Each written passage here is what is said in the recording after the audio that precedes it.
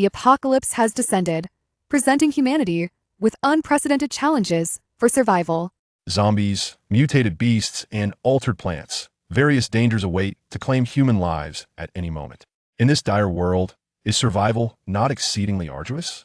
The protagonist, Wang Yang, arrives with the most extraordinary fusion talent, seeking to uncover the highest mysteries. With a swift resolve for vengeance, he is decisive in his actions. Possessing dual golden talents, he navigates the apocalypse with ease. Breaking free from shackles, he soars to great heights. Transforming into a dragon, he glides across the vast skies. Chapter 1. It's utterly explosive. Security guard Wang Yang felt particularly unlucky today. The luxurious suite on the 38th floor of the Huhai Wealth Center International Hotel was in disarray. Zhao Lei, you bastard. You can't even satisfy me. Yet you go out stealing women every day. My parents must be insane to have chosen you. A woman clad in black lace lingerie, draped in a matching sheer robe, attempted to break through Wang Yang's obstruction, her alluring figure barely concealed. Opposite her, a young man wore a disdainful expression. Though he refrained from attacking, his words were no less venomous. Wang Xiaofei, how much better are you? Don't think I'm oblivious to your sordid affairs. We were merely playing our own games. If it weren't for my parents' insistence, do you think I would even look your way? Cannot satisfy you? Just take a look at yourself. You're nothing but trash. Hotel manager Chun Hai wore a fawning smile, arms outstretched to block Zhao Lei, not daring to relax for a moment. Am I trash? Yes, I used to enjoy myself, but after my family arranged my marriage, I haven't stepped out to play. And you? You have the audacity to date me at night and sneak out to fool around in the afternoon. With that, Wang Xiaofei attempted to maneuver past Wang Yang.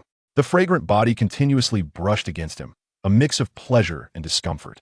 What the hell are you blocking me for? Wang Xiaofei shouted, kicking Wang Yang while hurling insults at Zhao Lei. Wearing a security uniform, Wang Yang felt an inner turmoil akin to 1,000 stampeding beasts. As a security guard, Wang Yang could not resort to violence against guests. He could only endure the pain and spread his arms to shield Wang Xiaofei, his gaze fixed upwards to avoid the bouncing distractions before him, fearing to reveal any unbecoming reactions that might invite trouble.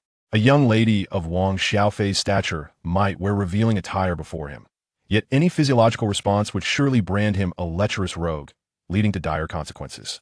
Despite the twisted expression on her face, her figure was undeniably exquisite, and coupled with her battle attire, it left Wang Yang apprehensive of his own reactions.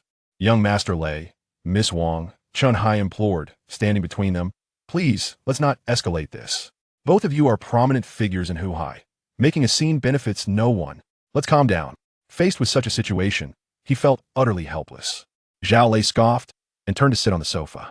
Seeing Zhao Lei take a seat, Wang Xiaofei, unable to break through Wang Yang's blockade, ceased her struggles and plopped down on the opposite side of the sofa. Chun Hai exchanged a glance with Wang Yang, both retreating slightly, yet still maintaining their positions between the two. Young Master Lei, Miss Wang, Chun Hai said with a smile, how about I arrange another suite for you?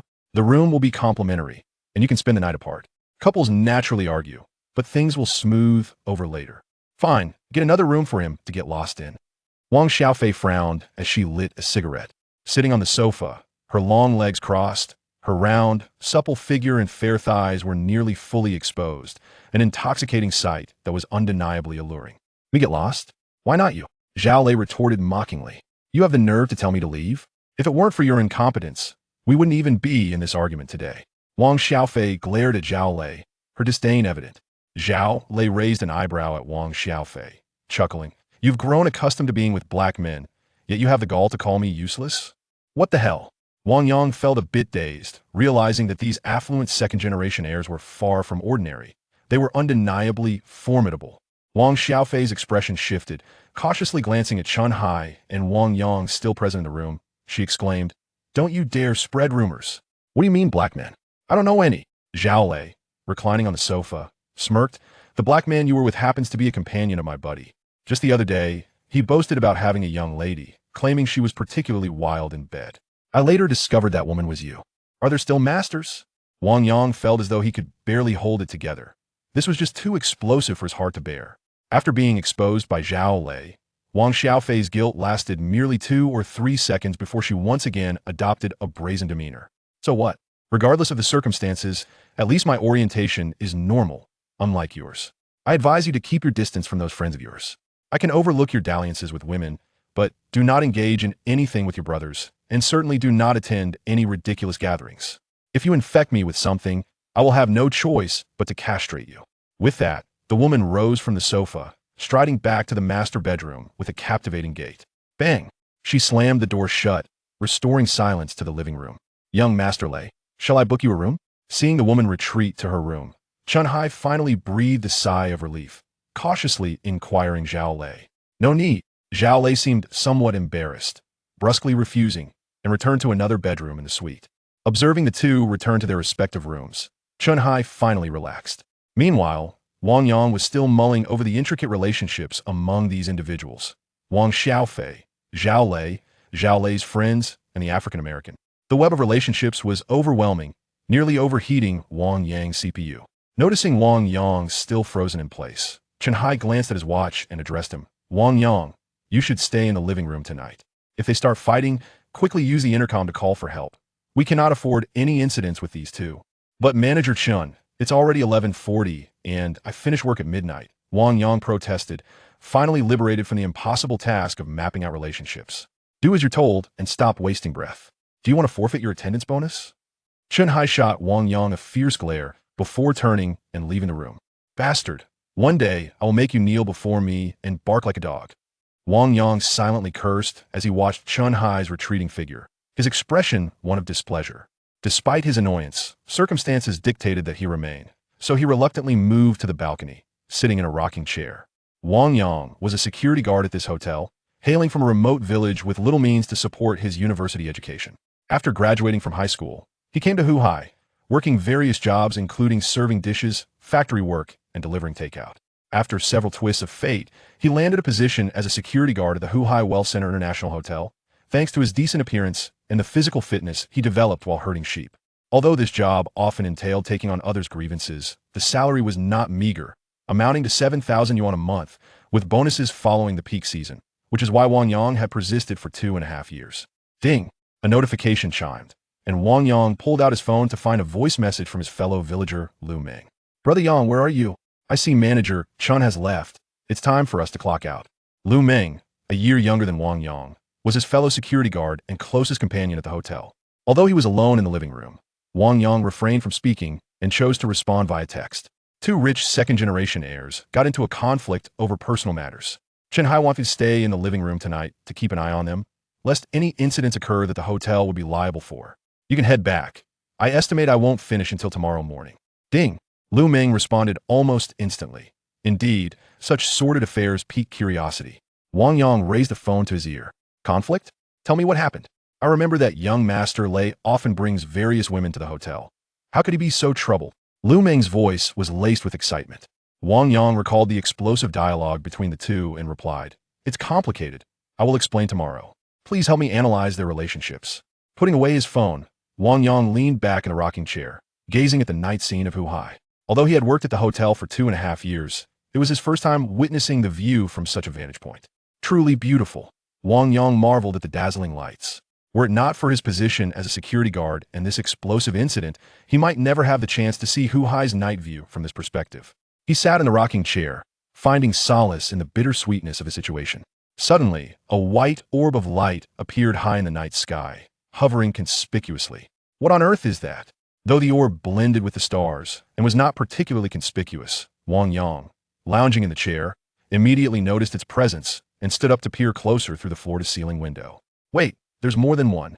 Soon, a blue orb began to materialize above the white one, positioned in a vertical alignment but slightly dimmer.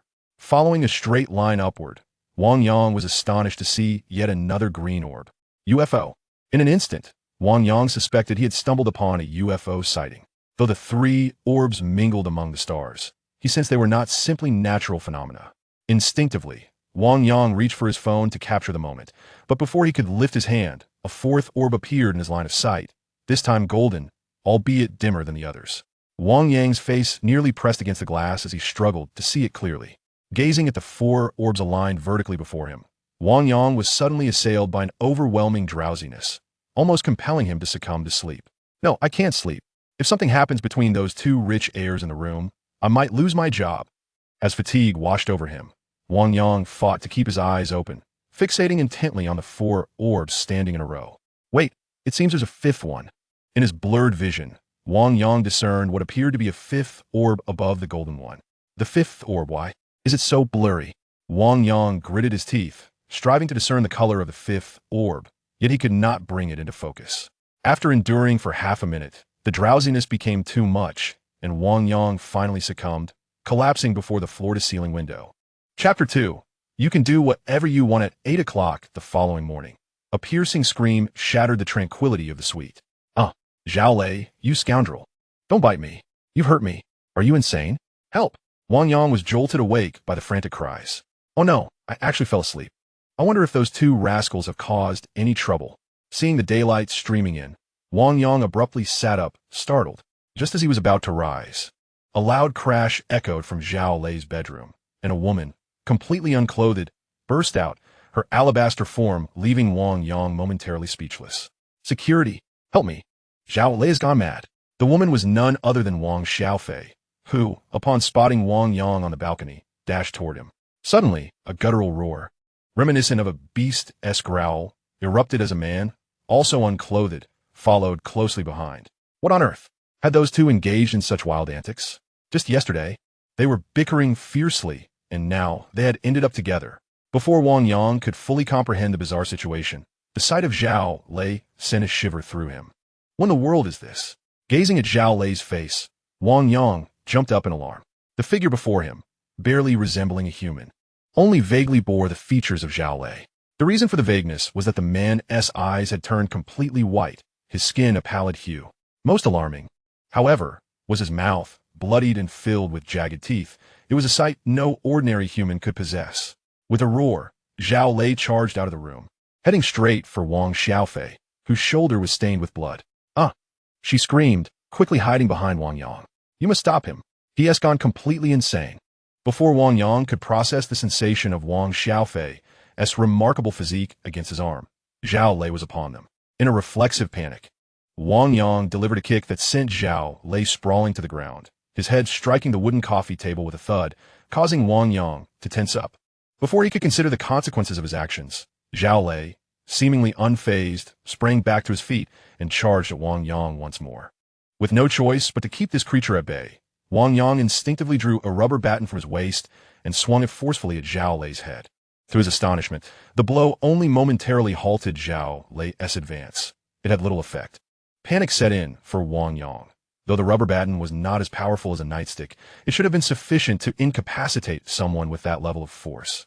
Yet, Zhao Lei appeared entirely unharmed. He was no longer human. In a fleeting moment, Wang Yang was struck by a terrifying possibility. With another forceful kick, he created a slight distance and relentlessly swung the rubber baton at Zhao Lei's head. Each strike sent his adrenaline soaring, and with every blow, he couldn't help but curse, occasionally shaking off Wang Xiaofei, who was clutching his left arm. Finally, amidst Wang Xiaofei's piercing screams, after unleashing a flurry of vigorous strikes, Zhao Lei collapsed to the ground. Motionless, Wang Yang stumbled back a few steps, collapsing onto the ground himself. It took him a couple of minutes to regain a semblance of calm. You killed him. You killed Zhao Lei. At that moment, Wang Xiaofei, who had been hiding behind Wang Yang, finally spoke. Wang Yang's mind was in turmoil. He was about to retort, but upon seeing Wang Xiaofei's face, he felt a sudden tightness in his chest. At this moment, a faint whiteness had begun to creep into Wang Xiaofei's eyes, reminiscent of Zhao Lei's gaze. Though not yet pronounced, Wang Yang was certain that Wang Xiaofei's eyes were no longer those of a normal person. Without responding to Wang Xiaofei, Wang Yang quietly took a few steps back, pulling out his phone to open Douyin. He was desperate to comprehend what was unfolding. If this was a phenomenon exclusive to him, he would have to consider fleeing. After all, Zhao Lei had perished at his hands, and his family would undoubtedly seek retribution. If this was a widespread outbreak, there surely would be news on Douyin. Sure enough, upon opening Douyin, the first video featured a person in a state akin to Zhao Lei, savagely attacking another individual. Delving into the comment section only confirmed the chaotic scenes depicted in the video. The apocalypse is upon us. Zombies are here. My roommate woke up like this morning. We had to kill him together. Have we committed murder? Are you daft? It's the end of the world. Who cares about murder? Besides, was that even a person anymore? As he scrolled through several posts, each showcased scenes of chaos and people attacking one another. Wang Yang was now convinced that the apocalypse had indeed arrived. Putting away his phone, he turned to face Wang Xiaofei. At that moment, the whiteness in her pupils had not subsided, and there was a distinct bite wound on her shoulder, bleeding profusely. If this truly was a zombie situation, as often depicted in apocalyptic novels, being bitten would soon lead to transformation. As a security guard, Wang Yang had read his fair share of such novels on Tomato and had seen more than one story of the end times. And Wang Xiaofei's transformation only reinforced his fears. "Hey security, give me my phone. I need to call the police. You killed Zhao Lei. You're done for." Wang Xiaofei noticed Wang Yang's gaze directed at her and instinctively crossed her arms protectively over her chest. However, she quickly realized that she was completely unclothed from the waist down and hastily employed a hand to cover her legs. Despite her undeniable beauty and alluring figure, Wang Yang found no inclination towards her at that moment. He was not inclined to react to someone on the verge of becoming a zombie. Turning his attention to Zhao Lei's corpse, Wang Yang was astonished to discover that Zhao Lei was still in a standing position. It appeared that during their task, Zhao Lei had suddenly transformed into a zombie. Impressive, Wang Yang couldn't help but admire the situation, and he proceeded to approach Wang Xiaofei. Upon seeing Wang Yang draw near, Wang Xiaofei panicked and attempted to evade him. "You filthy security guard. What do you want? If you intend to assault me, I assure you, I will ensure your demise." Foolish. Without wasting any more words, Wang Yang brought the rubber baton crashing down upon Wang Xiaofei's head. Perhaps due to her incomplete transformation, she promptly lost consciousness after the strike. Wang Yang donned gloves he retrieved from his pocket. Then, gripping Wang Xiaofei's hair, he dragged her onto the sofa. He rummaged through the bedroom for 2 t-shirts and a tie, binding her hands and feet together. Having completed this task, Wang Yang hastily returned to the balcony, peering down from the 38th floor. Although the distance was considerable, he could still discern the situation below. His brow furrowed further as he observed the scene below, which had transformed into a catastrophic accident site. The elevated road was a site of utter devastation, with vehicles collided, overturned, and countless others in disarray. In addition to the wreckage, crowds of people were frantically running about, some even pouncing upon others in groups of 3 or 5. The Wealth Center Hotel, a 5-star establishment, boasted excellent soundproofing due to its high-rise structure, and remarkably, no sound reached inside. Wang Yang cautiously opened the window, only to be met with piercing screams that surged into the room, instilling a sense of dread within him. He quickly shut the window, effectively muffling the horrific cries. At this point, Wang Yang was over 90% certain that the apocalypse had indeed arrived.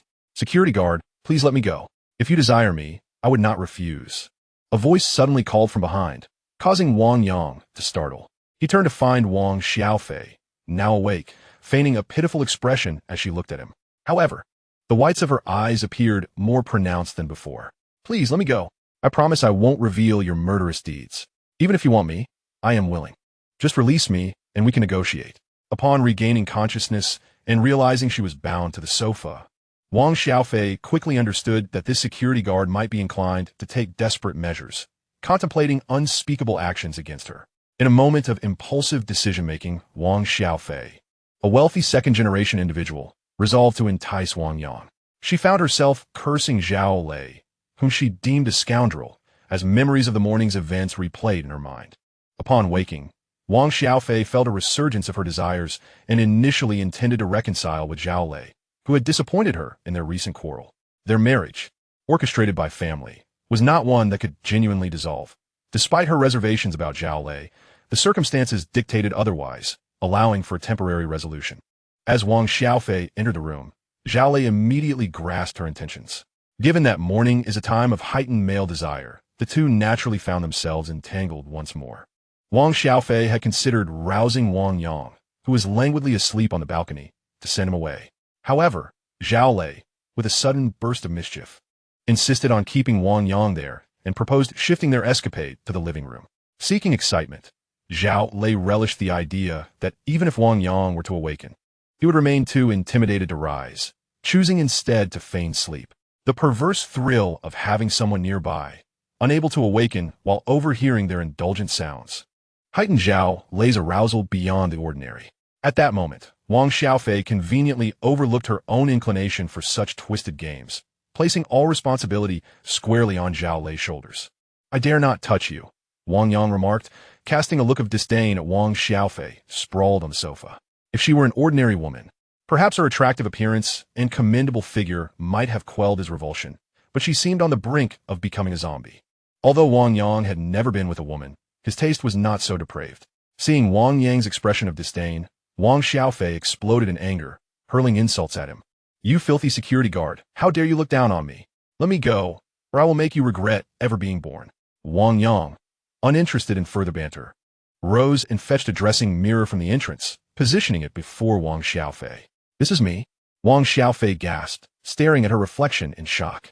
Her eyes had taken on a milky hue, reminiscent of Zhao Lei, and her once perfect teeth had begun to shift, some protruding while others receded, transforming into fangs. "You must have seen zombie films," Wang Yang commented. "Zhao Lei has transformed into a corpse, and since he bit you, you are on the verge of becoming one as well. While you still have a chance, let me send you on your way." With that, he picked up a fruit knife from the table. Upon witnessing Wang Yang's actions, Wang Xiaofei struggled fiercely. "No, I haven't transformed. You're deceiving me. I cannot become a zombie. You cannot kill me. I do not wish to die." Wang Yang, expressionless, circled behind her, raising the fruit knife high. Having perused numerous apocalyptic novels, Wang Yang understood that he must steel his heart. To show mercy to others would only lead to his own demise. Despite the onset of the apocalypse, Wang Yang had no desire to perish. "Do not kill me. I can offer you money, a vast sum of it. I implore you, spare me. I shall not turn into a corpse. Please." Sensing Wang Yang circling behind her, Wang Xiaofei struggled desperately. Yet, unmoved by her pleas, Wang Yang pressed his lips together and raised his knife, aiming for the crown of her head. Just as he was about to strike, a faint yet perceptible wave of energy surged into the depths of his mind. This sensation? Instantly, Wang Yang halted his action, striving to grasp that feeling. It seemed to be an energy fluctuation. Standing still, he quietly attuned himself to it. Soon, he distinctly discerned the source of this energy emanating from Wang Xiaofei's head, which was intensifying continuously. Could it be a crystal core? In a flash, scenes from the novels flooded back to him. He hastily approached Zhao Lei's lifeless body and plunged his knife into his skull, searching. "What are you doing?" Upon witnessing Wang Yang's gruesome actions, Wang Xiaofei shrieked. Without responding, Wang Yang meticulously searched but found nothing. In silence, he felt no energy fluctuations within Zhao Lei's head. Yet the energy surge from Wang Xiaofei's mind grew increasingly clear to him. This energy indeed continued to amplify. At that moment, Wang Xiaofei was losing her grasp on consciousness, her throat emitting low, guttural coughs, yet the energy fluctuation became ever more pronounced.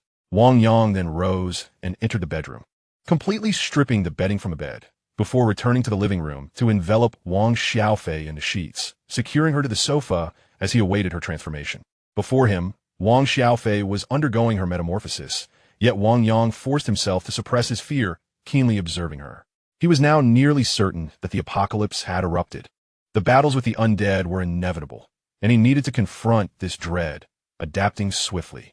The transition from being bitten to complete transformation took approximately 5 minutes. By then, Wang Xiaofei had fully transformed. Her eyes had turned entirely white, her skin a ghastly gray, and her once pristine teeth had morphed into fearsome fangs. Upon completing her transformation, Wang Xiaofei let out a low, furious growl directed at Wang Yang. However, her limbs were firmly bound, her body ensnared by the sofa, rendering her unable to escape. Rising, Wang Yang approached the now transformed Wang Xiaofei, his gaze fixed intently upon her as he endeavored to acclimate himself to the terror of confronting a monstrous zombie. Simultaneously, he was attuned to the energy fluctuation permeating the air, once again confirming that the source of energy resided within Wang Xiaofei's head. Wang Yang suddenly thrust his knife violently, piercing Wang Xiaofei's face and creating a gaping hole. To his astonishment, the reanimated Wang Xiaofei was not only unharmed but seemed to be provoked, unleashing a more ferocious roar at Wang Yang. With a swift motion, Wang Yang struck again, this time targeting Wang Xiaofei's neck. Although the blade pierced through, the effect was far from satisfactory. After 2 strikes, the dread that had initially gripped Wang Yang began to dissipate. The nausea that had threatened to overwhelm him was now considerably subdued. Moreover, he seized a moment to ascertain the zombie's vulnerabilities. Previously, Zhao Lei had succumbed only after Wang Yang had nearly shattered his skull with a rubber baton. while the stabs to Wang Xiaofei's neck and face had proven ineffective. It appeared that decapitation or targeting the brain was the only way to achieve results. Wang Yang lunged forward once more, this time aiming for the eye socket. Instantly, Wang Xiaofei trembled, losing all capacity for movement. As Wang Yang twisted the fruit knife vigorously, he withdrew it, and a dark, viscous blood gushed forth, accompanied by a golden crystal the size of a soybean. Wang Yang sensed the energy shift as the crystal detached from Wang Xiaofei's brain and settled onto the floor. It seemed that this object was indeed the source of energy. Could this be the essence of the zombie? Bending down, he cautiously used the knife's tip to lift the golden crystal. Suddenly, his phone rang. Chapter 4. The deleted video this time. Lu Meng's message was not a voice note, but rather a text. Mengzi, Brother Yang, it seems like the apocalypse has begun. Where are you? Wang Yang quickly tapped out a response. I'm still on the 38th floor. These two scions have turned into zombies, and I've dealt with them. Where are you? The fact that Lu Meng was still able to send a message filled Wang Yang with relief. Surviving alone in this apocalypse was certainly unfeasible. Before establishing absolute strength, it was essential to have a trustworthy ally, or two. Lu Meng, a fellow villager, had been Wang Yang's friend for 5 or 6 years, and he naturally wished for Lu Meng's safety. I'm in the dormitory area on the first floor, but the situation here isn't favorable. Sixie has turned, and I've dispatched him. I'm currently hiding in my room. From the sounds outside, there are numerous zombies. Both Wang Yang and Lu Meng, having grown up in the countryside, possessed remarkable physical resilience. Furthermore, the Huhai Wealth Center International Hotel, where they were located, was a 5-star establishment, and security personnel were required to undergo basic training beyond mere standing guard. Wang Yang was not surprised that Lu Meng had managed to eliminate a zombie. My situation should be relatively safe. There are not many rooms on the 38th floor, and even if others have transformed, the zombies cannot open the doors. The transformation of the corpse took place at 8 in the morning. Although this hour typically marks a period of heightened human activity, the circumstances within the hotel render such concerns minimal. The 38th floor comprises solely suites, with only 8 rooms available, and yesterday, occupancy was far from full. Thus, immediate danger seems unlikely. Soon, Lu Meng's message arrived. Brother Yang, what shall we do? Wang Yang pondered briefly before responding. Stay calm in your dormitory and do not move. I will descend via the emergency staircase to see if I can reunite with you. All right, Brother Yang, keep your phone handy. I'll prepare in the dormitory, barricading the door with my bed.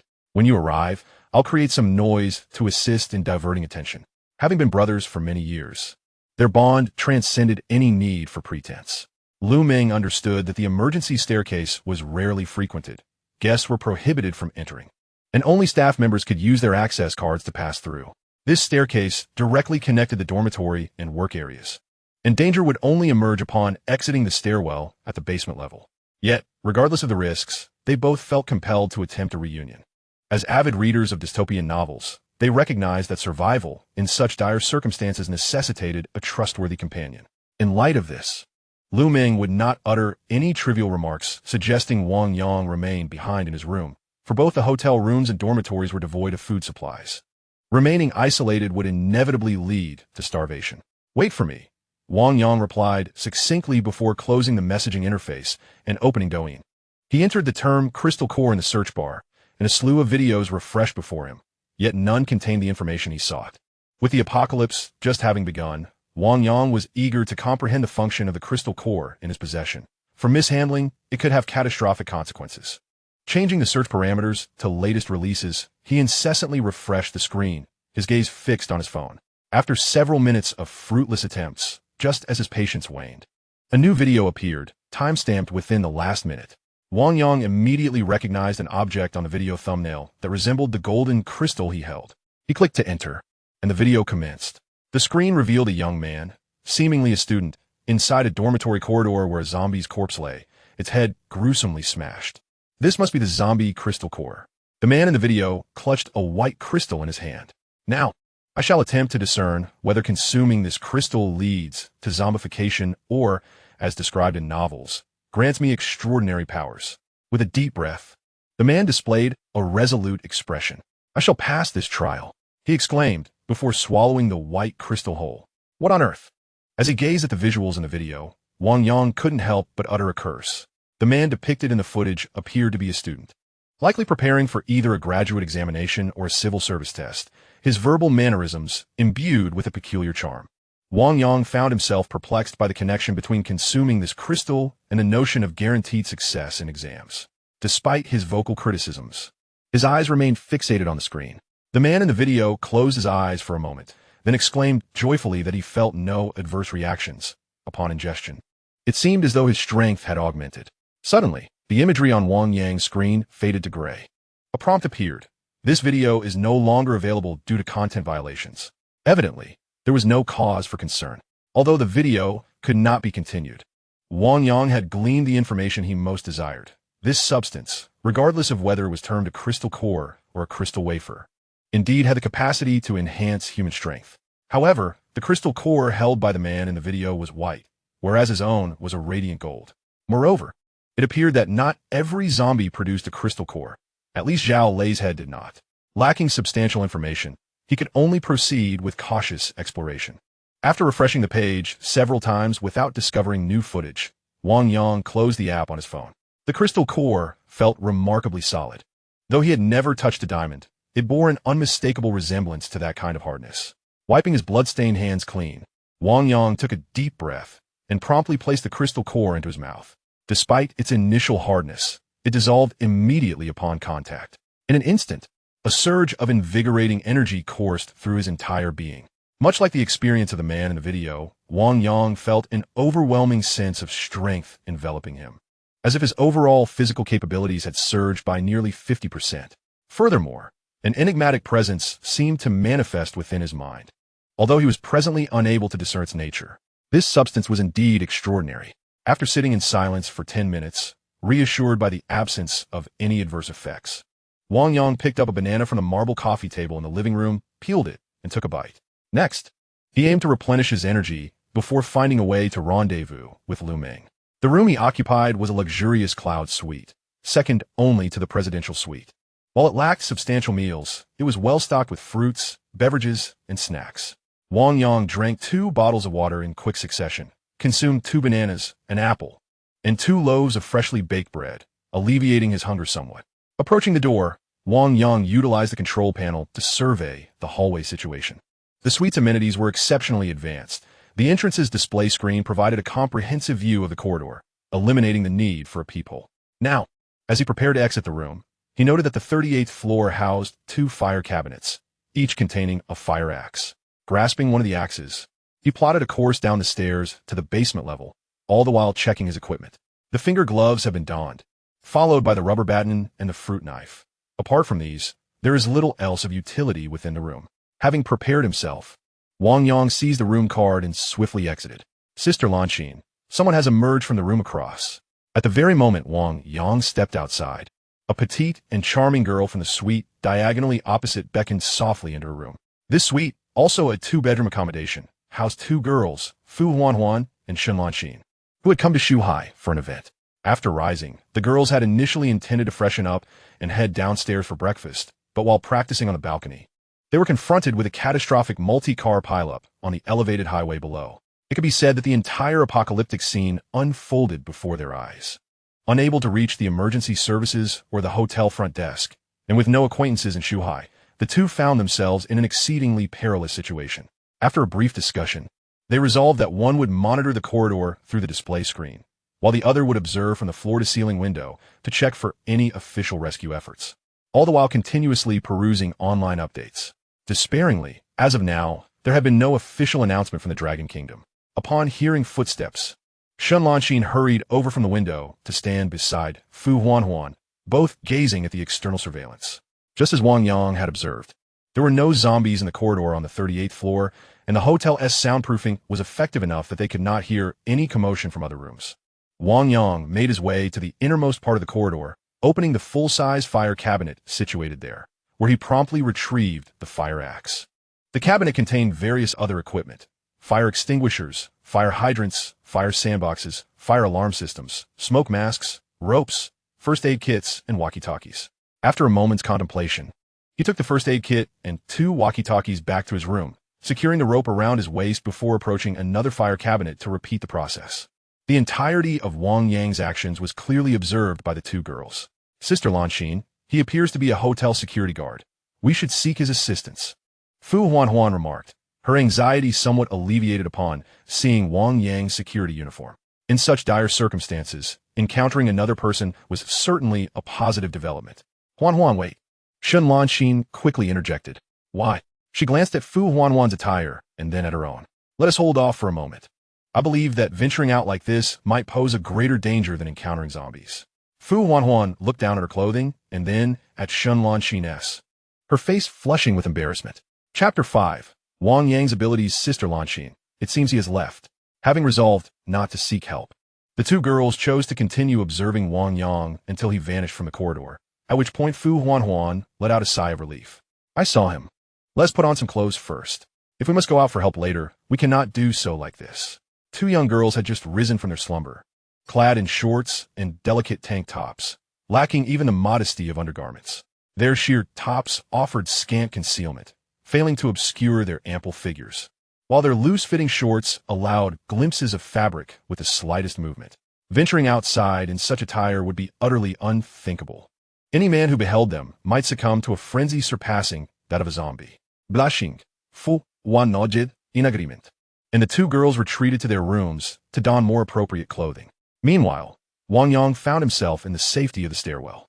Just an hour had elapsed since the onset of the apocalypse, and the power supply remained intact, allowing the elevators to function. However, Wang Yang dared not risk using the lift, uncertain of what horrors might await on the lower levels.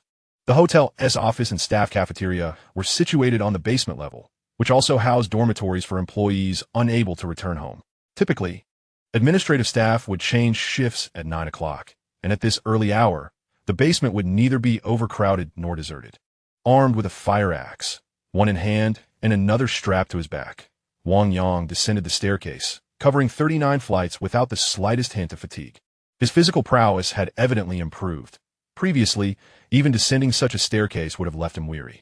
Upon reaching the exit of the basement stairwell, he assessed his physical state and confirmed he felt no exhaustion. Wang Yang then began to observe his surroundings. Unfortunately, the stairwell lacked surveillance equipment, and the fire doors were fitted not with expansive transparent glass, but rather with narrow strips of frosted glass, obscuring the view outside. He sought a method to ascertain the external situation, remaining calm as he contemplated a reliable approach. At that moment, it was as if something deep within his mind responded to his thoughts, sending forth an imperceptible wave of energy. Instantly, the conditions within a 10-meter radius were vividly imprinted in his mind, including the happenings within the hallway. To his astonishment, 3 zombies roamed within his perceptual range. What was this? A sense of detection? The novelty of this transformation filled Wang Yang with elation. He yearned for formidable abilities, akin to those possessed by protagonists in novels. Focusing intently, he discerned that this was indeed a form of sensory perception, seemingly emanating a peculiar energy from his mind that scanned the information within a 10-meter radius. Although it was not the same as X-ray vision, the efficacy of this ability appeared remarkable, allowing him not only to sense living beings within the 10-meter scope, but also to detect sources of energy. Recalling his earlier clarity in perceiving the crystal core within Wang Xiaofei's mind, coupled with his newfound range detection, Wang Yang was overwhelmed with joy. The nature of this inexplicable ability yielded at least 2 effects. After a moment of serene contemplation, Wang Yang mentally commanded the sensation to cease, and instantly, the perception was severed. This simplification was a revelation. Upon discovering his own capability, Wang Yang's confidence surged. In any game, awareness is paramount. This ability afforded him a mental map, albeit limited to a radius of merely 10 meters, yet it proved sufficiently advantageous. Surveying his surroundings, Wang Yang swiftly devised a plan. Mengzi, I've reached the stairwell on the first basement level. Be prepared to adapt. He sent a message to Lu Meng and retrieved a length of rope from his pocket, securing each end to the doorknobs on either side, leaving a gap of 50 centimeters. This configuration would obstruct the zombies without entirely barring their entry, allowing them to protrude partially into the threshold. With preparations complete, Wang Yang swiped his access card and pulled open the fire door. As the door creaked ajar, the sight before him mirrored his earlier detection, instantly bolstering his resolve. Hey, I'm right here. Wang Yang boldly leaned out, greeting the 3 nearby zombies. With a guttural growl, the trio lunged toward him. The door was forcefully jarred open, Yet the rope he employed was a fire safety line, capable of withstanding an impact force of 84 kilograms.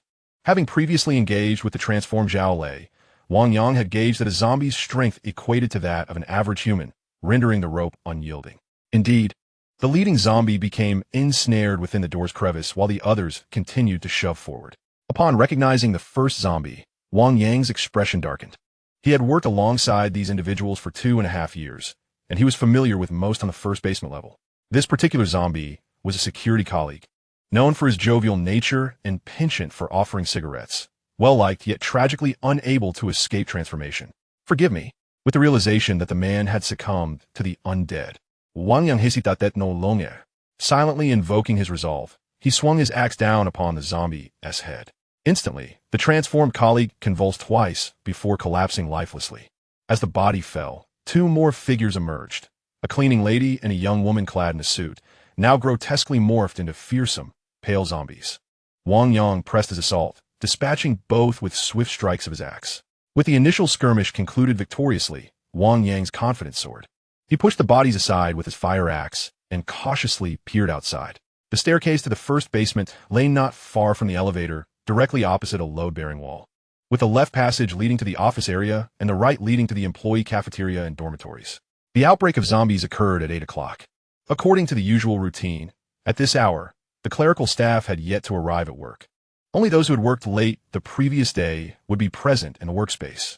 The cafeteria served meals from 7 to 9:30, so during this time frame, it was not yet peak hours, and the number of people present would likely be minimal.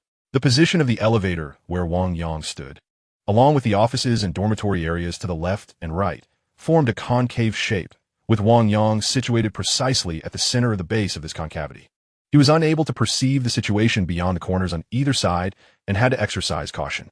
Recalling the layout of the basement level, a prudent plan began to materialize in Wang Yang's mind. The horizontal corridor at the base of the concave structure was devoid of zombies. Wang Yang carefully opened the door, pushing aside 3 zombie corpses, leaving only 1 zombie arm wedged in the door. He then untied the rope hanging from the door and fashioned it into a loop. This way, in an emergency, Wang Yang would only need to slip the loop over the doorknob, saving time from having to retie the rope and still effectively barricading against the zombies, allowing for greater ease of movement. Having made these preparations, Wang Yang cautiously stepped out of the safety door, making an effort to tread lightly toward the distant office area where the corridor turned. Although his ultimate destination was the living quarters, he knew that there might be more people in the office area at this time. He needed to address any potential threats first to avoid being overwhelmed by zombies from the work area while fighting in the living quarters.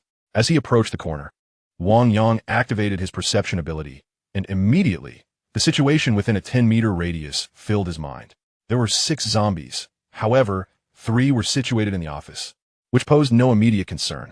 His single scan not only revealed the conditions in the corridor, but also the circumstances within the offices at the corners. After mentally visualizing the scene, Wang Yang took a deep breath to steady himself and then cautiously peeked around the corner. In the elongated corridor, there were a total of over a dozen zombies. However, within the 10-meter range, only the 3 nearby and the 3 in the corner office were present. The 3 zombies in the corridor were currently hunched over, feasting on a mangled corpse, rendering it unrecognizable. The air was thick with the acrid stench of blood, and the chilling sounds of zombies devouring flesh echoed ominously. "Hey," Wang Yang called softly, revealing half of his head. The zombies, engrossed in their gruesome meal, immediately lifted their heads and locked eyes with him. Before they could make a sound, Wang Yang swiftly retreated, moving several steps back until he was safely at the stairwell. The next moment, the zombie that had met his gaze surged to its feet and lunged towards the corridor. Wang Yang half retreated into the fire exit, ready to close the door at a moment's notice. At that moment, the zombie that had locked eyes with him came fully into view. Why is there only one? He pondered, a sense of curiosity creeping into his mind as he observed the approaching undead. Chapter 6. Convergence. Since there was only one, Wang Yang saw no necessity to retreat back to the stairwell. He stepped forward, wielding the fire axe with a swift horizontal strike, decapitating the zombie with a clean blow. As he sidestepped, the headless corpse tumbled to the ground, maintaining its forward momentum. Having dispatched this undead foe, Wang Yang began to reflect on the earlier situation. The approaching zombie had locked eyes with him, while the other 2 were oblivious, facing away. Was it possible that zombies did not collectively react to sounds unless they directly perceived human presence? Or perhaps the allure of fresh flesh was far more compelling than other noises, drawing them only when they spotted a human? Wang Yang analyzed the previous events in his mind, resolving to test his theory once more. Cautiously, he crept closer. The corridor harbored a dozen zombies, with the remaining two still voraciously feasting. Wang Yang remained silent, peering around the corner, and waved at the zombies in the hallway. The two nearest to him, still turned away, remained unresponsive, while the three at a distance, facing him, seemed to notice his presence. They paused momentarily before charging at him with a guttural roar. Without hesitation, Wang Yang retreated into the stairwell, looping a rope around the doorknob. A cacophony of howls erupted as the three zombies collided with the safety door. Among them, a female zombie led the charge, and Wang Yang swiftly delivered an axe to her. By now, including Zhao Lei and Wang Xiaofei, Wang Yang had already eliminated 6 zombies. With the confrontation against the undead and the enhancement from the crystal cores, he found himself unfazed in the face of danger. The remaining 2 zombies were swiftly dealt with, and although a dozen still lingered in the corridor of the workspace, they were preoccupied with their meal. As long as he acted quickly, they posed little threat to his plans. Retrieving the rope, Wang Yang stacked the bodies of the 6 zombies in pairs, binding them into 3 makeshift obstacles, each about 40 to 50 centimeters tall, placed strategically in the passageway. This preparation would allow him to respond calmly, even if complications arose in the workspace. Next, he needed a rendezvous with Lu Meng in the dormitory area. With the zombie barricades set, Wang Yang cautiously approached the corridor leading to the dormitory. Positioning himself at the corner, he activated his perception, which instantly revealed the layout of the opposite corridor and the kitchen area in his mind. Indeed, there were fewer zombies here. Within his detection range, only 2 zombies lurked in the kitchen, likely those responsible for cooking and serving meals. The corridor within a 10-meter radius was devoid of undead. Peering around the corner, Wang Yang assessed the situation. The door to the kitchen stood ajar, with the muffled sounds of zombies consuming flesh echoing within. In the distance, the dormitory corridor housed 7 zombies, divided into 2 groups, feasting on a gruesomely mangled corpse. 7 was manageable, not overly difficult. Wang Yang retrieved an orange he had brought from a room and hurled it towards the distant zombies. Thud! The sound of the orange hitting the ground immediately captured the attention of several zombies. Wang Yang then leaned forward, waving his hand towards the corridor. A howl erupted from the 4 zombies facing him, while those with their backs turned continued to feast on flesh. With 4 zombies lured, Wang Yang promptly retreated. He paused at the stairwell entrance, ensuring all 4 zombies had followed before he stepped back, securing a noose around the doorknob. A mere 3 seconds later, the 4 zombies lunged forward, forcing the safety door ajar, and 1 zombie's head poked through. Wang Yang seized the opportunity, delivering a swift blow with his axe, pushing the body aside, only for another zombie to take its place. Another swing sent that one crashing down as well. With the safety door only half open, Wang Yang faced minimal risk. Within a minute, all 4 zombies lay slain beneath his fire axe. Following this, he employed the same strategy to eliminate the remaining zombies in the dormitory corridor before cautiously approaching Lu Meng's room. Mengzi, I'm here, open the door. Reaching the entrance, Wang Yang sent a message to Lu Meng via his phone. Lu Meng, having already heard the commotion while Wang Yang was dispatching the zombies, was well prepared and opened the door immediately upon receiving the message. Brother Yang. The joy in Lu Meng's eyes was palpable upon seeing Wang Yang. Encountering a trustworthy companion in such dire circumstances brought him immense relief. Wang Yang handed his fire axe to Lu Meng, signaling for silence. Lu Meng nodded and cautiously followed Wang Yang. Without any mishaps, the two safely returned to the stairwell, where they could speak softly. Brother Yang, were all those zombies in the corridor killed by you? Lu Meng inquired eagerly as he opened up. Wang Yang nodded in affirmation while beginning to ascend the stairs. You're incredible. I faced 6 zombies myself and nearly scared myself to death. I've never seen anything so terrifying in my life. Fear was of little consequence. One could either confront the zombies or resign oneself to death. Wang Yang too harbored his own fears, still haunted by the image of Zhao Lei, transformed into a zombie. Bursting from his room that morning, it remained the most horrifying experience of his life. Their return journey was remarkably safe, and in less than 10 minutes, they had climbed to the 38th floor. While Lu Meng was breathless from the exertion, Wang Yang felt no such fatigue. At that moment, He confirmed that the crystal core had indeed enhanced his abilities. All right, let us move these two bodies to the adjacent room. Otherwise, this place will be uninhabitable. Upon opening the door, Wang Yang gestured for Lu Meng to assist in transporting the bodies of Wang Xiaofei and Zhao Lei. However, after just over an hour, the room was already suffused with an unbearable stench, an environment Wang Yang found intolerable. Very well. Upon entering the room, Lu Meng felt the tension in his nerves gradually ease, prompting him to step forward and offer assistance. However, his intentions were swiftly thwarted when he beheld Zhao Lei, whose naked form was gruesomely battered, rendering him incapable of suppressing a wave of nausea that compelled him to collapse to the side and vomit uncontrollably.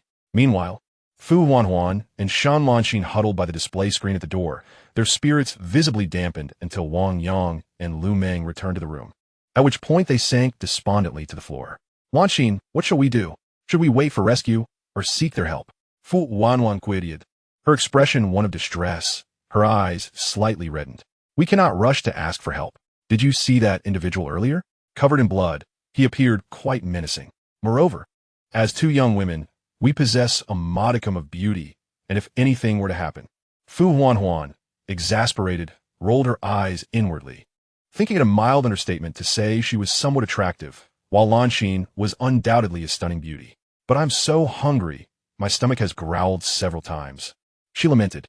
Both women typically exercise restraint regarding their figures, often foregoing dinner, which made their current predicament all the more arduous compared to those who regularly dined. Observing her younger companion's distressed demeanor, Shan Lanxin felt a pang of sympathy. Aren't there some fruits and bread in the room? Have a little something to tide you over while we wait. According to TikTok, the zombie outbreak is expected at 8 o'clock, and it's still not yet 10. Perhaps official rescue will arrive shortly. And what about you, Lanxin? I'm fine, not hungry at all.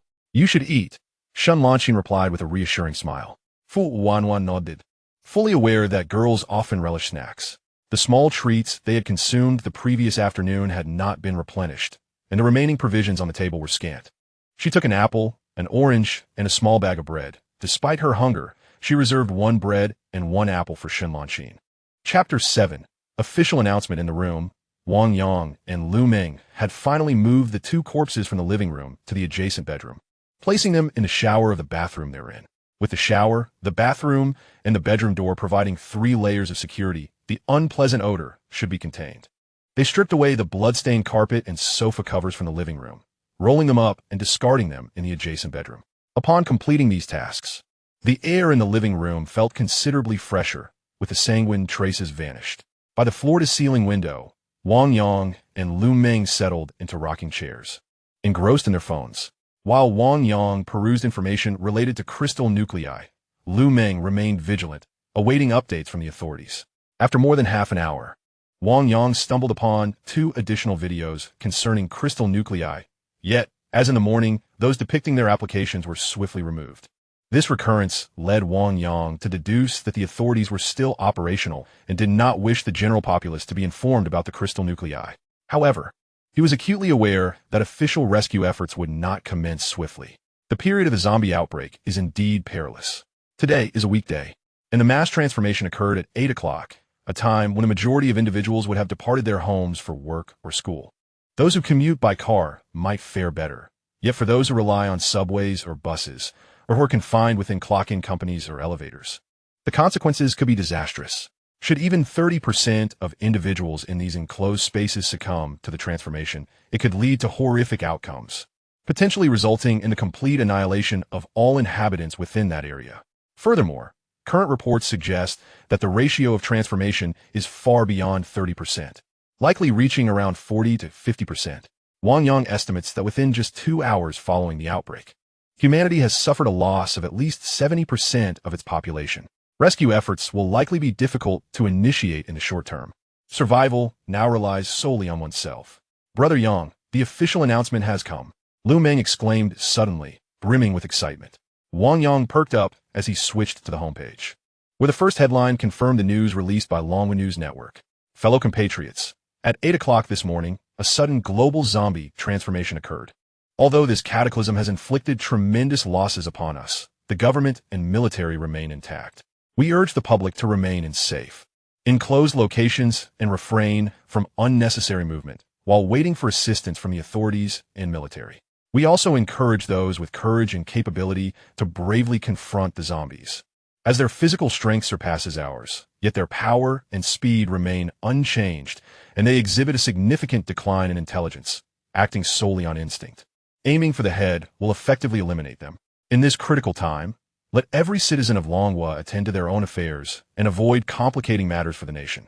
Here, the authorities and military sternly warn all criminals and ill-intentioned individuals that order has not been lost. Anyone daring to exploit this perilous moment for unlawful acts will face severe legal repercussions. May Longhua be blessed. It appears that the authorities are still able to maintain control over the situation. Since we are currently in a hotel, we should seize the opportunity to gather some provisions. Then devise a plan to obtain a universal room card. Ideally, we could switch rooms and await rescue in seclusion. After reading the official statement, Lu Meng visibly exhaled in relief. In that moment, every survivor who had seen the official message felt a surge of encouragement, believing that this monumental disaster would soon be quelled. However, contrary to Lu Meng's optimism, Wang Yang felt an overwhelming heaviness after reading the announcement. Why was this so? After a moment of contemplation, Wang Yang articulated, under normal circumstances, when such an event occurs, the authorities would promptly unveil a rescue plan or even mobilize immediately. Not to mention the scale of the rescue. Even broadcasting videos of official or military efforts to uplift morale would be beneficial. Yet here we are, with nothing but these inspiring words. Upon hearing Wang Yang's remarks, Lu Meng's expression shifted to one of tension. Recalling past events, he noted that whenever a disaster befell Longhua, the response from the authorities and military was often swifter than the news itself. In stark contrast, this time only a single announcement was made.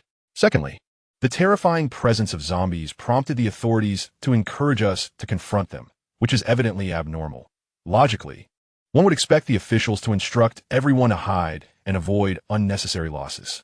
By advocating for resistance against the zombies, it becomes apparent that the authorities are acutely aware of their inability to address the immediate crisis in the near future. This realization deepened a furrow on Lu Meng's brow. Thirdly, the officials emphasized that order still prevails, ostensibly to deter those who might seek to exploit the chaos. However, this very assertion indicates that the authorities will likely be unable to rigorously punish those lawbreakers in the short term.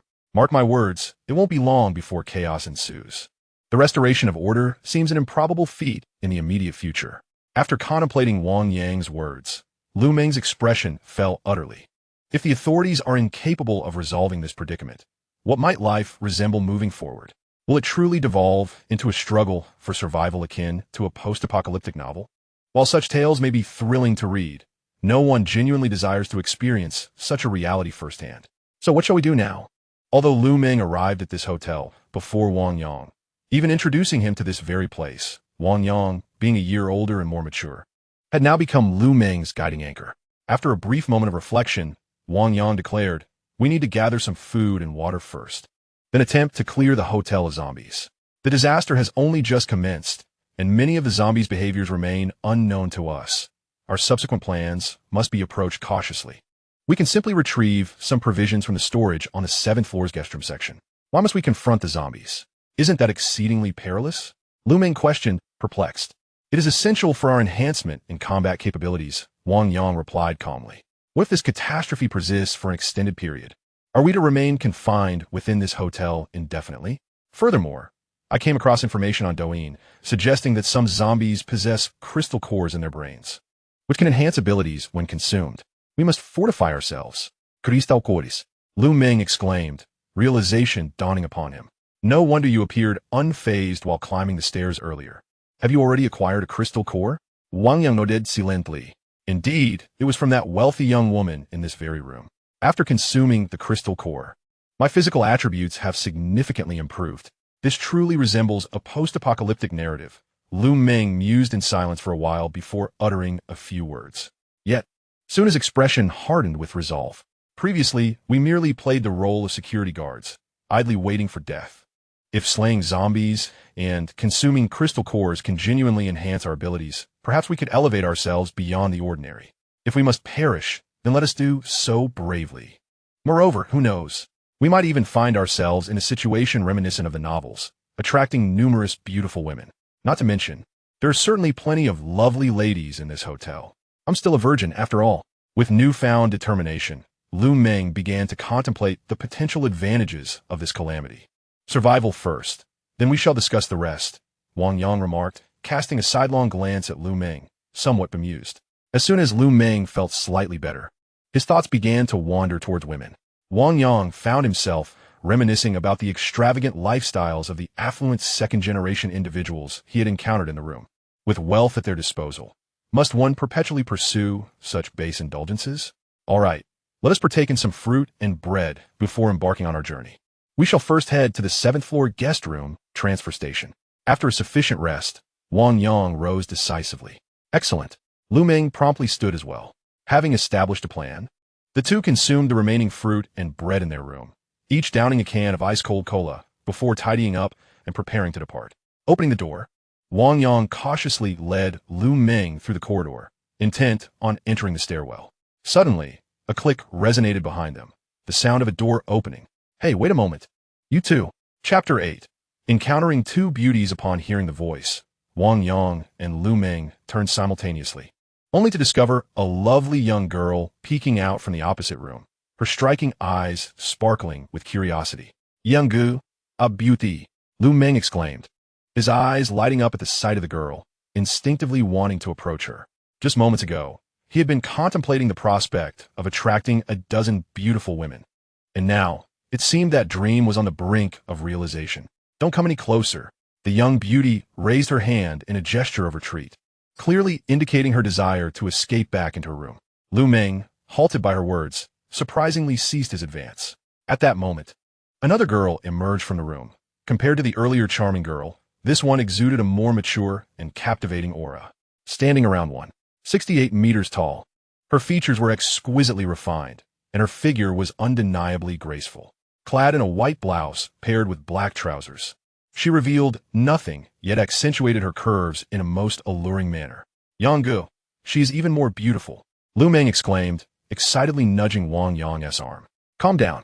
Wang Yang gave Lu Meng a light slap and turned to inquire, is there something you need? Noticing Wang Yang's composed demeanor and lack of inclination to approach, the tension on the girls' faces eased somewhat. I am Shunlan Xin, and this is my friend Fu Huanhuan.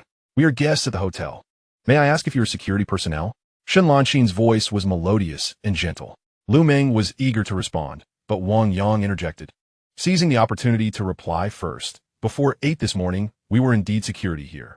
However, as you can see, our hotel's operations have ceased. Now, our identities are the same. We are all survivors in this catastrophe. Wang Yang made his stance clear from the outset, unwilling to let the two girls impose any moral obligation upon him.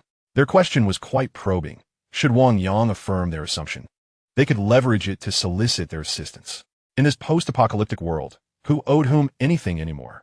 Indeed, upon hearing Wang Yang's response, Shunlan Xin's expression immediately darkened.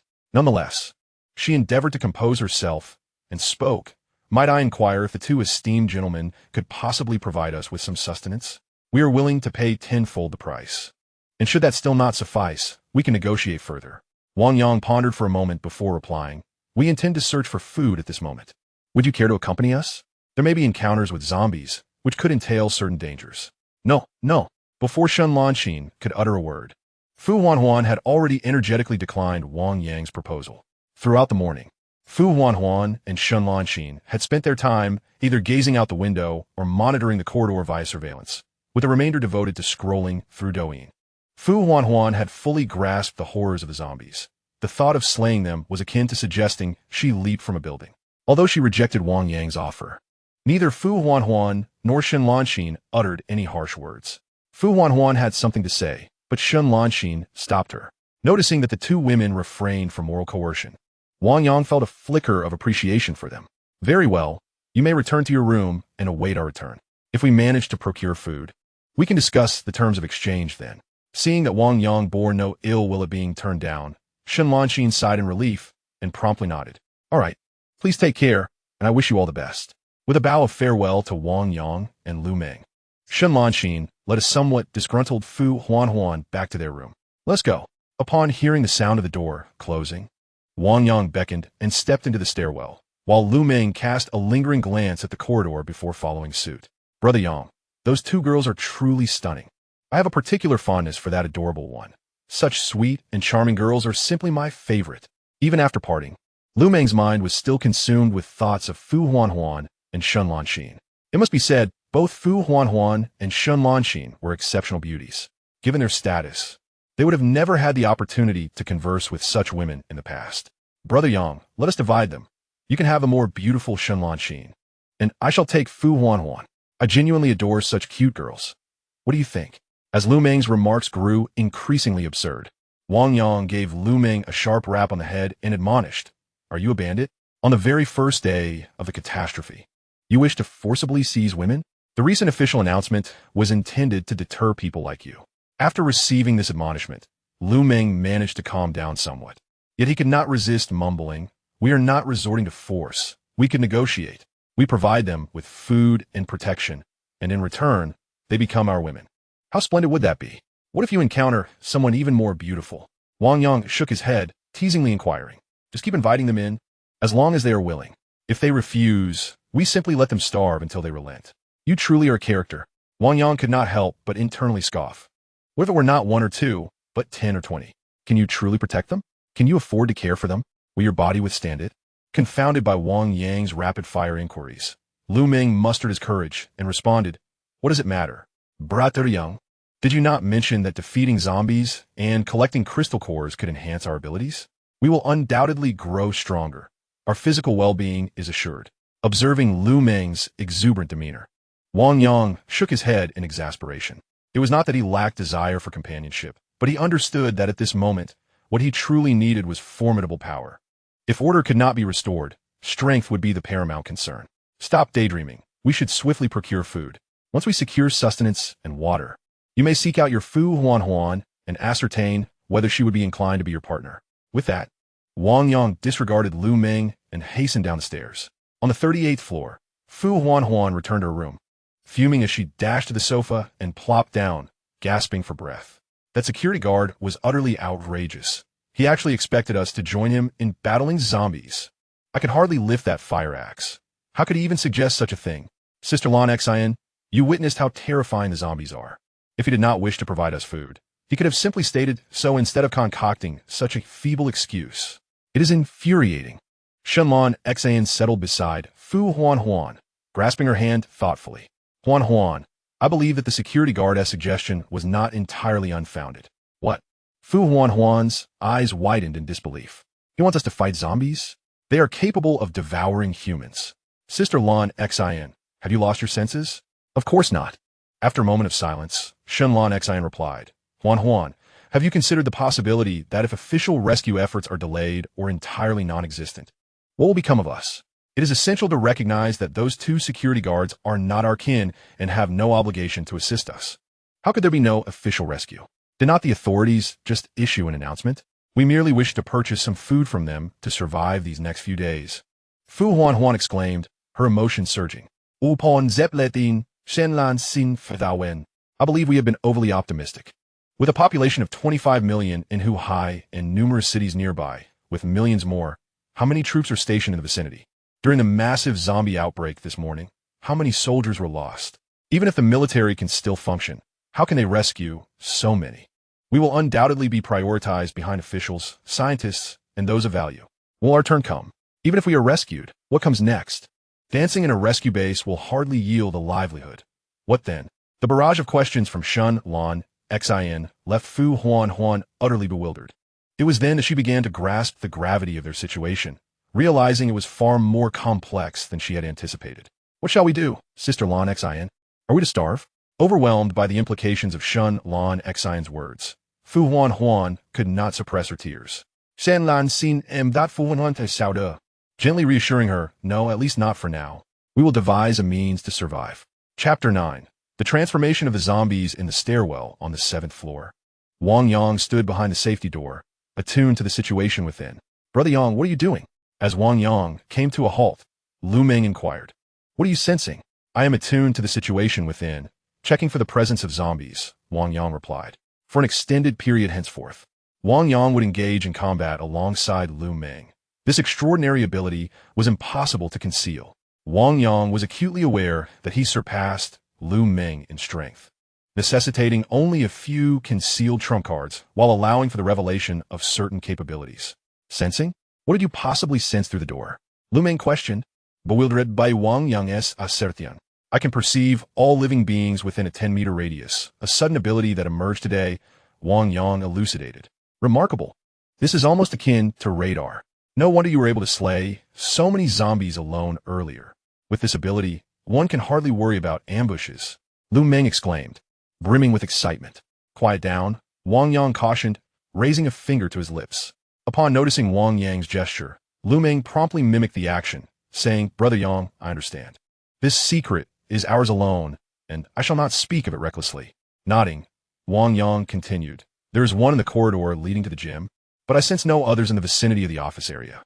However, my perception has its limits. I am uncertain about what lies beyond. The 7th floor was designated for various functions, housing a gym, laundry room, guest room cleaning department, and a goods transfer station, all positioned on either side. The internal work area on the left featured a separate glass door, while the right side was reserved for guest activities. There's no need to fret, Brother Yang. You direct the action. I will follow your lead, Lu Meng replied, lacking any independent thoughts, content to follow Wang Yang's instructions. Let us first deal with the zombies in the corridor, Wang Yang stated, producing a length of rope. He firmly secured one end to a door handle, fashioning a loop on the opposite end, leaving a width of 50 centimeters. Mengzi, when the zombies approach, strike at their heads, Wang Yang instructed, preparing Lu Meng for the encounter. Me? Lu Meng's eyes widened in astonishment. Earlier that morning, Lu Meng had dispatched a transformed corpse with a wooden stool, but that had been more a reflexive reaction to stress. Now, Wang Yang aimed to cultivate in him a mindset conducive to battling zombies with composure. Wang Yang, uninterested in further discussion, swung open the safety door, leaning out into the corridor. Outside, he spotted 5 zombies, including those he had sensed earlier, and 4 more in the distance, 2 outside the glass door of the work area and 3 resembling guests. Scattered on the floor lay a skeleton, so thoroughly devoured that it was unrecognizable as human. Hey, Wang Yang called out, immediately drawing the attention of all 5 zombies. Indeed, while engaged in the act of devouring flesh, zombies appeared less sensitive to sound, or perhaps their acute hearing was overshadowed by their preoccupation with consuming the available meat. If they were not in the throes of feeding, they would likely be quite responsive to auditory stimuli. Observing the reactions of the zombies and comparing them to their behavior earlier in the lower levels, Wang Yang had gathered a rough understanding of the zombies' response hierarchy. Suddenly, 5 zombies charged wildly towards him, prompting Wang Yang to retreat and secure a rope loop around the door handle. With a loud crash, the safety door was forced open, and a male zombie clad in fitness attire attempted to squeeze through, only to be stuck in the doorway. Don't just stand there, act. Wang Yang showed that, retreating a step to signal Lu Meng. All right. Lu Meng, confronted by the snarling zombie, swallowed hard and swung the fire axe with all his might. Clang. His initial strike went awry, the axe striking heavily against the safety door. For heaven's sake, can you hit anything with your eyes closed? Open your eyes. Wang Yang berated him. I can do it. I can do it. I will grow stronger and find beautiful women. Lu Meng, chastised by Wang Yang, managed to calm himself, forcing back his nerves as he swung the axe again. This time, he struck true. The axe landed squarely on the zombie's head, erupting in a spray of blood that splattered both of them. The zombie, however, remarkably did not perish from the blow, merely pausing momentarily before resuming its furious roar. Lu Meng, undeterred, took aim again and delivered another strike, finally causing the male zombie to collapse. The second zombie, however, was already pushing forward, eager to join the fray. Lu Meng switched tactics, delivering a horizontal slash that severed the neck of the second zombie, which struggled briefly before its head drooped and its body fell lifelessly to the ground. With 2 zombies dispatched, Lu Meng began to find his rhythm, aiming for a third zombie, as Wang Yang observed thoughtfully. Compared to the morning, the zombies' bones seemed to have hardened. Could it be that their consumption of flesh was enhancing their abilities? I'll take the last one, Lu Meng exclaimed, having already felled 4 zombies, leaving only 1 remaining. Pushing past Lu Meng, Wang Yang swung his axe at the final female zombie. With a clean and decisive strike, he dispatched her in 1 blow. Yet, he distinctly sensed that compared to 2 hours prior, the skull of the zombie had indeed grown harder, and its force against the door had increased as well. Splendid. All 5 zombies are down, Lu Meng exclaimed excitedly. Brother Yang, these zombies are merely average. With the right tactics, they're quite manageable. Wang Yang shook his head, cautioning, "Do not rejoice too soon. The zombies now are more formidable than when I came to fetch you. Their bones have hardened, and their strength has increased." Glancing down, Wang Yang noted further changes. The zombies' claws had grown longer, resembling those of beasts, curved and seemingly fused with their skeletal structure. Upon being reminded by Wang Yang, Lu Meng immediately noticed the zombies' claws.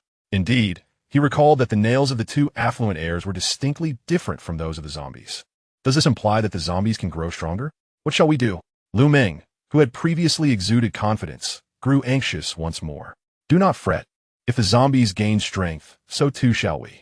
I can sense whether there are crystal cores within their skulls. We should seek out more zombies with crystal cores, eliminate them, and acquire their cores to enhance our own power. Wang Yang maintained a relatively positive mindset. He was now confident, standing ahead of most others. As long as he endeavored to maintain that advantage, he could navigate the apocalypse with relative ease. However, thus far, he had yet to encounter a second zombie with a crystal core in its head. Brother Yang, can you truly feel if there's a crystal core in the zombies' heads? No wonder Lu Meng realized why Wang Yang did not rummage through the skulls of the zombies he dispatched. It turned out he could sense such things. But why had he not acquired any abilities himself? Could it be because you've consumed the zombie's crystal core? Lu Meng inquired. Perhaps. Many aspects remain uncertain. We should focus on gathering information, Wang Yang replied, shaking his head. He was unclear about the origin of this change. Yet he was certain it was not due to consuming the core within Wang Xiaofei's head. This ability had manifested before he devoured the core, and it seemed that after consuming Wang Xiaofei's core, he had acquired an additional ability, the nature of which remained unknown. Wang Xiaofei's core was golden. He had seen 3 types of cores in Douyin videos, including white and blue. Could the generation of these cores, along with my own abilities, be related to the luminous orbs I witnessed last night? Wang Yang pondered but found no clarity. Brother Yang, what shall we do next? Should we proceed to gather food? Yes, let us go.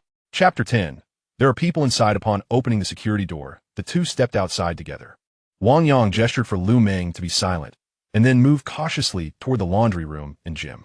The laundry room was devoid of life, as was immediately apparent, while the gym's glass walls allowed a clear view of its interior. There were no zombies in close proximity. Only a few could be seen in the distant weightlifting area. The gym employed sensor doors, situated midway along its length, which were currently closed, posing no immediate threat.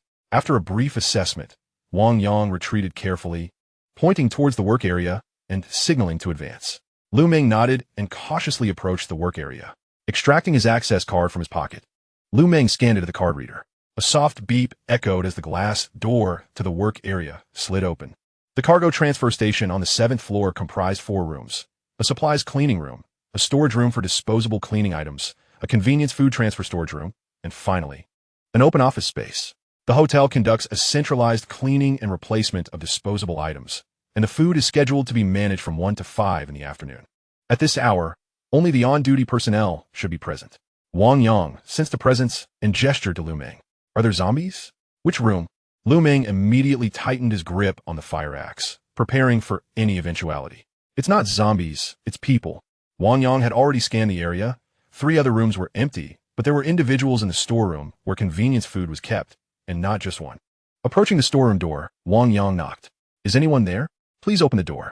Inside the storeroom, 3 individuals, a man and 2 women, were huddled in the corner. Upon hearing the knock, one of the women, Wang Lily, immediately attempted to rise.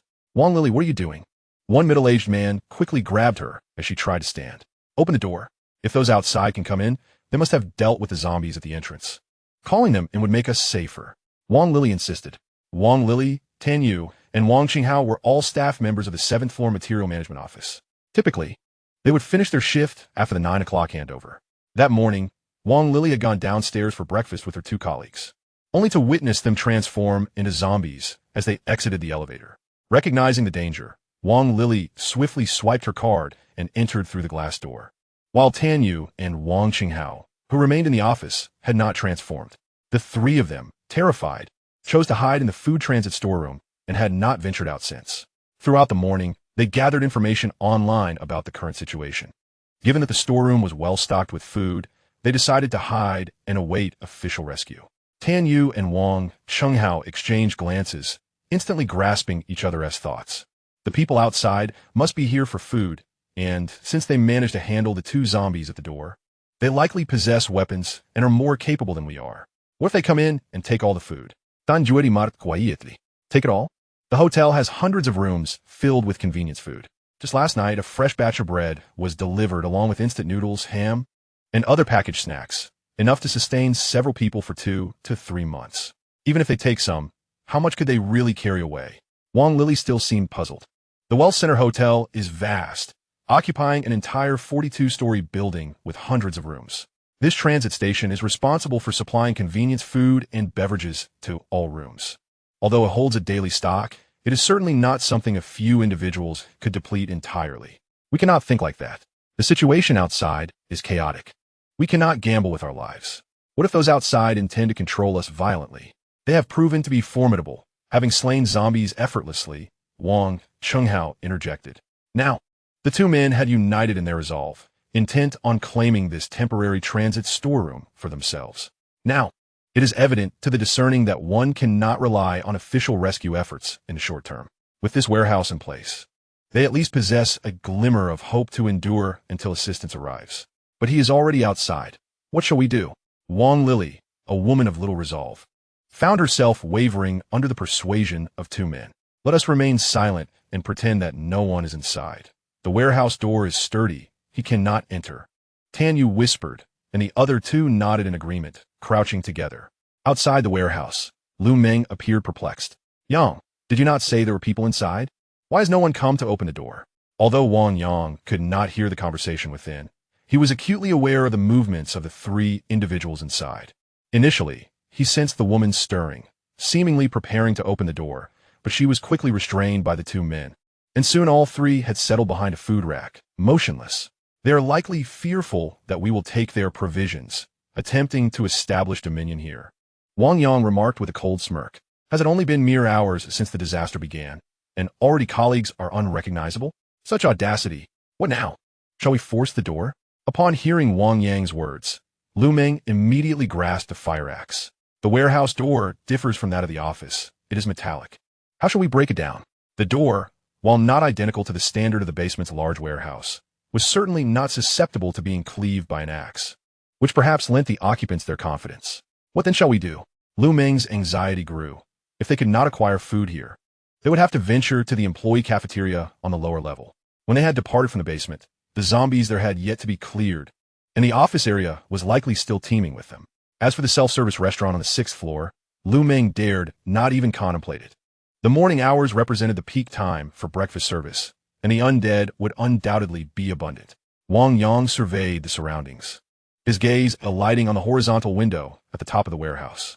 Though it was positioned nearly 2 meters high, close to the ceiling, and measured only 40 centimeters in width, it was still feasible to break the glass and enter. You go fetch something to stand on from the office. We shall smash the upper window and climb inside. Excellent idea. Lu Meng's eyes brightened as he rushed into the adjacent office, swiftly retrieving a wooden table used for miscellaneous items. Standing at approximately 75 centimeters in height, it would provide just the right elevation to reach the upper window. With a resounding crash, Wang Yang wasted no time. He ascended the table and, with a single swing of the axe, shattered the glass of the horizontal window. A startled scream erupted from within. Stop! Do not break it. There are people inside. We shall open the door immediately. Hearing the men's frantic voices, Wang Yang paused, a sardonic smile crossing his face. Indeed, human nature often reveals its flaws. They refused to open the door until faced with the imminent destruction of the window, at which point the prospect of compliance seemed more palatable. The door creaked open, and Wang Yang leaped down from the table, wielding a fire axe alongside his companion as they ventured inside. Are you from the security department? Why are you smashing the windows? Initially startled by the sight of the two in security uniforms, Tenyu quickly adopted a stern demeanor and confronted them. We were looking for something to eat. When we knocked, no one responded, and we assumed there was no one inside. So we had no choice but to break a window to enter, Wang Yang explained. Without further regard for the three individuals in a room, he promptly retrieved 2 hand trucks. Long, grab high-calorie items, instant noodles, bottled water, Snickers, and marinated eggs with ham sausage. Securing the hand trucks, Wang Yang commanded, then lifted a box of bottled water onto one of the carts. Lu Meng, harboring no fondness for the three, chose silence and joined Wang Yang in the task of gathering supplies. The two-hand trucks were sufficient to carry enough provisions for over half a month. Observing the pair's swift actions, a flicker of darkness crossed Tan Yu's eyes as he strode forward and seized Wang Yang's wrist. I am a manager of the 7th floor service department. These items are company assets. You cannot take them at will. Wang Yang, amused by Tan Yu's audacity, turned to face him. Take them at will? Pray tell. How should one take them without being reckless? Chapter 11. The powerful zombies. How can it be considered reckless? You simply cannot take them. Tan Yu found himself momentarily speechless, unable to formulate a coherent response. Regardless of how you take them, you cannot. After several seconds of confusion, Tan Yu finally retorted angrily. You are an employee of the hotel, as am I. If you can claim these resources, why can't I? As the catastrophe had only just commenced, Wang Yang had no desire to resort to violence, for he knew the narrative conventions of such tales often led to bloodshed. It is not claiming, it is safeguarding. As the service department manager, I naturally possess the authority to oversee these resources, Tan Yu argued, leaning on his status. Indeed, this area falls under Manager Tan's jurisdiction. Given the current chaos outside, we, as employees, have an even greater obligation to protect the company's property. Wang Chenghao chimed in, adopting a posture of righteous conviction. Among the trio, only the young woman remained silent. It is not my intention to take these items. Rather, it is at the request of the guests in the suite on the 38th floor. You may verify this on the computer in the adjacent office. Zhao Lei from Yunzhou number 1, Wang Xiaofei, and Shun Lanxin and Fu Huanhuan from Yunzhou number 2. Surely, you must accommodate the guests' requests? With Tan Yu invoking the notion of property security, Wang Yang was compelled to invoke the guests' demands. Having reached this juncture, if the other party continued to be obstinate, Wang Yang felt his temper rising. He and Lu Meng were capable of dispatching zombies, and with bloodstains adorning their axes. He could scarcely fathom the audacity of these two fools attempting to impede his actions. Absolutely not. As Tan Yu observed that Wang Yang refrained from physical confrontation and merely engaged in debate, his own confidence grew. Each guest room has a designated supply quota. How can you take so much? Wang Chenghao chimed in, asserting that our hotel has regulations. Wang Yang's patience finally wore thin, with a stern expression. He raised his hand and delivered a sharp slap that sent Wang Chenghao spinning before he landed heavily on the ground. Regulations, my foot. I merely sought a few snacks. And you resort to this, he exclaimed. Mengzi, hurry and load up. Time is of the essence. The impact of that slap proved far more effective than mere words. Wang Yang's strength had significantly increased, nearly sending Wang Chenghao into a daze, while Tan Yu, who had been lecturing Wang Yang about the rules, fell silent. Vile creature. Wang Yang cursed inwardly, dismissing the trio as he swiftly began to pack items. The bottom row was filled with crates of mineral water. The second layer held boxes of ham sausages and marinated eggs, followed by instant noodles and Snickers bars, along with cheese sticks. On the opposite side, Lu Meng's cart mirrored Wang Yang's selections for the first two layers, but the last tier was stocked with coffee packets and an assortment of snacks, particularly those favored by girls, which were hardly filling. Wang Yang shot Lu Meng a dispassionate glance upon noticing his choice of items. Hey, we've gathered enough food. A bit of coffee and snacks can help alleviate boredom, right? Lu Meng chuckled sheepishly under Wang Yang's scrutinizing gaze. Let us go. With the cart fully loaded, Wang Yang pushed it out, followed closely by Lu Meng. It was only when they exited through the glass doors that the other three in the room finally closed the warehouse door. Those two bastards have gone too far. I will make them pay, Tan Yu remarked bitterly as Wang Yang departed. Wang Yang had no intention of dwelling on the impotent fury of the two men. He pushed the cart outside and began contemplating how to transport the items upstairs. The cart would be impossible to maneuver in the stairwell, so it seemed they would have to use the elevator. Brother Yang, what should we do? Shall we take the elevator? Lu Meng queried, recognizing the impracticality of carrying such a load up the stairs, even with two people. First, retreat to the stairwell and prepare the rope. I will call the elevator, and then we'll hide. If we encounter a horde of zombies inside, we will revert to our previous strategy, lure them out and eliminate them, Wang Yang instructed, positioning the cart next to the elevator and handing Lu Meng the rope. The 38th floor was deemed secure, as Wang Yang had confirmed. Only the two of them and the women, Shun Lanxin and Fu Huanhuan, occupied the entire level. The real danger lay within the elevator itself. Since morning, all three adjacent elevators had remained on the ground floor, leaving their interior conditions a mystery. Furthermore, the elevators in the Wealth Center Hotel were spacious, designed to accommodate 21 individuals. If there had been more than 10 people inside earlier, the moment the doors opened, a swarm of zombies could emerge. All right, just be careful. Brother Yang, Lu Meng nodded, following Wang Yang's instructions into the stairwell. Once the rope was secured, he signaled Wang Yang with an OK gesture. Wang Yang nodded briefly and swiftly pressed the upward button of the elevator, confirming that elevator number 1 began its ascent. He immediately darted into the stairwell, revealing only half of his body to observe the situation. The ascent from the 1st to the 7th floor was rapid, taking merely a few seconds. Accompanied by the elevator's arrival chime, the doors swung open. A fierce roar erupted as the doors opened. Hurry! Secure the rope. Wang Yang's expression shifted alarmingly, and he quickly retreated. Lu Meng, startled by Wang Yang's shout, hastily attached the rope to the door handle. Brother Yang, what's the matter? Lu Meng inquired nervously, gripping the fire axe tightly. Before Wang Yang could respond, a male zombie, towering an imposing height of 6 feet 1 inch, charged forward, colliding violently with the safety door. The creature possessed immense strength, nearly severing the fire rope that could withstand a drop weight of 84 kilograms with a single blow.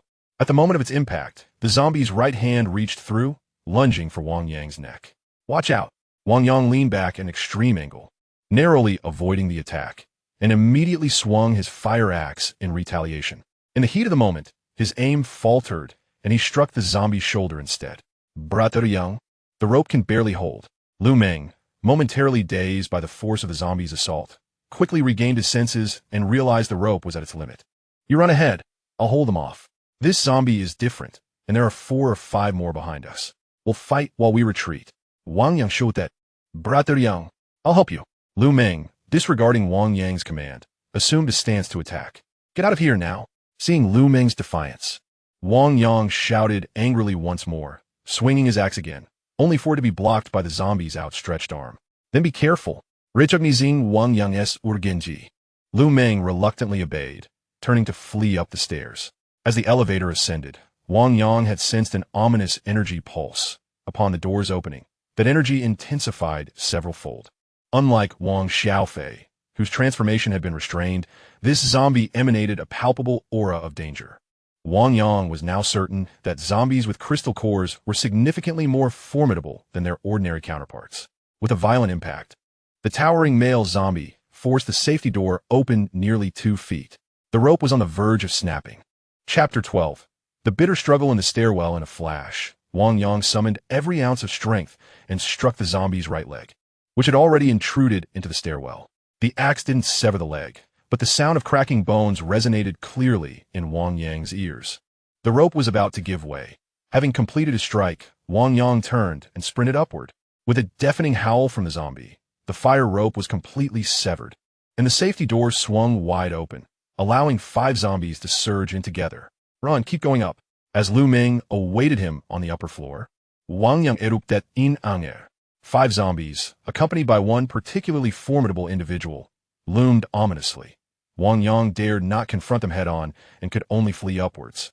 The zombies surged forward, their knees less agile than Wang Yang's, yet their limbs propelled them with surprising swiftness. While hastily ascending the stairs, Wang Yang keenly observed the situation below. After climbing 2 flights, he was elated to discover that the strongest zombie had fallen to the rear, its legs evidently hindered. This strategy proved effective. Your demise is imminent. With newfound confidence, Wang Yang pressed on. Ascending another 2 floors, the zombies below were no longer advancing in unison. A male zombie, clad in casual attire and drenched in blood, led the charge. Wang Yang calculated the distance, pivoted, and swung his axe with all his might. With a sickening thud, he cleaved the head of the leading zombie, its crimson and pallid contents splattered across the ground. Having dispatched one, Wang Yang swiftly evaded the claws of a second zombie and continued his ascent. After climbing 2 more flights, Wang Yang turned to confront the second zombie barreling towards him, leaving only 3 foes remaining. His heart steadied considerably. Employing his previous tactic, he efficiently eliminated the 2 ordinary zombies, leaving only the clumsy mutated one to contend with. He ascended yet another 2 flights, calming his nerves, and prepared his axe at a staircase bend. A howl pierced the air as, mere seconds later, the mutated zombie ascended, immediately lunging at Wang Yang with its claws. With a quick sidestep, he dodged the attack and swung his axe towards the creature's neck. However, to his surprise, the mutated zombie raised its left arm to block the strike. Though the axe was thwarted, the blow was not without consequence. Wang Yang's strike cleaved through the mutated zombie's forearm, visibly shattering the bone within. Damn it! Wang Yang cursed, frustrated that he had not slain the beast outright. The mutated zombie had now twice employed its arm to shield its head, a disheartening revelation. The creature exhibited an awareness of vital defense. This was merely the first day of the apocalypse. Who could fathom how these terrifying entities might evolve? With its left arm deflecting Wang Yang's axe, the mutated zombie extended its right arm, aiming to grasp Wang Yang's throat. Fully focused, Wang Yang leaned back to evade the claws, simultaneously delivering a forceful kick to the zombie's abdomen in an attempt to create distance and continue his ascent. Upon contact, he was met with overwhelming force, causing him to topple backwards. Oh no! Panic surged as Wang Yang felt his heart race, regret flooding his mind. He had long known of the mutated zombie's immense strength. Why had he foolishly attempted that kick? Moreover, had the force exerted in my earlier swing of the axe been greater, or had my aim been more precise, perhaps this battle would not have dragged on to this moment. To feast upon me is no simple endeavor. As the zombies lunged once more, Wang Yang steeled his resolve. The errors made in previous skirmishes were irredeemable, yet he would not forsake his hope for survival. Lying on the ground, unable to wield his axe for a proper strike, he thrust the fire axe forward, pressing it firmly against the neck of the mutated zombie. Roar! Perhaps it was the dire circumstances that awakened his latent potential, or perhaps the mutant zombie's mobility was hampered by its severed right leg. But Wang Yang found himself genuinely holding back the creature.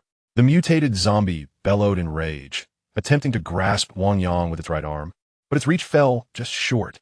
Its gnarled teeth snapped hungrily in the air, mere meters from Wang Yang, allowing him to glimpse the remnants of flesh caught between its jagged teeth. The fire axe measured 95 centimeters, while the zombie's arm seemed to extend only 70 centimeters, just a hair's breadth away from inflicting injury upon Wang Yang. Gritting his teeth, he summoned every ounce of strength to maintain his position against the mutated zombie, refusing to allow it an inch of advancement. The struggle between man and monster persisted for a mere 10 seconds. Yet to Wang Yang, it felt as though centuries had passed. Suddenly, from behind the zombie, Lu Meng returned, swinging with all his might, delivering a decisive blow to the creature's nape. The axe's blade embedded itself deep. Wang Yang felt the pressure that had been bearing down on him relent, and the mutated zombie collapsed, revealing a visibly anxious Lu Meng behind it. Huh, take that. Lu Meng, though the creature had already fallen, was not yet satisfied. He forcefully withdrew the axe and continued to hack at the zombie's neck until its head was severed from its body. Brother Yang, are you alright? After neutralizing the mutated zombie, Lu Meng rushed to Wang Yang's side, his concern palpable. How do you feel? Are you hurt? I'm fine, I wasn't scratched. Wang Yang smiled, relieved to see Lu Meng on the verge of tears. This embodies the true essence of brotherhood. Had he faced this ordeal alone, he likely would have perished. Lu Meng's timely return to save him solidified Wang Yang's trust in his companion. Casting a glance at the fallen mutated zombie, he noted its towering height belied disproportionately short arms, reminiscent of the common Tyrannosaurus physique among Asian males. Leaning against the wall with a chuckle, Wang Yang mused, "Thank goodness for its short arms. It resembles a griffin type. Had it been like Wembanyama, it could have plucked my heart right out." With a laugh, Lu Meng, who had been tense moments before, found humor in Wang Yang's jest. "Brother Yang, that was a bit harsh, don't you think? Is this really the time for jokes?" Though amused, Lu Meng could not shake the thought that this catastrophe was of a global nature and pondered the unsettling possibility that even Wembanyama might become a zombie. So tall, yet remarkably agile, coupled with extraordinarily long limbs, this zombie was undoubtedly of an explosive caliber. Wang Yang remained silent, extending his hand towards Lu Meng. Startled, Lu Meng grasped Wang Yang's hand and effortlessly pulled him up from the ground. Since the apocalypse began, Wang Yang had never felt fatigued, but this time, despite only engaging in high-intensity combat for a few minutes, he felt utterly exhausted, with a persistent ache in his back. "Mengzi, there is something within this zombie-esque brain. You should extract it and consume it," Wang Yang suggested. "I should eat it?" Lu Meng replied, astonished. "Brother Yang, wouldn't it be more appropriate for you to consume it? After all, you are the one who defeated this zombie."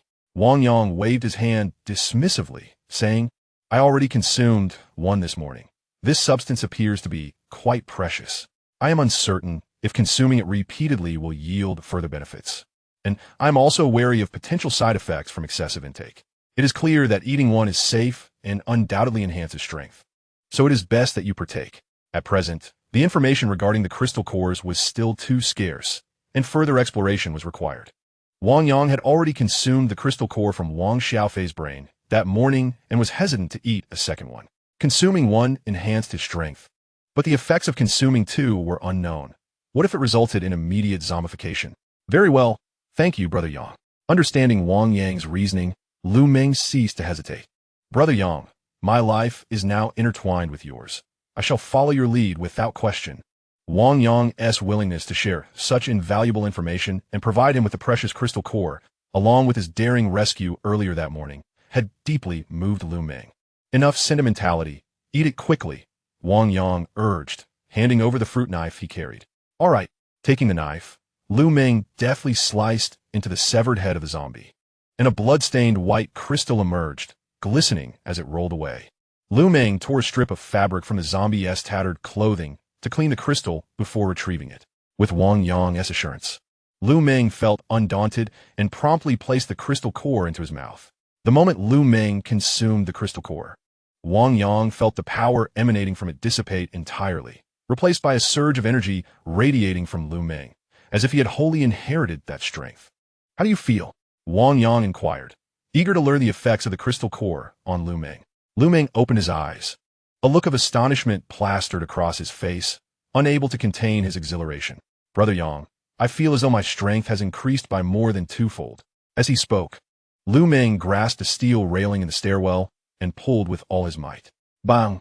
To Wang Yang's amazement, the weld at the top of the steel pipe broke cleanly, and the pipe itself bent under Lu Meng's incredible strength. Wow, incredible! Chapter 13. The security guard who watched you, the hotel staircase railing, was welded together rather than being a single unit. However, even with welding, it should not have been so easily torn apart. What safety would remain otherwise? I'll give it a try. At this moment, Wang Yang's health had somewhat improved. He stepped forward, grasping a steel railing, and with all his strength, he pulled with vigor. Suddenly, a loud noise erupted. Puff! Brother Yang! What the hell? Not only did Wang Yang fail to break the welded joint of the steel pipe, but the exertion also resulted in an embarrassing flatulence, causing Lu Meng to jump back, cursing at the foul odor. Taken aback by the unexpected outcome, a hint of embarrassment crept onto Wang Yang's face. It seems I cannot sever the steel pipe. He chuckled awkwardly, scratching his head. This morning, I consumed the crystal nucleus from Wang Xiaofei's mind, yet my physical capabilities appear to have only increased by half. How is it that you have improved so much? I have no idea, Lu Meng replied, fanning the air vigorously until the stench dissipated. After a moment of contemplation, he suggested, perhaps this zombie had consumed flesh and blood, and its mutation period was slightly longer, enhancing the crystal's efficacy? Or maybe this zombie is of a higher level than Wang Xiaofei. The possibility of a higher level does indeed exist. Wang Xiaofei's crystal was golden, while yours is white. I even saw a blue crystal on Douyin. I wonder what the differences are, Wang Yang mused. Never mind. There's too little information for now. We shall pay closer attention to Douyin upon our return, gather information, and analyze it gradually. For now, let's proceed downward. The elevator should be safe. All right, Lu Meng, not as sharp as Wang Yang, decided not to overthink it. The two picked up their fire axes and descended the stairs. They had just traversed from the 7th to the 20th floor, fortunate that the zombies on the other floors had not surged forth due to the security doors. Otherwise, they might have met their demise today. Brother Yang, next time you sense such a peculiar zombie, could you exercise more caution? That creature felt exceedingly bizarre, Lu Meng remarked, still haunted by the earlier battle as they made their way down. Is that something I can control? Aside from Wang Xiaofei, this was the first special zombie I have encountered, Wang Yang responded, a hint of exasperation in his voice. True enough, as they conversed, the two had already returned to the 7th floor. The rope, severed by the zombie, still dangled from the doorknob, and even the solid steel handle had been distorted, its structure utterly compromised. Wang Yang, feeling a pang of dread, removed the broken rope, and together they exited through the safety door. Outside, their flatbed cart remained in place, while the elevator doors stood wide open. Approaching, the sight within the elevator immediately caused their brows to furrow. The zombies were gone, but there lay 6 skeletal remains, completely mangled beyond recognition. The bones were in disarray, yet they could ascertain the presence of 6 corpses due to the 6 skulls, which were the easiest to identify amidst the chaos. The elevator had not returned to the first floor because a fragment of a hand was lodged in the door. The interior of the elevator was drenched in blood, scattered limbs, and shredded flesh. Despite having faced zombies several times before, the gruesome scene of complete dismemberment still drained the color from their faces. Let us move on. Such scenes are sure to become commonplace in the future. Wang Yang took a deep breath to calm his emotions and approached to tidy up. Although he referred to it as tidying, there was not much to organize. He merely kicked the scattered bones into a pile, ensuring they did not obstruct the flatbed cart. The 2 men pushed the cart into the elevator, swiped their room card, and the 38th floor lit up. They positioned themselves on either side, with Lu Meng gazing up at the ceiling of the elevator while Wang Yang focused on the floor. Despite the discomfort in his heart, Wang Yang endeavored to adapt to the scene before him. Although his fear had diminished significantly, he still yearned for complete immunity to such horrors. Ding! Soon, the elevator arrived, and Lu Meng pushed the cart out. Wang Yang followed closely, pushing the cart as well, stealing one last glance at the gruesome interior of the elevator before the doors closed. Let's clean up first, he thought, having just survived a fierce battle. Both were covered in blood, particularly Wang Yang, whose face bore splatters of zombie blood. Lu Meng nodded in agreement, and together they pushed the cart back to their room. In suite number 2 of Yunzhong, Fu Huanhuan, stationed at the door, immediately spotted the returning Wang Yang and Lu Meng. Sister Lan Xin, they're back. They're pushing a flatbed cart with a lot of food on it. Fu Huanhuan exclaimed excitedly, glancing at the display screen. Really? Shan Lan Xin quickly up, go check. Perhaps due to their prior interaction, Fu Huanhuan felt less apprehensive about the 2 men suddenly causing harm, so she opened the door without hesitation. As the door swung open, Fu Huanhuan and Shanlan Xin were met with the sight of the bloodied Wang Yang and Lu Meng. The surveillance cameras had not captured the visceral reality of the situation. Now, face to face, the stench of blood wafted over, causing Fu Huanhuan to scream and turn away, beginning to gag. Witnessing this shocking scene, Shanlan Xin's complexion paled, yet she struggled to maintain her composure. Are you all right?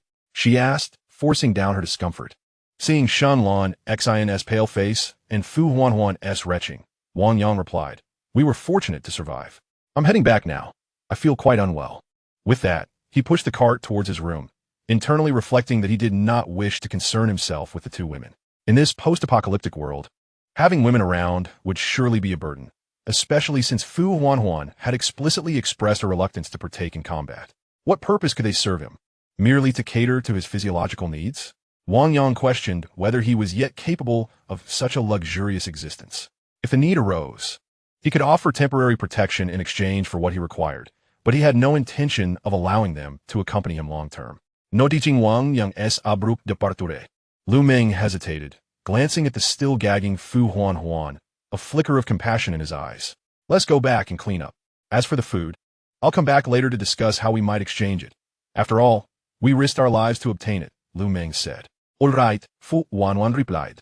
Observing the marks on the 2 men, Shanlan Xin understood that Lu Meng and Wang Yang must have faced considerable difficulties to procure these supplies. It would be difficult for them to articulate purchasing them with money. Although the resources they brought back were abundant, what justification existed for sharing them with her? Lu Meng pushed his cart, intending to depart, yet he paused momentarily, retrieving 2 bags of chips, a few instant chicken feet, and 2 bottles of nutritious drinks, which he handed to Shanlan Xin. Embracing these items, she watched as Wang Yang and Lu Meng vanished from the room before she returned to her quarters with Fu Huanhuan. I will do the laundry. You may go ahead and take a shower. The second bedroom's bathroom still housed the bodies of the 2 privileged heirs, leaving only the master bedroom's bathroom available for use. Wang Yang promptly stripped off his clothing and submerged himself in the wash basin, while Lu Meng, feeling equally distressed, tore off his clothes and entered the shower. Meanwhile, Shanlan Xin assisted Fu Huanhuan back to the sofa, twisting open a bottle of nutritious drink and offering it to her. Nutritious drink? And spicy chicken feet, along with chips? Sister Lan Xin, did they give you these? Fu Huanhuan, feeling slightly better, wiped away the tears evoked by her physiological reactions and finally noticed the items on the table. Yes, the security guard who has been staring at you gave them to me, Shanlan Xin replied. What do you mean, staring at me? He wasn't looking at you. Fu Huanhuan's face immediately flushed. Indeed, he didn't. He regarded me with a detached expression as though I were a mere wooden post.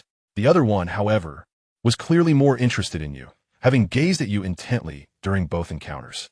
It is evident that these items were intended for you.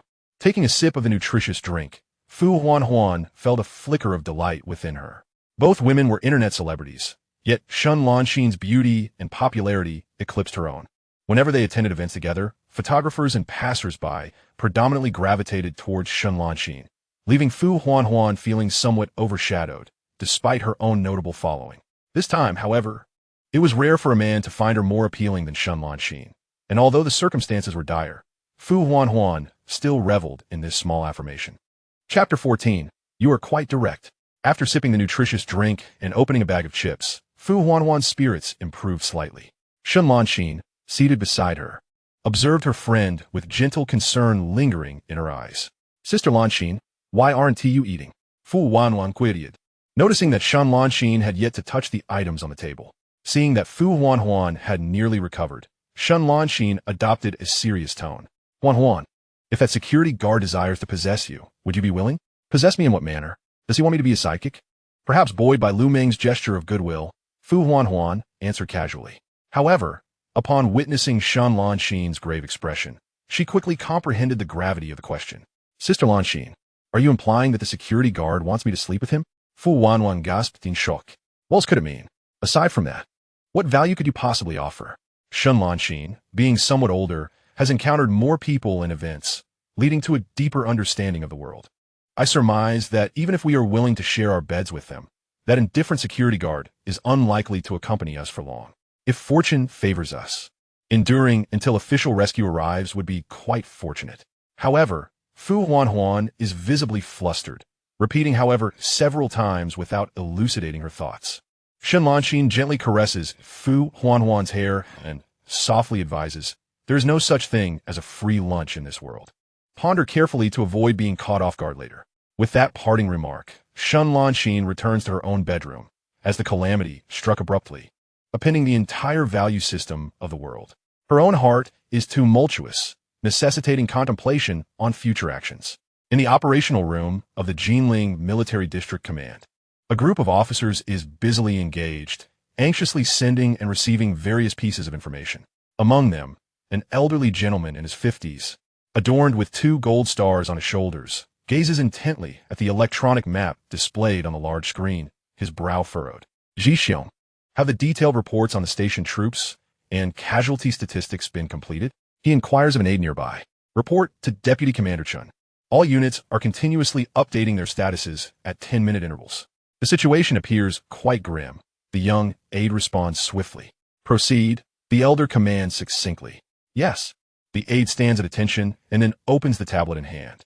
The Marine Brigade, directly under the Jinling Military District, has suffered a 54 casualty rate. Yet all equipment remains intact. The Air Brigade has experienced a 57 reduction in personnel, with equipment still operational. The Strategic Strike Force has seen a 58 decrease. While both heavy armor brigades report a casualty rate of 51, all equipment in good condition. The infected individuals at each station site have not yet been entirely eradicated. It is estimated that full clearance and reorganization of the troops will require several hours. These are the conditions of the units stationed in Jinling. The 181st and 182nd Heavy Armor Brigade stationed in Shanghai report a 55 casualty rate, with equipment intact. Units in frontline cities such as Suzhou, Hangzhou, and Hefei generally report casualties between 55 and 60. The eradication of infected personnel and the reorganization of troops are underway with urgency. Furthermore, all departments are requesting guidance on the next course of action. The elder's gaze is resolute as he speaks in a low yet firm tone. According to directives from the General Staff Headquarters in Kyoto, once each department has completed its internal rescue, they are to immediately select suitable locations nearby to establish safe zones, rescue the surrounding populace, and direct the community's involvement in constructing these safe zones. Subsequently, they should focus on rescuing individuals and securing essential equipment, food, and other supplies. The priority for personnel rescue will be given first to scientific talents and officials, particularly those involved in production and construction sectors. Second, to personnel from high-tech enterprises, universities, and energy companies and third, to key industrial and food manufacturing facilities. Each department shall execute the rescue as planned and report the latest developments promptly. Yes, the aide stands in salute and promptly departs. Meanwhile, the military forces of the Dragon Nation issued similar commands in unison, and the machinery of the state began to operate at full capacity. In the suite, Wang Yang emerged from the bathroom clad in a hotel bathrobe, only to find Lu Meng pacing anxiously in the living room. Have you already forgotten the terrifying scene from earlier? You seem restless. Wang Yang, having known Lu Meng for several years, could easily discern his thoughts. Lu Meng chuckled nervously, grinning as he remarked, "Brother Yang, I have never encountered a beauty like Fu Huanhuan in my lifetime, so of course I am intrigued. By the way, do you not have any feelings for that Xinlanxin? I do not wish to dwell on such matters at the moment. If you wish to pursue her, then by all means, go ahead," Wang Yang replied, shaking his head as he settled onto the sofa and retrieved his phone. Uncertain how long the internet would remain operational, he aimed to gather as much information as possible about the zombies, as the threat posed by the mutated zombie earlier that day was not to be underestimated. "Then I shall go," Lu Meng declared. His spirits lifted, and he cheerfully grabbed a fire axe as he exited. Seeing that Lu Meng remembered to arm himself put Wang Yang at ease. At least his brother was not one to lose his wits in the presence of a woman. In Cloud Suite number 2, Xinlanxin and Fu Huanhuan sat on the sofa, with Xinlanxin maintaining a calm demeanor while Fu Huanhuan appeared troubled. Ding!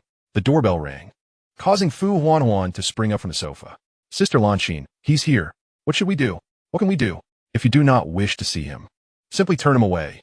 He does not seem to be inherently malicious. He likely won't resort to force.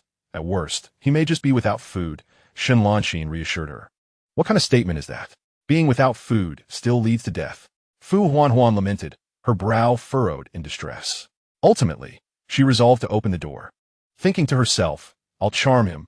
Perhaps I can coax some food from him." With that, she hurried to the door and swung it open. Upon seeing him, Fu Huanhuan exclaimed, "Why aren't you wearing any clothes? Did you not even bother to put something on?" Seeing Lu Meng approach in nothing but a bathrobe overwhelmed her sense of propriety. Did he intend to bed her immediately? This was far too forward, more direct than any of those streamers. And to top it off, he wielded a bloodied axe. Was he truly prepared to employ both soft and hard tactics? Those streamers at least understood the importance of building rapport before showering gifts and engaging in conversation. "Don't you have any change of clothes?" Xinlanxin inquired, approaching with a different perspective, as she quickly grasped the reason behind Lu Meng's attire. Had he arrived in a bloodstained security uniform, Fu Huanhuan might have screamed even louder. Indeed, the disaster struck so suddenly that we had no time to prepare clothing. "My earlier outfit was soaked in blood. I've washed it, but it's still damp," Lu Meng explained, scratching his head, his gaze lingering on Fu Huanhuan. This girl was simply too adorable. Even when angry, she maintained an irresistible charm. Lu Meng felt his heart pounding, although he had not comprehended the meaning of Fu Huanhuan's earlier words. "Come in quickly," Xinlanxin invited, pulling Fu Huanhuan back into the living room. "He all right?" Lu Meng chuckled awkwardly, following the two girls inside. The rooms on either side were identically furnished, the only distinction being that Yunzhong number 1 faced east, basking in the morning sun, while Yunzhong number 2 faced west, enjoying the afternoon light. Despite the identical furnishings, Lu Meng sensed an elusive, intoxicating fragrance emanating from the residence of Fu Huanhuan and Xinlanxin. Upon entering, Xinlanxin promptly seated herself on the single armchair at the side, allowing Fu Huanhuan and Lu Meng space for conversation.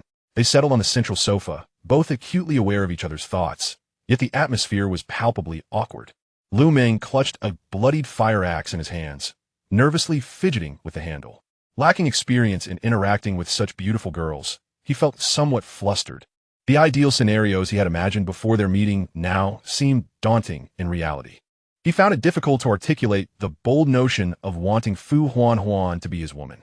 Meanwhile, Fu Huanhuan, having received a preemptive warning from Xinlanxin, was acutely aware of what the man before her desired, as she found herself in a state of inner turmoil.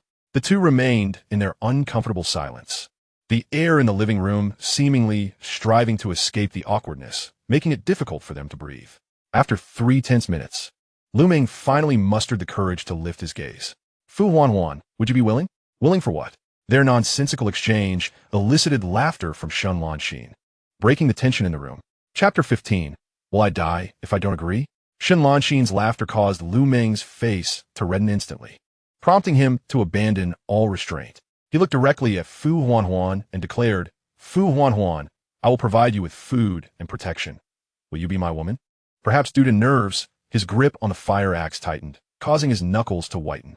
Startled by Lu Meng's intense gaze, Fu Huanhuan felt tears welling in her eyes, thinking, if I say no, will that axe come crashing down on me? No, no, Lu Meng reassured, realizing his expression was somewhat intimidating, and hastily placed the axe at his feet. Noticing Lu Meng's demeanor had softened, Fu Huanhuan finally exhaled in relief. In truth, Lu Meng was not unattractive, but his demeanor exuded a certain crudeness, giving off the impression of an uneducated brute with his desires written plainly across his face. Prior to today, he was clearly a man of the lower strata of society, and now, because of a catastrophe, she was expected to submit to such a man? Fu Huanhuan regarded Lu Meng. Her rational mind urged her to agree, yet her emotions fought against it, causing her cheeks to flush with embarrassment. Brother, your approach is rather too direct and swift. Could you possibly grant me a moment? Fu Huanhuan understood that remaining silent was not a viable option, so she mustered the courage to speak. Although Lu Meng was somewhat simple-minded, he was not foolish. He had certainly heard of the persuasive power behind such requests for time. Wasn't this merely an attempt to exploit him? Recalling the tales of young men being manipulated and taken advantage of online, Lu Meng's enthusiasm swiftly diminished, and his expression shifted. Brother, it's not that I am unwilling, but we have only known each other for a day, and our interaction has barely lasted 10 minutes with scarcely 10 exchanges. To jump straight to that, I find it quite difficult to accept. Observing Lu Meng's change in demeanor, Fu Huanhuan grew anxious and quickly suggested, how about I perform a dance for you today? All I need is a little food in return. We can become better acquainted. I beg you, please. The sight of the girl before him adopting such a pleading posture softened Lu Meng's heart, especially as Fu Huanhuan had mentioned something else. A dance? Lu Meng's interest peaked. However, Fu Huanhuan felt uneasy. The dances she showcased in her live streams were alluring, often featuring short skirts and shorts. While performing in front of an audience online was one thing, doing so in front of a large man was an entirely different matter, something she had never attempted. Her earlier observations of Lu Meng's facial expressions made her anxious that he might dismiss her or resort to force, which prompted her desperate suggestion. Is there a video? I would like to see what kind of dance it is, Lu Meng eagerly inquired, oblivious to Fu Huanhuan's discomfort. Hesitantly, she retrieved her phone, opened the Douyin app, and handed it to him. Is this your account? Lu Meng's eyes sparkled upon glancing at the screen, surprised to discover that Fu Huanhuan was an internet celebrity with over 300,000 followers. The video list featured an array of short clips, including numerous dance segments, and Lu Meng eagerly selected one to watch. Accompanied by upbeat music, Fu Huanhuan danced fluidly in the video. Although she stood at a modest height of 5 feet 2 inches and possessed a youthful visage, her figure was well-proportioned, with long limbs and a full bust, truly embodying the phrase beauty with substance. Moreover, Fu Huanhuan had a touch of dance talent, making it difficult for Lu Meng to stop scrolling as he continued to swipe through her clips. While Lu Meng was amused, Fu Huanhuan's face grew increasingly flushed. The videos online were designed to captivate, and hers was no exception. Although some clips featured promotional activities and comedic skits, the dance segments often skirted the boundaries of moderation, showcasing her slender waist, beautiful legs, and ample cleavage. Do you have that outfit with you? After watching for several minutes, Lu Meng finally realized that observing a video could not compare to witnessing a live performance, and he set the phone down to inquire. Fu Huanhuan nodded decisively. Then go change your clothes and join me shortly. Huh? You mean to dance in your room? Of course. Yanggu is over there, and the food is there too. Shen Lanxin, you should come along as well. Yanggu is quite fond of you too. Lu Meng, oblivious to any misgivings, even took the liberty of fabricating a rumor about Wang Yang. Although Wang Yang had never expressed any affection for Shen Lanxin, Lu Meng was convinced that Wang Yang was merely putting on a facade, and he must have been internally tormented. Fu Huanhuan hesitated for a moment. Yet Shen Lanxin rose calmly, pulling Fu Huanhuan to her feet as well. They first ventured into Fu Huanhuan's bedroom to retrieve a large suitcase, before heading into Shen Lanxin's room together. Sister Lanxin, are we truly going over there? What if they force us the moment we step inside?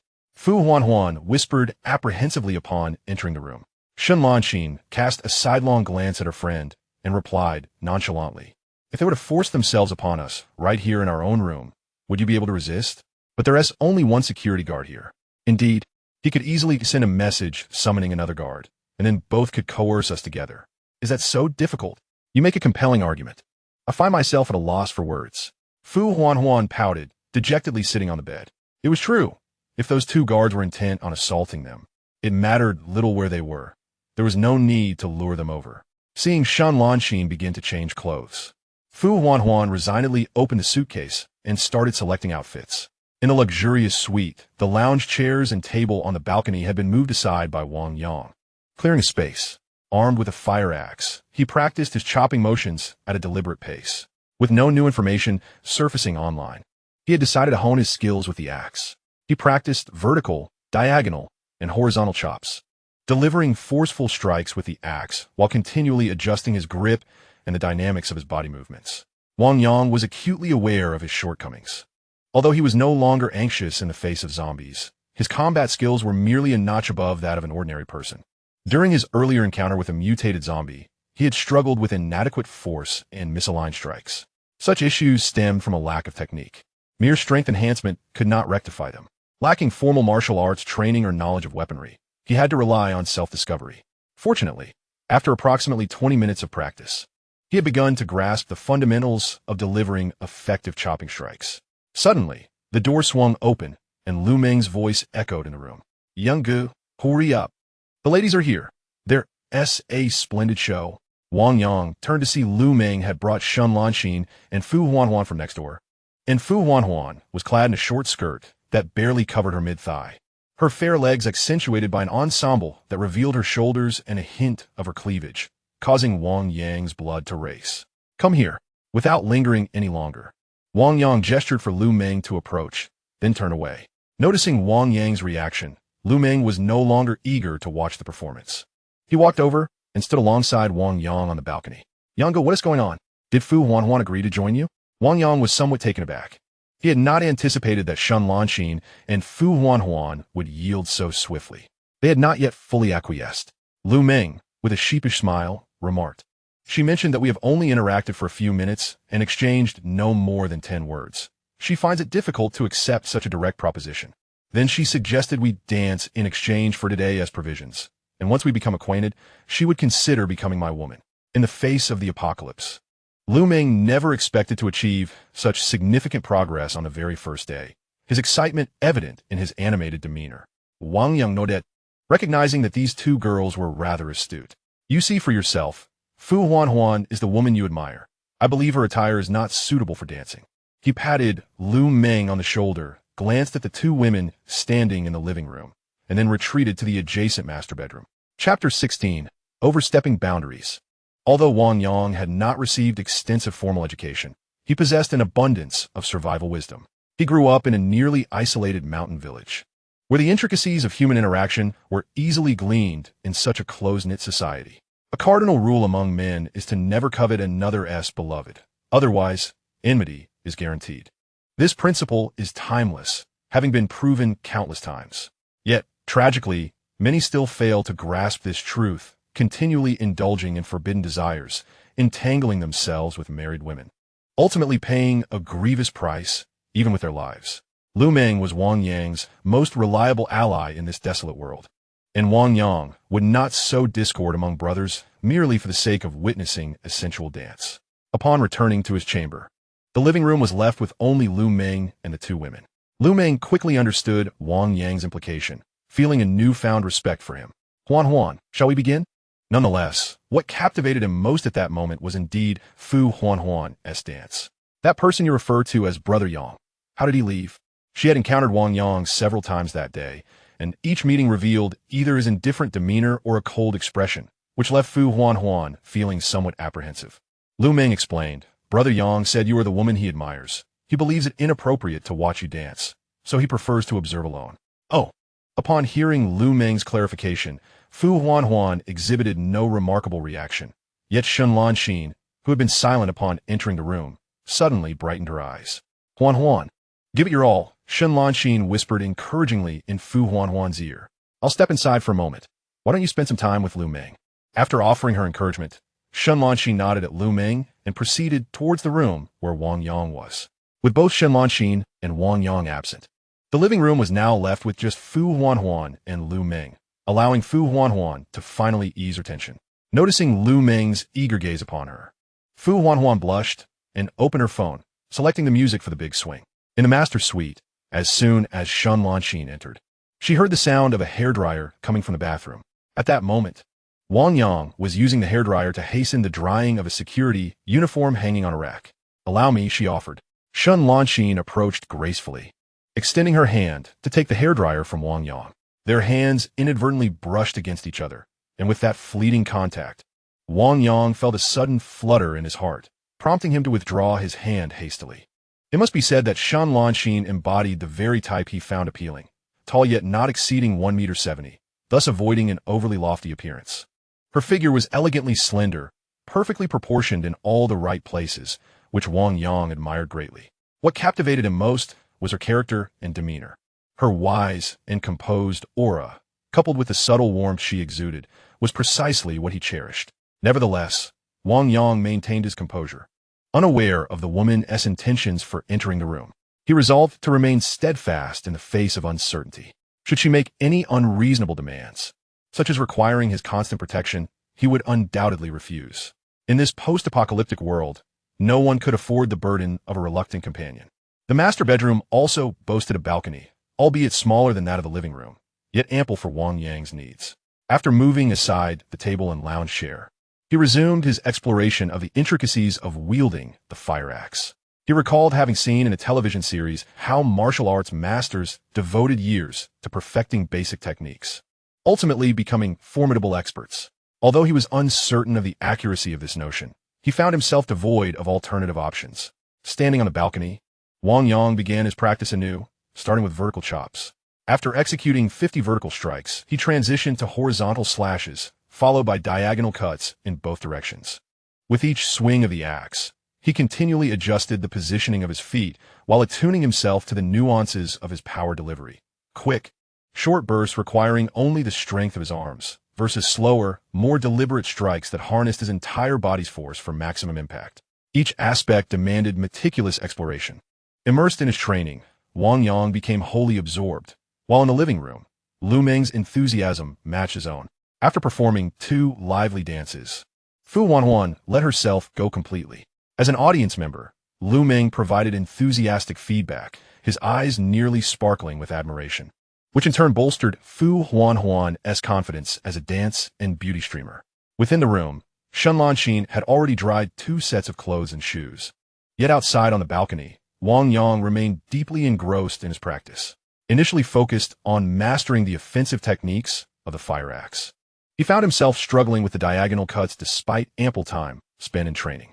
After much contemplation without resolution, he instinctively activated his innate perceptive abilities. Once his perception was awakened, Wang Yang experienced a remarkable enhancement in his understanding.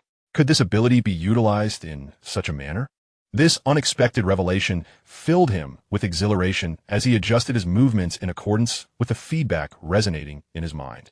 Within the confines of the bedroom, his perceptive abilities allowed him to sense the actions of Lu Meng and Fu Huanhuan in the living room, as well as Shenlanxin in the bathroom. However, during the practice, Wang Yang's attention was entirely fixated on the fire axe in his hand, completely disregarding everything else. As Shenlanxin emerged from the bathroom, she immediately caught sight of Wang Yang relentlessly hacking away with the axe.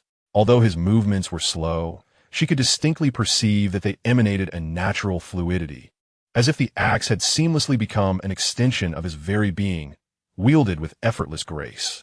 This man appeared remarkably different, if rescue was to remain elusive. Aligning herself with him might afford her a chance at survival, and perhaps even a better life. Observing Wang Yang's silhouette, Shenlanxin seemed to arrive at a momentous decision, promptly shedding her outer sports attire. Beneath, she wore a simple white tank top and gray cotton shorts, the very ensemble she had donned that morning.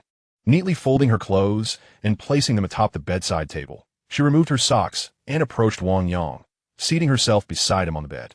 After 10 minutes of honing her perception abilities, Wang Yang suddenly felt a wave of fatigue wash over his mind. His perception seemed to shut down, akin to the exhaustion of overexerting his mental faculties. His legs wobbled slightly, prompting him to lean on the fire axe like a makeshift cane. It appeared that this ability could not be overused, as it drained his mental energy. Merely 10 minutes of activation left him feeling mentally taxed. With his eyes closed, he focused on stabilizing himself. "Are you all right?" In a daze, Wang Yang felt a pair of soft arms encircle his left arm, accompanied by a delightful fragrance wafting through the air. Regaining his senses, he turned to see Shen Lanxin's alluring appearance. From this angle, the woman beside him was extraordinarily beautiful. Her exquisite features and tender, watery eyes captivating. The curves of her shoulders and collarbone were equally enchanting, and most notably, it appeared that beneath her white tank top, there was little in the way of concealment, with subtle contours enticingly visible. Wang Yang was in no rush to move Shen Lanxin. He sought to avoid unnecessary complications. Given the uncertainty of the situation outside, if order were to be restored and he were to make any missteps, he could face repercussions. Conversely, if order failed to return, he would not mind safeguarding Shen Lanxin for a time, while also obtaining what he desired. Such matters were not urgent. Yet, Shen Lanxin's current actions were tantamount to a bold invitation, a development Wang Yang had not anticipated. "Are you taking advantage of an honest man? Do you think I would uphold my principles and not touch you when you present yourself so willingly?" He tilted her chin, gazing intently into her eyes. Such behavior from a woman was nearly a provocation for a man. If Wang Yang remained indifferent, he would disdain himself. "Absolutely not," Shen Lanxin replied, her gaze soft and devoid of any hint of evasion. "Now, tell me your desires." "Wang Yang chuklet. Yet I must inform you in advance that should your demands exceed reasonable bounds, I shall not acquiesce, rendering your current actions utterly futile." Shen Lanxin felt her heart racing intensely, but having come this far, she could only gamble on the outcome. "You may proceed with your desires. As for my requests, we can discuss them later." With a gentle motion, Shen Lanxin wrapped her arm around Wang Yang's neck, softly stating, "If this is indeed a gift, ishal arbo no regrets." Such audacity, Wang Yang muttered under his breath as he swiftly lifted Shen Lanxin into his embrace. Chapter 17, Big Courage. In the living room, Fu Huanhuan had performed 6 or 7 dances in succession, repeating the grand swing and the train rock twice, the continuous exertion leaving her forehead slightly damp with sweat. "Lu Gu, may I take a moment to rest? I am feeling rather fatigued." As yet another piece concluded, Fu Huanhuan gazed at Lu Meng with a pitiful expression. Yearning for break. Certainly, it was rare for anyone to deny such a request from a girl as enchanting as Fu Huanhuan, and Lu Meng was no exception. With Lu Meng's consent, Fu Huanhuan exhaled in relief and settled onto the sofa. Lu Meng attentively presented her with a bottle of mineral water. In just over half an hour, he was nearly captivated by Fu Huanhuan's charm, an experience he had never dared to dream of before the cataclysm. "Have a drink," Lu Meng said, diligently twisting off the cap. "Thank you, Lu Gu." Fu Huanhuan accepted the water, flashing a smile that made Lu Meng beam with delight. As the music ceased, the living room fell into complete silence. Although they had grown somewhat familiar with one another, they found themselves momentarily at a loss for words. The atmosphere thick with quietude. Amidst the stillness, Fu Huanhuan faintly perceived what seemed to be unusual sounds emanating from the bedroom, possibly the voice of Sister Lanxin. "Did you hear that?" Fu Huanhuan inquired, furrowing her brow. "What?" Lu Meng's attention was wholly captivated by Fu Huanhuan. Having been single for 22 years, he found her irresistibly alluring. Even the act of drinking water appeared graceful, leaving him oblivious to everything else. With a sidelong glance at Lu Meng, Fu Huanhuan rose and approached the master bedroom, pressing her ear against the door. After only a few seconds of listening, her delicate face turned crimson, and she hurriedly stepped back from the entrance. "What's wrong?" Observing Fu Huanhuan's reaction, Lu Meng moved closer, his hearing having been enhanced after consuming a crystal core. Although he had been preoccupied with Fu Huanhuan moments prior, now, as he leaned in to listen, the sound from the bedroom made Lu Meng's eyes widen in shock. "What the hell? Yang Gu, you're utterly insatiable. How can you even face me?" Though inexperienced, Lu Meng had watched his fair share of instructional videos and immediately recognized the nature of the sounds from a bedroom. "Let us go back to your room." Lu Meng straightened up, instinctively grasping Fu Huanhuan's hand. They could not endure such torment while the others were engaged in their fervent activities inside. At this moment, Fu Huanhuan's mind was a complete blank. Shen Lanxin's actions were entirely unexpected. She felt no reaction as Lu Meng grasped her hand, and the two hastily exited Suite No. 1. returning to the room across the way. You mustn't come in. Upon entering suite number 2, Fu Huanhuan regained her senses and rushed into her bedroom, leaving Lu Meng outside.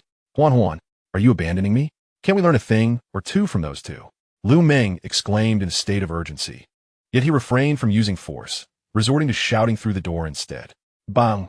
Not only did Fu Huanhuan not emerge, but it seemed she had also hurled a heavy object that struck the door with a thud. Younggu, you scoundrel, you're nothing short of a beast, a lecher, a shameless rogue. None of these terms adequately describe you. And how hypocritical you are, all facade and no substance.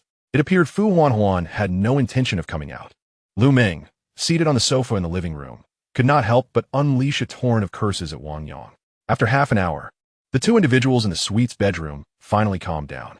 Shun Lanxin's complexion was flushed, beads of perspiration glistened on her nose, temples, and collarbone, as she nestled closely against Wang Yang, wrapping her arms around his. Wang Yang's feelings mirrored Shun Lanxin's. The recent experience had been the most delightful of their lives.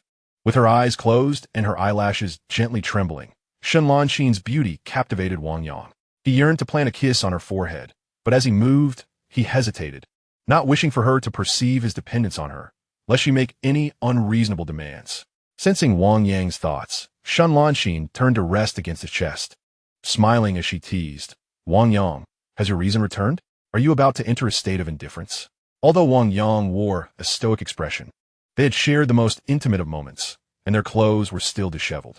Shun Lanxin believed that he would not suddenly become unrecognizable, especially given the warmth they had just shared, which emboldened her to jest, realizing that Shun Lanxin had seen through him. Wang Yang felt a tinge of embarrassment and swiftly shifted the topic. Speak of your desires. I am all ears. Just give me one more kiss. And then you can be indifferent, Shun Lanxin said, her eyes sparkling with a playful tone. This was precisely what Wang Yang desired, and he would not decline. Drawing her into his embrace, he turned and placed 3 gentle kisses on her forehead, one on the left, one in the center, and one on the right. With her eyes closed, Shun Lanxin savored Wang Yang's tenderness, aware that after today, if she could not keep pace with this man, such gentleness would likely never grace her again. Speak, Wang Yang urged. Shun Lanxin nodded, her expression transforming from one of youthful playfulness to a more astute demeanor. Wang Yang, I wish to join you in battle to slay zombies. Is it your sole request? He inquired. Indeed, the authorities have yet to unveil any rescue plans. Shun Lanxin's expression darkened as she continued. Even if a rescue does occur, our priority will be exceedingly low. Moreover, even if one were to be rescued, would it guarantee a good life? I find that hard to believe. The means of production have been devastated. How could the authorities possibly manage the overwhelming number of people? You comprehend quite a bit, Wang Yang remarked. In truth, Shun Lanxin's thoughts aligned closely with his assessment, and Wang Yang, having endured perilous battles, possessed a deeper understanding of the horrors posed by the undead. The mutated zombie they encountered today nearly claimed his life. A creature of such intensity, should it emerge unexpectedly, would wreak far greater havoc than the average zombie, potentially leading to a rapid spread of infection among many. Just in the expansive vicinity surrounding Huhai, there could be millions of zombies, and among them, the formidable individuals are surely not few.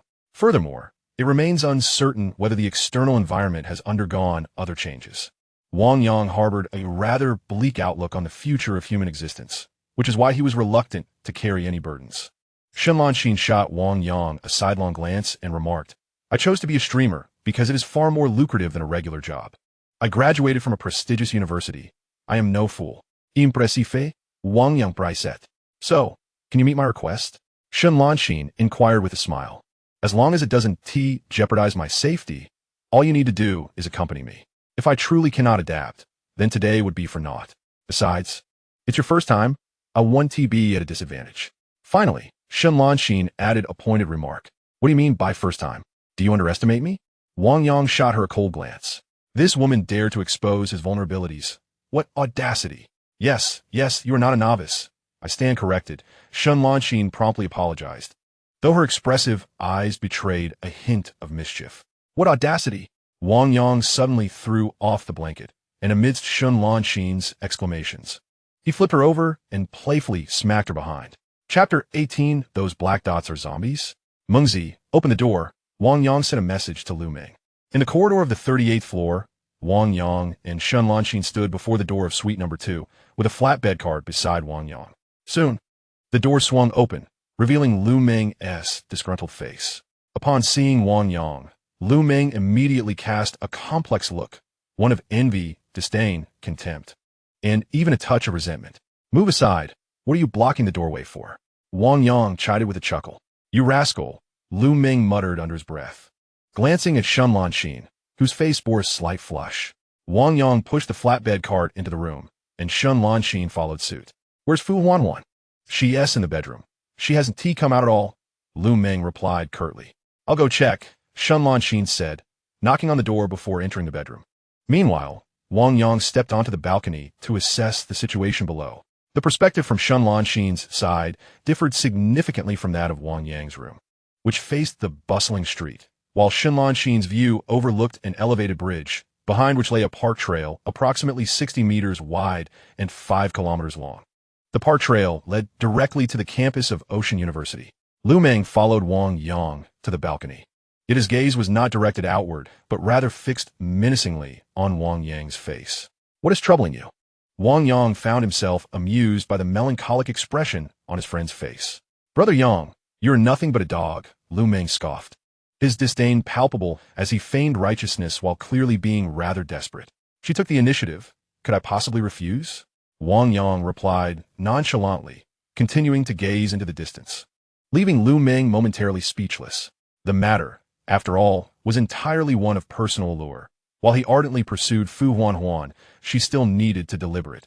Whereas Wang Yang had scarcely exchanged a few words with Shun Lanxin, yet she was willing to take the initiative. What more was there to discuss? "What does she desire? For us to protect them perpetually?" Lu Meng inquired. Reflecting on Shun Lanxin's request, Wang Yang responded, "She wishes for us to take her along next time we confront zombies. She longs to fight herself. We merely need to escort her, ensuring our own safety." Wang Yang cast a serious glance at Lu Meng and asserted, "Whether it be Fu Huanhuan or Shun Lanxin, I shall not show mercy if they become a burden." Wang Yang's solemn tone jolted Lu Meng into clarity, and he promptly nodded, "I understand." The two reached a consensus on the matter, and Lu Meng no longer felt repressed, instead aligning his gaze with Wang Yang's towards the horizon. "Brother Yang, is that Ocean University over there? What are you observing?" "Look at the playground over there," Wang Yang replied, his expression grave, urging Lu Meng to scrutinize closely. Following Wang Yang's finger, the previously relaxed Lu Meng furrowed his brow. "Brother Yang, those dark spots on the playground, could they possibly be zombies? There are far too many. Not zombies. Should they be ants?" Wang Yang retorted with irritation. "I would prefer them to be ants," Lu Meng quipped, then added, "Nevertheless, it's fine. They're so far away from us. Staying here should pose no issue." "No issue? The problem is monumental." Wang Yang silently pondered, his mind racing to devise future strategies. Although today, as skirmishes had been few, Wang Yang had already confirmed one crucial fact. Zombies would grow stronger. Whether through the consumption of flesh or other means, their continuous enhancement was a certainty. Huhai is a vast metropolis, and their current location could be classified as a bustling area teeming with inhabitants. In fact, one might argue that in a grand city like Huhai, there exists no truly desolate place. Even the nominal suburbs are far from deserted. The most alarming aspect is that neighboring cities to Huhai share this predicament. This region is, after all, the most densely populated area in Long Country. As the zombies grow increasingly powerful, their entrapment within Huhai would become ever more perilous. Wang Yang firmly reminded himself that lingering here was not an option.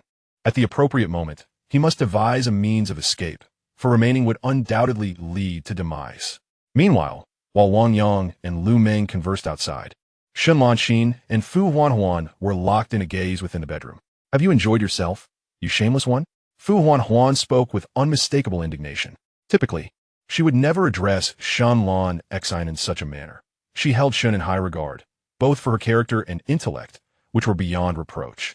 However, for reasons unknown, Shun's recent actions had shattered that reverence in Fu's eyes, rendering their conversation almost casual. Indeed, it feels quite exhilarating. Aware that Fu Huanhuan had certainly overheard her, Shun Lanxin did not shy away, though her cheeks flushed slightly. Casting a sidelong glance at Shun, Fu retorted with irritation, "While you revel in it, I nearly faced dire consequences because of you. Just moments ago, Lu Meng was so provoked he nearly assaulted me. It's an inevitable occurrence. It matters not, Shun Lan Xan replied, her expression remaining composed. Once she had come to terms with the path ahead, many things no longer seemed significant to her. You, left speechless by Shun's rebuttal, Fu Huan took several deep breaths, finally regaining her composure. Let us cease this discussion. Waving her hand dismissively, she inquired, Sister Lan Xan, what demands did you make of him? Surely, they will protect us, won't they? I did not request protection. My only demand was to accompany them in eliminating the zombies. Are you out of your mind? Fu Wan exclaimed the Invincible. Did you not see the blood on them just now? Those two men barely escaped being devoured, and you wish for us to join them in their zombie hunt? Moreover, if you're capable of slaying zombies, why would you offer yourself up? Isn't that akin to offering a sacrifice? Having someone to safeguard us can help us navigate through the most perilous initial phase, Shun Lan Xan explained. Additionally, having someone to shield us from lesser dangers serves a purpose you cannot overlook. At this, Fu Huan fell silent, well aware of the guiding role Shun had played in her own journey to becoming streamer. Without Shun's support, she would have never risen to her current status, nor would she enjoy such a comfortable life. Must I also partake? Now, Fu's sole concern lay in this inquiry. For your own sake, have you ever watched a zombie film? Those who are starved and forced into labor, treated as mere commodities, subjected to the whims of any man, and even devoured. Think about it, Shun Lan Xan advised, gently patting Fu's hand before rising to leave the room. Upon returning to the living room, she found Wang Yang and Lu Meng standing by the floor-to-ceiling window, observing the situation below. Shun approached them. Wang Yang, do we have any plans for action today? There's still over 2 hours until dusk. What shall we do? Let us sit and discuss, Wang Yang replied, having already assessed the situation outside. The streets were teeming with zombies, but the most concentrated presence was at the nearby Ocean University, along with several office buildings adjacent to it, and the subway station directly below. These locations were perilously hazardous. The subway entrance was already crowded, and Wang Yang dared not imagine what horrors lay within the station itself. We are too close to the city center. I believe we cannot linger here, regardless of whether the authorities will organize a rescue. We must find a way to leave the city, for remaining here will only become increasingly perilous, Wang Yang asserted. I too lend my support. If the zombies continue to grow stronger, our presence here will undoubtedly become increasingly perilous, and with the passage of time, the danger will only escalate. Lu Meng has also spoken up. However, these notions were previously conveyed to him by Wang Yang, and his words largely echo those of Wang Yang. Upon glancing at the master bedroom door, Wang Yang noticed it was not securely closed, and he immediately understood that Lu Meng's remarks were intended for someone specific. Yet, as we contemplate our departure from the city, the questions loom. When shall we leave? How shall we escape? Where shall we go? The most troublesome aspect is that, with only our small group, it seems implausible for us to make our escape. Shen Lanxin has also voiced her thoughts. Although she is unaware of the combat prowess possessed by Wang Yang and Lu Meng, she believes that regardless of their strength, it would be impossible for merely 2 or 3 individuals to break free from the city. Clearly, leaving now is not an option, as our capabilities are far too insufficient. However, we cannot afford to simply wait idly. We must recruit additional combat personnel, while also anticipating action from the authorities. In Wang Yang's perspective, once the official rescue operation commences, that will be their moment to flee. Currently, the chaos and danger enveloping Huhai necessitate a formidable force to carve out an exit. Chapter 19. The first battle of the two women, Lu Meng adheres unconditionally to Wang Yang's directives, having resolved to follow Wang Yang's lead without overthinking matters. Similarly, Shen Lanxin harbors the desire to keep pace with Wang Yang. Yet, beyond combat, she is confident her intellect can also be of assistance to him. Brother Yang, where shall we commence? Lu Meng inquired. First, we shall clear the entire hotel to establish a safe zone, and then gradually explore the surroundings. Should we discover a suitable location for refuge, we will relocate. The catastrophe struck at 8 in the morning. Escaping the city by vehicle is out of the question. We will inch our way towards the city's outskirts. As for the direction we should take, we must deliberate further and investigate the military encampments surrounding Huhai to anticipate their rescue efforts before making a decision. At present, I have no concrete plans. Then it is settled. Let us act decisively. We shall mobilize immediately. I'll return to change my clothes first. Lu Meng stood up resolutely. Let's go. Shen Lanxin also rose to her feet. Her attire, although alluring, consisted of sportswear and sneakers, affording her ease of movement. Indeed, Let us first procure a weapon for Shen Lanxin. The three of them rose together, Wang Yang and Lu Meng wielding their fire axes, while Shen Lanxin surveyed the room for a suitable weapon, ultimately deciding to take a fruit knife with her. Once prepared, the trio was ready to venture forth. Wait for me. I'm coming too. As the door swung open, Fu Huanhuan dashed out from the bedroom. At that moment, Fu Huanhuan had also donned sportswear and sneakers. Yet her expression was one of tragic resignation, as though she were about to face execution, her eyes slightly reddened, on the verge of tears. Wang Yang remained silent, stepping outside without a word, while Lu Meng formed a protective gesture towards Fu Huanhuan and followed closely behind Wang Yang. Shen Lanxin lingered at the rear. Waving to Fu Huanhuan, Lu Meng changed his clothes, and the four of them reconvened in the corridor. Let us commence on the 40th floor. The 42nd floor houses the presidential suite, comprising only 4 rooms, and our access cards do not grant us permission to unlock the security door there. The 41st floor is a high-end club, and we lack the necessary clearance for that area as well. The 38th, 39th, and 40th floors are all cloud suites, identical in structure and sparse in number, thus should pose minimal danger. Standing at the doorway, Wang Yang laid out his plan. The other 3 nodded in agreement, and they promptly set forth together. Wang Yang led the way into the secure stairwell, ascending, while Shen Lanxin and Fu Huanhuan followed closely behind him, with Lu Meng bringing up the rear. Although they had traversed the stairs twice without encountering any zombies, caution was still warranted. Before long, the quartet safely reached the 40th floor. Positioned outside the security door, Wang Yang activated his perception, confirming that no zombies lurked within a 10-meter radius. He retrieved a rope, tightening one end while fashioning a loop at the other, leaving a width of 50 centimeters in the center. Mengzi, keep an eye on the door while I take a look inside, Wang Yang instructed. Understood. Having collaborated previously, Lu Meng was well acquainted with the routine. Wang Yang took a deep breath, steeling himself, and opened the door to the 40th floor. In stark contrast to the 38th floor, 2 zombies awaited them on the 40th. Upon spotting Wang Yang, a male and a female zombie lunged toward him. Up with the rope. Got it. Lu Meng swiftly affixed the rope as Wang Yang retreated. With a resounding thud, the security door swung open 50 centimeters, the rope effectively ensnaring the zombies' bodies. The zombies, exhilarated by the sight of fresh flesh, howled as they clawed forward. Logically, such a horrifying scene would elicit screams from the 2 women behind. Yet strangely, Shen Lanxin and Fu Huanhuan remained silent. Wang Yang turned, curious, only to find Fu Huanhuan sitting on the ground, trembling as she gazed at the zombies, a puddle forming beneath her, releasing a faint, unpleasant odor.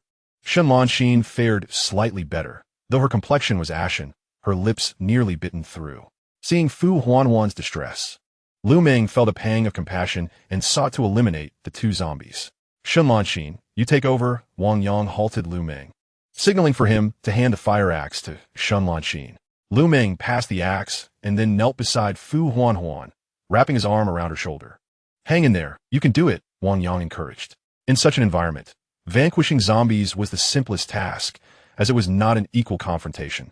The zombies could not breach the security door, rendering it akin to hitting a punching bag.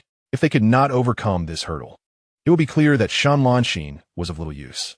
All right, Shen Lanxin understood the significance of vanquishing the first zombie. Had it not been for Wang Yang's protection and the creation of such a secure environment, encountering a zombie in an open space would likely have resulted in her being overwhelmed at the first sight. To survive, one must engage in battle. With this thought, Shen Lanxin took a deep breath and gripped the fire axe firmly. The zombie's weakness lay in its head. She aimed to strike there. Without a scream, although her body trembled, she summoned all her strength and brought the axe down decisively. Thud! The axe struck the zombie's right shoulder, and while it did not slay the creature, its right arm fell limply. Wang Yang's eyes lit up. Although Shen Lanxin lacked strength and precision, he discerned a commendable quality in her. She kept her eyes open while swinging the axe. Excellent, continue. Even Lu Meng had closed his eyes the first time he faced a zombie. Wang Yang encouraged her. Bolstered by his encouragement, Shen Lanxin's expression brightened significantly. She pursed her lips and swung again. Thud! This time, she struck more accurately at the zombie's head, yet her lack of strength prevented her from delivering a fatal blow. Undeterred, she swung once more, but this time, her aim faltered, landing on the zombie's left arm. Resolute, she pressed on. Ultimately, It took 7 decisive strikes for Shen Lanxin to slay the zombie. I did it. After confirming the creature's demise, she leaped up in exhilaration. Wang Yang also gave her a thumbs up, recognizing her extraordinary spirit. Huan, your turn to try? With the first zombie defeated, the next awaited, a female zombie struggling to break through. Fu Huan remained silent, merely shaking her head at the relentless creature, her emotions teetering on the brink of collapse. Wang Yang's expression turned stern. He would not take Fu Huan along in such a state. Liu Meng, observing Wang Yang de Mianor, discerned his thoughts and felt a surge of urgency. Sister Xian, pass me the axe, he directly requested from Shen Lanxin, then swung it fiercely at the zombie. Thud! With tremendous force, Liu Meng severed the zombie's left arm at the shoulder, then with another swing, the right arm met the same fate, having incapacitated both of its arms. Liu Meng seized the female zombie by her hair and yanked her inside with force. A scream escaped Fu Huan, but Liu Meng remained unfazed. He pinned the female zombie down, stepping on her back and delivering 2 more strikes that severed her legs entirely. Now, the female zombie was reduced to a writhing, armless creature, no longer a threat. Once he had completed this task, Liu Meng dragged the corpse of the male zombie over and laid it atop the female zombie, effectively restricting her movements. She could only howl viciously in response. Wan, come, finish her off. Liu Meng grasped Fu Huan's arm, lifting her effortlessly and assertively thrusting a fire axe in her hands. The shrill cries of the female zombie echoed incessantly. Clutching the axe, Fu Huan glanced at Liu Meng, whose face bore an expression of urgency and seriousness. A flicker of her initial dread began to dissipate, and she perceived a newfound depth in this rough, brash, and seemingly uncultured security guard. Chapter 20. Lu Jichao, let us depart first. Mengzi, take good care of her, Wang Yang instructed Liu Meng before stepping out. Shen Lanxin followed closely behind Wang Yang as they entered the hallway. In the entire 40-story building, only one room had its door ajar. All others were tightly shut. Confirming there was no danger, Wang Yang led Shen Lanxin to the fire cabinet at the end of the corridor. Upon opening the cabinet, Wang Yang handed a fire axe to Shen Lanxin, then, as customary, took the walkie-talkie and rope. As for the medical kit, Wang Yang had already collected 2 and deemed this one unnecessary. Wang Yang, thank you. Meeting the 2 of you is a stroke of luck for Huan and me, Shen Lanxin said earnestly, clutching the fire axe. You are quite impressive yourself. You have earned my respect. Let's strive together, Wang Yang replied with a smile. Shen Lanxin recognized that Wang Yang was beginning to accept her, and they exchanged a knowing glance, an unspoken understanding passing between them. They approached another fire cabinet, where Wang Yang slung a fire axe across his back while Shen Lanxin retrieved the rope and walkie-talkie, fastening them at her waist. Suddenly, as they prepared to return a check on Liu Meng and Fu Huan, a sound emanated from the adjacent room. The door creaked open just a crack, yet the safety lock was evidently still engaged, and I peeked through the narrow opening. Hey there, are you the security guard of this hotel? The man behind the door inquired softly. Wang Yang paused and replied, before the catastrophe, I was a security guard, but now, like you, I am merely an ordinary survivor. Hearing this, Shen Lanxin, positioned behind Wang Yang, couldn't help but smirk, marveling at his cunning. He was adept at ensuring no one took advantage of him. Indeed, the man inside the room was rendered speechless by Wang Yang's response. Seeing Wang Yang about to leave, he quickly pulled the door wider. Do you know where we can find food? You were a security guard here. I'm a guest. Surely, you cannot ignore us, he pleaded. At that moment, a young woman, who appeared to be no older than his daughter, leaned in from behind him, adding, exactly, regardless of the disaster. You are still an employee of this hotel. The customer is king. You cannot simply disregard us. Let us go. Wang Yang, disinterested in such individuals, merely beckoned to Shen Lanxin as they headed towards the stairwell. Wait, you cannot leave. Stop. As Wang Yang and Shen Lanxin entered the safe stairwell, the 2 individuals immediately grew anxious, attempting to follow after them. At that moment, the door to the safety staircase suddenly swung open again. The 2 individuals believed that Wang Yang, fearing confrontation, was about to return through the door. Just as they were preparing to make a gesture, an arm abruptly shot out from the safety door, aimed directly at the face of the middle-aged man in front. Oh my goodness! Upon seeing a hand with long, sharp nails flying towards him, the middle-aged man nearly lost his wits and fell to the ground. The woman behind him turned ashen and swiftly retreated into the room, slamming the door shut. Su Xiaowei, open the door. Open the door, damn it. I'm still out here. As they listened to the sounds of banging on the door from within, Wang Yang and Shun Lanxin exchanged amused glances.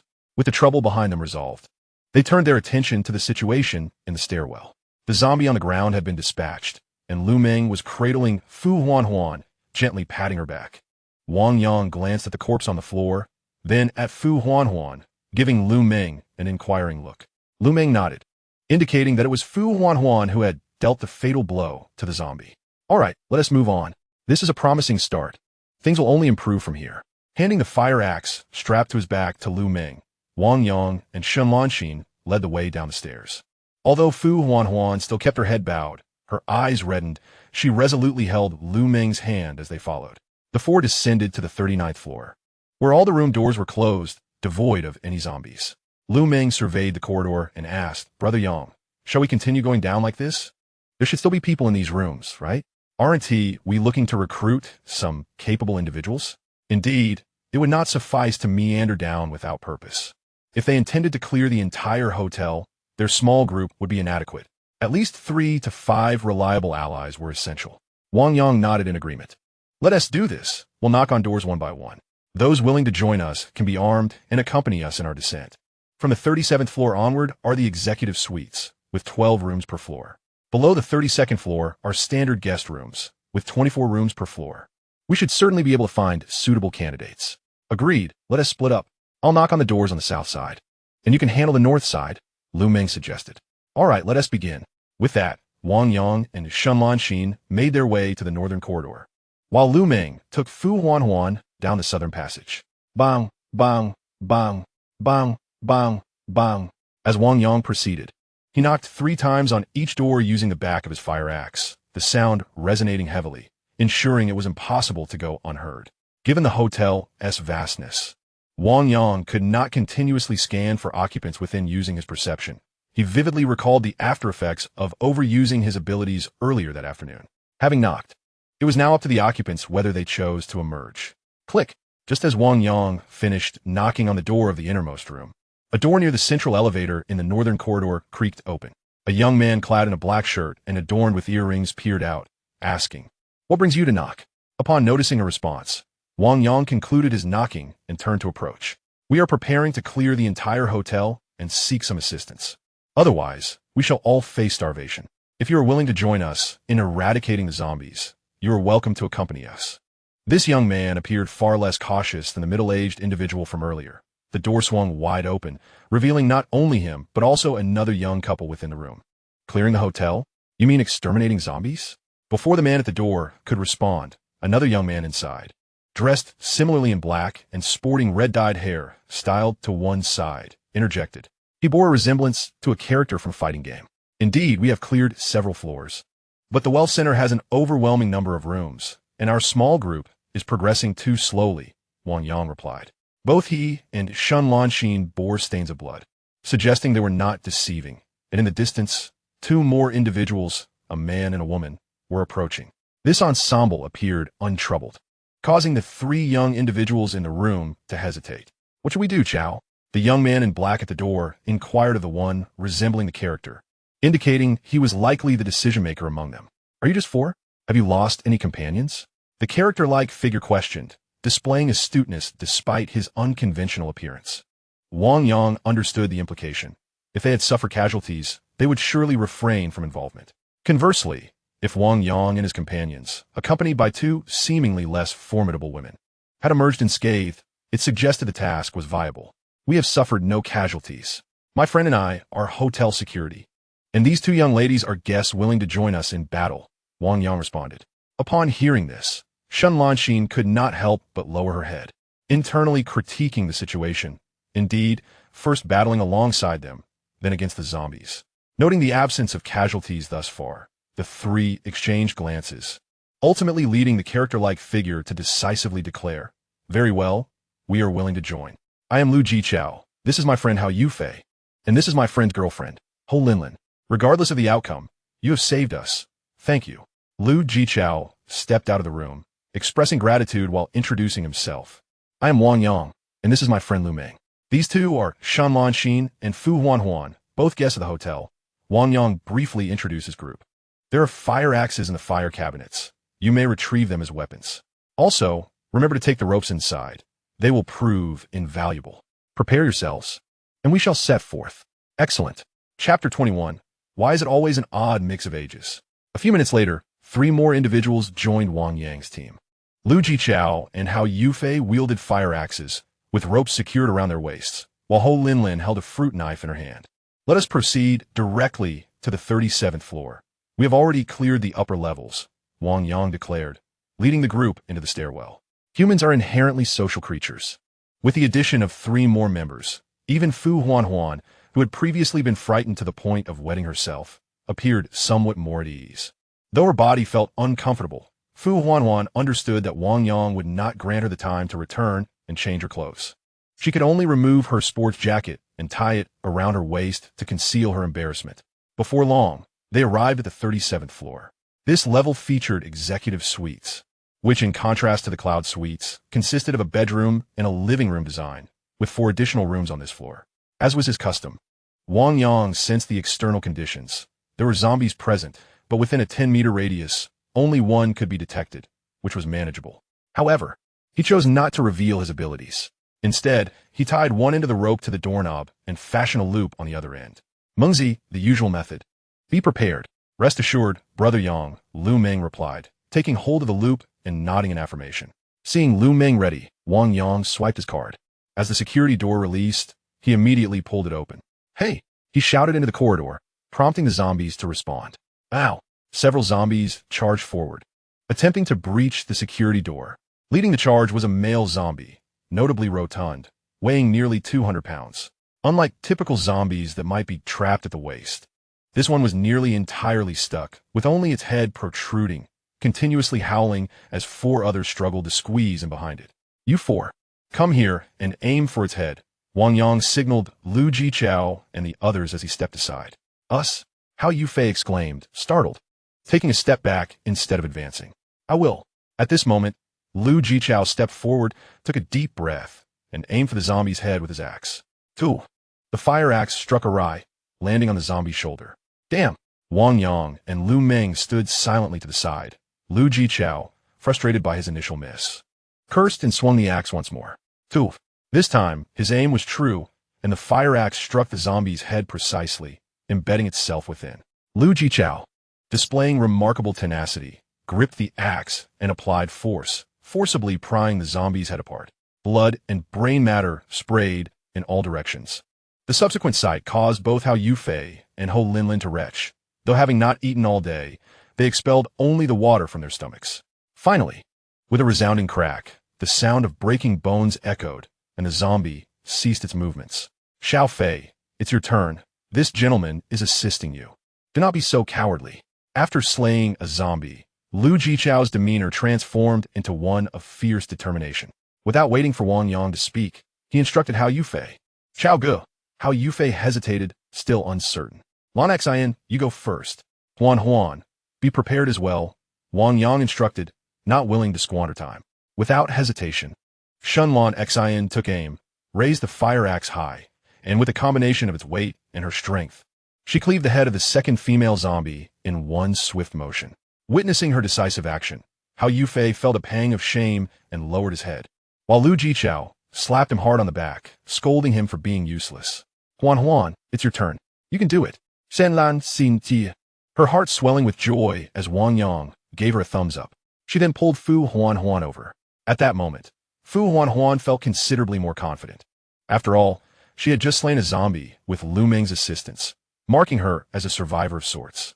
Among the 3 newcomers, there were indeed men who hesitated to act, and this realization made her feel quite powerful. When one perceives a comparative advantage, the urge to showcase it is irresistible, such as a weakness of human nature, a desire to stand out. Taking a deep breath, Fu Huan mimicked Shun Lan Xian, lifting the axe high and swinging it with all her might. Thud! Her first strike connected, but failed to dispatch the zombie. Her strength was still lacking. Shun Lan Xian stood at 168 centimeters and weighed 49 kilograms, an athletic young woman, while Fu Huan was shorter at 158 centimeters and lighter at around 38 kilograms, leaving her considerably weaker. Wang Yang watched anxiously as she raised the axe, fearing she might lose her grip and cause an accident. Undeterred, Fu Huan gathered her strength for a second and third strike, totaling 5 attempts before finally slaying the zombie. Get up and do something or get lost, Lu Jichao bellowed, seizing Hao Yufei by the hair, enraged that even a girl like Fu Huan could take down a zombie. Wang Yang cast a disapproving glance at this display. All right, I'm going in, Hao Yufei declared, his gaze fixed on the zombie. Taking a deep breath, he finally joined the fray. With the prior demonstrations from Shenlong Xin and Fu Huan, Hao Yufei and Ho Linlin expended considerable effort before they managed to dispatch the remaining 2 zombies. Brother, I saw online that there seem to be crystal cores in the heads of zombies. Shouldn't we look for them? Lu Jichao inquired of Wang Yang after the fight. Not every zombie has a crystal core. You can search if you wish. Time is of the essence. I need to assess the situation in the corridor, Wang Yang replied, stepping through the door into the hallway. In truth, he had already sensed that none of the 5 zombies possessed crystal cores, but he did not wish to reveal his capabilities in front of the 3. As Wang Yang and the others departed, Lu Jichao immediately grabbed the fruit knife from Ho Linlin and began searching. There were 4 rooms with doors ajar on the 37th floor, while the others were tightly shut. Wang Yang and Lu Meng proceeded to knock on the doors, each taking one side. Lu Jichao and his companions searched for a while, but found no crystal core. They then exited and made their way to the south fire cabinet in the corridor, retrieving a fire axe to hand over to Ho Linlin.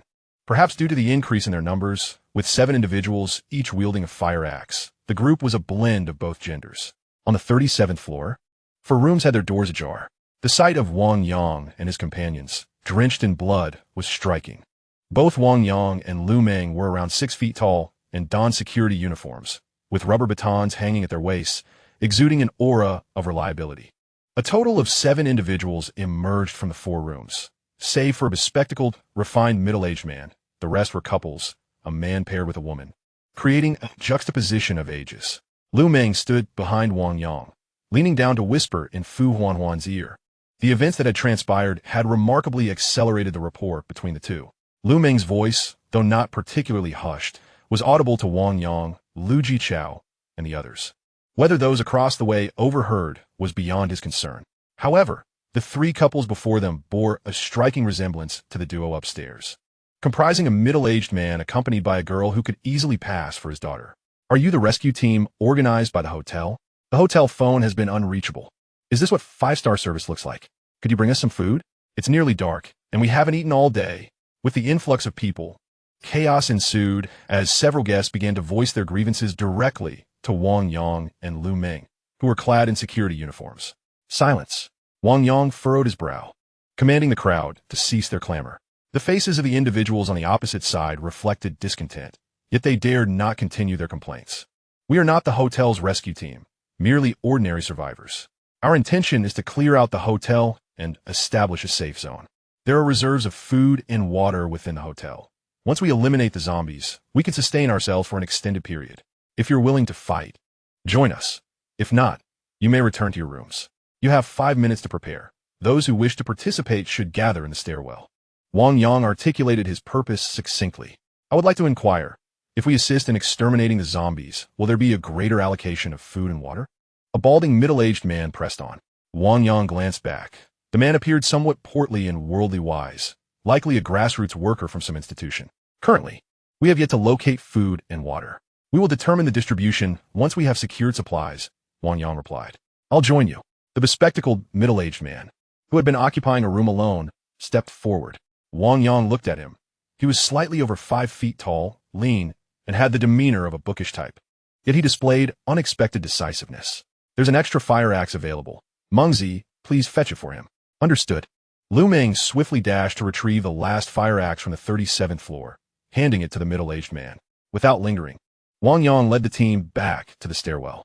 In the corridor, 3 pairs of men and women exchanged glances, each feeling a tinge of awkwardness.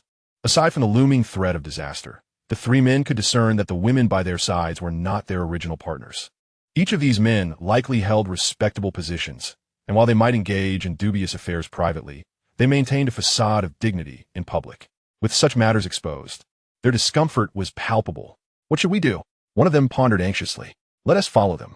I just inquired with that young lad. There are also residents from upstairs, recently rescued by those 2 security guards. Given that, The risk of following them should be minimal, suggested the balding middle-aged man who had initially raised concerns about food distribution. All right, let us follow them and see. If we can find food, we might gather more, thus increasing our chances of awaiting rescue, he concluded. After a brief discussion, the group decided to accompany Wang Yang and the others downstairs. Wang Yang's team consisted of 7 members, and both he and Lu Meng donned security uniforms, their tall stature instinctively providing a sense of safety. Typically, such individuals might not have garnered a second glance, but in these dire circumstances, their uniforms instilled confidence. As Wang Yang and his group remained in the stairwell, the 3 pairs of men and women caught up with them. The crowd was growing, and Wang Yang felt the need to clarify a few matters. He clapped his hands to capture everyone's attention and declared, "Ladies and gentlemen, we are a combat team with the primary objective of clearing the hotel of the zombies that have infiltrated it. My rules are simple. Everyone in this team must engage in combat. I do not compel you to join my team, but if you choose to do so, you must fight. My team does not require spectators. If anyone has objections, you may leave now." Wang Yang cast a serious glance over the 7 newcomers. Do women also need to kill zombies? Are these women capable of fighting? Before the men could respond, the girl next to the balding man spoke up. Her words aimed squarely at Shun Lanxin, Fu Huanhuan, and the recently joined Ho Linlin. This woman, while reasonably attractive, was dressed inappropriately in a short red dress paired with high heels, her demeanor flirtatious as if she looked down upon Wang Yang and Lu Meng. Wang Yang had encountered many such women before. In their youth and beauty, they often leveraged their physical allure to attach themselves to wealthy and powerful men. Despite their questionable status, they subconsciously regarded their partner's resources as their own, believing themselves to have transcended their origins and distanced themselves from the lower classes. This woman was clearly of that ilk. I will reiterate, everyone in my team is required to kill zombies, Wang Yang asserted firmly. Perhaps it was Wang Yang's unassuming demeanor that incited her ire. The woman erupted, demanding, "Why should we heed your commands? You are merely a security guard here, tasked with serving us. Moreover, as a man, should you not be protecting us women?" Her outburst instantly roused the collective anger of those present.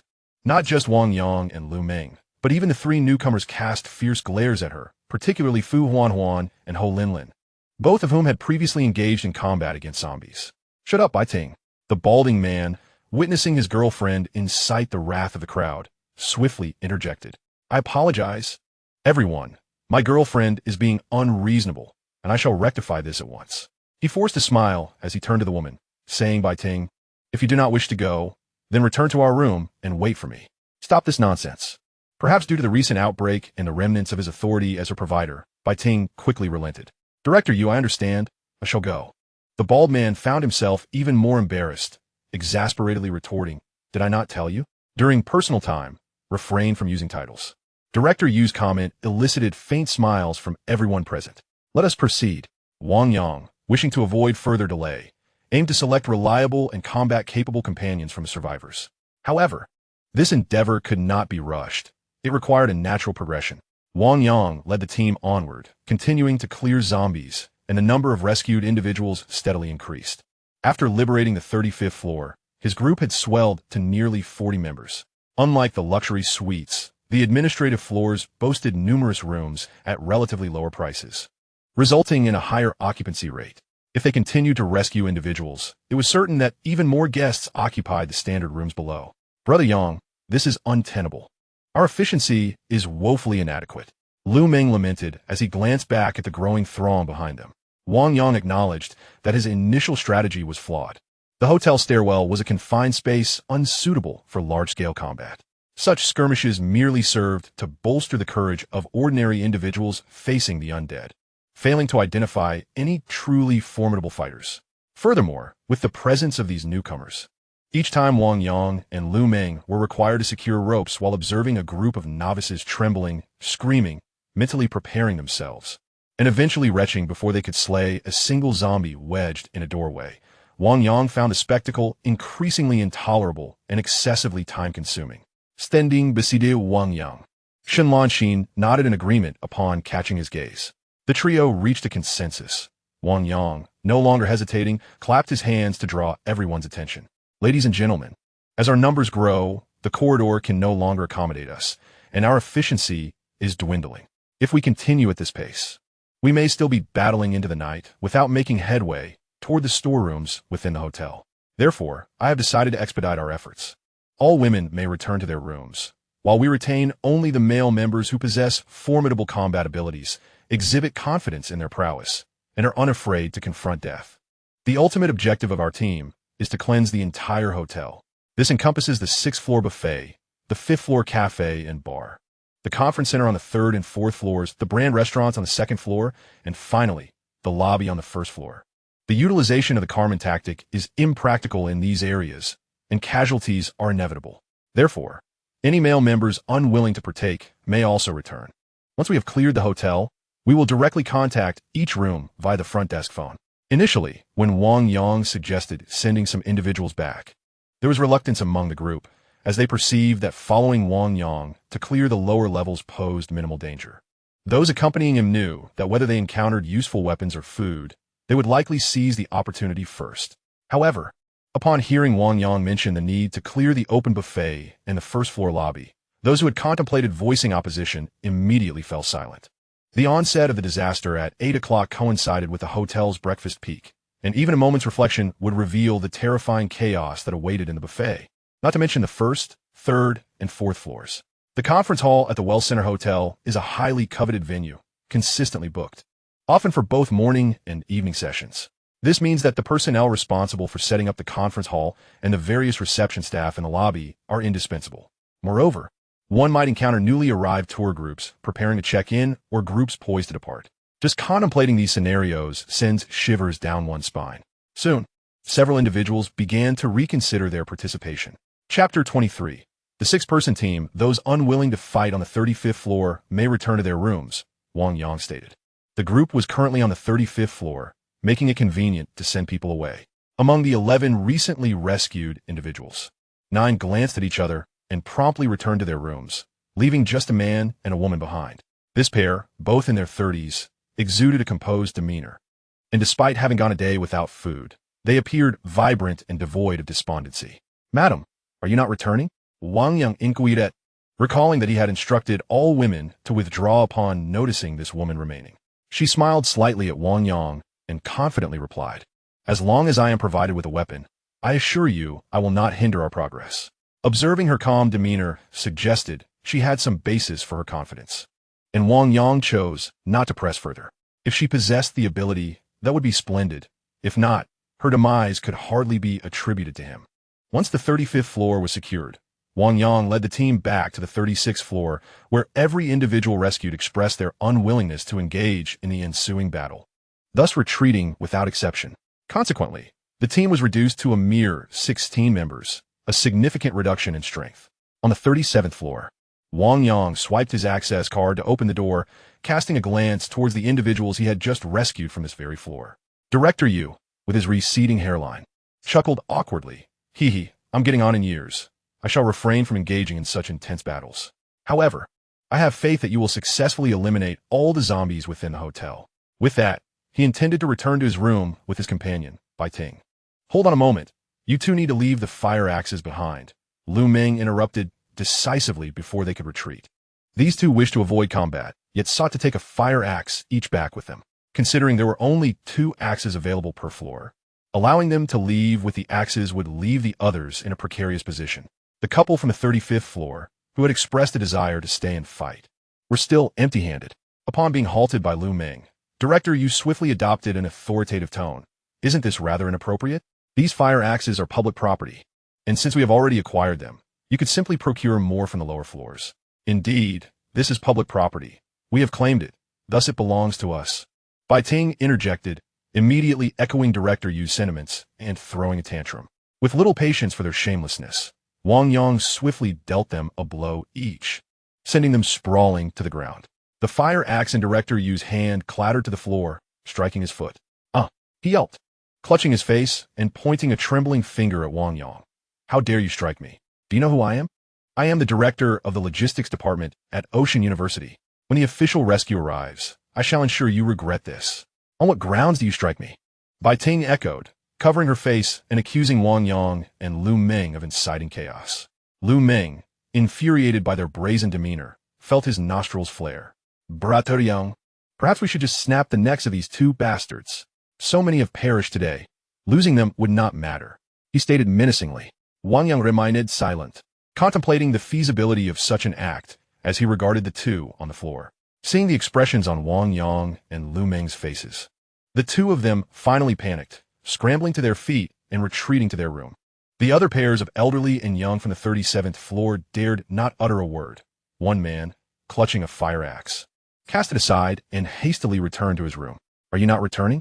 Wang Yang inquired of the middle-aged man he had rescued earlier, who had displayed a measure of bravery during the recent skirmish. Though lacking in experience, his attitude remained commendably positive. Wang Yang was somewhat surprised to see his willingness to stay. I shall remain to assist you. It is also for my own benefit, the middle-aged man replied. And what about you all? Wang Yang then turned his gaze to Lu Jichao and the others. Lu Jichao glanced at Hao Yufei and Ho Linlin before responding. They will return, and I will continue to fight alongside you. Brother Chao, Hao Yufei and Ho Linlin immediately protested. Enough of the chatter. You may return. I shall manage my own affairs. Lu Jichao interjected, halting the pleas of the two. Upon hearing his assertion, Hao Yufei and Ho Linlin fell silent.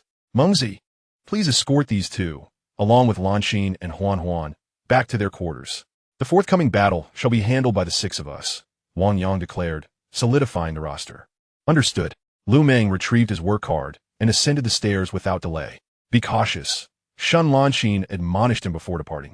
Fully aware that the imminent confrontation in the open space was far beyond her capacity, remaining would only serve to hinder their progress. Even with the sluggish zombies, it took her several strikes to vanquish them. In an expansive arena, a single misstep could prove fatal. Though she yearned for strength, Shun Lanxin recognized the necessity of gradual growth and refrained from courting death recklessly. As Lu Meng departed to escort, Wang Yang remained in the hallway, awaiting the others. I am Wang Yang. The one who just ascended is my brother, Lu Meng. May I inquire about your names? During the wait, he took the opportunity to familiarize himself with the new team members. The middle-aged man spoke first. I am Chun Jia, here on business in Huanghai. I previously worked as a mechanical engineer. The formidable couple then picked up the fire axe from the floor, and Wang Yang noted how effortlessly the woman wielded the 3.5-kilogram tool. I am Ouyang Yu, a researcher of tea culture, she introduced herself. The man followed suit. I am Qi Xuan, engaged in the trade of calligraphy and painting. Wang Yang was already acquainted with Lu Jichao's name, yet the others were not, prompting Lu Jichao to briefly introduce himself. I am Lu Jichao. I do not hold a conventional job, often appearing at various bars and openings, performing street dance and fancy basketball. And I also engage in some live streaming for a living. Upon hearing this, Wang Yang quickly understood. Lu Jichao essentially qualified as an unemployed drifter, hence his apparent embarrassment. Employment is but a facade. One's true worth lies within. Young brother, you are quite exceptional and should not belittle yourself, Qi Zishuan reassured him. Indeed, regardless of the circumstances, Lu Jichao's bravery surpassed that of the so-called successful men who, upon encountering danger, sought to flee rather than confront it. In a world devoid of order, the essence of a person truly emerges, revealing whether one is noble or base. Such primitive conditions lay bare human nature and intrinsic capability.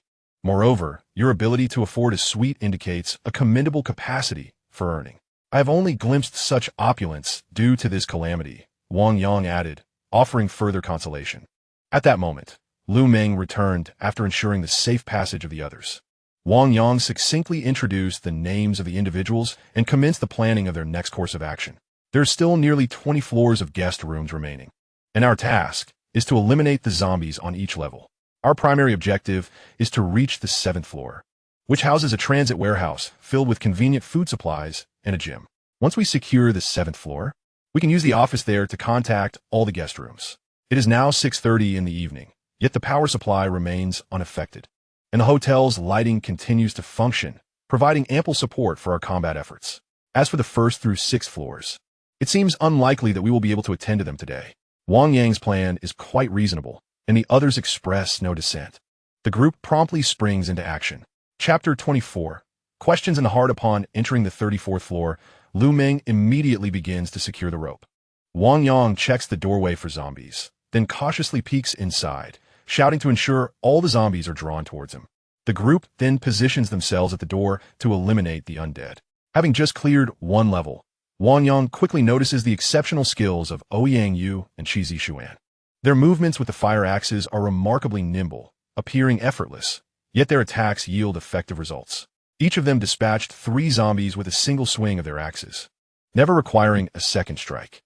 Previously, when accompanied by a group of inexperienced individuals, it took Wang Yang and his team over 20 minutes to clear a floor. Now, with only 6 members remaining, the pace has dramatically accelerated, taking merely 3 to 5 minutes per level while significantly enhancing safety. In just half an hour, Wang Yang led the team from the 34th to the 18th floor. Each time, Wang Yang would swipe his card, Lu Meng would secure the rope, and Wang Yang would feign caution while partially opening the door and shouting to attract all the zombies, after which the group would take turns dispatching them. Initially, to hone the combat skills of the newcomers, Wang Yang deliberately allowed Chen Jie and Lu Jiqiao to take more kills. However, after just 2 floors of special treatment, both began to pale, particularly Chen Jie, whose hands trembled, making it difficult for him to wield the axe. Recognizing this was not sustainable, the dynamics shifted back to Wang Yang and Lu Meng taking the lead. Both had consumed crystal cores, granting them exceptional stamina. Yet during the skirmishes, Wang Yang observed that Ouyang Yu and Qi Zixuan also exhibited remarkable endurance, seemingly rivaling his and Lu Meng's prowess as crystal core consumers. These two are undoubtedly skilled. Instantly, a sense of vigilance arose within Wang Yang. Although they appeared benevolent, a sense of urgency gnawed at him. If he were not the strongest combatant in this group, future encounters could harbor uncertainty and peril. In his previous team, he was unafraid of ambushes from others like Lu Jiqiao and Chen Jie, as he could easily handle them. But if Qi Zixuan and Ouyang Yu were to launch an ambush during combat, Wang Yang felt uncertain about his ability to escape unscathed. He recognized that such thoughts were somewhat petty. However, Wang Yang had navigated his life in an environment that fostered such caution. Wang Yang's father was an elderly farmer, somewhat disabled, who did not marry until the age of 33. However, Wang Yang's mother left their hometown to work in the city shortly after he was weaned, and unexpectedly, she never returned. After his wife abandoned him, Wang Yang's father harbored deep-seated resentment and passed away when Wang Yang was merely 8 years old. His grandmother took care of him until she too departed when he was 12. With the earlier loss of his grandfather, it can be said that Wang Yang found himself in a state of neglect after the age of 12, relying on the support of the local community. He managed to graduate from high school, primarily due to the school's recognition of his commendable academic performance, which exempted him from tuition fees. Though the people in his hometown were generally kind, Wang Yang had undoubtedly faced disdain and threats, experiences that shaped his cautious demeanor. Growing up in such an environment instilled in him an acute sense of crisis and a profound understanding of human nature's complexities. Once they descended to the middle floor, Wang Yang began to purposely reduce his involvement, allowing Ouyang Yu and Qi Zixuan to take on greater responsibilities. The two did not express any dissatisfaction with his arrangement, continuing to dispatch zombies with ease.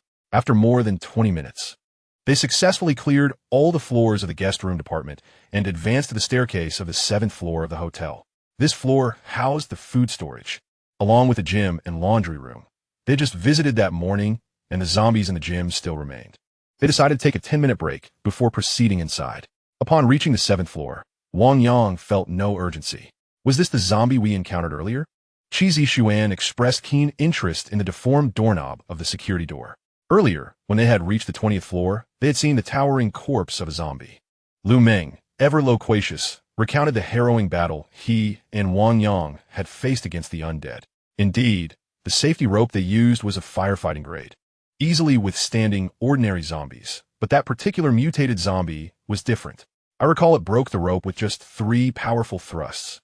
Lu Meng had already shared this story, and Wang Yang had little to conceal, seamlessly introducing the topic.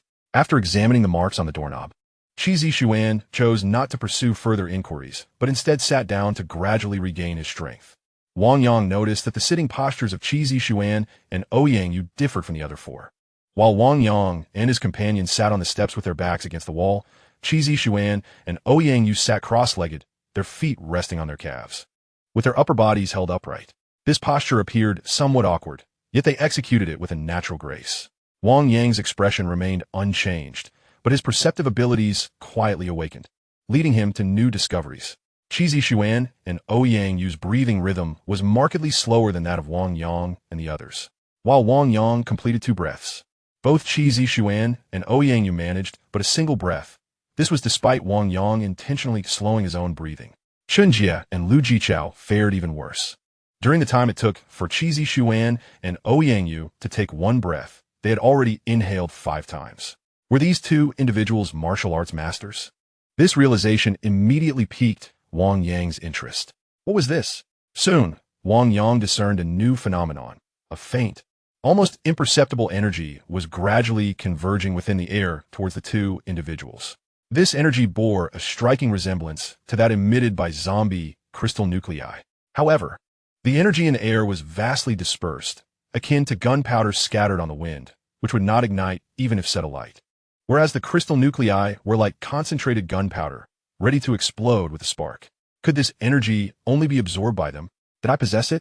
Wang Yang, maintaining his composure, fully activated his sensory abilities. Before long, he discovered that this energy was also converging within himself and Lu Meng, albeit at a significantly slower rate than that of Qi Zixuan and Ouyang Yu. Among the 2, Wang Yang absorbed the energy somewhat faster than Lu Meng, while Lu Jichao and Chun Jie seemed capable of absorbing it as well, though their pace was considerably slower. Had Wang Yang not been fully attuned, they might not have sensed it at all. To quantify, the absorption rates could be expressed numerically. Qi Zixuan and Ouyang Yu at 10, Wang Yang at 5, Lu Meng at 3, and Lu Jichao and Chun Jie at approximately 0.3.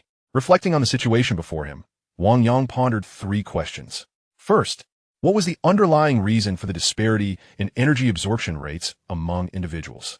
Second, did the strengthening of zombies correlate with this energy in the air? And could zombies absorb this energy? If so, was their absorption rate faster or slower compared to that of humans? Third, if this energy had beneficial effects, how could the absorption rate be accelerated? Chapter 25. The second special zombie after silently observing Qi Zixuan and Ouyang Yu for a few minutes without any new discoveries. Wang Yang deactivated his sensory abilities.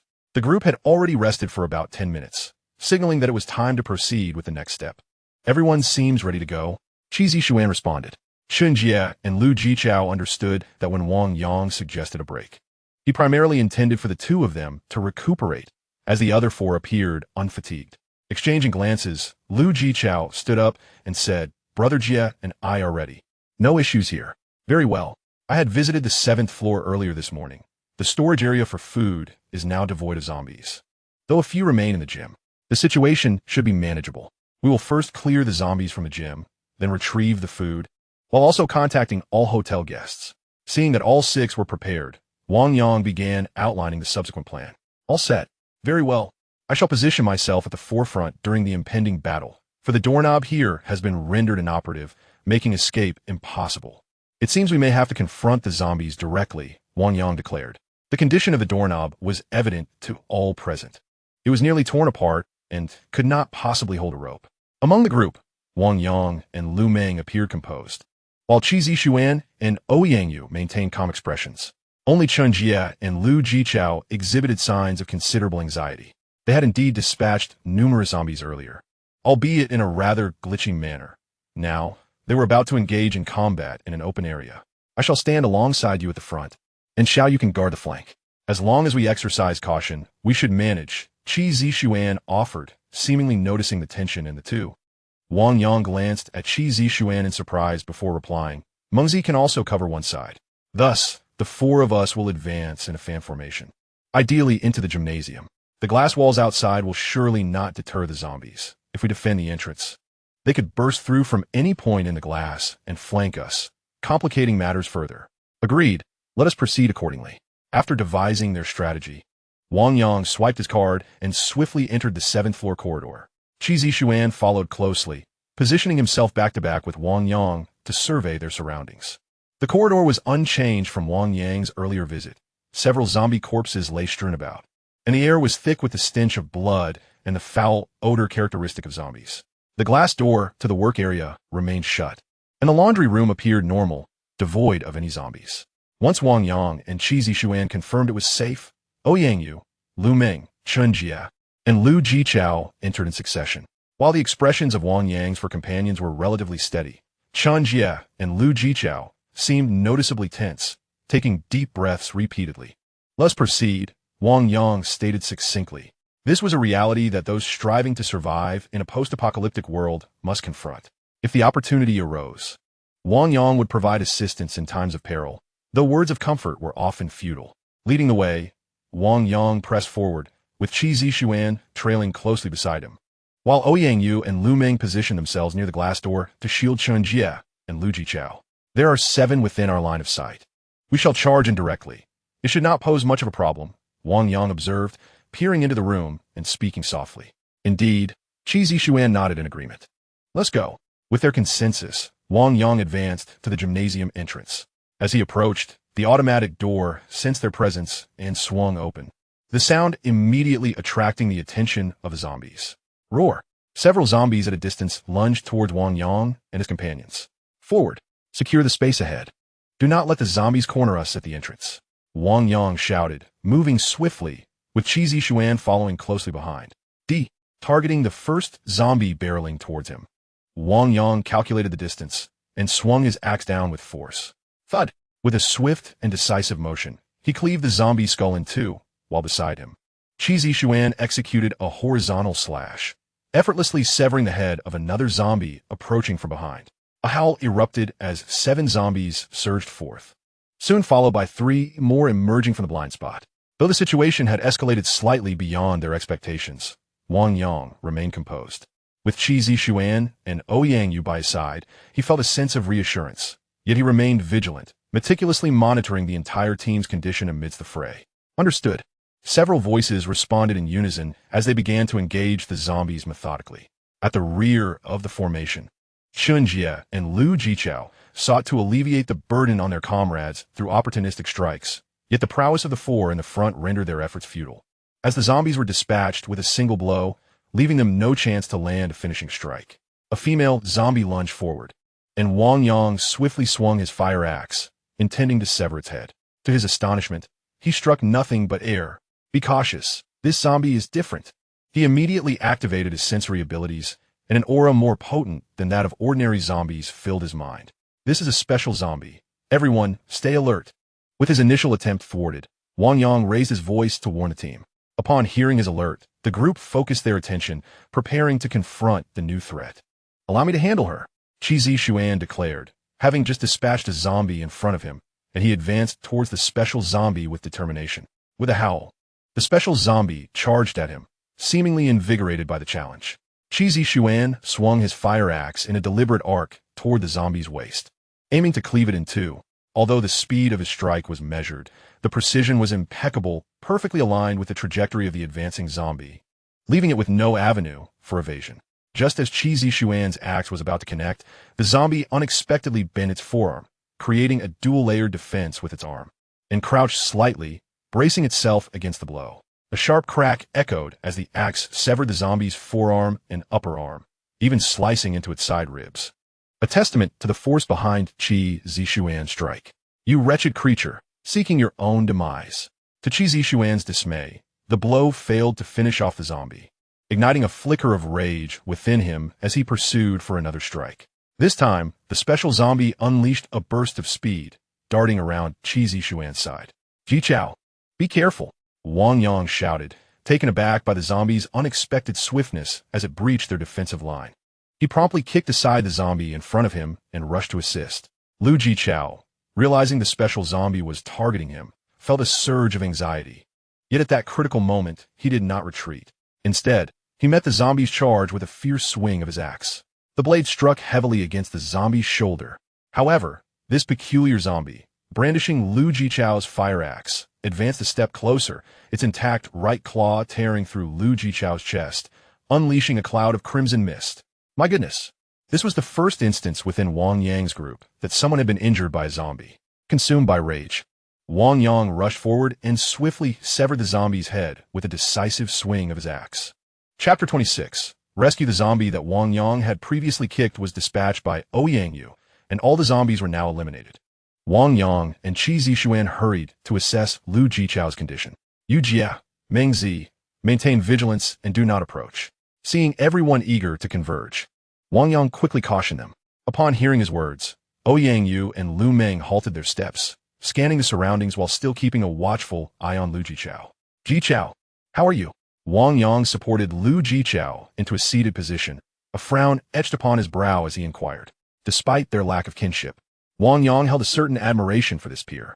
Lu Jichao possessed a quality reminiscent of Wang Yang's own, and among this group, he felt that Lu Jichao was the most promising candidate for a long-term partnership. Although Qi Zixuan and Ouyang Yu exhibited greater combat prowess, Wang Yang intuitively understood that these two were not to be kept close.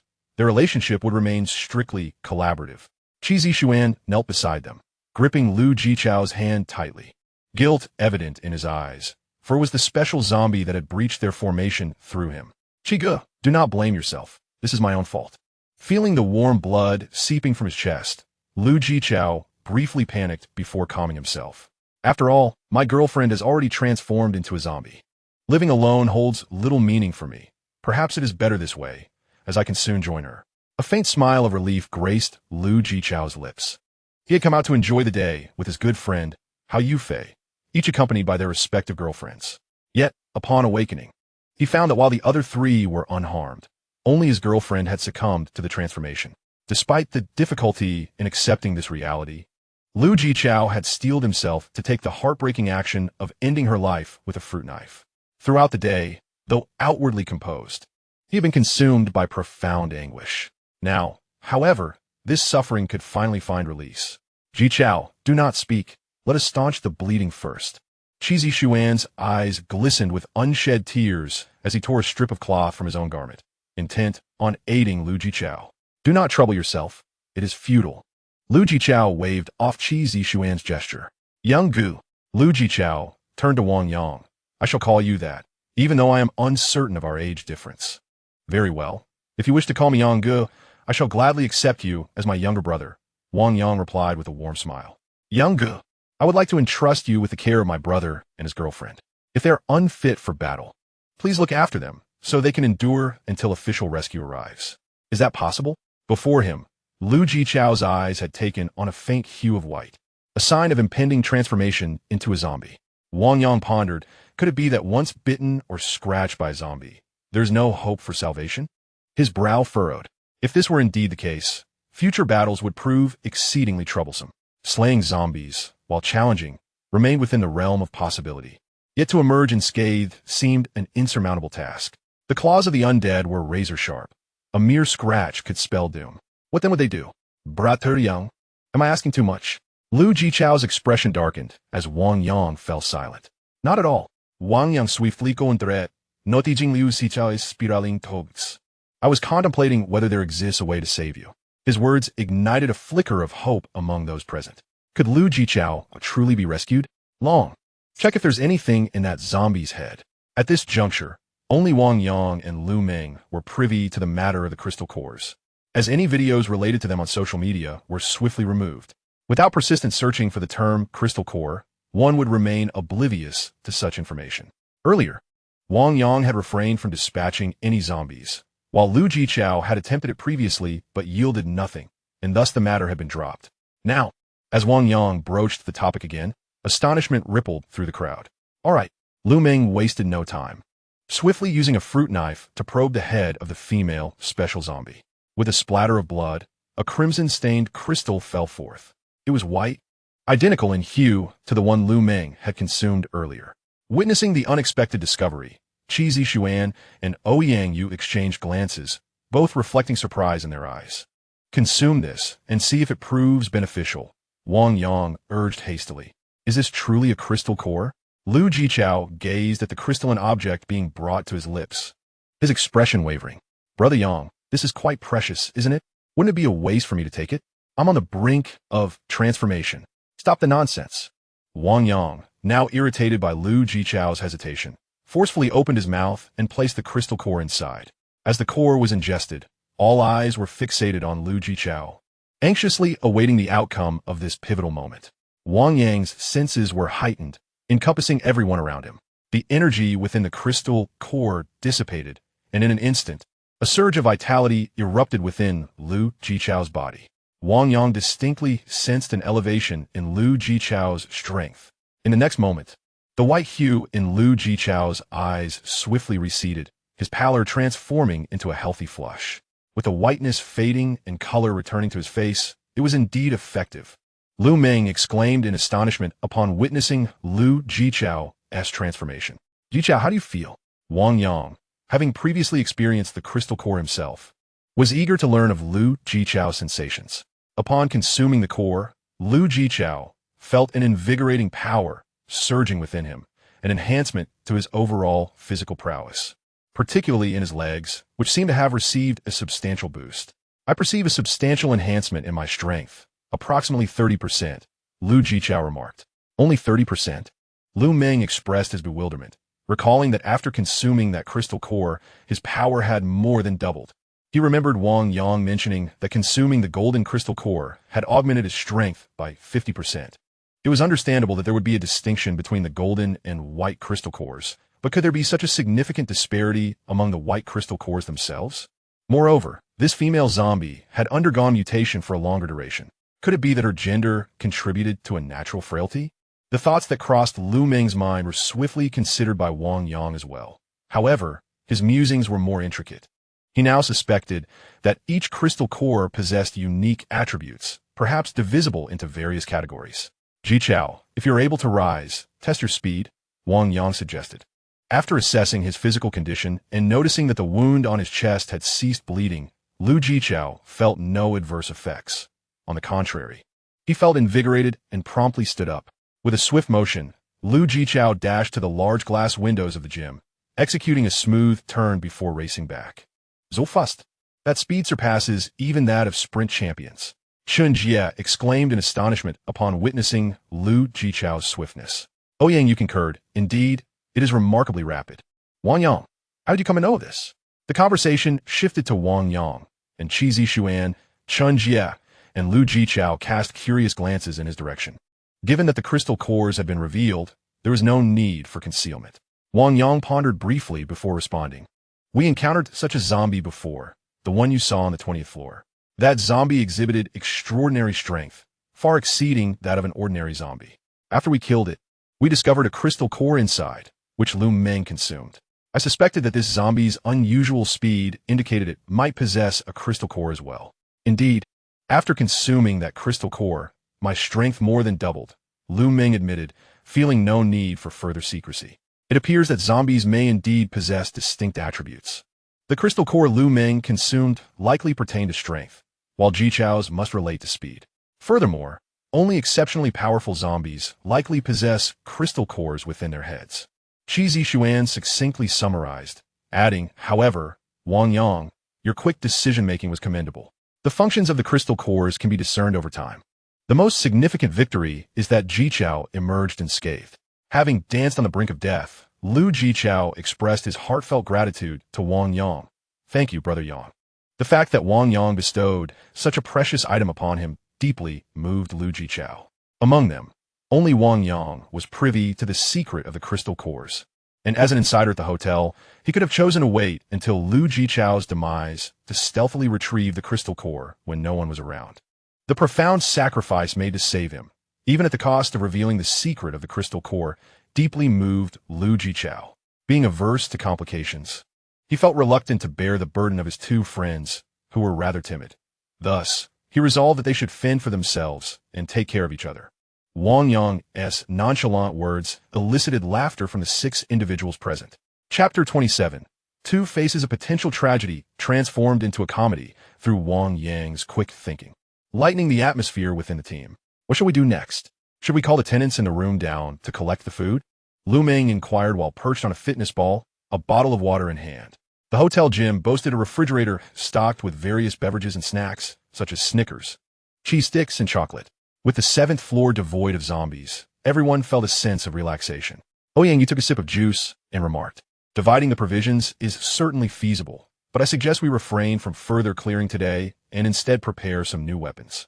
Qi Zishuan nodded in agreement, stating, I share the same sentiment. The design of the fire axe is front-heavy, rendering it rather unwieldy. Although it weighs merely 3.5 kilograms, it may prove more challenging to wield than a broad knife weighing over 5 kilograms. Generating force is quite difficult. Once an axe is swung, Retracting it becomes a struggle. It's essentially a one-shot endeavor. If one fails to slay a zombie in a single blow, injury is inevitable. Indeed, Yang Yu interjected, especially for those lacking experience. Such weapons possess a significant flaw: their length. While not as close range as a dagger, they are at best suited for mid-range combat. Beginners, when facing the terror of zombies, should ideally utilize weapons that facilitate long-range engagement, thereby maintaining a safer distance. Zishuan, your expertise is impressive. Are you perhaps renowned martial artists? Lu Jichao, intrigued by their authoritative discourse, inquired. He had been curious about this matter earlier, as both Qi Zishuan and Yang Yu exuded an extraordinary aura and demonstrated formidable combat skills with the fire axe. With a smile, Qi Zishuan replied, "My family is not of any notable sect, but Xiao Yu's family does have some ties to Qingqing Mountain. However, martial arts aren't as mystical as you might think. They're primarily about physical conditioning. Our work is connected to traditional culture, which has allowed us to learn a bit." Recognizing Qi Zishuan's casual response, Lu Jichao, perceptive as he was, chose not to press further. Meanwhile, Wang Yang sensed something unique about the duo. They were likely not mere casual practitioners. Nonetheless, he respected their desire for privacy. You mentioned long-range weapons suitable for combat. Are there any readily available options? Wang Yang inquired, his concern for weaponry evident.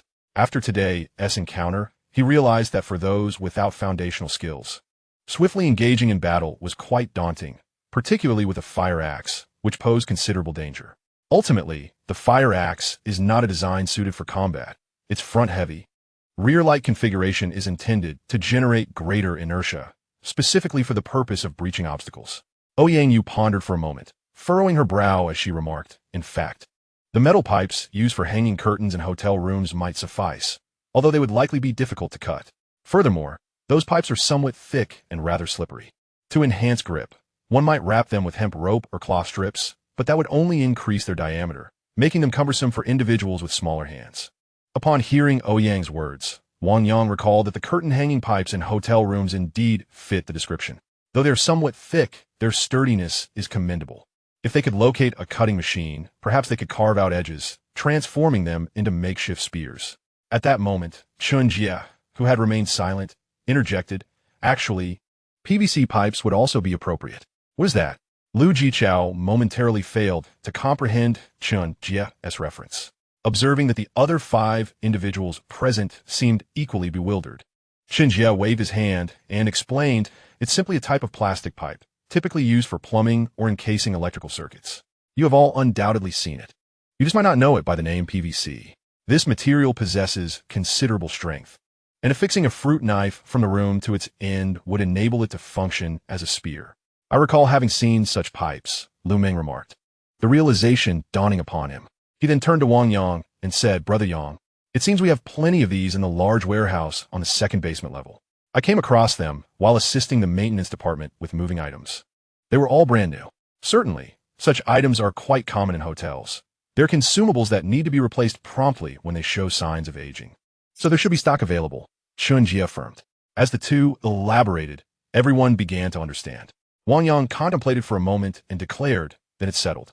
Today we will advance to the 7th floor. The PVC pipes are in the large warehouse on the second basement level. But we cannot go down there now as it requires passing through the parking lot.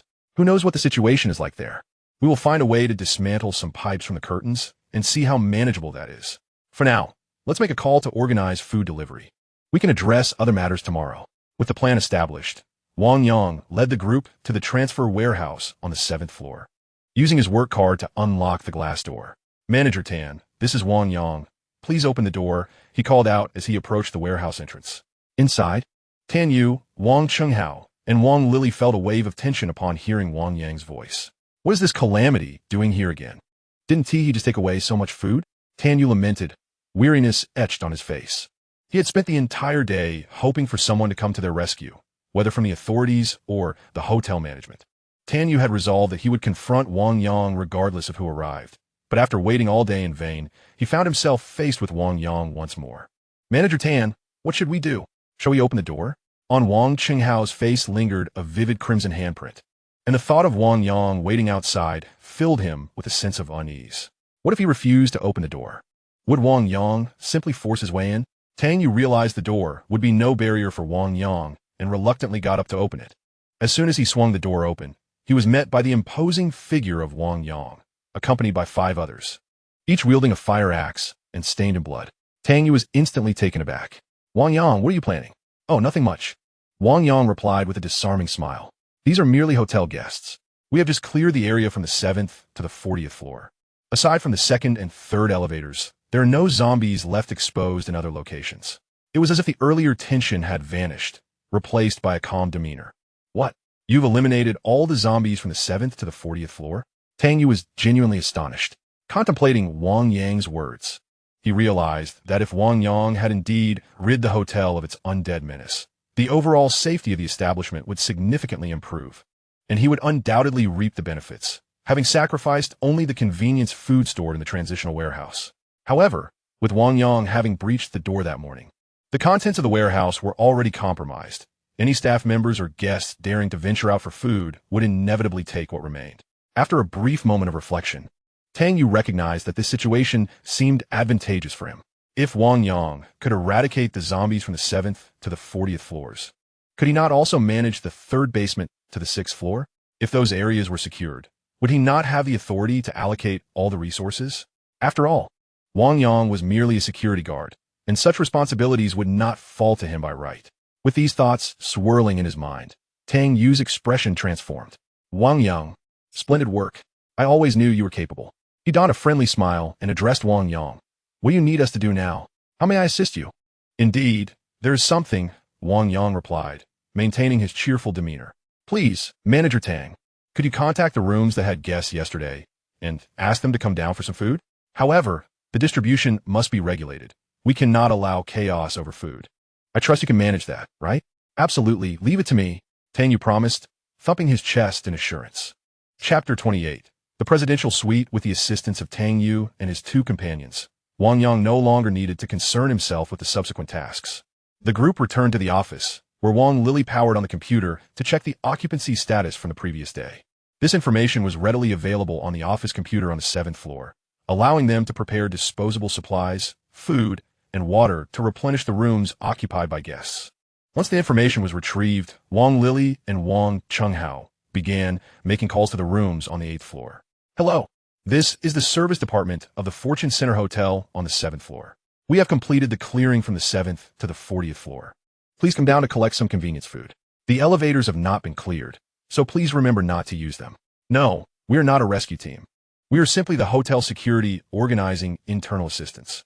Wang Lily, while on the phone, was also bestowing a name upon this rescue mission. Hello. This is the service department on the 7th floor of the Fortune Center Hotel. Wang Lily and Wang Chenghao each took a phone, reaching out to various rooms, while others rested on the office chairs in small groups. Wang Yang, however, focused intently on the map of Huanghai City hanging on the wall. What are you looking at? Young Ge? Lu Jichao inquired as he approached Wang Yang, peering at the map yet unable to decipher its significance. Wang Yang swiftly took the map down from the wall and returned to a corner where the team had gathered. Maps are invaluable. We must keep this one. You all should download any maps you can while the network is still operational. If it goes down later, we won't be able to access them. Upon hearing Wang Yang's words, the others nodded in silent agreement. At that moment, Wang Lily approached Wang Yang, reporting, the guests in room 817 are too afraid to come out. They want us to deliver food to them. How should we handle this? Forget about it. Let them go hungry. Allicht.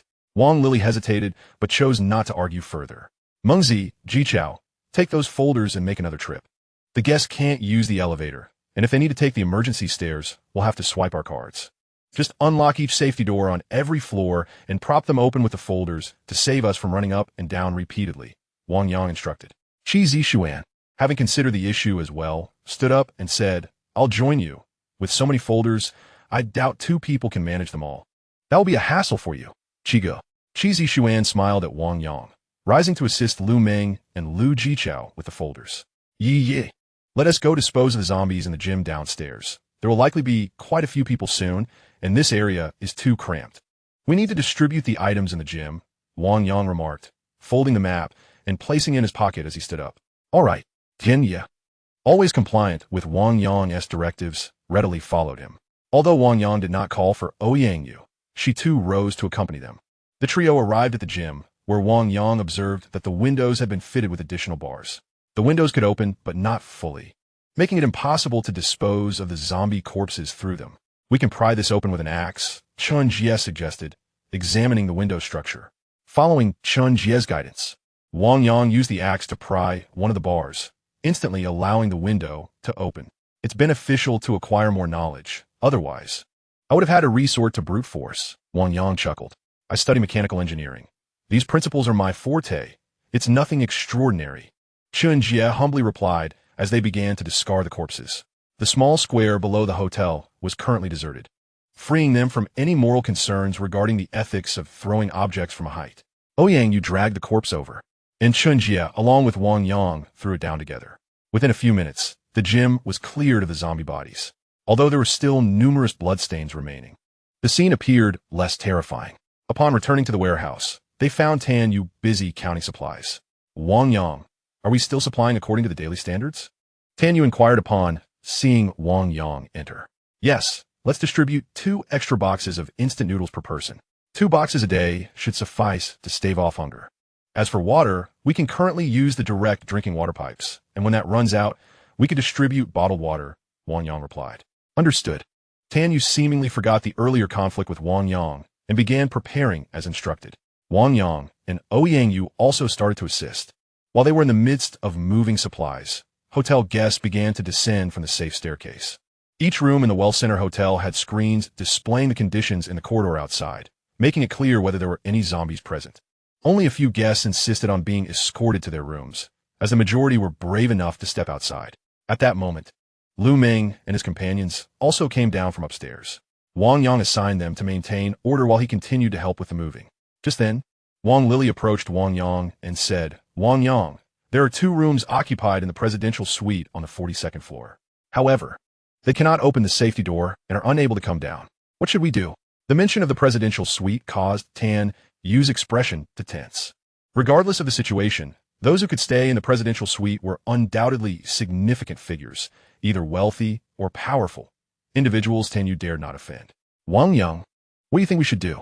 Although Wang Yang had worked in the hotel for 2.5 years, he had no knowledge of the presidential suite and had never even seen it. The safety staircase there was closed off, and he was uncertain how to reach it. Is there any way to open the safety door of the presidential suite? Wang Yang asked Tan Yu, realizing the gravity of the situation. Tan Yu understood that this was a question he should know the answer to, given his position as the service department manager, while Wang Yang was merely security. Only the Rune division manager, security department manager, and general manager have the authority to open the safety doors on the 41st and 42nd floors. I don't have that authority, Tan Yu replied with a troubled expression. After all, the presidential suites hosted the most distinguished guests, and the level of authority on the 42nd floor was undoubtedly high. Although the 41st floor served as a club, it catered to high-end clientele as well, and there had always been rumors among hotel staff of some illicit dealings occurring there. Such private areas were generally off-limits to employees. How supplies were placed on the 41st and 42nd floors. Even the most luxurious suites must require replacements for room amenities. Wang Yang inquired. Tan Yu pondered for a moment before responding. The replacement supplies indeed originate from my end, yet I have never ascended to that area. The individual responsible for the replacements retrieves the specialized room cards from the safe here each time. I possess no authority to inquire about the subsequent processes. The designated individual for replacements has already succumbed, and their body was just disposed of by you. Wang Yang suddenly recalled the 2 female zombies he had eliminated on the 7th floor that morning. Initially perplexed by the fact that 5 personnel were assigned to the night shift in a service department, he soon realized that each had distinct responsibilities.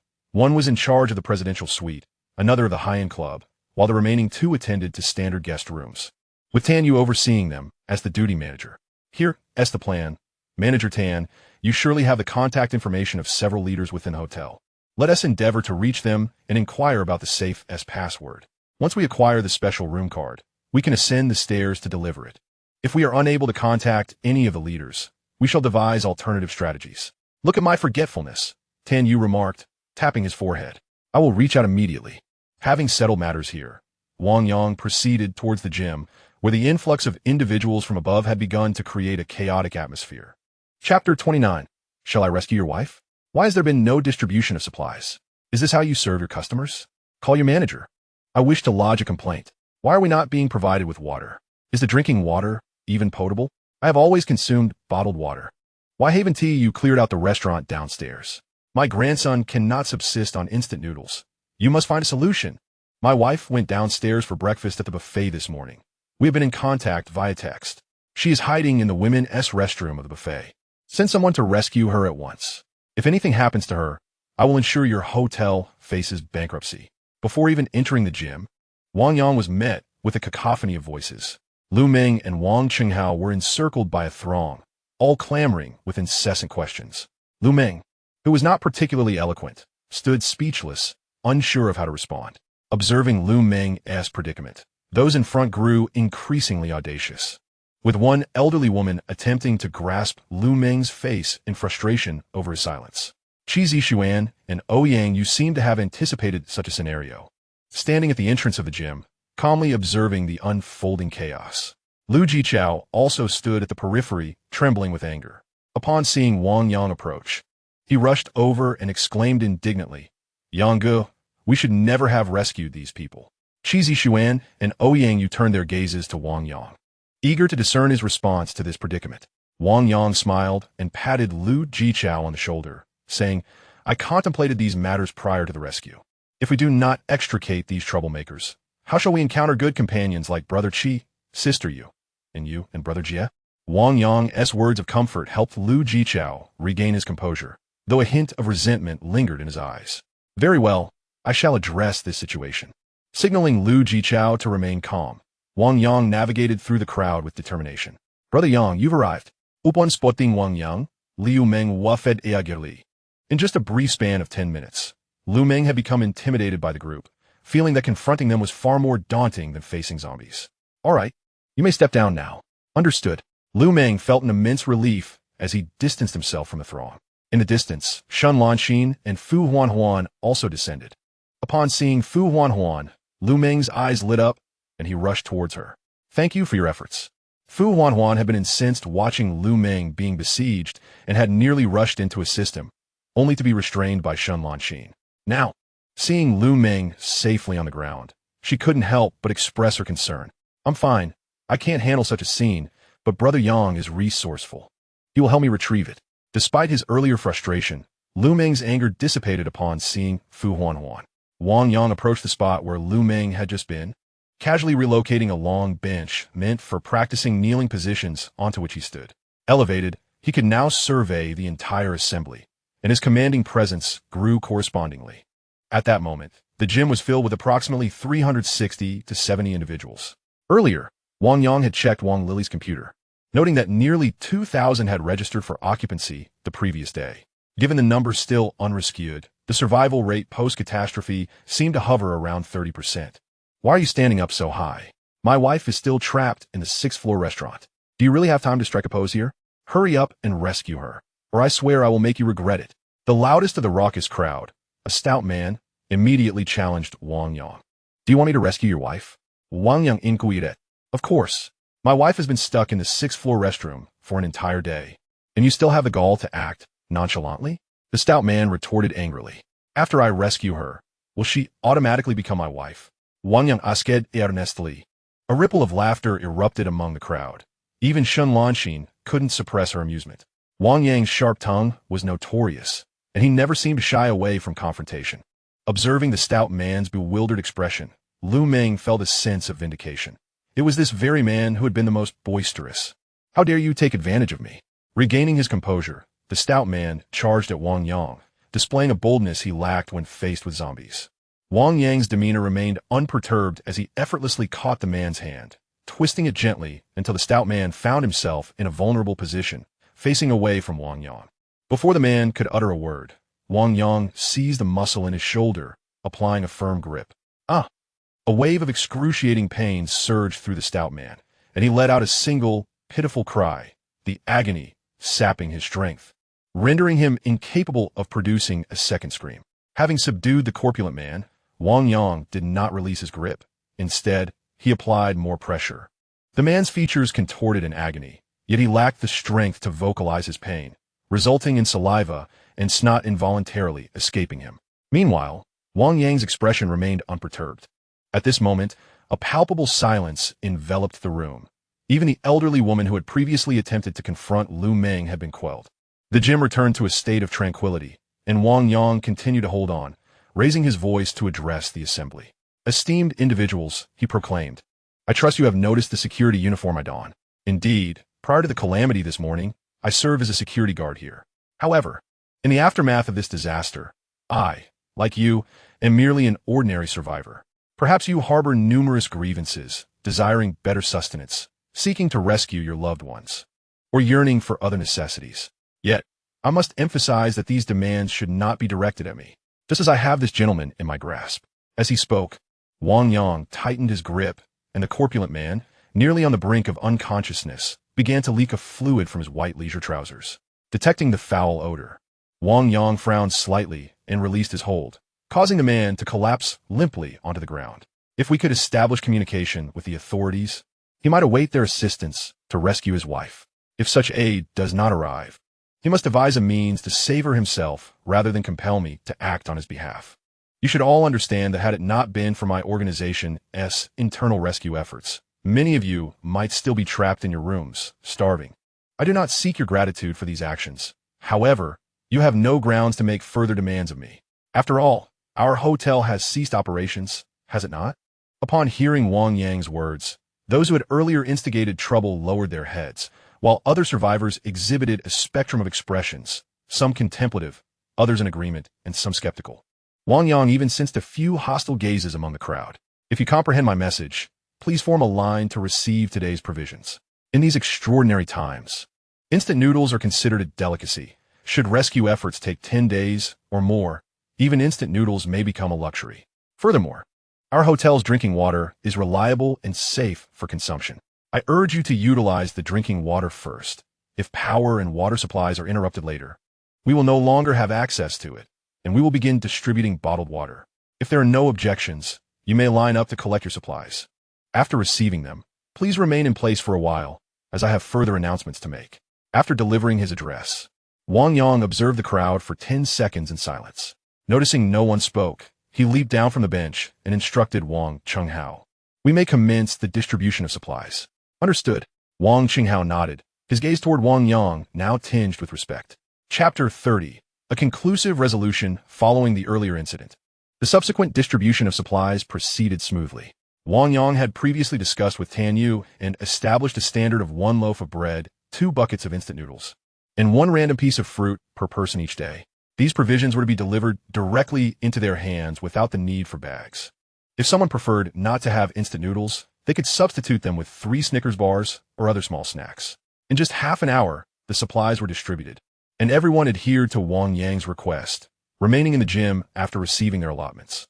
Once everyone had collected their items, Wang Yang signaled to Wang Chenghao to return the surplus supplies to the warehouse, and then resumed his position on the bench. Wang Yang clapped his hands to capture everyone's attention and stated that he would take a moment of their time to issue a recruitment notice. He informed them that the 7th floor was merely a transitional supply warehouse for the hotel, and the majority of the hotel's daily inventory was not stored there. At the current distribution rate, the supplies would likely last about a week. Upon hearing his words, the crowd immediately began to murmur. "Let us quickly clear the storage area," shouted a young man resembling a student from the throng. Well said. Wang Yang's gaze locked onto him. I am currently planning to recruit some brave individuals to accompany our small team in clearing out the zombies from other areas. The 6th floor has a self-service restaurant. The 5th floor features a bar and cafe, and the 2nd floor boasts various Western and Chinese restaurants. Our main warehouse is located in the basement level 2. Would this handsome fellow care to join our cleanup crew? Isn't that dangerous? The young man asked timidly, feeling the weight of Wang Yang's gaze upon him. Guaranteed safety. Wang Yang replied. Upon hearing Wang Yang's response, the student's eyes widened in shock, as did those of the other survivors, who were equally astonished and bewildered. Just kidding, Wang Yang said with a smile. Danger is certainly present. We almost faced casualties during today's zombie clearance. You've undoubtedly seen the perilous videos online.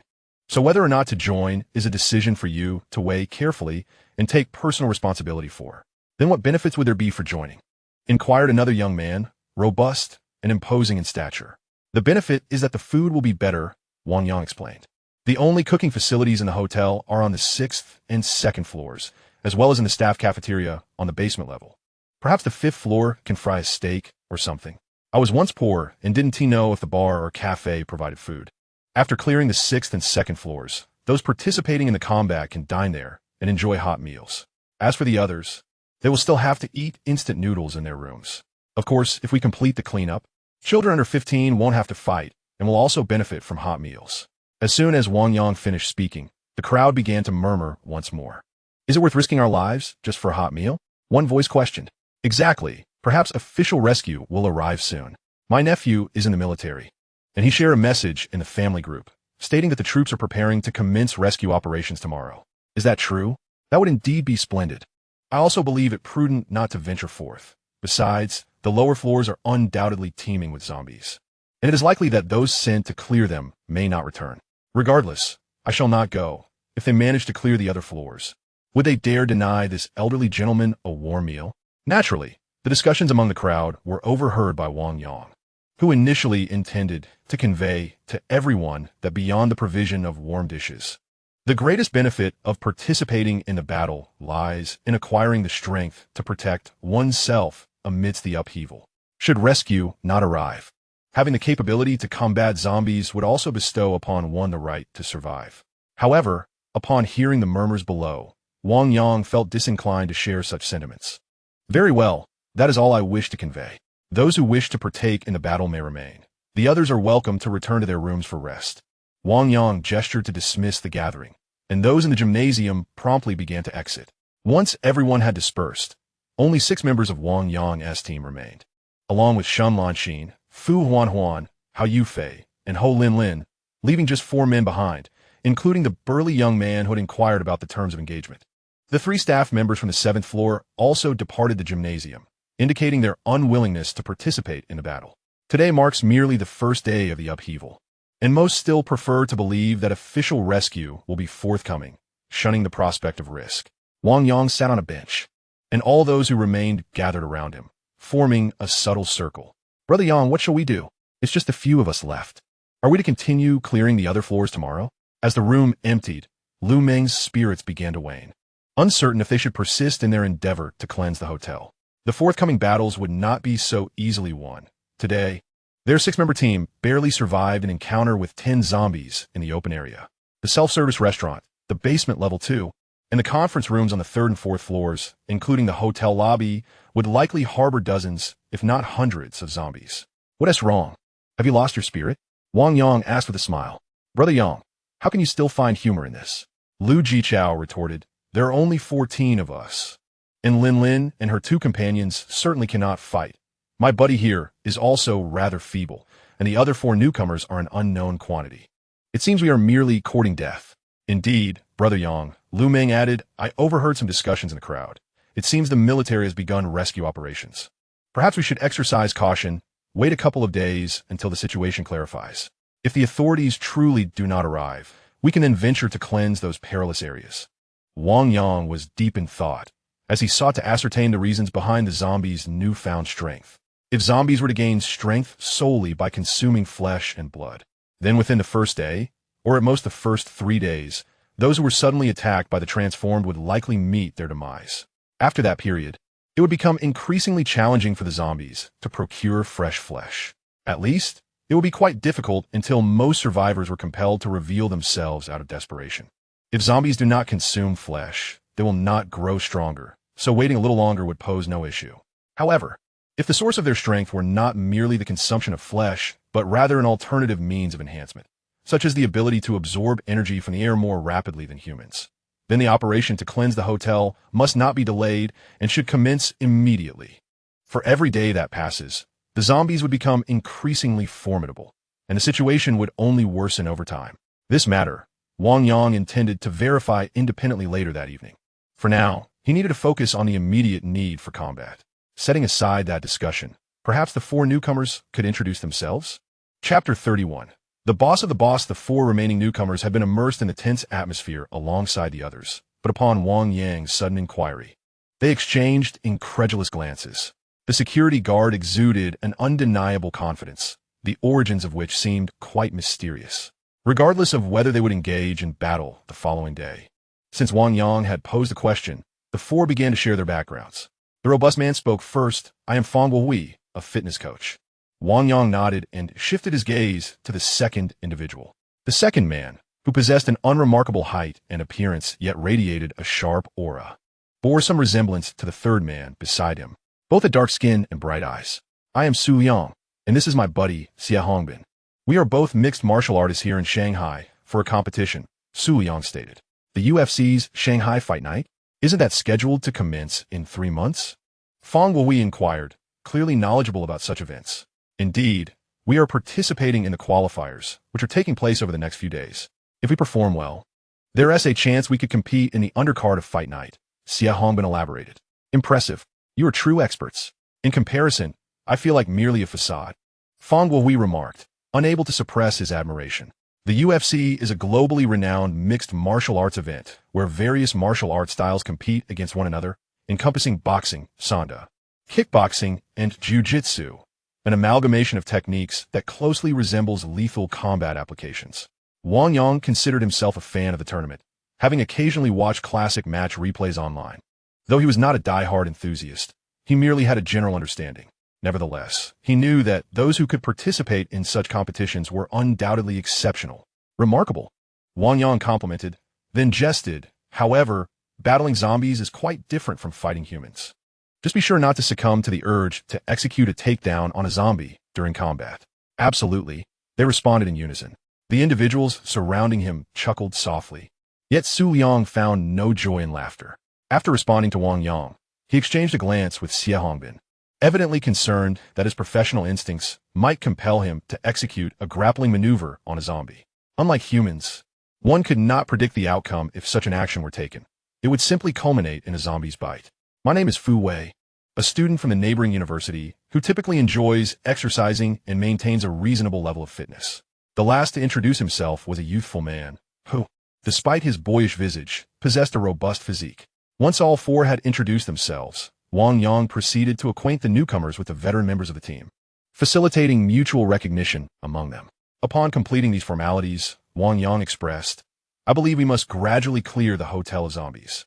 It was indeed mentioned earlier that some military units have begun to mobilize in certain areas. However, our location is in Huhai, where the circumstances are undoubtedly more complex compared to less populated regions. I remain skeptical about any immediate official rescue efforts. Moreover, the future remains uncertain. Our own combat capabilities are more dependable than entrusting our fate to others. Naturally, this is merely my perspective. I did not anticipate that only a handful would be willing to fight in the end. If anyone wishes to withdraw, now is the time. Wang Yang surveyed the group, reiterating the option to step back. His belief was that each individual should determine their own destiny. He would act according to his convictions without coercing others to accompany him. Fang Wei exhibited no reaction, while Su Yang and Xie Hongbin remained silent, indicating their willingness to continue the fight. Fu Wei appeared somewhat conflicted. After pondering for a few moments, he resolutely slapped his thigh and declared, let us do it. It would be far worse to languish idly in a room than to take a chance. The four newcomers chose not to withdraw, much to Wang Yang's satisfaction. All right, we are 10 strong. We currently have some surplus fire axes. However, fire axes are not designed for combat and can be cumbersome to wield. You may decide amongst yourselves whether to use them. I noticed in the office area cleaning room that there are a dozen mops available. You can detach the fabric from the mops and affix fruit knives to them, transforming them into makeshift spears, which would enhance your safety. There is no shortage of cord over there as well. The group nodded in understanding. In the remaining floors, the third and fourth levels consist of conference halls, which pose a greater challenge with minimal rewards, so we will address them last. The fifth floor, housing a cafe and bar, is sparsely populated, likely stocked with ample supplies, particularly alcohol and coffee, making it our priority for clearing. The basement level, which contains the office area and part of the internal parking lot, is a place I have previously visited and eliminated numerous zombies. Thus, the difficulty there is relatively low, establishing it as our second target. Lastly, the second floor's branded restaurant was not operational during the morning hours, so it should also be manageable. We will assess the situation before proceeding with its clearance. As for other locations, let us deliberate further after we have cleared these relatively easy areas. What does everyone think? Wang Yang proposed his plan and then sought the opinions of others. Qi Zishuan maintained a calm and composed demeanor, stating, "I believe Wang Yang's plan is excellent and poses no issues whatsoever. I stand in support." Chunji added, "The fifth floor houses the cafe and bar, while the second floor features the brand restaurant. At 8 in the morning, whether anyone is present is debatable, making it undoubtedly the simplest task. As for the basement level, I was the one who rescued Brother Yang from there. He single-handedly eliminated over 20 zombies in the morning. The remaining ones should not pose much difficulty for us to handle." Liu Meng naturally endorsed Wang Yang's plan. Upon hearing that Wang Yang had begun slaying zombies at dawn and had managed to dispatch more than 20 on his own, the group looked at him with newfound admiration. Their confidence in the upcoming operation bolstered. Just as the group was formulating a rough plan, Tan Yu and Wang Lili rushed into the gym, their faces etched with urgency. "Wang Yang, the guests in the presidential suite on the 42nd floor are pressing us to find a way to deliver food. Additionally, we need to secure the 41st floor," Wang Lili said, approaching Wang Yang with a troubled expression. "The 41st floor?" Lu Meng inquired in confusion. "Isn't that the club? Do we need to manage that area as well?" Wang Lili's countenance appeared somewhat strained, yet she whispered, "Yes, our chairman is on the 41st floor." "The chairman? Generali?" Lu Meng asked, puzzled, as he only knew that the general manager of the Fortune Center Hotel was Li Mingliang and instinctively mentioned him. "Not General Li," Tenyu clarified, possessing a deeper understanding of the matter. "General Li is merely our hotel's general manager. Above us is Chairman He Hongchang of the Rongxing Group. The Fortune Center Hotel is merely a subsidiary of the Rongxing Group." "Now I understand. He is the boss of the big boss," Wang Yang jested, turning to Tan Yu and asking, "Manager Tan, have you obtained the safe's code?" "Yes," Tan Yu replied, handing Wang Yang a golden card. "This is the highest level access card for the hotel. It can unlock all restricted areas." "Impressive," Wang Yang remarked, taking the card and examining it closely. It was indeed distinct from his employee card and even the room card for the Cloud Suite.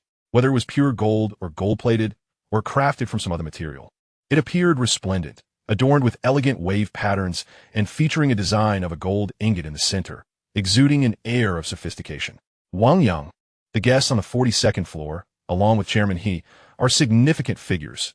You must quickly lead your team to their rescue," Tenyu urged anxiously.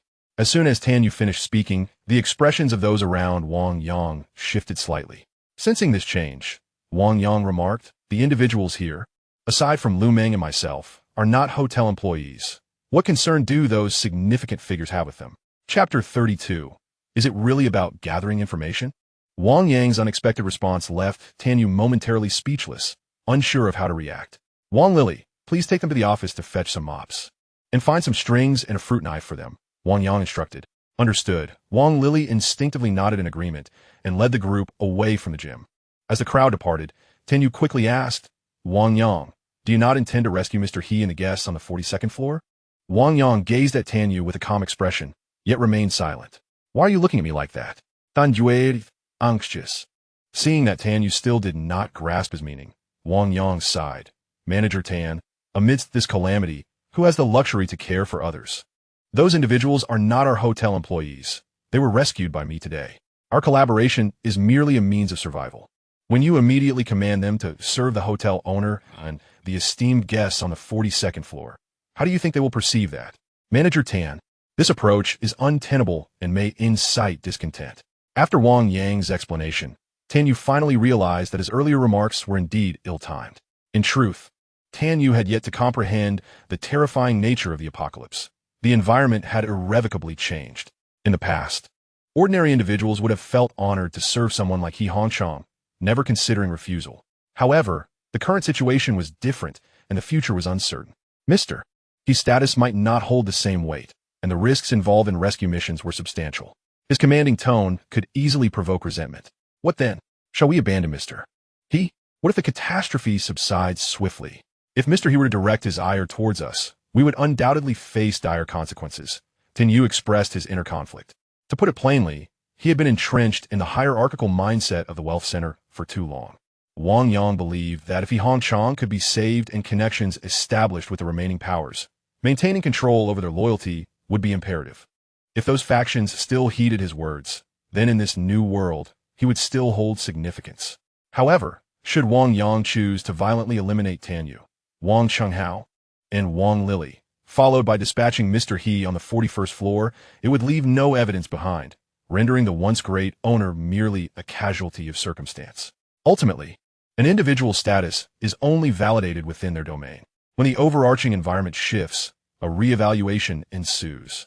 He Hanchang, possessing only wealth, lacks command over military and official resources. In this inverted order, strength now outweighs monetary influence.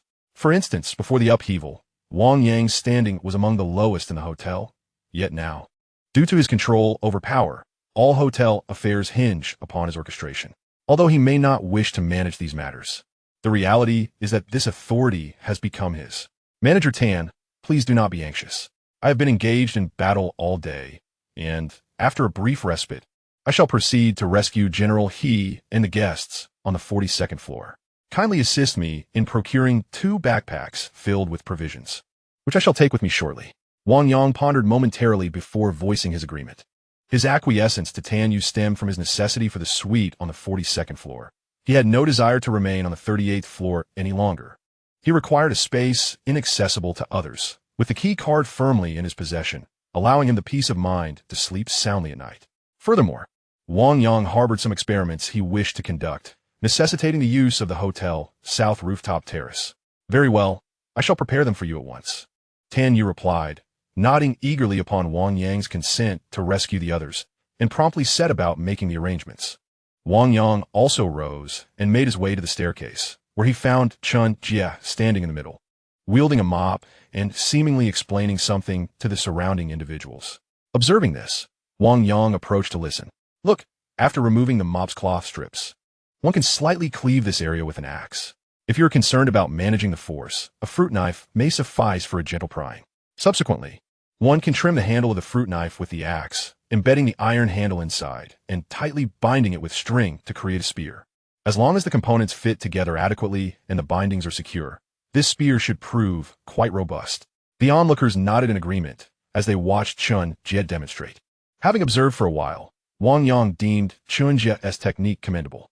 Once he noted that everyone had grasped the concept, he spoke up, "Everyone, you may return to rest. We shall convene in the gym at 8 o'clock tomorrow morning." Understood, the group acknowledged, dispersing in small clusters towards the stairwell. Lu Jichao lingered behind to inquire, "Brother Yang, should you require assistance with tonight's endeavors, I am willing to help." Though reluctant, Lu Jichao felt compelled to aid Wang Yang in clearing the 41st and 42nd floors. "No need, I can manage. You should rest well," Wang Yang replied. As they spoke, Tan Yu had already returned with 2 backpacks, and Wang Yang, upon lifting one, discerned that it contained bottled water. "Let's go," he said, disregarding Tan Yu's intentions to showcase his thoughtfulness. Wang Yang, along with Lu Jichao and Lu Meng, intended to ascend together. "Wait," Wang Yang at that moment. Wang Lili hurried after them. "Please hold on to this. There are both zombies and survivors in the rooms. If possible, please rescue them." Wang Yang regarded Wang Lili with mild surprise. She seemed markedly different from Tan Yu. Earlier that day, when he descended to the 7th floor, she had been the first to suggest opening the door. However, in this apocalyptic world, he harbored doubts about the longevity of those who exhibited such compassion. Understood, he nodded, accepting the printed paper that Wang Lili offered, and the 3 ascended together, stepping out of the 38th floor staircase. The 2 men were astonished to find Shen Lanxin and Fu Huanhuan waiting at their door. "Huanhuan, have you not yet rested?" Liu Ming exclaimed upon spotting Fu Huanhuan, immediately approaching her as if he had caught a whiff of something foul. "Well, I'm a bit worried about you and want to check in," Fu Huanhuan shyly remarked. After today's events, her perception of Liu Ming had improved, and she wished to engage in conversation with him, seeking deeper connection. "I'm perfectly fine, so you needn't worry," Liu Ming replied, a joyful smile immediately gracing his face upon noticing Fu Huanhuan's concern. He turned to Wang Yang and said, "Brother Yang, you should head back now. I'll spend some time with Huanhuan. If you feel lonely, you can invite Xinjie to keep you company." "Tone it down a bit," Wang Yang admonished, playfully tapping Liu Meng on the head before addressing Shen Lanxin. "Do you have a laptop?" "Ido," Shen Lanxin responded. "Then go grab it and come find me." Wang Yang instructed. As soon as he finished speaking, Shen Lanxin's cheeks flushed a bright red. She and T anticipated Wang Yang would be so straightforward, directly asking her to fetch her laptop, and both Fu Huanhuan and Liu Meng exchanged disdainful glances in response. With Wang Yang already entering his room and leaving the door ajar, Shun Lanxin, blushing, had no choice but to retrieve her laptop and step into Wang Yang's room. Those two are scandalous. Fu Huanhuan thought back to the events of the day and muttered through gritted teeth as she glared at the door to Wang Yang's room. No, they should be called lecherous adulterers. Lu Ming chimed in, keeping pace with Fu Huanhuan's sentiments. After venting their frustrations against Wang Yang and Shun Lanxin, they exchanged a knowing glance, sensing a mutual understanding. Meanwhile, oblivious to the ire directed at him, Wang Yang had removed his security uniform and was washing his face in the sink as Shun Lanxin entered the room. Noticing her presence, he said, "Lanxin, while you're online, I need you to look up some information, check it one by one, and either download the data or take screenshots. Is it really just research?" Shun Lanxin asked, slightly bewildered, her cheeks tinged with warmth as she watched Wang Yang wash up. At the same time, in a distant location in Kyoto, in a vast underground base in Beishan, 7 elderly men with graying hair yet vibrant spirits were gathered around a conference table in a spacious meeting room. Anyone familiar with state media would recognize that each of these individuals frequently appeared on television, representing the pillars of the Dragon Nation. Before each of the 7, a computer monitor displayed a continuous stream of information. If one wished to avoid staring at the screen, a simple turn of the chair would reveal a large screen behind them, showcasing the same data as the smaller display. The information portrayed the devastation since the onset of the disaster, detailing the responses from official and military organizations, rescue efforts, energy security, production disruptions, and various other supernatural occurrences that had transpired throughout the day. At the conclusion of the presentation, recommendations for adjustments to current policies were also included. As the last of the data was displayed, the atmosphere in the conference room grew exceedingly grave. The elder at the forefront, with a solemn expression, spoke. "Let us discuss how we should adjust our strategies moving forward." Chapter 33. Can the Evil Sword Manual truly be mastered? The military has suffered significant losses, and the civilian agencies, lacking self-preservation capabilities, have largely become incapacitated. Moreover, the challenges we face extend beyond just the undead. Currently, wild beasts, marine life, and even certain plants have undergone mutations. The elder seated in the first position on the right, clad in a traditional Tang suit, was the first to speak.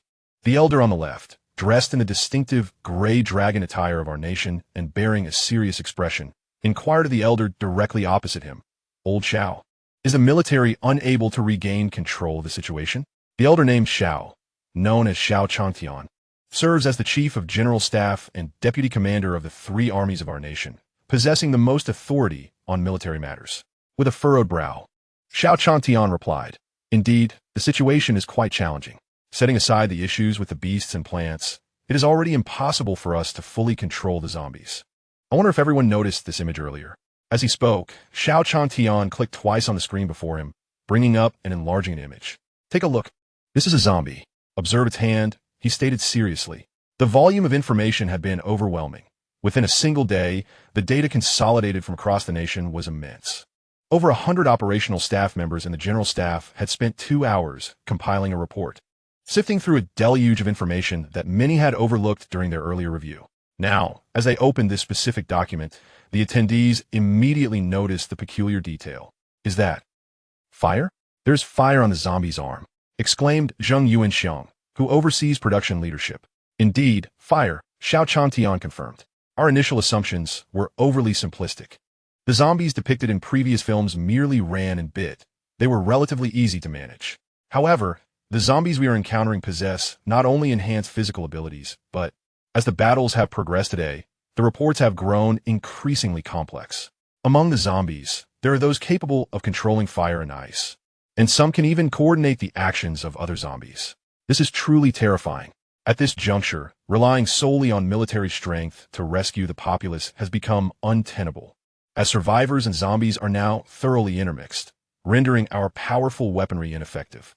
As you have observed, a significant proportion of zombies exhibit various extraordinary abilities, and advancing through ground clearance is proving insufficient, as our soldiers simply cannot sustain the attrition.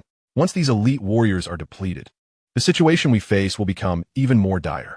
Xiao Changtian's words plunged the attendees into silence, their expressions grave.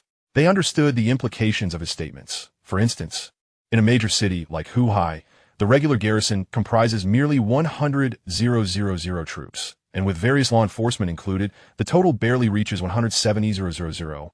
And not all of these forces are ground troops.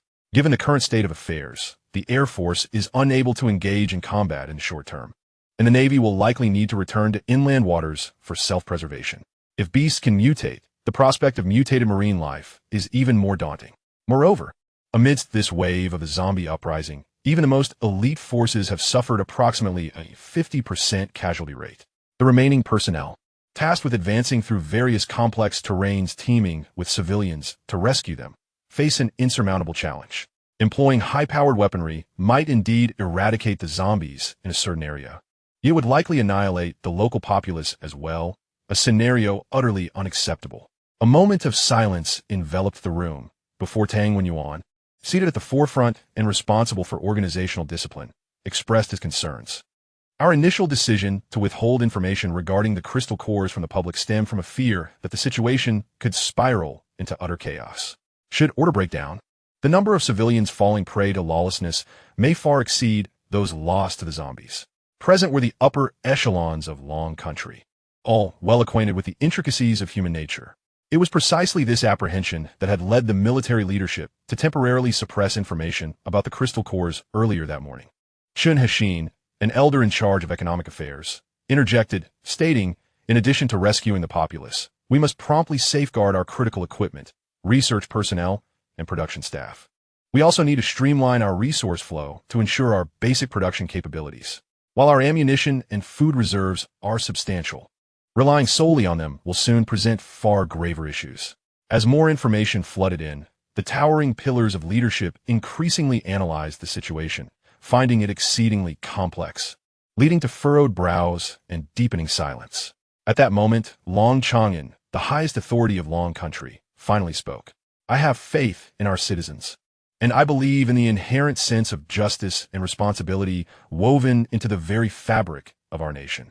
He proposed tonight, we should disclose the information we possess regarding the crystal cores and the zombies to the public, while also revealing the zombies' vulnerabilities and basic cooperative combat strategies.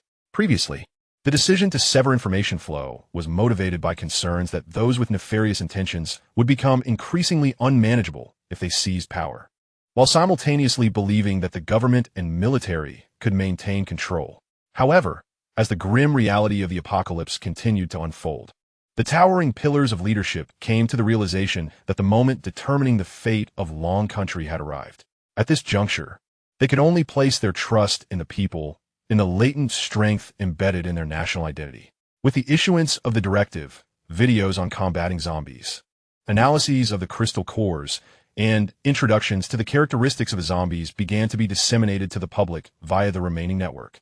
At the Wealth Center Hotel, Wang Yang had washed his clothes and taken a quick shower before sitting beside Shenlanxin. The two had already shared an intimate bond, and Wang Yang naturally draped an arm around her shoulders without any pretense of maintaining distance. How are things? Wang Yang inquired. I've downloaded all the maps. The standard maps are readily available online, but I procured the highest resolution and most comprehensive versions, which detailed down to the township level. Additionally, I've also acquired transportation maps, hydrological maps, mineral maps, and geographical maps. Though it was somewhat cumbersome, I managed to locate everything. The world map has been downloaded, though it lacks the detailed intricacies of our Dragon Kingdom's map, providing only a general and transportation map. Shenlanxin leaned against Wang Yang as she replied. Wang Yang nodded, recognizing that such a situation was indeed within his expectations. While maps of the Dragon Kingdom are readily available, acquiring a world map with such detailed subdivisions proves to be quite challenging. Shenlanxin is not a specialist in this area, and he himself is equally uninformed. Were he to search for it, he might not find it all. Nevertheless, the world map serves merely as a precaution for future use. In the short term, the map of the Dragon Kingdom will suffice. What about the cultivation techniques? Wang Yang broached the other topic he had asked Shenlanxin to investigate. Upon hearing this, Shenlanxin furrowed her brow, responding, I truly lack knowledge in this domain. I did come across some materials, but they were merely the top 10 cultivation techniques from the realm of martial arts literature, such as the Bone Dragon's techniques and the Xinxia sect's North Ming divine skill. I suspect these are largely fabrications. The authors might have simply transcribed from ancient texts or even concocted nonsensical ideas that they themselves do not comprehend. Even if one could practice them, it would likely lead to dire consequences. Wang Yang's notion left Shenlanxin somewhat speechless. She intuitively grasped his intentions. Wang Yang must be seeking some so-called techniques to experiment with. Yet she found this idea utterly absurd. Could it be that, after the cataclysm, the evil sword manual could truly be mastered? What the water-walking skill and the 9 white bone claw? Is there nothing that appears more credible? Wang Yang, observing the websites Shunlanxin had opened, shared her sense of disbelief. He was acutely aware that his aspirations were rather far-fetched, yet he still yearned to give it a try. Otherwise, he could never elucidate why Qi Zishuan and Ouyang Yu absorbed the energy in the air at such a much swifter pace than he did. I found two that seem somewhat legitimate. One is the 6-step vitality cultivation technique, and the other is the Amei movement 12 postures. However, upon inspection, both appear to resemble traditional wellness mantras, akin to the 5-animal play, and are likely ineffective, Shunlanxin revealed, displaying the 2 pages to Wang Yang. These articles barely seemed authentic, yet Wang Yang was entirely unversed in this field and felt it inappropriate to directly inquire with Qi Zishuan, uncertain if it might breach some taboo. Lacking other options, he resolved to try them out. All right, send him to my phone.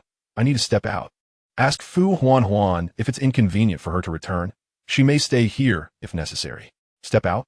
Shunlanxin questioned, initially believing Wang Yang had summoned her for something significant, only to find this was all there was. Well, I'm off then, Wang Yang replied without further elaboration, shouldering his bag and donning the still damp clothing before departing. Seeing Wang Yang genuinely leave, Shunlanxin was left in a daze on the sofa. Chapter 34, Practicing on a Rooftop. What had caused her expression to shift? Did the pleasant afternoon lead her to desire more? Yet, Shunlanxin did not strike one as a woman with such fervent needs as Wang Xiaofei. It was indeed perplexing. Wang Yang recalled Shunlanxin's somewhat irritated demeanor before departing, muttering in confusion. As Wang Yang approached the entrance of cloud number 2, he expanded his perception and immediately sensed the presence of Lu Meng and Fu Huan. The two were nestled on the sofa, seemingly engaged in hushed conversation, with Fu Huan occasionally shivering in delight, indicative of her joy. Observing their state, Wang Yang chose not to summon Lu Meng to join him. He intended to undertake the forthcoming verification tasks alone, retrieving the printed paper from his pocket. He glanced at its contents before making his way to the 40th floor. Cloud number 6 on this floor housed a family of 4, a couple and the woman's parents, presumably traveling together. Earlier, when Wang Lily spoke with Wang Chenghao on the phone, the woman inside, who had not yet transformed, answered. However, with her husband having succumbed to the transformation in the living room, she refrained from emerging from the bedroom, uncertain of her parents' fate as her phone lay abandoned in the living room. Wang Yang decided to commence the first verification here. After a moment of contemplation, he solidified his plan. He ascended the 40th floor via the secure staircase and arrived at the entrance of cloud number 6. Opening his perception at the door, he swiftly discerned the room's condition. In the living room, a zombie lurked, while the other 3 individuals in the master and secondary bedrooms were fortunate enough to remain untransformed. Wang Yang couldn't help but chuckle at the sight of the 3 survivors huddled together in the bathroom, all adopting the same defensive posture, truly a family, all cowering in a corner with their heads cradled in their arms, confirming that the room's situation aligned with his expectations. Wang Yang conducted a thorough sweep of the entire 40th floor, using his perception to ensure there were no additional security threats. After closing the stairwell door, he returned to the entrance of the cloud number 6 suite. Each room's door was recessed inward to preserve privacy, leaving about a meter of recessed space at the entrance. Wang Yang settled himself against the door, ensuring that the occupants of the other rooms could not see him in the corridor through the surveillance cameras. With these preparations complete, he closed his eyes and began to center himself. As Wang Yang focused his attention, he once again captured the surge of energy in the air, which continued to converge into his being at the same pace as before. After documenting the rate at which he absorbed this energy, he fully activated his perception and locked onto the zombie separated from him by a single door, perhaps due to the barrier of the door. It took over a minute for Wang Yang to detect the flow of energy within the room. Indeed, upon perceiving the condition of the zombie inside, Wang Yang's brow furrowed. The zombie was indeed absorbing energy, albeit at a rate that was not particularly impressive. While the couple, Qi Zishuan and his spouse, absorbed energy at a rate of 10, Wang Yang's absorption rate was 5. The zombie's absorption rate was approximately 4, slower than his own, but marginally quicker than Lu Meng, and significantly more so than ordinary survivors like Chen Jie and Lu Jichao. Was this energy the reason for the zombie's increasing strength? Although the rate at which the zombie absorbed energy was inferior to his own, this revelation left Wang Yang deeply concerned. If absorbing such energy indeed enhances strength, then the rate at which zombies become more powerful will undoubtedly surpass that of humans by a considerable margin. If this continues, humanity will surely find itself devoid of hope. This is merely an ordinary zombie, not accounting for the two monstrous individuals, Qi Xuan and their spouse. According to the information in Wang Yang's possession among the survivors, those who have consumed crystal cores absorb energy at a rate that exceeds that of ordinary survivors. If this condition applies equally to zombies, does it imply that special zombies possessing crystal cores in their minds will absorb energy at a far greater speed than typical zombies? If that is indeed the case, the combat strength of the entire zombie horde will inevitably grow increasingly formidable in the later stages. This truly poses a significant dilemma. Having gathered the desired information, Wang Yang rose and proceeded toward the secure staircase, where the individuals inside should currently be safe. There were other matters that required his verification. The fortified safety door leading from the 40th to the 41st floor is designed as a unified structure, seamlessly integrated with the walls and floor of the stairwell. Constructed of reinforced concrete and steel, this solid construction ensures an exceptionally high level of security. Without a door card, breaching such a door would indeed require considerable effort. However, Wang Yang now possessed a high-level access card, allowing him to proceed without hindrance. After swiping the safety door, he continued upward. The safety door on the 41st floor differed from those on other levels, appearing markedly more robust and notably lacking frosted glass, featuring a fully enclosed design. Wang Yang was not in a rush to rescue those within. Instead, he ascended directly to the 42nd floor, which led to the hotel rooftop. Continuing his ascent, he swiped his access card, and the rooftop door swung open. This was Wang Yang's first visit to the rooftop of the Fortune Center. It was indeed extravagant. He had initially anticipated a barren concrete surface, perhaps with some exposed rebar, but upon arrival, he discovered it to be quite the opposite. The hotel rooftop featured a glass house, a gazebo, and various potted plants, with a helicopter landing pad at its center. This location would certainly be suitable for hosting a party. After a brief survey of the surroundings, Wang Yang made his way to the landing pad.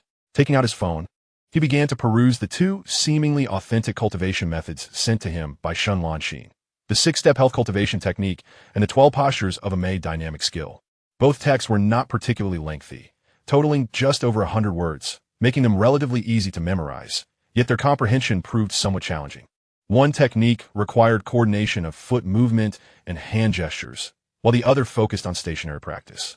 Determined to test their efficacy, Wang Yang stowed his phone, set aside his fire axe, and began to walk in accordance with the instructions, incorporating the requisite hand movements. The 6-step health cultivation technique primarily relies on the movement of the feet to invigorate the body. It appears to be a practice of continuously adjusting one's steps and breathing while walking, thereby achieving fitness benefits. Wang Yang followed the principles outlined in the technique and began a practice. After circling the rooftop twice for several minutes, he felt no discernible change. In fact, he seemed to absorb the energy from the air at a slower pace than when he was completely still. Could this practice be a mere illusion? Wang Yang halted, his brow furrowed in contemplation. He believed that such mental disciplines must possess some efficacy. Otherwise, it would be inexplicable why Qi Xuan and Yang could absorb energy from the air at a rate far surpassing his, despite his prior consumption of crystal cores.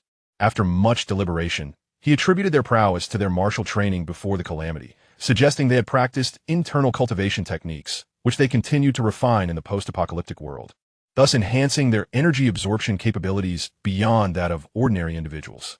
He could not simply concede. He needed to persist in his attempts. Perhaps the nuances of his movements and breathing were misaligned. Resolute, Wang Yang decided to try once more.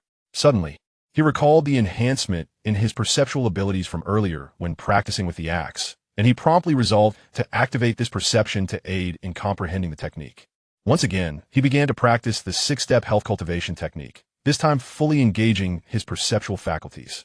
As his perception awakened, akin to his earlier experience with the axe, Wang Yang immediately sensed the awkwardness of his movements and the dissonance of his body, while a unique force from deep within began to guide him in adjusting his actions. Finding the familiar sensation from earlier, he held his breath and focused intently on following the guidance in his mind. meticulously recording the correct breathing and stepping techniques that he adjusted. Chapter 35. Two mutated zombies. While Wang Yang immersed himself in his practice, a faint, secretive glow emanated from the bathrooms of the two bedrooms in Suite 42. Two women found themselves confined in separate bathrooms, communicating through their mobile phones. Despite the barriers, the muted growls of zombies could still be heard from the living room. Miss, the metal rod holding the towels in the bathroom can be removed and used as a weapon. I will attempt to deal with Ching Ching and Lanyua. If I can rush into the living room and obtain a proper weapon, I can eliminate the zombies on this floor. You must hide well and not come out. One woman typed in the chat. Soon, a reply appeared in the chat box, consisting of the terse response. No, our weapons are in the living room. The metal rod is unreliable, nearly equivalent to being unarmed. Exiting now would be tantamount to seeking death, followed by a longer message. Upon reading the reply, the woman quickly typed back, Miss, we are waiting here, but we do not know how long we must wait. What if no one comes to rescue us? Our strength will continue to wane. Let us wait a little longer.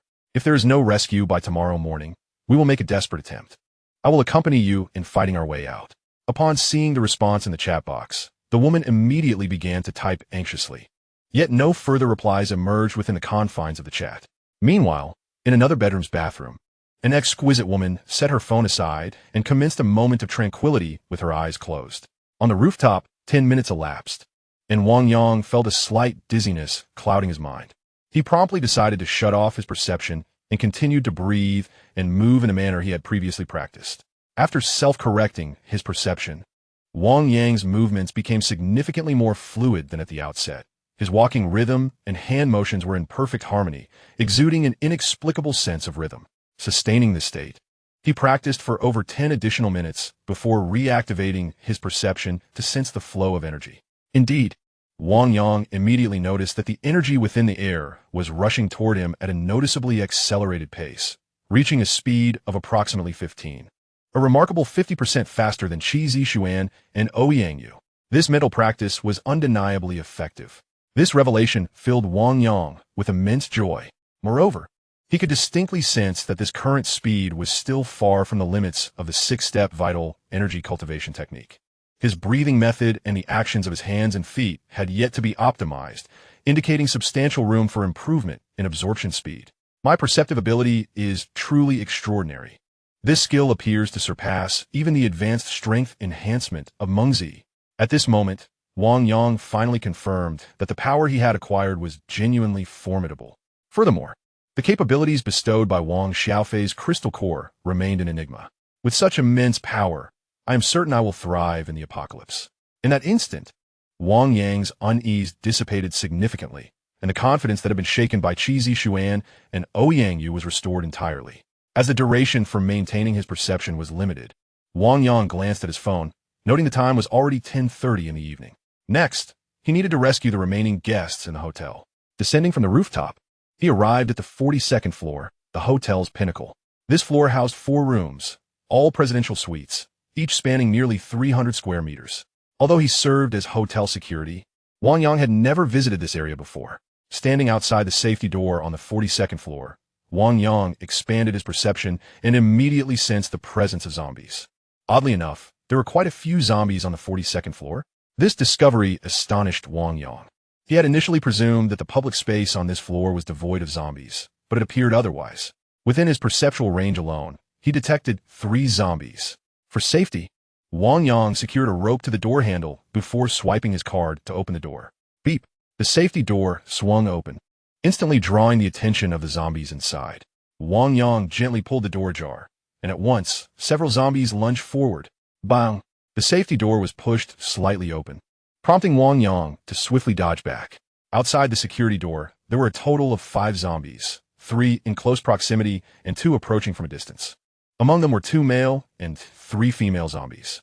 The male zombies donned dress pants and white shirts, while the female zombies were all clad in tailored skirts.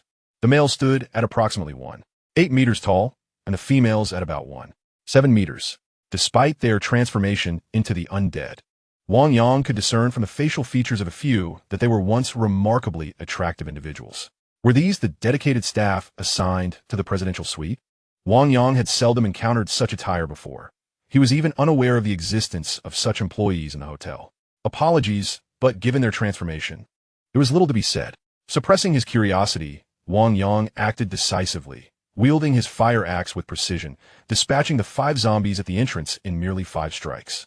After neutralizing the threat, he took a moment to assess his own strength, realizing that after over half an hour of practicing the 6 steps of health cultivation on the top floor, his power had indeed seen a slight enhancement, igniting a fervent enthusiasm within him. He was eager to eliminate these zombies swiftly and return to his training. Wang Yang opened the security door and pushed the surrounding zombies aside. Stepping inside, the entirety of the 42nd floor's public area unfolded before him. Unlike other floors, the layout here was circular. Upon exiting the staircase, he encountered a service desk adjacent to a private lounge, which explained the presence of zombies at the entrance. The 42nd floor appeared to have its own dedicated service system, with 5 staff members tending to just 4 rooms, 2 of which had been occupied the previous day. Directly facing the elevator was a spacious open area, at the center of which lay a small artificial pond, adorned with rocks and greenery. 4 stone bridges extended from the pond, each leading to one of the 4 rooms. At the center of the pond were 2 small gazebos, positioned in the middle of the adjoining pathways, allowing guests from all 4 rooms to rest conveniently nearby. As he approached, Wang Yang noticed that both gazebos lacked roofs. Astonishingly, the area that should have had a closed ceiling revealed the night sky above, the glass over the pond being entirely transparent. What a lavish design! This was an unexpected feature for Wang Yang. Just moments ago on the top floor, he had failed to notice that this section was transparent, obscuring visibility from above while allowing a clear view from below. Such exquisite craftsmanship made Wang Yang marvel at the extravagant lifestyles of the wealthy. Guests occupied rooms 2 and 4. He decided to investigate room 2 first. After briefly admiring the intricate design of the 42nd floor's public area, he proceeded towards Suite 2. Approaching the suite's entrance, he activated his perception abilities and immediately sensed the conditions within. Perhaps due to the spaciousness of the living area, he did not detect any zombies there. However, he did sense a figure cautiously crouched in the corner of each bathroom in the 2 bedrooms flanking the suite. As the restroom was situated towards the inner side, Wang Yang could keenly sense the atmosphere within. The 2 individuals, hiding separately in the bathrooms of their respective bedrooms, remained concealed. Was it perhaps due to the presence of zombies in the living room that kept them apart? Contemplating the situation in the room, Wang Yang speculated about a potential scenario. Cautiously lifting his hand, he prepared to verify his hypothesis. With a soft rap, he tapped twice on the door. Instantly, 2 figures surged into his perception from the depths of the suite's living area. Upon detecting 2 zombies, Wang Yang's expression tightened with alarm. 2 special zombies. Startled, he recoiled sharply. With a thud, the 2 zombies collided with the door, yet the force of their impact was not particularly great. Listening to the sound of them banging against the door, Wang Yang carefully assessed the situation inside. Both zombies exhibited energy fluctuations in their cranial regions, clearly indicating their special status. However, the force with which they struck the door was considerably weaker than that of the zombie that had burst forth from the elevator earlier that day. It seemed they were not overly formidable. Observing the strength of the zombies' attempts to breach the door, Wang Yang, who had initially resolved not to rescue the occupants inside, hesitated. Given the feeble force displayed, he decided to take a chance. After all, defeating 2 special zombies would yield 2 precious cores. Surveying his surroundings, he removed a length of rope from his waist and set about crafting a trap. He laid a segment of rope across the stone bridge, connecting the room to the common area. Should the zombies charge too fiercely, they would become ensnared by the rope. Additionally, he positioned another rope at the safety door, utilizing his backpack to secure the entrance, thus providing a dual layer of protection. Even if the stone bridge failed to contain the zombies, the safety door would serve as a barrier. Having completed his preparations, Wang Yang inhaled deeply, grasping his fire axe as he approached the door with caution. With a swipe of his room card, the lock clicked open, and he immediately exerted all his strength to deliver a powerful kick to the door. With a resounding crash, the door swung open approximately 40 centimeters wide, prompting Wang Yang to retreat swiftly. As anticipated, once the door had been ajar, a zombie's arm protruded forth, followed by the door being fully flung open. A female zombie burst out first, while another had already begun to extend its hand from behind the door, poised to follow. Wang Yang promptly began to withdraw, leaping onto the stone bridge, effortlessly bypassing the preset rope. Wang Yang managed to escape, yet the zombies did not follow. Instead, they were caught by the rope he had laid down, tumbling to the ground in a disheveled heap. With a decisive swing of his axe, Wang Yang cleaved the first zombie's head nearly in two. Just then, the second zombie charged forward, prompting him to retreat once more. However, after only 2 steps back, he was astonished to discover that his feet had inexplicably become immobile. Looking down, he was horrified to find a layer of ice had formed beneath him, binding his feet to the floor. At that moment, the second zombie leaped over the rope and lunged directly at Wang Yang. Inside the second suite, having just lured away the zombie, a woman who had been crouching in the bathroom stepped out of the bedroom into the living room. Upon entering, she immediately opened a black long box resembling a guitar case placed in the center of the room, revealing not a guitar but 3 long swords, 3 handguns, and various other equipment. The woman swiftly unfastened the lock and armed herself with the handguns and swords. Chapter 36. The mysterious woman startled. Wang Yang felt his hair stand on end. There was no time for slashing. In a moment of desperation, he thrust his fire axe forward, pressing it against the zombie's chest. The collision of their forces unexpectedly freed him from the icy grip beneath his feet. He took 2 quick steps back and dashed toward the safety door, rushing inside and swiftly securing the rope. A howl echoed as the pursuing zombie closed in. Wang Yang dodged its claws and swung his axe back at the encroaching zombie's head. To his astonishment, the female zombie raised her forearm to block, a layer of frost shimmering upon its surface. Crack! Wang Yang's blow failed to sever the zombie's arm. It merely shattered the icy layer. Before he could continue his assault, an overwhelming sense of danger surged through him as he noticed the zombie pointing a finger at him. Instinctively, Wang Yang turned his head aside just in time. Whoosh! A white light zipped past his face, leaving a chilling sensation in its wake. Turning to look, he was shocked to discover it was an ice arrow that had shattered against the wall. Seeing the icy glow recoalescing at the zombie's fingertip, Wang Yang decisively kicked out with his left foot, not at the zombie, but at the door itself. With a loud bang, the force of the door kicked back the zombie, causing its ice arrow to veer off course. After 2 failed attacks, the female zombie, now thoroughly enraged, wedged her upper body inside, her hands glowing with white light as they froze Wang Yang's feet to the ground. In disbelief, Wang Yang cursed, knowing the zombie aimed to immobilize him. He swung his fire axe down against the ground. Crack! A thin layer of ice shattered, restoring his freedom of movement, perhaps due to the exertion of her freezing abilities. The special zombie refrained from further attacks, instead howling in frustration as she attempted to push her way in. You won't escape this time. Sensing that the zombie's freezing powers were depleted, Wang Yang swung his axe with all his might. Thud! This blow finally severed the head of the zombie, which had thrust half of its body into the room. The duration of this battle was brief, and although Wang Yang did not expend much physical energy, the psychological burden was immensely heavy. This was not due to the formidable nature of the zombies, but rather because he had never encountered such creatures before. Among the 3 special zombies he had previously encountered, Wang Xiaofei was bound like a rice dumpling and did not exhibit any abilities. Even after consuming the crystal nucleus, Wang Yang remained oblivious to her powers. The other 2 zombies were characterized by one exhibiting immense strength and the other remarkable speed. As for the 2 unique zombies he faced today, the one that had stumbled earlier was rather unremarkable, yet the one that followed was undeniably powerful.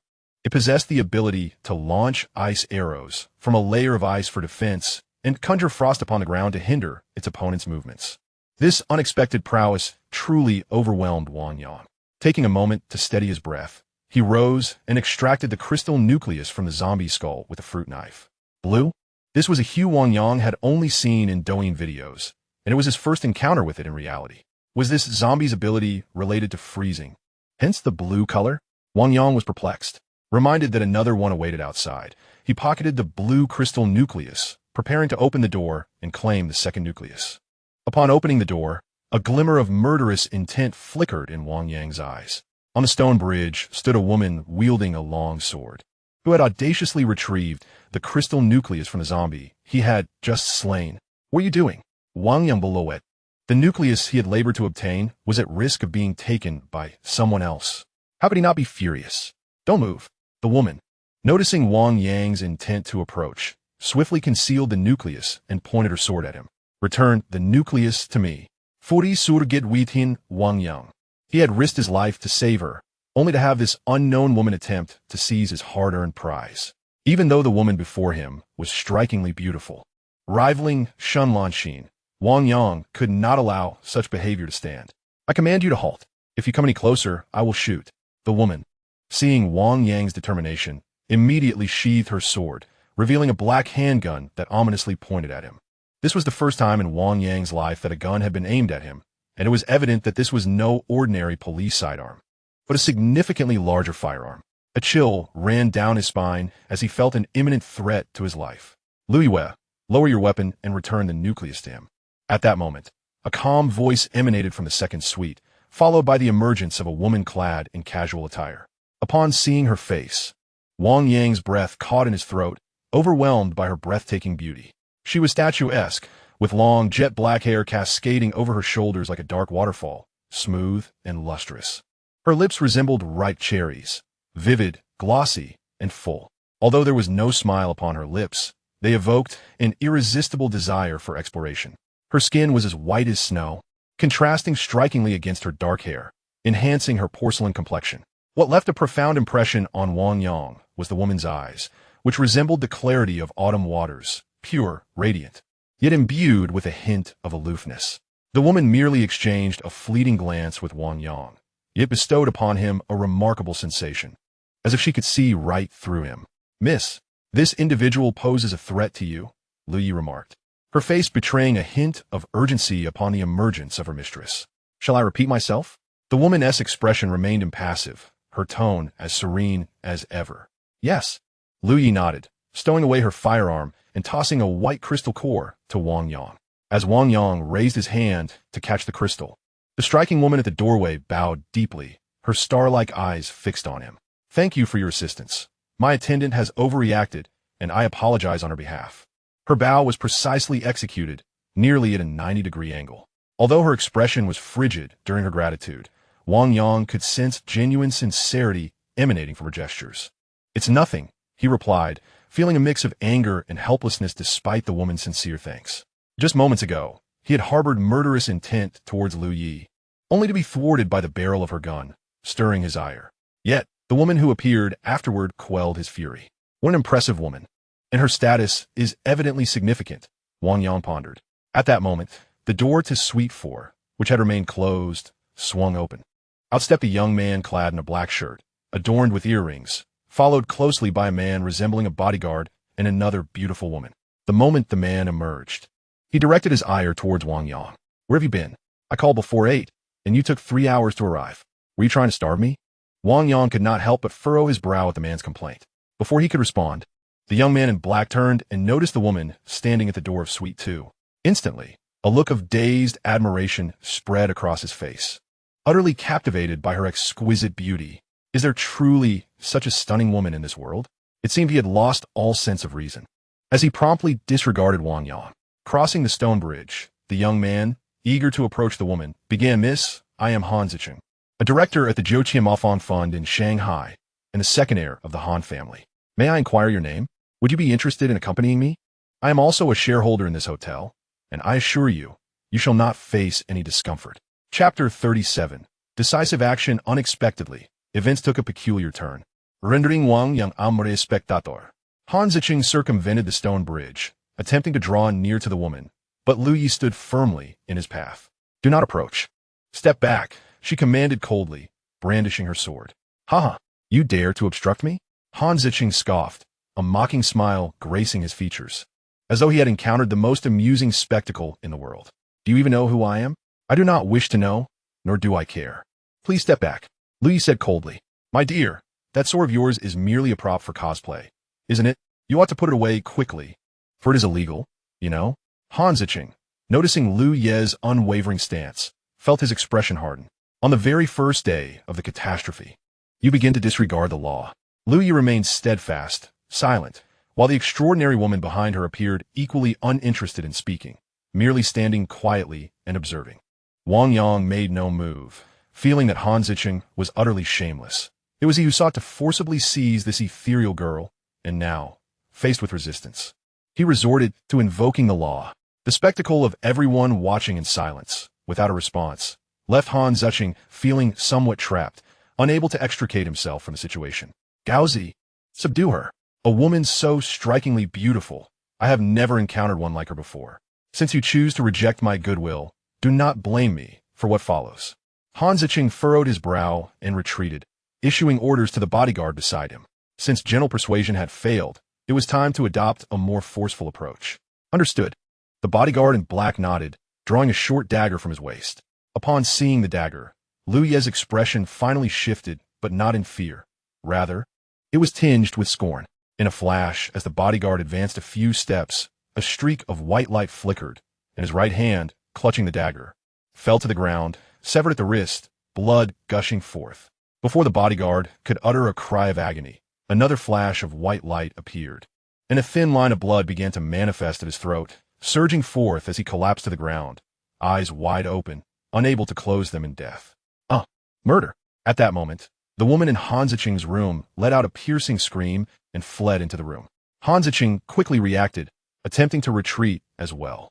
However, Liu Yi did not grant him that opportunity, pursuing him and thrusting her sword from behind. With a swift thrust, the sword pierced Han Ziqing's heart, his eyes widening in shock as he fell weakly to the ground.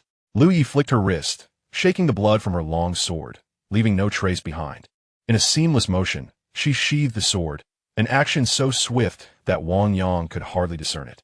After all was said and done, both Liu Yi and the celestial woman behind her bore expressions of remarkable calm, as if taking Han Ziqing's life was no different from slaughtering a mere chicken. "Could you spare some food?" At that moment, the beautiful woman in the distance addressed Wang Yang once more. "This bag is filled with provisions. Please take it all."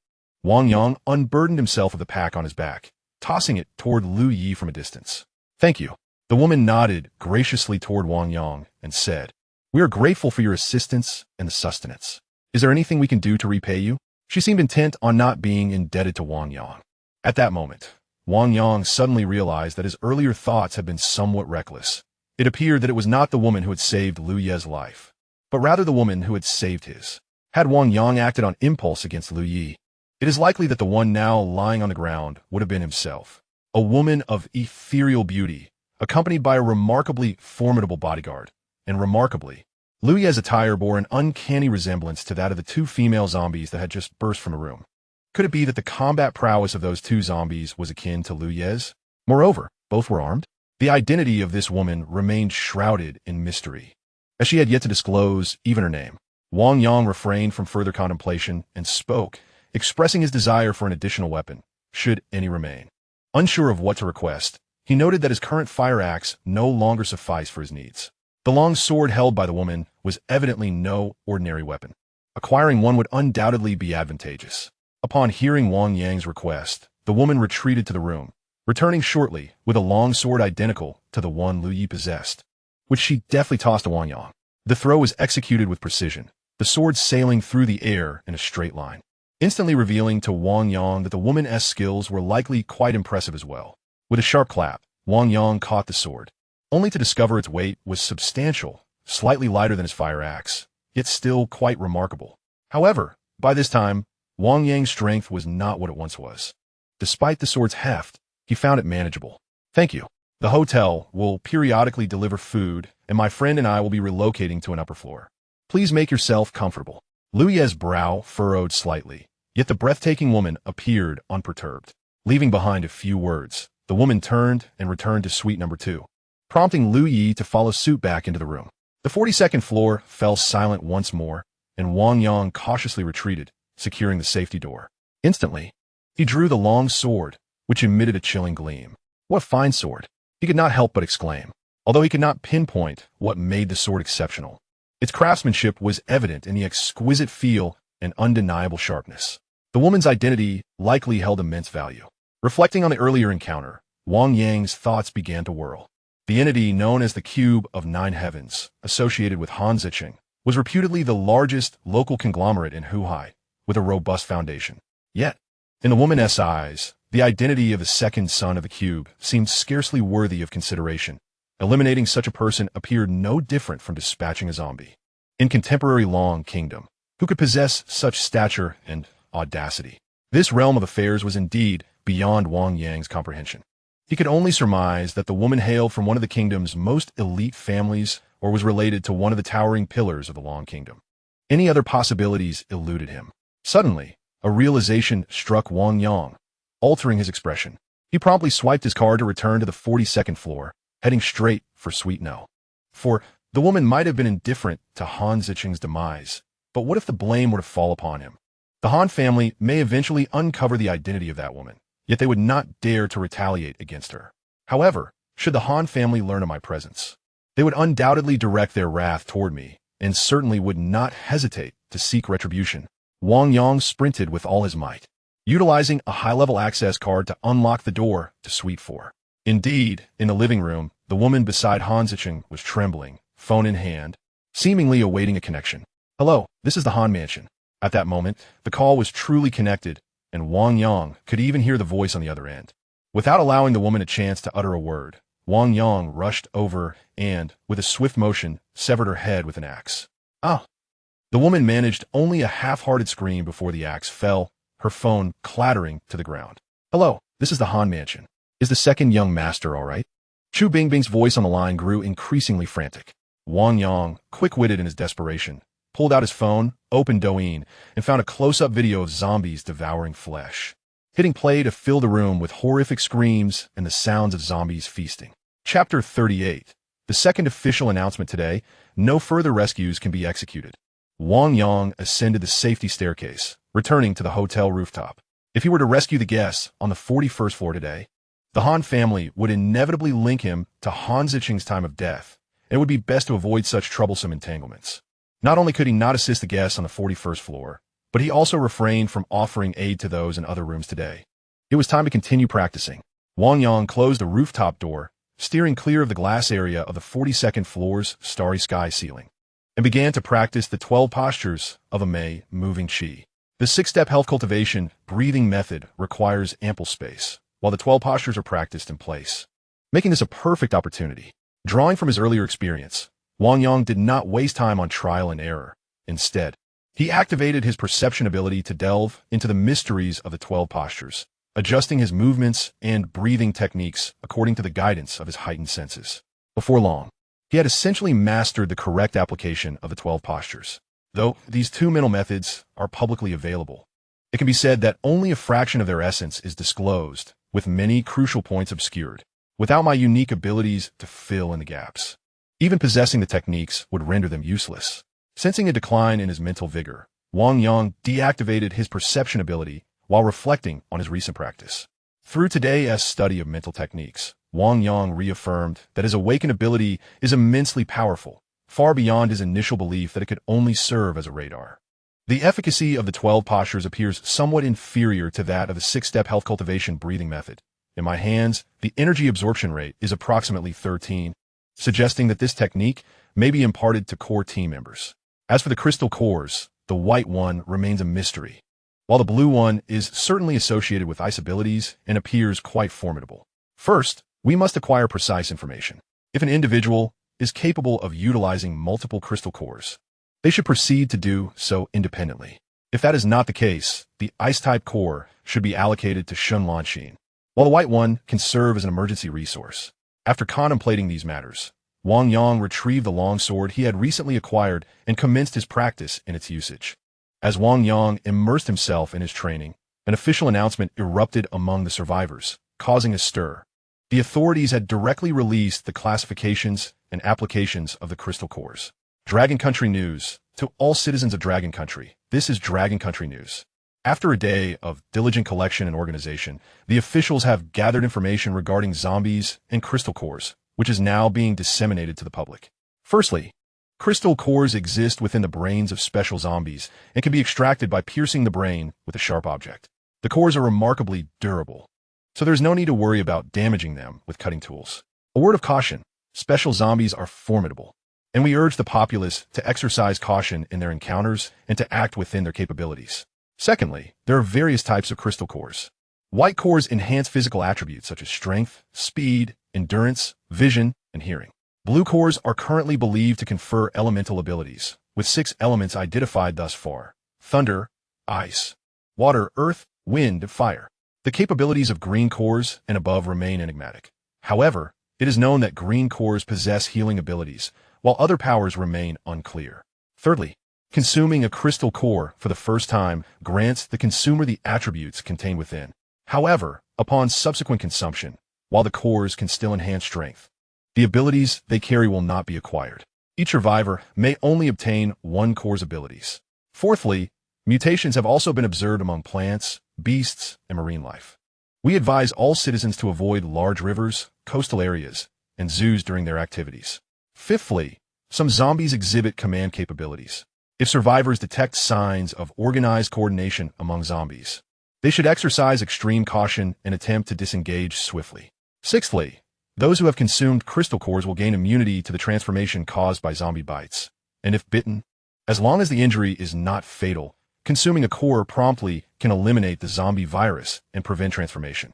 However, if the injuries are severe, the risk of death remains, even after consuming a core. Additionally, we have discovered effective methods to combat zombies and have produced practical training videos, which all citizens are encouraged to observe and learn from.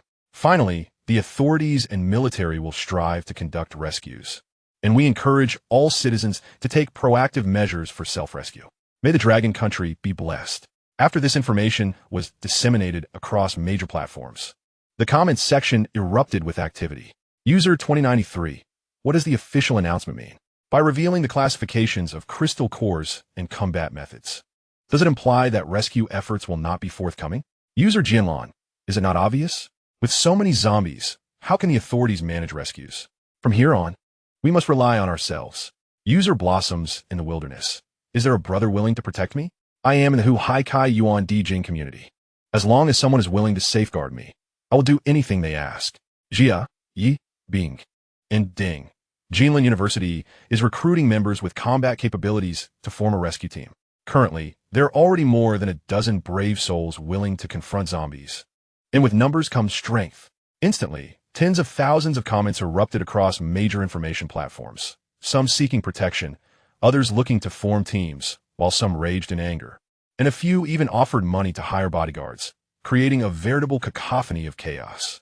Shun Lanxin, who had been waiting in her room for Wang Yang, also saw the official announcement and immediately sent him a message on Feixin. Wang Yang, the authorities have released a new announcement. You should return quickly. After practicing his swordsmanship for a while, Wang Yang, during a moment's rest, happened to catch Shun Lanxin's message. The official usage method for crystal cores has been published. Upon reading the information, he swiftly sheathed his sword and made his way back. Soon, Wang Yang returned to the 38th floor, knocked on the door to greet Lu Meng and Fu Huanhuan, and then the four of them gathered in the living room of Suite Number 1 in Cloud Center. Before long, they had all read the official announcement. Their expressions varied after perusing the announcement. It seemed that Brother Yang's judgment was indeed correct. Relying on rescue was a futile hope. What shall we do next? Lu Meng asked, his demeanor somewhat dazed and his voice barely above a whisper. I have an indistinct intuition about our situation, though I am unsure if it is accurate. Throughout the day, Wang Yang had been contemplating these matters in his mind, yet he still had not arrived at a definitive answer. You speak first. Let us brainstorm together, suggested Shun Lanxin.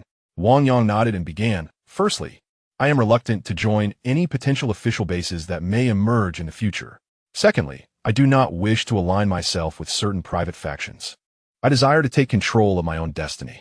Lu Meng expressed his agreement with Wang Yang's perspective, and Shun Lanxin nodded in concurrence, while Fu Huanhuan remained in a state of following along, not yet voicing her opinion. Wang Yang continued, secondly, after developing some members in Hu Hai, I intend to leave this place as soon as possible. Initially, my desire to leave Hu Hai stemmed from the overwhelming presence of powerful factions and the density of the population, which complicates development. However, having read the official announcement, I now believe that departure has become a necessity. The only question is when and where to go. Shun Lanxin added, indeed, some individuals among the zombies exhibit command capabilities, which is truly terrifying. Who knows the extent of this command? If it were merely a few dozen zombies, perhaps we could manage, but if they command hundreds, thousands, or even tens of thousands, I can scarcely fathom the horror. Lu Meng remarked, moreover, this area is coastal and teeming with animals. While wild creatures may be scarce, the number of zoo and domesticated animals is likely incalculable. The intricate water networks and lush vegetation render this place quite inhospitable for survival. Wang Yang, do you have any ideas on where we might go? Shun Lanxin inquired. Wang Yang pondered for a moment and replied, There are several conditions that must be met. The population should not be excessive, as it must be conducive to agricultural production. The vegetation should not be overly lush, nor should there be an abundance of animals. Furthermore, it would be ideal to establish some industrial foundation. If we should flourish in the future, we cannot solely rely on cold weapons for combat. Wang Yang articulated his thoughts. Upon hearing Wang Yang's words, Lu Meng and Shen Lanxin nodded in agreement, recognizing the comprehensiveness of his considerations. The only question that lingered was whether they, as a small group, could reach such an ideal place. The destination could be contemplated gradually. Wang Yang then turned his gaze towards Fu Huanhuan and said, Huanhuan, you must consider carefully. If you choose to accompany us, I will not provide you with any special privileges. You will need to possess combat abilities and contribute to the team. If you're unwilling to fight, we can arrange to escort you to the official base before we depart. No, I wish to follow you. Fu Huanhuan declared resolutely. Lifting her head, seeing her determination, smiles spread across the faces of Shen Lanxin and Lu Meng. They too wished for her to stay. Very well, Wang Yang replied with a smile. In that case, I will seek a suitable crystal core to enhance your abilities. Mengzi and I have already consumed crystal cores. And Lanxin has as well. You are the last one. Wang Yang, are you implying? Although Lu Meng and Fu Huanhuan did not immediately comprehend Wang Yang's words, Shen Lanxin understood. Could it be that Wang Yang already possessed crystal cores? With a subtle smile, Wang Yang reached into his pocket, and soon, 2 crystal cores, one blue and one white, lay in the palm of his hand. The other 3 stared in astonishment at the crystal cores held by Wang Yang. Chapter 39. The Transmission of Mental Techniques, Brother Yang. When did you acquire these? Lu Meng gasped, his eyes widening at the sight of the 2 crystal cores. I nearly lost my life while defeating 2 special zombies on the 42nd floor just moments ago, Wang Yang replied nonchalantly. While Wang Yang spoke lightly, the other 3 could sense the gravity of the situation, not to mention Lu Meng, who had personally encountered the formidable nature of the special zombies. Both Shen Lanxin and Fu Huanhuan could glean the severity from the official announcements, which clearly stated the exceptional combat prowess of these special zombies. The authorities would not deceive them in this regard. Wang Yang looked at Shen Lanxin, striving to suppress his emotions. You are all my team members. Your strength is what will enable us to venture further, he stated. Additionally, I have just discovered another piece of information. What is it? They inquired. The mental technique. Wang Yang responded, turning to Shen Lanxin. Please share the MA 12 stances with them as well. This is genuinely beneficial. Is it really true? Shen Lanxin exclaimed, her eyes widening in disbelief, the shock surpassing that of the crystal cores. Initially, when Wang Yang had instructed her to search for the mental technique online, she thought he was jesting. Creating a group chat for the 4 of them, Shen Lanxin shared the MA 12 stances, then gazed intently at Wang Yang, asking, Wang Yang, how did you foresee this? It is truly remarkable. Wang Yang glanced at Lu Meng and said, this fellow must have some insights as well. Today, that couple in our team, exuding an aura of transcendence, their combat prowess is truly extraordinary. I suspect they might be practitioners of the martial world. Thus, I thought it prudent to experiment. Perhaps the techniques that once proved ineffective may now yield results. Lu Meng, having grasped the explanation, smacked his thigh and exclaimed, Yang Ge, you are a genius. How did I not think of this? That couple is indeed remarkable, even with my enhanced strength from consuming the crystal core. I doubt I could contend with them. Be more confident. Remove the perhaps. Wang Yang teased with a smile. Your strength has indeed increased, yet those 2 are formidable as well. When it comes to combat skills, I fear they could easily overpower you. At this point, Wang Yang couldn't help but recall the slender figure from the 42nd floor, along with the young lady who had not revealed her name. Regrettably, they had been too distant for him to sense whether they had awakened any abilities. He pondered. Given Lu Ye's inherent combat prowess, if she has indeed awakened her abilities, it would be utterly terrifying. Moreover, within that room, there were a master and 3 servants. It stands to reason that if 2 of them have awakened, the other 2 likely have as well. The next time we meet, I must investigate further. This place, Huhai, is truly a realm of hidden talents. So, shall we commence our practice now? Lu Meng, evidently intrigued by martial arts, promptly decided to give it a try. Indeed, Wang Yang nodded. This discipline is somewhat challenging to master. I have only recently begun to grasp its fundamentals. While you practice, I will share my insights. Otherwise, it may prove difficult for you to master in the short term. Very well, let us begin, Lu Meng declared as he stood up. In the ensuing hours, Wang Yang instructed the three in the essentials of the Ame moving skill S12 postures. After more than an hour, they had essentially familiarized themselves with this technique. Wang Yang assessed their progress. Lu Meng's energy absorption rate had reached around 9, while Shen Lanxin and Fu Huanhuan were about 5. It appeared that those who had consumed crystal cores indeed progressed more swiftly. However, ordinary individuals, unless exceptionally gifted, would likely still lag behind typical zombies in speed. Nevertheless, with continued practice, they should acquire the strength to fight back, Wang Yang thought to himself. By 1 o'clock in the morning, the three had largely mastered the essentials of the 12 postures. Lu Meng returned to cloud number 2 with Fu Huanhuan, while Shen Lanxin chose to remain with Wang Yang. Indeed, after consuming the crystal core, Shen Lanxin's absorption rate had soared to 11, surpassing Qi Zixuan and Ouyang Yu. Meanwhile, Wang Yang, after persistently refining the 12 postures, had reached an absorption rate of 16, placing him in a league beyond the others. Furthermore, he sensed that both the 6-step health cultivation technique and the 12 postures still had room for further optimization, a revelation that significantly bolstered Wang Yang's confidence. Shen Lanxin continued her practice of the Ame moving skill, while Wang Yang began to contemplate a crucial point from the official information. The official information presents a classification of crystal cores. White denotes physical attributes, blue signifies elemental attributes, while green is solely associated with healing. This indicates that the current statistics from the authorities are limited, and it is certain that green crystal cores possess additional capabilities beyond healing. Wang Yang pondered silently. It is evident that each type of crystal core holds distinct abilities. White is the weakest, blue is somewhat stronger, green is even more potent, while gold is the most formidable. Could it be that the colors of the crystal cores and their strengths are related to the luminous spheres I first observed?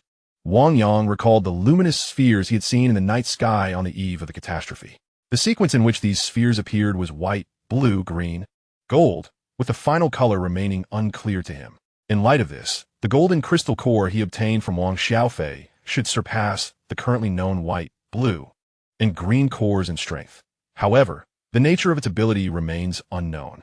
Wang Yang was aware that the power he acquired from Wang Xiaofei was undoubtedly immense, yet he still had no knowledge of what it entailed. This uncertainty filled him with anticipation, urging him to unravel the mystery swiftly. Furthermore, he had already possessed the perception ability before consuming the crystal core, and given that perception itself is a formidable power, it implies that he harbors two distinct abilities. The question lingered: where does the perception ability rank in the hierarchy of white, blue, green, and gold? Or perhaps, does it belong to an even higher echelon beyond gold?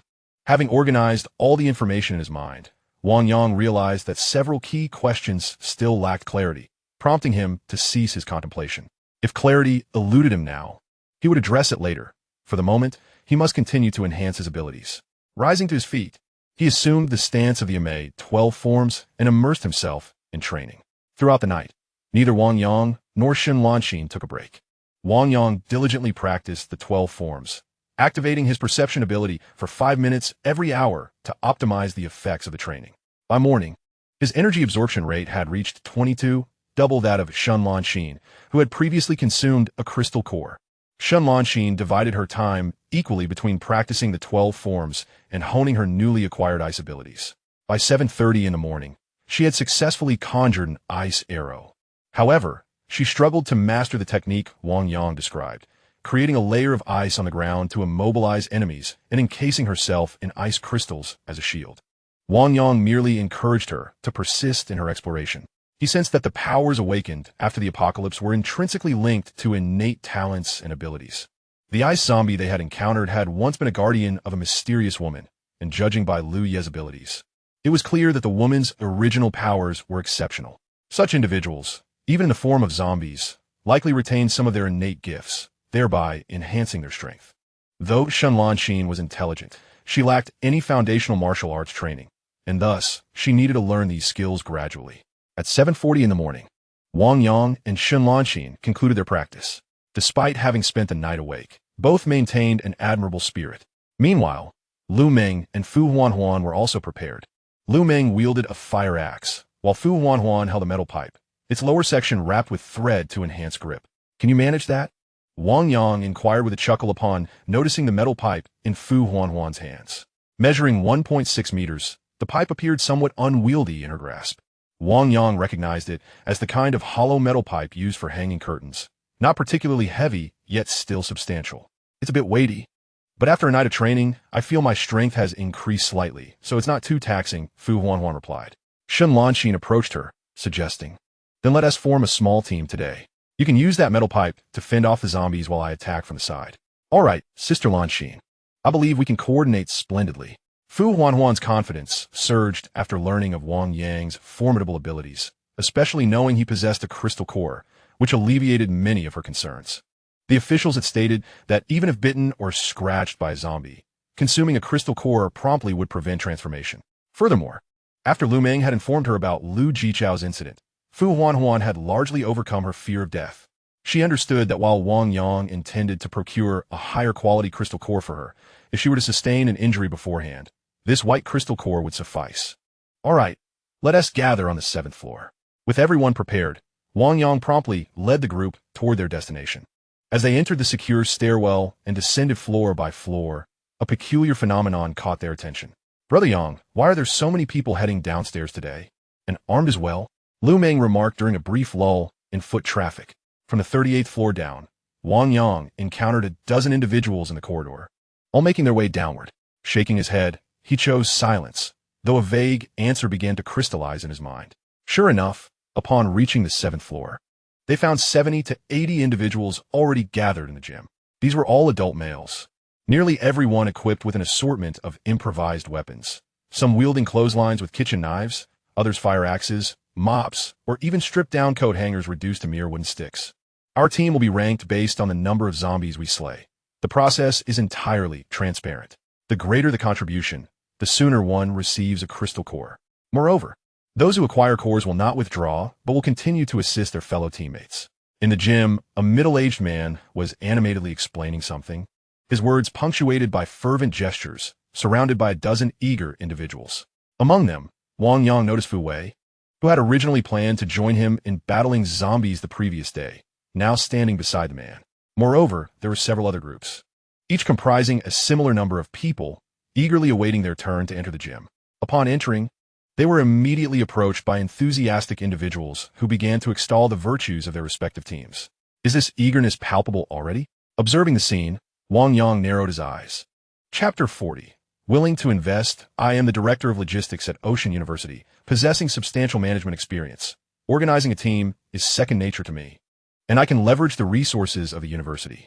Many may not be aware, but Ocean University has already produced several formidable superhumans, who not only dealt with the zombies in the dormitory buildings, but are also actively pushing outward. If we begin our efforts now, we too shall become exceedingly powerful.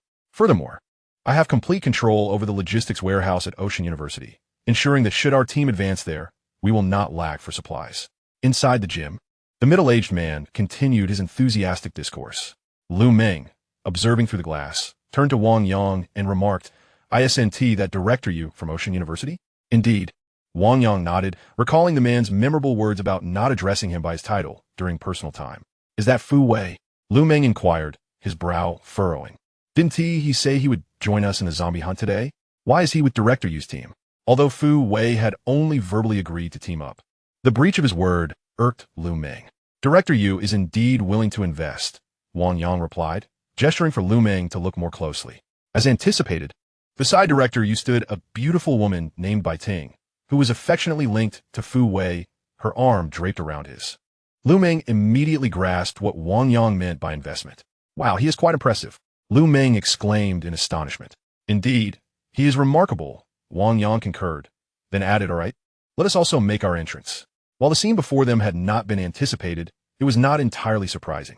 The previous day, the authorities had just revealed the function of crystal cores and the weaknesses of zombies, further indicating that rescue efforts might not arrive as smoothly as hoped. This news stirred many ambitious individuals, eager to form their own teams amidst the chaos. The atmosphere had dramatically shifted. Just a day prior, few were willing to fight. Yet now, nearly all able-bodied men had descended, and even some physically capable women joined the fray, quickly organizing into several small teams of a dozen or so within the gym. Qi Zixuan, Lu Jichao, and others had also arrived and were gathered in a corner. prompting Wang Yang to lead his companions over. "Good morning," he greeted. Wang Yang greeted the members of the group with a smile, and they responded in kind. Lu Jichao, noticing Wang Yang's arrival, immediately complained, "Yesterday, when we wanted everyone to join the fight, no one was willing to come. Today, however, these people have suddenly become enthusiastic, even recruiting from our ranks. Wang Yang sruged unperturbet. Relax, we are free to come and go as we please. Does joining us mean one must follow us indefinitely? We haven't even formally established a team." Although they were one member short, the strength of Wang Yang's team had significantly increased. At least now, Shen Lanqin was far superior to Fu Weiqiang. Fu Wei's departure was a loss for him. At that moment, two young men, wielding improvised wooden sticks made from coat hangers, approached Wang Yang's team. "Hello, I would like to inquire about joining your group. How will the distribution of zombie crystal cores be handled?" These two men, appearing to be in their 20s and seemingly physically active, exuded vitality and health. Despite the emergence of several teams in the gym, Wang Yang's group remained the most formidable. The memory of Wang Yang's impressive performance during their rescue the day before lingered in the minds of many. If joining Wang Yang's side promised a share of the crystal cores, it was likely that the vast majority would be eager to align with him.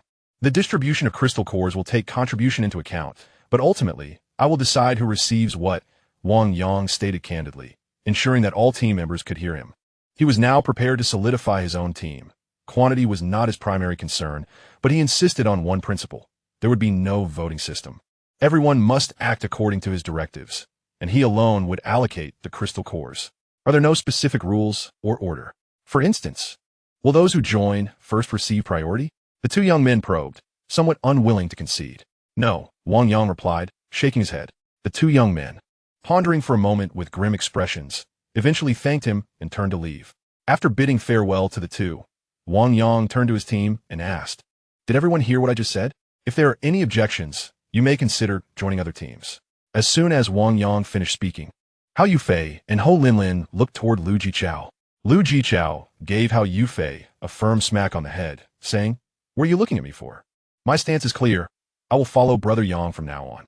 Chen Jie added with a smile, "I have no objections either." Fang Wei, Su Liang, and Xie Hongbin, who had just joined the day before, remained silent, indicating their agreement. Su Liang and Xie Hongbin, both UFC prospects, possessed a unique aura, and after discussing it among themselves the previous day, they had recognized that within this group, Wang Yang, Qi Zixuan, and Ouyang Yu all exuded a distinctly different vibe. Though they are formidable presences among ordinary individuals, easily taking on 3 or even 5 at a time, they possess an instinctive awareness that they are no match for the few before them. Among them, Wang Yang stands out distinctly. The warrior's intuition assures them that aligning with Wang Yang is undoubtedly the right choice. Fang Wei appears to hold great admiration for these two UFC contenders, naturally aligning with their decision. "Xiao Yu and I may not be able to remain in your team for long, as we must eventually return home. However, during our time together, we will certainly adhere to your guidance." Qi Zixuan also expressed with a smile. Indeed, Qi Zixuan and Ouyang Yu are merely temporary members of his team. These two will not accompany him for an extended period. Nevertheless, receiving assistance from these two skilled individuals before departing from Huhai is already a significant boon for Wang Yang. "We would also like to join your team, and during our stay, we will follow your arrangements, if that is agreeable." Before Wang Yang could respond, a somewhat chilly voice interjected. Turning to look, he was surprised to find it was the enigmatic pair from the presidential suite on the 42nd floor the previous day. The woman who spoke was the one who had not revealed her name. Both women had donned ordinary athletic attire today, complete with masks and hats that nearly concealed their striking features. Yet, their figures and poise still captured the attention of many in the gym, particularly as each carried a long sword on their back. Ouyang Yu did not notice their beauty. Rather, her attention was drawn to the gray ring on Lu Ye's index finger. Upon seeing the ring, Ouyang Yu's gaze sharpened, but before she could utter a word, Qi Zixuan grasped her hand. At that moment, Lu Ye's attention shifted towards them, and upon seeing Qi Zixuan and Ouyang Yu, her expression underwent a subtle change, quickly veiling itself again. Quietly exchanging glances with Qi Zixuan and Ouyang Yu, it seemed as if a silent communication had transpired, with no greetings exchanged, as though they were complete strangers. The exchange among the three was remarkably discreet and swift, yet fortuitously caught by Wang Yang, who was keen to ascertain whether these two possessed innate abilities. It was evident that they were acquainted, or at the very least, aware of each other's identities. In an instant, Wang Yang internally affirmed a realization. It appeared that Qi Zixuan and Ouyang Yu indeed hailed from some martial arts sect or hidden family.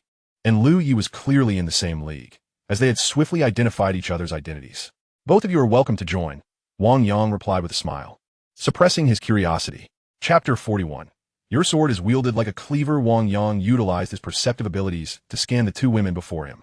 Indeed, both the master and her servant radiated powerful energy fluctuations. A blue halo emanated from Lu Ye's head, while the mysterious woman exuded a rare green luminescence. It remained uncertain what innate ability this woman possessed. Wang Yang pondered quietly, reflecting on the previous vague, official descriptions of the green abilities. It was merely disclosed that one of these abilities pertained to healing, and it appeared that no further samples of green abilities had yet been discovered. However, this was not the time to dwell on such matters. Clapping his hands, Wang Yang declared, "Let us proceed according to yesterday's plan and begin our clearing operations on the 5th floor." With that, he led his team out of the gym and directly through the security door. As Wang Yang departed, the previously noisy atmosphere of the gym fell into an immediate hush. Several leading figures exchanged glances, uncertain of what to do next, particularly since none of them had participated in the battle yesterday. They had all been rescued by Wang Yang. One burly man, who resembled a petty thug, suggested, "Let us clear the 2nd floor. It's primarily comprised of restaurants, and I've been there numerous times. There should be few people left. If we secure the 2nd floor, we might enjoy a good meal." Upon hearing this, excitement illuminated the faces of the members within the thugs group. The petty thug, accompanied by a dozen individuals, exited, and soon 2 teams had departed, resulting in a significant reduction in the gym's population. "Director Yu, what should we do?" After Wang Yang and his team had left, Fu Wei finally exhaled. Having previously avoided making eye contact with Wang Yang for fear of inciting his ire, Director Yu found himself in a quandary. While he excelled at concocting motivational tales, he was less adept at combat command and could only turn to Fu Wei for suggestions. "Do you have any recommendations?" he inquired. Busy de Fu Wei, Bai Ting Ganding. "Yes, Wei Gu, please share your thoughts." Although Director Yu was skilled in organization and management, when it came to combat, Fu Wei was indeed the strongest among them. Bai Ting discreetly nudged Fu Wei with her chest, causing his heart to race with adrenaline and filling him with bravado, momentarily causing him to forget that he had never engaged in battle. "Let us head to the underground floor. There's an employee cafeteria there. I heard Wang Yang mention that most of the zombies in that area have already been cleared, so we should be fine." Recalling Wang Yang's plan from the previous day, Fu Wei proposed, "Very well, we shall proceed to the underground floor." Director Yu, having heard Fu Wei's words, found them completely sound and confidently issued orders. As Director Yu led his team away, only a sparse group of around 20 individuals remained in the gym. Among this group was one team, while the rest consisted of those who had hesitated and failed to join any team, including the 2 young individuals who had initially inquired about Wang Yang's crystal core distribution method. "Director Wu, what shall we do?" a young girl asked the middle-aged man at the forefront. The remaining group is centered around a man in his 30s, accompanied by several young men and women. All of them were employees of a snack brand named Joyful Memory, who had come to Shanghai to promote their new products, renting an exhibition hall on the 3rd floor of the Fortune Center Hotel. The owners of the company were also staying at the hotel, but they did not anticipate the calamity that would soon unfold. The product launch had brought over 30 employees from Joyful Memory, yet only a dozen or so remain alive. Many others likely perished during the initial chaos while setting up the exhibition. Perhaps the residual influence of the pre-disaster hierarchy lingered, as the employees continued to rally around their leader from before the catastrophe. Director Wu contemplated the situation and made arrangements to retrieve universal key cards and occupancy information from service staff, with the intention of clearing out any zombies that had not been dealt with on the upper floors. This would enhance their safety and allow them to regroup with others. Soon, this team departed, leaving behind a few solitary individuals in the gym who exchanged glances and decided to band together for warmth. Among all, Wang Yang's team moved swiftly, reaching the secure door on the 5th floor in no time. With a larger group, they no longer needed to be overly cautious after eliminating the zombies at the entrance. They would proceed to clear the area directly. With their numbers bolstered and skilled fighters like Qi Zixuan and Lu Yi in their ranks, Wang Yang felt emboldened. "Let's go." No one voiced any objections. Lu Meng secured a rope at the safety door. Wang Yang swiped the card, and upon opening the door, he shouted inside. To his surprise, only a single zombie clad in a staff uniform emerged. Wang Yang, lacking the patience for hesitation, swiftly decapitated the creature with a single stroke before stepping into the 5th floor. The 5th floor opened into a spacious corridor, flanked by 2 cafes and 2 bars. The layout was quite apparent. The zombie count should be minimal. Let us clear out the cafes first, Wang Yang asserted, taking the lead. The 2 cafes, Manga Cafe and Carving Time, offered breakfast items, yet were sparsely populated. Wang Yang and his companions made no effort to mask their presence, advancing at a brisk pace. Soon, 3 zombies charged out from Carving Time, with another 4 or 5 attempting to maneuver around tables to join the fray. In the formation, Wang Yang, Qi Zixuan, and Ouyang led the front, while Lu Ming safeguarded the rear. The enigmatic woman and Lu Yi positioned themselves in the middle, with Lu Yi constantly vigilant, ensuring the mysterious woman's safety. As zombies emerged, Wang Yang swiftly severed the head of one, while Qi Zixuan and Ouyang wielded their fire axes with precision, dispatching 2 more zombies in quick succession. As the remaining zombies threatened to burst through the door, Wang Yang stepped forward decisively and delivered a powerful kick to the cafe entrance, sending 2 of the undead staggering back. Simultaneously, he wielded his sword with precision, severing the head of one of the zombies. At that moment, Qi Zixuan had also maneuvered to the side of the cafe entrance. The 2, positioned on either side, required no assistance from their companions. The remaining zombies were swiftly dispatched at the threshold. Across the way at the cafe, Carving Time, the presence of humans stirred the zombies within, causing them to become increasingly agitated as they pressed towards the windows. The cafe had opened its wooden windows, exuding a certain charm, yet the zombies chose not to take the conventional route through the main entrance. Instead, they attempted to clamber out through the windows. In a flash, Ouyang Yu and Lu Yi struck simultaneously, their blades gleaming as the 4 zombies failed to escape and met their demise at the window's edge. Brother Yang, with the way you're handling things, it seems we're merely spectators, Lu Jichao lamented after they had dealt with the zombies in both cafes.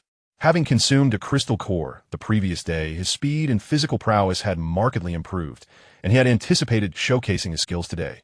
Yet, he found himself deprived of any opportunity to engage. Do not let your guard down. While the 5th floor may have few zombies, the ensuing battles will undoubtedly prove to be far more arduous, Wang Yang cautioned, scanning the surroundings. He noticed some commotion in the operational areas of both cafes, indicating that there were still zombies ensnared within. Qi, let's split up and handle this. We must locate the stragglers, Wang Yang suggested to Qi Zixuan, who nodded in agreement, responding with a smile. Certainly, it is best to tackle this separately. You wield that long sword like a cleaver.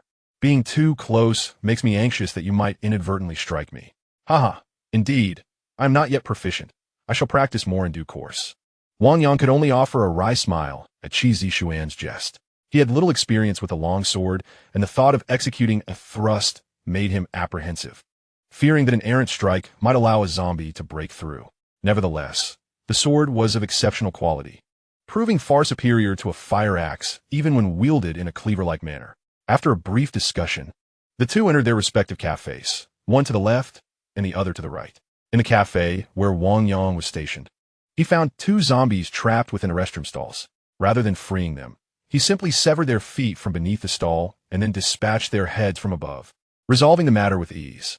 Conversely, Qi Zixuan effortlessly dealt with the zombies caught behind the bar, disposing of them with remarkable ease. Once both sides were cleared of zombies, the group reconvened at the cafe. Lu Jichao, eyeing the array of coffee machines on the counter, felt a surge of caffeine craving and could not resist asking Ho Linlin. Linlin, do you know how to operate these machines? Perhaps you could prepare some coffee for everyone. Upon hearing Lu Jichao's suggestion, the eyes of the group brightened with interest. Clearly eager for a complimentary cup of coffee, even the mysterious woman couldn't help but cast a glance at the counter. Ho Linlin felt somewhat embarrassed and said, Chao Gu, I'm not familiar with this. At that moment, Shun Lanxin stepped forward, adeptly preparing the beans and starting the machine. What flavors do you want? I would like a vanilla latte. Fu Huanhuan was the first to raise her hand. An iced Americano for me. Lu Jichao also volunteered. Subsequently, everyone expressed their desired coffee orders, including the mysterious woman who requested a cappuccino. As Shun Lanxin began crafting the coffees, Wang Yang turned to Qi Zixuan and suggested, Brother Qi, let us first take care of those 2 bars next door. I would rather not wait idly here. All right, Qi Zishuan replied, picking up the fire axe and rising to his feet, followed by Yang Yu. Mengzi, keep an eye on this side. Wang Yang instructed Lu Ming to be cautious as he led the Qi couple out of the cafe. Meanwhile, as Wang Yang and his companions dealt with the 5th floor, in the basement, Director Yu and his team commenced the elimination of zombies. Thud! Fu Wei dispatched a zombie caught in the door's gap with his fire axe. And soon the 3 zombies were dealt with. Observing the fallen zombies, Director Yu confidently proclaimed, "Everyone, take note. These zombies are not insurmountable. With the right approach, we can easily defeat them. Once we gather enough crystal cores, we too can grow formidable. That Wang Yang merely got a head start. We shall surely catch up." Director Yu indeed possessed a certain charisma, and the confidence on the faces of the dozen or so armed individuals behind him began to swell. There should be no zombies left inside. Let's take a look. Director Yu called out thrice toward the safety door, and upon receiving no response, he felt reassured. Fu Wei, having dispatched several zombies, now felt more confident and remarked, "This office area is quite spacious. If we encounter zombies, do not panic. Use the sticks to hold them off, and those with axes should approach from the side to strike. We will follow the official tutorial from yesterday, and we will surely prevail." Understood. The few individuals holding metal rods nodded in agreement. Seeing that everyone was prepared, Fu Wei removed the rope from the doorknob, and they cautiously entered. Upon entering, they were immediately assaulted by an overpowering stench that challenged their physiological limits, causing some, like Bai Ting and another woman, to vomit. Director Yu, overwhelmed by the odor, felt dizzy and held his breath as he forcefully pushed the safety door open, grimacing as he scolded those 2 security guards. After killing the zombies, couldn't they at least dispose of the bodies? However, his complaint went unanswered as the group felt a wave of oxygen deprivation, barely registering his words. After 2 or 3 minutes, the air became slightly less pungent, and the group gradually acclimated, their dry heaving subsiding a bit. There are 2 directions here. Let's consult the signpost. One path leads to the office area, while the other leads to the staff canteen and dormitories. We shall first proceed toward the office area to see if we can find some mops or similar items, as several members of our team are still without suitable tools. Director Yu suggested. All right. Fu Wei nodded in agreement, recalling that Wang Yang had mentioned yesterday that many zombies had already been eliminated on the basement level. Thus it should not be overly perilous. Soon, with Fu Wei leading the way, a young man named Qin Shuai followed closely, wielding a wooden stick fashioned from a clothes hanger. The 2 cautiously advanced toward the office area. As they neared the corner, Fu Wei turned to survey the situation in the hallway, and upon doing so, his scalp prickled with alarm. Quickly retreat. Back to the safety door. Fu Wei shouted. To his horror, he spotted approximately 13 or 14 zombies standing at the end of the corridor, and they had already seen him. A chorus of furious roars erupted from the zombies in the hallway, and as Fu Wei began to back away, he yelled, "Hurry back to the safety door and secure the rope." Hearing the cacophony of growls from the zombies, 2 women in the group immediately shrieked, paralyzed in fear. Damn it! Fu Wei's eyes nearly bulged from their sockets as he kicked aside the obstructing individuals and dashed forward. Though Director Yu's face had turned pale, he was quick on his feet, closely trailing behind. Just then, the zombies from the office area charged forward. One of them lunged at a woman in the group, sinking its teeth in her neck and tearing away a large chunk of flesh mingled with blood vessels. This horrifying scene sent the entire group into chaos, with everyone scrambling to retreat toward the staircase, resulting in a stampede among the mere dozen individuals. The unfortunate woman only attracted 2 or 3 zombies, yet the rest barreled toward the safety door. Hurry, shut the safety door, don't crowd.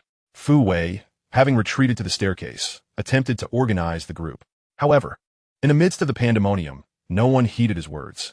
This motley crew had lost their capacity for rational thought upon encountering the zombies and were solely focused on fleeing. 2 more unfortunate souls were seized by the zombies and brought down. Director Yu, save me. Don't bite me. Fu Wei witnessed the last small man in the group being bitten on the head by a zombie, which tore away a large patch of scalp, blood spraying forth. Don't run. Hold the door. Don't flee. Otherwise, we will all perish. Fu Wei struggled to close one door while attempting to signal his companions to secure the other, but no one was listening. Everyone was intent on escaping. And Director Yu had long since vanished from sight. Damn it! Fu Wei cursed under his breath, reluctantly abandoning the door to follow suit, filled with regret for having allied himself with such foolish individuals. If only he had not joined that group yesterday. As he ran, regret weighed heavily on his heart. Director Yu has ascended to the 7th floor with remarkable speed, closely pursued by Bai Ting, who, despite her efforts, remains just a step behind. The door to the 7th floor is ajar, propped open by a folder, as a convenience for survivors to come and go. Much like the other floors where Wang Yang and his companions have left similar arrangements. Upon entering the 7th floor, Director Yu kicks the folder aside and firmly shuts the door behind him. Director Yu Chenhui, you wretched scoundrel, how dare you abandon me? Open the door. Outside, Bai Ting screams frantically, pounding on the door, yet Director Yu shows no intention of letting her in. Foolish woman, come on, Fu Wei exclaims as he seizes Bai Ting's hand, pulling her upwards. The 8th floor has already been breached by others from their group, and the safety door to the 9th floor stands wide open. Fu Wei drags Bai Ting inside and promptly secures the 9th floor door. Once inside, they find a room with an open door, and it isn't until they have closed it behind them that they finally exhale in relief. Bai Ting, nearly paralyzed with fear, collapses onto the edge of the bed, her white top hiked up, inadvertently revealing her slender waist, adorned with a rose tattoo that gracefully extends from her side into her black jeans. Recalling the morning events at the gym, where Yu Chenhui's flattering words and promise to indulge her had led her to abandon Wang Yang's group to assist him, she now realizes the futility of her actions. Observing the panicked Bai Ting leaning against the bed, Fu Wei erupts, tearing at her clothing amidst her terrified screams. Damn it! It's your fault, you vile woman. Chapter 43. Forming a team, only 7 individuals from Director Yu's team managed to escape. The rest fell victim to the zombies in the corridors.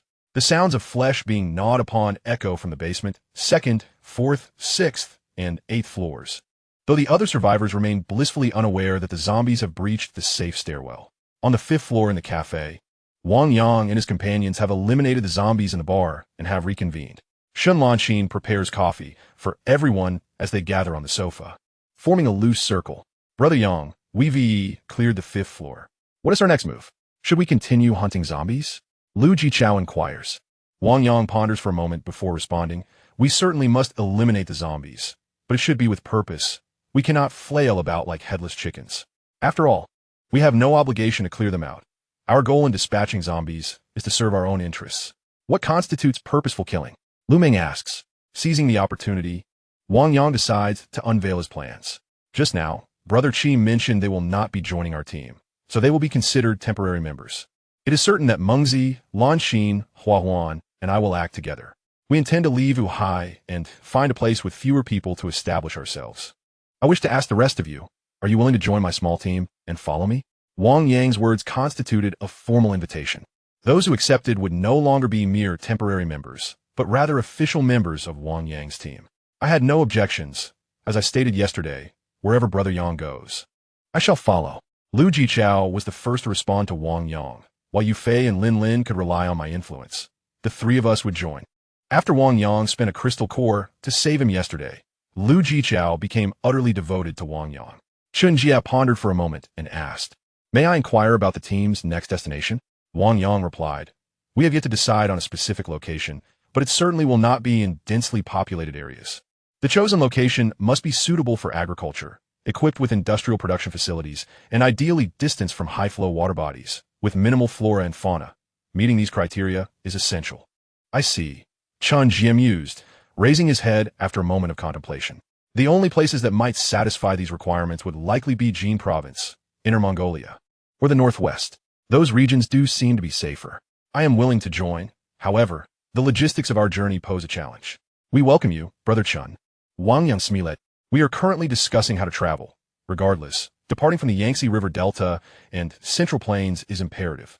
You are correct. The number of zombies here may well reach several hundred million in the future, making survival exceedingly arduous. Moreover, yesterday's official announcement indicated that some zombies possess organizational capabilities, making it increasingly difficult to remain here. Chun Jie concurred. Chun Jie's inclusion brought joy to Wang Yang, as his engineering background would alleviate many burdens within the team. Wang Yang then shifted his gaze to Su Liang, Xia Hongbin, and Fang Wei. Hongbin and I hail from Jiyuan. We had no idea Brother Yang intended to go there. But we will certainly follow you, Su Liang expressed with a hint of delight. Their hometown lay in Inner Mongolia, so the prospect of Wang Yang heading there thrilled them. Wang Yang smiled and clarified. It was Brother Chun who suggested that region is suitable. As for whether we will go there, that is yet to be determined. No matter. Even if we do not head that way, we shall accompany you, Xie Hongbin readily agreed. Finally, only Fong will we remain. I have nothing further to say. I will also follow you, he affirmed. Wang Yang felt a surge of joy. Although Fu Wei had been taken, the willingness of the others to stay was more than sufficient to bring him happiness. This meant his true team now consisted of 10 members. Moreover, Wang Yang's aspirations extended beyond mere survival. With power surpassing that of the majority of survivors, he sought to undertake endeavors commensurate with such strength. As for the enigmatic woman and her guardian, Lu Yi, Wang Yang had not inquired, for he deemed it an impossibility. Unexpectedly, Lu Yi, lacking in social grace, bluntly stated, "My lady cannot accompany you, but until someone arrives to escort us, we shall fight alongside you." Faced with Lu Ye's awkward emphasis, Wang Yang could only nod helplessly. In this scenario, even if the team is properly divided, we have 4 temporary members alongside the official team members. Wang Yang remarked that among the official members, he, Mengzi, Ji Chao, and Lan Xian have already consumed the crystal cores, leaving only Huan Huan, Brother Chun, Yu Fei, Lin Lin, Su Liang, Hong Bin, and Guo Hui yet to partake. You four have not consumed them either, have you? Qi Zishuan inquired. Indeed, we have not, both Lu Yi affirmed with a nod. Wang Yang acknowledged this and continued. This brings us to my point.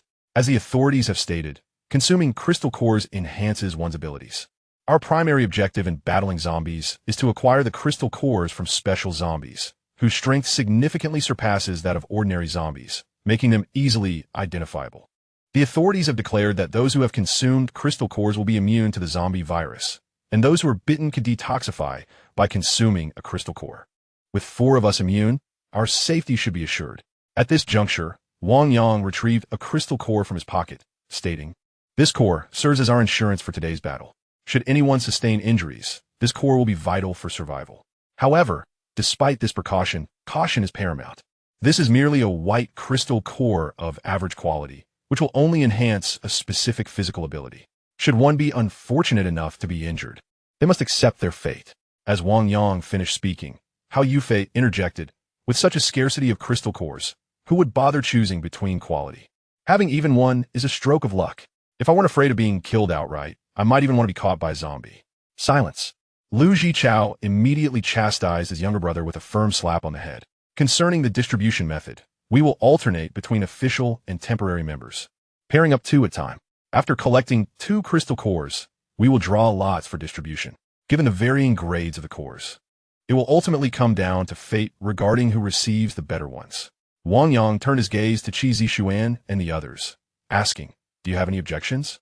No, both Qi Zishuan and Lu Yi nodded in agreement, acknowledging that Wang Yang's plan was relatively fair. While Wang Yang aimed to take care of his official team members, it was undeniable that the combat prowess of the temporary members was superior, necessitating a balanced distribution. Well then, once we finish our coffee, let us prepare to depart. Since our goal is to slay zombies and obtain crystal cores, we should first seek out easier locations. Although the 3rd and 4th floors may have their fair share of zombies, they will undoubtedly be less challenging than the outside. Let's commence from the 4th floor below, shall we? Wang Yang proposed. Whatever you say, the others replied, rising in unison as Wang Yang stood. After a brief organization of their gear, he led the group towards the safe stairwell. Upon entering, Wang Yang was immediately met with the distinctive sounds of zombies feasting on flesh. Be cautious. There are zombies that have breached the safe stairwell. Wang Yang promptly warned. The sounds emanated from both above and below, prompting Wang Yang to exchange a glance with Lu Meng while indicating the upper direction to Qi Zishuan. Qi Zishuan signaled his acknowledgement, and Wang Yang promptly descended with Lu Meng. Meanwhile, Qi Zishuan, accompanied by Yang Yu, ascended to the 6th floor to assess the situation. Upon reaching the stairwell on the 4th floor, Wang Yang was met with a gruesome sight. 3 zombies were hunched over, feasting on the remains of a female corpse, which had long since lost all semblance of humanity. The air was thick with a nauseating stench of blood. Only 3 zombies were present. Wang Yang and Lu Meng exchanged glances before charging down together. Chapter 44, Helikopter D. Wang Yang shouted as he lunged forward, his sword aimed straight ahead. The threat posed by the 3 zombies was relatively minimal, and he seized the opportunity to practice alternative combat techniques. Clearly, Wang Yang was still unaccustomed to wielding the longsword, as his initial thrust missed entirely, inadvertently alerting the zombies. With a guttural growl, one of the zombies began to rise. Wang Yang swiftly delivered a kick to its back, creating some distance. At that moment, Lu Meng darted in from the side, deftly severing the head of one zombie. Wang Yang adjusted his approach from thrusting to slashing, making the task considerably easier, and soon the head of the second zombie flew off as well. The last zombie, which Wang Yang had kicked down, was unable to recover, and Lu Meng swiftly brought his axe down, splitting the creature's skull in two. Brother Yang, perhaps you should stick to the fire axe. It seems this sword is beyond your capabilities, Lu Meng remarked, smirking at Wang Yang's earlier misstep. Having witnessed Lu Yi's elegant swordplay, Lu Meng found Wang Yang's attempts rather painful to behold. Shut up. Just give me some time, and I'll astonish you, Wang Yang retorted. Keep dreaming, Lu Meng scoffed. Though Lu Meng had not practiced martial arts, his experience as a security guard had exposed him to some training. He understood that mastering weaponry was not something one could achieve in a day. However, he remained unaware that Wang Yang was no ordinary individual. Currently, Wang Yang was akin to one who had mastered the 9 Yang divine art.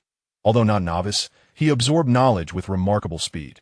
Wang Yang had discovered that his perceptive abilities posed a risk if activated continuously for more than 10 minutes, but intermittent use seemed manageable. He planned to engage this ability during the next encounter, which would greatly enhance his swordsmanship. At this juncture, the individuals from the 5th floor also descended. Qi Zishuan reported, "There are 4 zombies above, but we have dealt with them. It seems that another team mishandled the situation, inadvertently allowing the zombies to enter. We need not concern ourselves with their affairs. We should simply exercise caution," Wang Yang responded. As for the people trapped in the hotel, Wang Yang felt he had already done enough to rescue them. He had no intention of cleaning up after them. Lu Meng shared Wang Yang's sentiments. Their primary concern was eliminating the zombies on the 4th and 6th floors to prevent any potential disruption. He had little interest in searching the entire corridor. "Brother Yang, shall we proceed with the usual method?" Lu Meng inquired as he produced a length of rope. Certainly, Wang Yang nodded. Lu Meng promptly secured the rope to the handle of the safety door, and Wang Yang stepped forward to swipe his card, then pulled open the safety door. Wang Yang was quite familiar with the 4-story structure, which was divided into 2 conference halls, one on the left and one on the right. In front of the halls lay a relatively spacious area designated for a red carpet or promotional displays, as well as a registration desk. The security door was conveniently situated in the middle of the 2 halls, providing access to the backstage. Outside, there was only a passage on the left, while the right side was sealed off. Bang! Bang! Without leaning out to investigate, Wang Yang merely struck the security door twice with a fire axe. How? Indeed. The sound of his blows quickly attracted the attention of the zombies. Bang! 5 or 6 zombies crashed against the security door, attempting to force their way inside. Wang Yang and Qi Zishuan positioned themselves on either side, taking turns to strike, and swiftly decapitated the zombies that tried to reach in. This time, Wang Yang activated his sensing ability while attacking, and indeed, once it was engaged, even the horizontal slashes with his sword felt more fluid. It appeared that none of these zombies were special variants. Qi Zishuan, however, remained oblivious to Wang Yang's change, his focus solely on the zombies. Wang Yang knew for certain that there were no special zombies. His sensing ability had made that abundantly clear. Nonetheless, he called out, "Yufei Lin Lin Huan Huan. You all are responsible for removing the zombies' heads. It will also serve as a good exercise to bolster your courage. After decapitating a few hundred, I expect you will no longer be afraid." Understood. The 3 responded immediately, taking a few deep breaths before commencing their task of severing the zombies' heads. Wang Yang nodded sleepily. Although these individuals were inexperienced, their willingness to grow offered hope for their development. This marked a shift in Wang Yang's own mindset. Having realized that he could not navigate to safety alone, he began to consciously cultivate others. After all, while naturally strong individuals like Qi Zishuan and his wife, as well as the mysterious maid and her master, were formidable, they were difficult to accompany if it relied solely on him and Lu Meng. No matter how high their combat prowess, they would not reach a safe haven. Furthermore, even if they did, would all tasks, such as production, depend solely on the 2 of them? Humans are inherently social beings. No matter how capable one might be, success is only attainable in a collective. Otherwise, one merely becomes a rat scurrying and hiding, regardless of material comfort. With no more zombies attempting to enter, Lu Meng reeled in the rope, and Wang Yang opened the door to step inside, casually kicking the zombie bodies into the fourth floor. Outside the safety stairwell lay a shaded passage that circumvented the elevator shaft, leading to the backstage area of the fourth floor. Let us first secure this passage and lure the zombies from the backstage. We shall deal with a portion of them before beginning to clear the leftover zombies backstage. And finally, we will address the front conference hall, Wang Yang instructed. Let us proceed with the two of us leading the way. Xiaoya, you stay behind us. Should any stray zombies remain, it will be your responsibility to eliminate them, Qi Zishuan suggested. Understood, she replied. In the team, Qi Zishuan and Wang Yang consistently took the lead, having developed a seamless rapport. Meanwhile, Fu Huanhuan and the others had begun to excavate the zombies' craniums, muffling their voices in fear of inadvertently causing trouble for the group. With Qi Zishuan and Wang Yang flanking either side, they proceeded towards the exit corridor. Suddenly, a cacophony erupted as the zombies outside the exhibition hall seemed to be drawn by some unseen force, converging in a frenzied rush. The sound of their collective shuffling brought Wang Yang to an abrupt halt. What is happening? Qi Zishuan inquired, his brow furrowing in concern. The zombies' sudden agitation was perplexing. Could it be that rescue has arrived? Fang Wei speculated with a hint of excitement. The zombies' unrest undoubtedly indicated that something outside had captured their attention.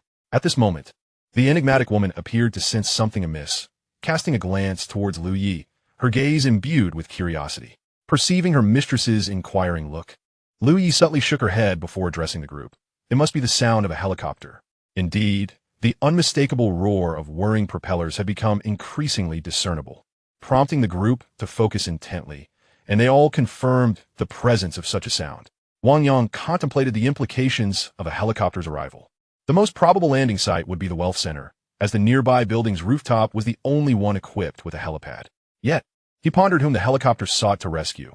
Was it the strikingly beautiful, armed guardian by his side, or perhaps he Han Chong from the 41st floor? Or might it be the Han family, alerted to Han Ziqing's unfortunate incident, coming to investigate? Regardless of whom the helicopter aimed to save, their immediate priority was to dispose of the zombies on the fourth floor. Let's act swiftly while the outside zombies are distracted, Wang Yang urged. Bursting into the corridor, they found the backdrop outside, swarming with zombies, all clamoring against the floor-to-ceiling windows. Exchanging glances, the group advanced resolutely. Wang Yang led the charge, his sword slicing through the air to behead two zombies in one fell swoop. Qi Zishuan, Ouyang Yu, and Lu Yi, all adept fighters, swiftly followed suit in dispatching the undead. Shun Lanxin joined the fray, using her fire axe to cleave through a zombie, consuming a blue crystal core that significantly bolstered her strength. The axe, once cumbersome, now felt lighter in her grasp. Other team members employed their unique methods to eliminate the zombies, typically forming small trios where one would fend off a zombie with a long pole while another struck from the side with a fire axe, with the third providing cover. In a mere half-minute, the team eradicated nearly 20 zombies that had been outside.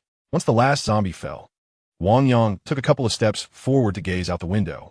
Upon his first glance, his brow furrowed with concern. This could pose a problem, he muttered. Qi Zishuan arrived beside him, and upon witnessing the scene below, he too knitted his brows in apprehension. Attracted by the sound of the helicopter, nearly 2,000 zombies from the surrounding streets converged upon the Wealth Center Hotel, creating a dense throng outside. This was merely the view from Wang Yang's vantage point. The conditions in other directions remained unknown. Moreover, in the distance, he observed numerous zombies gravitating toward the Wealth Center. With such an overwhelming horde surrounding them, escape seemed impossible. Chapter 45. He haunched on the rooftop of the Wealth Center Hotel. The helicopter descended slowly, its cabin door swinging open. Immediately, several men clad in black tactical gear emerged, each adorned with a Tang sword slung over their backs. Their cropped hairstyles and sunglasses exuded a palpable aura of intimidation. Captain Zhao, Mr. He is on the 41st floor. How shall we proceed? A young man in a suit disembarked from the helicopter, and the four who had previously exited swiftly surrounded him. Mister, you provided me with the access code. We can descend directly. Captain Zhao, unarmed yet exuding confidence, appeared undaunted by the surrounding zombies. As the helicopter's rotor blades slowed to a halt, Captain Zhao approached the rooftop entrance and entered the code. With a click, the door unlocked, and two individuals in tactical attire stepped inside, followed closely by Captain Zhao, flanked by the remaining two. Rather than inspecting the suites on the 42nd floor, they descended directly to the safety door on the 41st floor. Captain Zhao entered the code once more, and the safety door swung open. Unlike Wang Yang and his companions, who preferred to manage situations from behind closed doors, this group operated with remarkable efficiency, rushing inside as soon as the door opened. A chilling cry echoed through the lobby of the 41st floor, where two female zombies, drawn by the scent of humans, charged forward. "I truly hesitate to kill them," remarked one man at the forefront with a grin. His words elicited laughter from those beside him. The approaching female zombies, both towering at 1.7 meters, had undergone transformation, yet their attire remained provocatively alluring. Clad in intricately designed kipayos, their forms were tantalizingly revealed by sheer fabric. And had it not been for their gnarled teeth and pallid skin, one might have been ensnared by their appearance. With a swift motion, the two men in black dispatched the female zombies, severing their heads. "What a pity," one of them lamented. "Let's promptly locate Mr. He. In such a vast establishment, there must be untouched women, and in this apocalypse, who would fear the lack of company?" Captain Zhao asserted. "Understood." With the captain's command, the remaining 4 men straightened, their expressions resolute as they began their meticulous search throughout the establishment. The 41st floor's lounge was shrouded in shadows, with an ambience illuminated by intertwining dark red and deep blue lights, imparting an air of mystery. 5 individuals commenced a meticulous search throughout the entirety of the 42 floors. "Captain, there's a woman here." The first room yielded a grim discovery. A male corpse had undergone significant decomposition, his head severed. In the restroom, a woman, untouched by the transformation, was hiding. "Gentlemen, are you here for rescue?" Upon seeing the men, the woman promptly emerged from her concealment. Her attire, a delicate qipao adorned with intricate cutouts, was striking, particularly in contrast to her unchanged state. "Remain in the room and do not move," Captain Zhao instructed succinctly before exiting the room. "Wait, don't leave." The woman, realizing the men were about to depart, urgently rushed forward. In an instant, before she could utter another word, a cold tang knife was positioned against her throat. "Stay here and behave. Otherwise, I will not hesitate to sever your head," one of the men clad in black stated with a sinister smile. "Very well, I will remain in the room. Please don't kill me." The woman, suddenly aware of her precarious situation, realized that these men were not official rescuers, but rather akin to members of a criminal organization. Faced with such a threat, her courage faltered. "Excellent." The man in black sheathed his knife, preparing to leave.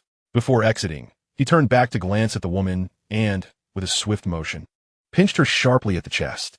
With a thud, the door closed, and the woman, clutching her chest, huddled in the corner, striving to distance herself from the headless corpse on the floor, too frightened to utter a sound.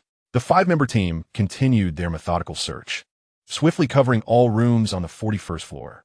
The zombies had been eradicated, leaving 7 individuals untransformed, 2 men and 5 women, all of whom were now gathered at the front desk, guarded by 4 men in black. In the innermost room of the 41st floor, the aroma of instant noodles wafted through the air, accompanied by the distinct sounds of slurping. Within the opulent confines, a middle-aged man, appearing to be in his early 40s, sat on the sofa, devouring his noodles with gusto. Captain Zhao stood respectfully across from him, while a young and beautiful woman beside the man gazed at him with yearning, though she concealed it well. After finishing his meal, the middle-aged man leisurely accepted a cigar from the woman, who thoughtfully assisted in lighting it for him. Exhaling a plume of smoke, he remarked nonchalantly, "Your family is unharmed. I've already inquired. Now, focus on assisting me. This is your opportunity." "Yes, Mr. He," Captain Zhao replied with a respectful bow. "The helicopter is ready. Shall we proceed to the automotive industrial park?" The middle-aged man was none other than He Hongchang, the chairman of Rongxing Group. The automotive industrial park, as mentioned by Captain Zhao, was the largest private automobile manufacturing enterprise in Huhai, the Huhai Max automobile manufacturing plant. Despite being trapped in this situation, He Hongchang's mobile phone remained operational. Faced with such circumstances, He Hongchang exhibited no fear. Rather, he promptly initiated communication via his mobile device, reallocating various resources at his disposal. In the midst of the prevailing chaos, He Hongchang detected a glimmer of opportunity. His intention was to establish a base in the industrial park on the outskirts of the city, thereby cultivating his own influence. A faint smile graced He Hongchang's face as he remarked, "Leave? We cannot depart just yet." Captain Zhao, taken aback, inquired why. Did you not summon the helicopter to whisk us away to safety? He Hongchong inhaled a puff of smoke and replied, Zhao Chong, after all this time with me, are you still unaware of the character of my two partners? If I return now, I would undoubtedly meet my demise at their hands. Zhao Chong bowed his head in silence, having followed He Hongchong for a considerable duration. He possessed enough discernment to recognize that the wisest course of action was to remain silent. Both He Hongchong and his partners were beyond Zhao Chong's purview for discussion. After a moment's contemplation, He Hongchong stated, Zhao Chong, the helicopter club and security company have always been under my control. We are not in haste to visit the automobile factory. Contact the security company and dispatch the most trustworthy individuals to Binhai Manor. Ascertain whether General Song and General Ku's families are still present. If they are, bring them here. Zhao Chong, with his head lowered, felt a sudden intensity in his gaze. His teeth clenched tightly. His family lay within He Hongchong's grasp, which granted him the position of team leader within the Red River Security Group, commanding 1/3 of its strength. Zhao Chong understood that He Hongchong's method of control adhered to long-standing traditions. Such practices had been the norm throughout history. Without pledging such loyalty, he would never have gained access to the inner circle of the Red River Security Group. Very well. I shall reach out immediately. Zhao Chong nodded and prepared to depart. One moment, He Hongchong called out to him. Does Master He have further instructions? He Hongchong leaned against the back of the sofa, speaking with an air of nonchalance. Utilize the password privileges I provided to refresh the security system for the 40 security doors within the emergency stairwell. No one is permitted to enter the areas above the 40th floor. As for the women in the club, you and your subordinates may indulge as you please. Lastly, summon those two men to me. Understood, Master He. Zhao Chong replied respectfully, exiting the room and gently closing the door behind him. Chapter 46, Teaching Zombies Online Courses. On the 41st floor of the club, Zhao Chong returned to the front desk, where several individuals in black attire immediately turned their gazes towards him. Captain, shall we prepare the helicopter for departure? Upon hearing the word helicopter, the 5 women at the front desk and 2 middle-aged men brightened with anticipation. Hesitating to voice their thoughts, Zhao Chong shook his head. Not yet. Master, he intends to remain here for a few days. What purpose does he have for staying? One individual queried, perplexed. Master, his affairs are not for us to question. Focus on your duties. Zhao Chong admonished with a frown, then added, if you wish to entertain yourselves, seek out companions of your choice, but you know the rules. Not all at once. Take turns. Upon hearing Zhao Chong's words, the eyes of the 4 men in black instantly sparkled with excitement. Although their lives before the catastrophe had been relatively comfortable and they were not lacking in female companionship, they had never had the privilege to enter an upscale establishment like the Izumo Pavilion, nor could they ever have imagined engaging with the beautiful women within. Thank you, Mr. Thank you, Captain, one of the men in black exclaimed, his gaze shifting toward a group of women sitting nearby like quails. He surveyed the women and finally selected one with a voluptuous figure, striding over to seize her with a firm grip. What are you doing? The woman shrieked in alarm. Slap! The sound of her scream was abruptly silenced by a heavy slap, cutting through the air. Wretched harlot, come with me. Your usual role is to serve. Can't a wealthy man have his way with you? The man yanked at the woman's hair, dragging her into a nearby room. At this, the other 3 men in black could no longer remain passive. One of them quickly declared, Brother Quan, I'll go first. You know how fast I am. I'll be right back to relieve you. Good grief, Delay. How shameless can you be to say such things? Another retorted. Indeed, you must have no sense of shame. Delay grinned foolishly before turning to a short-haired woman. Shall I give you a slap first before dragging you away? He jeered, noticing her instinctively shrink back. Beside the short-haired woman stood a man, merely a customer, yet they had known each other for some time. He had once expressed a desire to take her away as his mistress. The woman cast a pleading glance at him, but the man, who usually flaunted his wealth and seemed to have everything under control, lowered his head in silence. Stop looking. Times have changed. Come with me. Delay found the scene amusing, feeling a sense of satisfaction swell within him. Such a situation was unimaginable to him in the past, and strangely, he found himself rather fond of this catastrophe. Let us go. He seized the short-haired woman, and they stumbled into the room together. The 2 other men in black had already whisked away 2 women from the club, leaving the remaining 3 women huddled together. Feeling the predatory gaze of the 2 men who remained, Zhao Chong did not glance at the clustered women, but approached the 2 men. Gentlemen, please. Our boss requests your presence. Is it Mr. He Hongchong? We have conducted business before, The middle-aged man, who had just witnessed his woman being taken away, suddenly became eager, attempting to establish a connection with Zhao Chong. Is that so? Meeting the boss will clarify everything. Please, follow me, Zhao Chong replied succinctly, turning on his heel, with the two men promptly following him inside. This is the place. Please enter. Zhao Chong gestured invitingly before the door to Hong Chong's room. Very well, thank you. Two men expressed their gratitude to Zhao Chong and cautiously pushed open the door to the room. Upon entering, they immediately spotted Hong Chong, who was seated on the sofa in a bathrobe. Mr. He, it is truly wonderful to see you well. I am Tang Samping. I previously managed the order for 5 Hummers from your esteemed company. Do you remember me? Tang Samping greeted Hong Chong with a warm smile. Ah, it's you, Mr. Tang. A pleasure to meet you. Hong Chong's face broke into a smile as he waved his hand. Mr. Tang, and this friend of yours, please have a seat.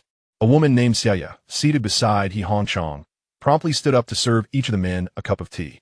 As the two men settled into their seats, Hong Chong turned to the other man, gently inquiring, You seem unfamiliar. May I ask what business you are in? Perhaps sensing Hong Chong's amiable demeanor. The man chuckled and replied, Mr. Tang, my name is Li Zhou, and I am involved in internet education. Our company's portal website is Huayin Kai Wang. I wonder if you have heard of it. Hong Chong's smile broadened as he approached Li Zhou. Ah, Mr. Li, what a pleasure. As Hong Chong extended his hand, Li Zhou quickly set down his teacup and rose to meet him. The moment their right hands clasped, Li Zhou felt an unexpected force. His footing faltered, and he was abruptly pulled forward by Hong Chong. A sharp sound pierced the air, akin to a blade slicing through flesh. Li Zhou gasped in agony as he looked down to see Hong Chong's left hand gripping a fruit knife, which was deeply embedded in his abdomen and still twisting within him. Mr. He, why? Li Zhou clutched his stomach. Disbelief etched on his face as he gazed at Hong Chong, while Tang Samping and the woman named Xiaoya stood frozen in shock. The apocalypse has arrived. Are you planning to teach online classes to zombies? Hong Chong uttered nonchalantly. Withdrawing the knife, Li Zhou collapsed to the ground, convulsing as he stared at Hong Chong. Returning to his seat on the sofa, Hong Chong toyed with the fruit knife and addressed Tang Samping. Mr. Tang, I would like to know how many heavy-duty off-road vehicles, like the Hummer, you currently possess in your inventory, including your warehouse. Hong Chong maintained a remarkably calm demeanor, even exhibiting a faint smile, as if the man lying on the ground were nothing more than a figment of his imagination. At that moment, Tang Samping comprehended Hong Chong's intent. He was after the resources in his possession.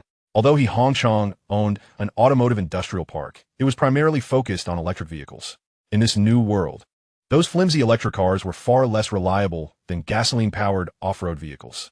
It seemed that Li Zhou had been eliminated for his lack of utility. Hong Chong had no interest in those deemed valueless.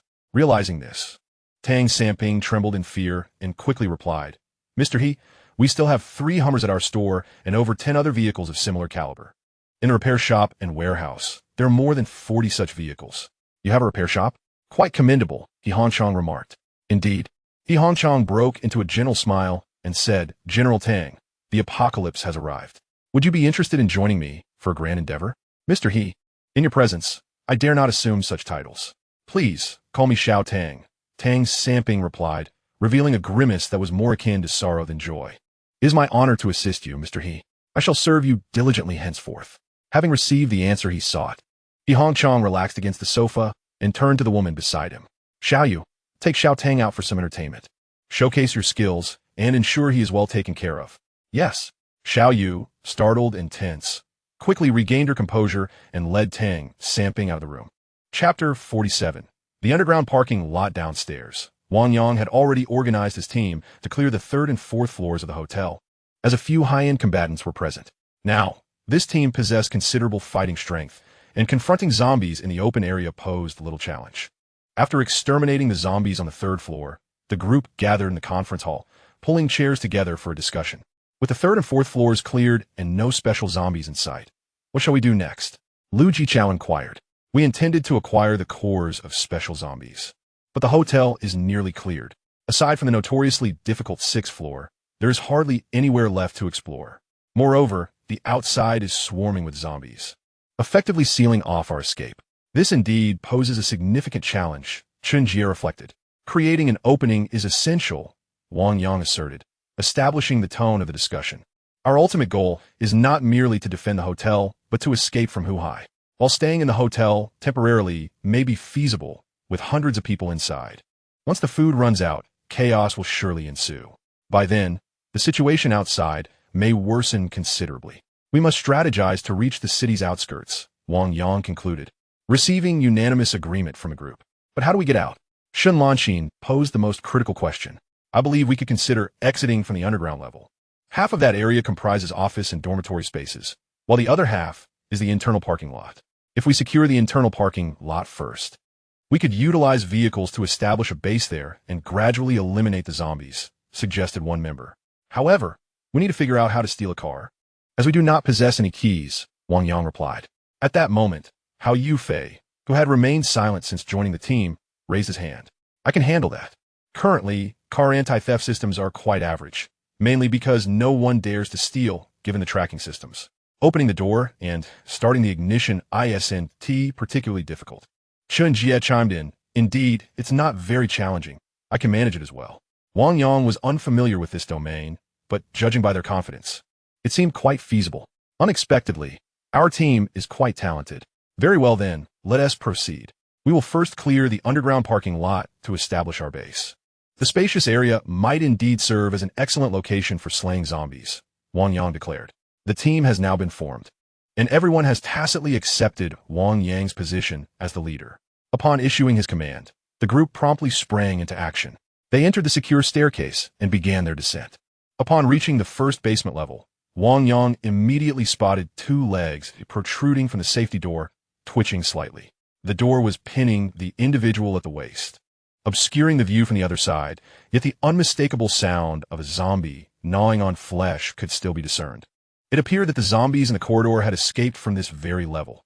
The cause of the incident involving the particular team remained unknown. Lu Meng, standing behind Wang Yang, furrowed his brow and remarked, "This is beyond our control. We must respect the choices and fates of others." With these simple words, Wang Yang stepped forward, bracing against the safety door on the first floor. Qi Zishuan quickly grasped Wang Yang's intent and positioned himself against the other side of the door. Preparing for what was to come, Wang Yang seized one of the legs caught in the door's crevice. Still feeding. "Bring it to me."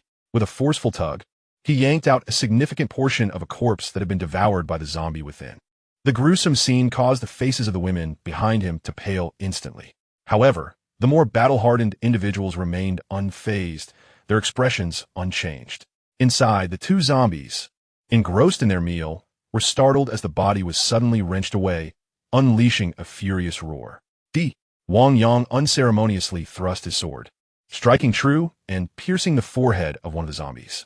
Qi Zishuan, taken aback for a fleeting moment, quickly concealed his surprise and swung his fire axe, dispatching the other zombie. With the two at the entrance eliminated, Wang Yang pushed the door open and entered. In the office area, two zombies were feasting upon a female corpse. Wang Yang advanced swiftly, executing a horizontal slash that bore a slight arc, decapitating both zombies in one fluid motion. How has his swordsmanship improved so dramatically? Qi Zishuan mused, watching Wang Yang's retreating figure with a sense of bewilderment. Just earlier that day, Wang Yang's swordplay had been clumsy, akin to wielding a cleaver. Yet after a brief period of combat, his technique had become remarkably refined. Not only did his thrust display precision, but even his curved strikes could be adeptly adjusted mid-motion, severing the heads of two zombies in one stroke.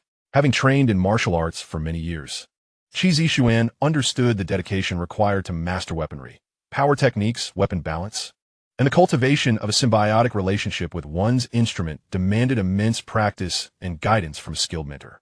Yet, Wang Yang's rate of progress was astonishing, far exceeding all expectations. Let us proceed. There should be few zombies remaining here. We will head directly to the parking lot and prepare it. Then return to the staff canteen for some provisions, Wang Yang declared. Acknowledging that this was not the time for inquiries, Qi Zishuan suppressed his curiosity and followed suit. The corridor was devoid of any zombies. Only a few scattered remnants lingered in the offices on either side. However, these trapped creatures posed no threat to them. A group of individuals advanced directly, arriving at the parking garage on the basement level. Given that it was an internal parking area, the size was rather modest, accommodating only around 60 to 70 spaces, with merely a third occupied by vehicles. "Brother Yang, what should we do next?" Hao Yufei inquired, edging closer. Wang Yang surveyed the structure within and replied, "At present, There are no zombies here.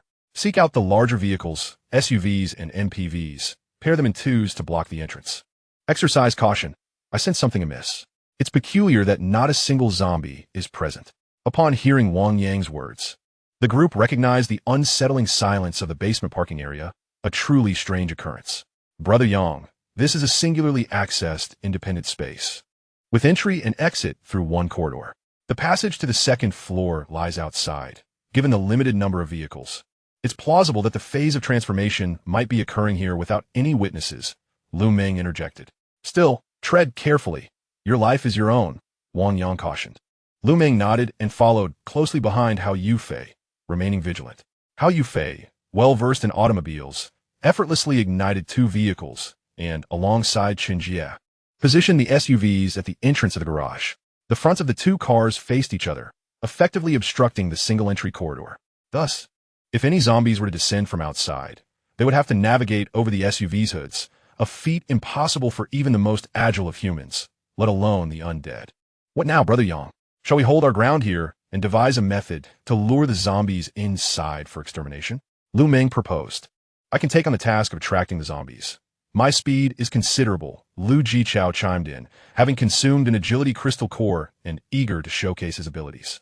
Despite Lu Meng and Lu Jichao's enthusiastic offers, the strange sensation within Wang Yang remained unabated, for the silence was too profound, too unnatural. Even at 8 in the morning, the basement parking area should not be deserted. Contemplating this, he couldn't help but unleash his perceptive abilities. Watch out. Chapter 48. What kind of divine ability is this? As Wang Yang activated his perceptive powers, a vivid image of the entire corridor at the basement level materialized in his mind. Within the blind spot at the garage entrance, a large horde of zombies had amassed. Mengzi, instruct those with lower combat capabilities to retreat to the stairway. As Lu Meng approached to inquire, he was abruptly pushed back by Wang Yang. In the next instant, Lu Meng's eyes widened in horror as a throng of zombies surged forth from the outer bend of the corridor, rushing toward them. Brother Yang, Lu Meng shouted. Step back a bit and prepare for battle. Wang Yang calmly commanded as he advanced to meet the oncoming threat. Before Wang Yang stood dozens of zombies. Visible only to him, he took a bold step forward, leaping onto the hood of a Toyota Land Cruiser, and with a sweeping motion of his sword, severed the heads of 2 zombies. In a swift follow-up, he dispatched another with a single stroke, having slain 3 zombies in quick succession.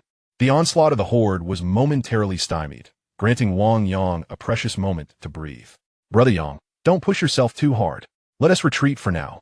Lu Meng shouted urgently as he witnessed Wang Yang ascend the vehicle as front.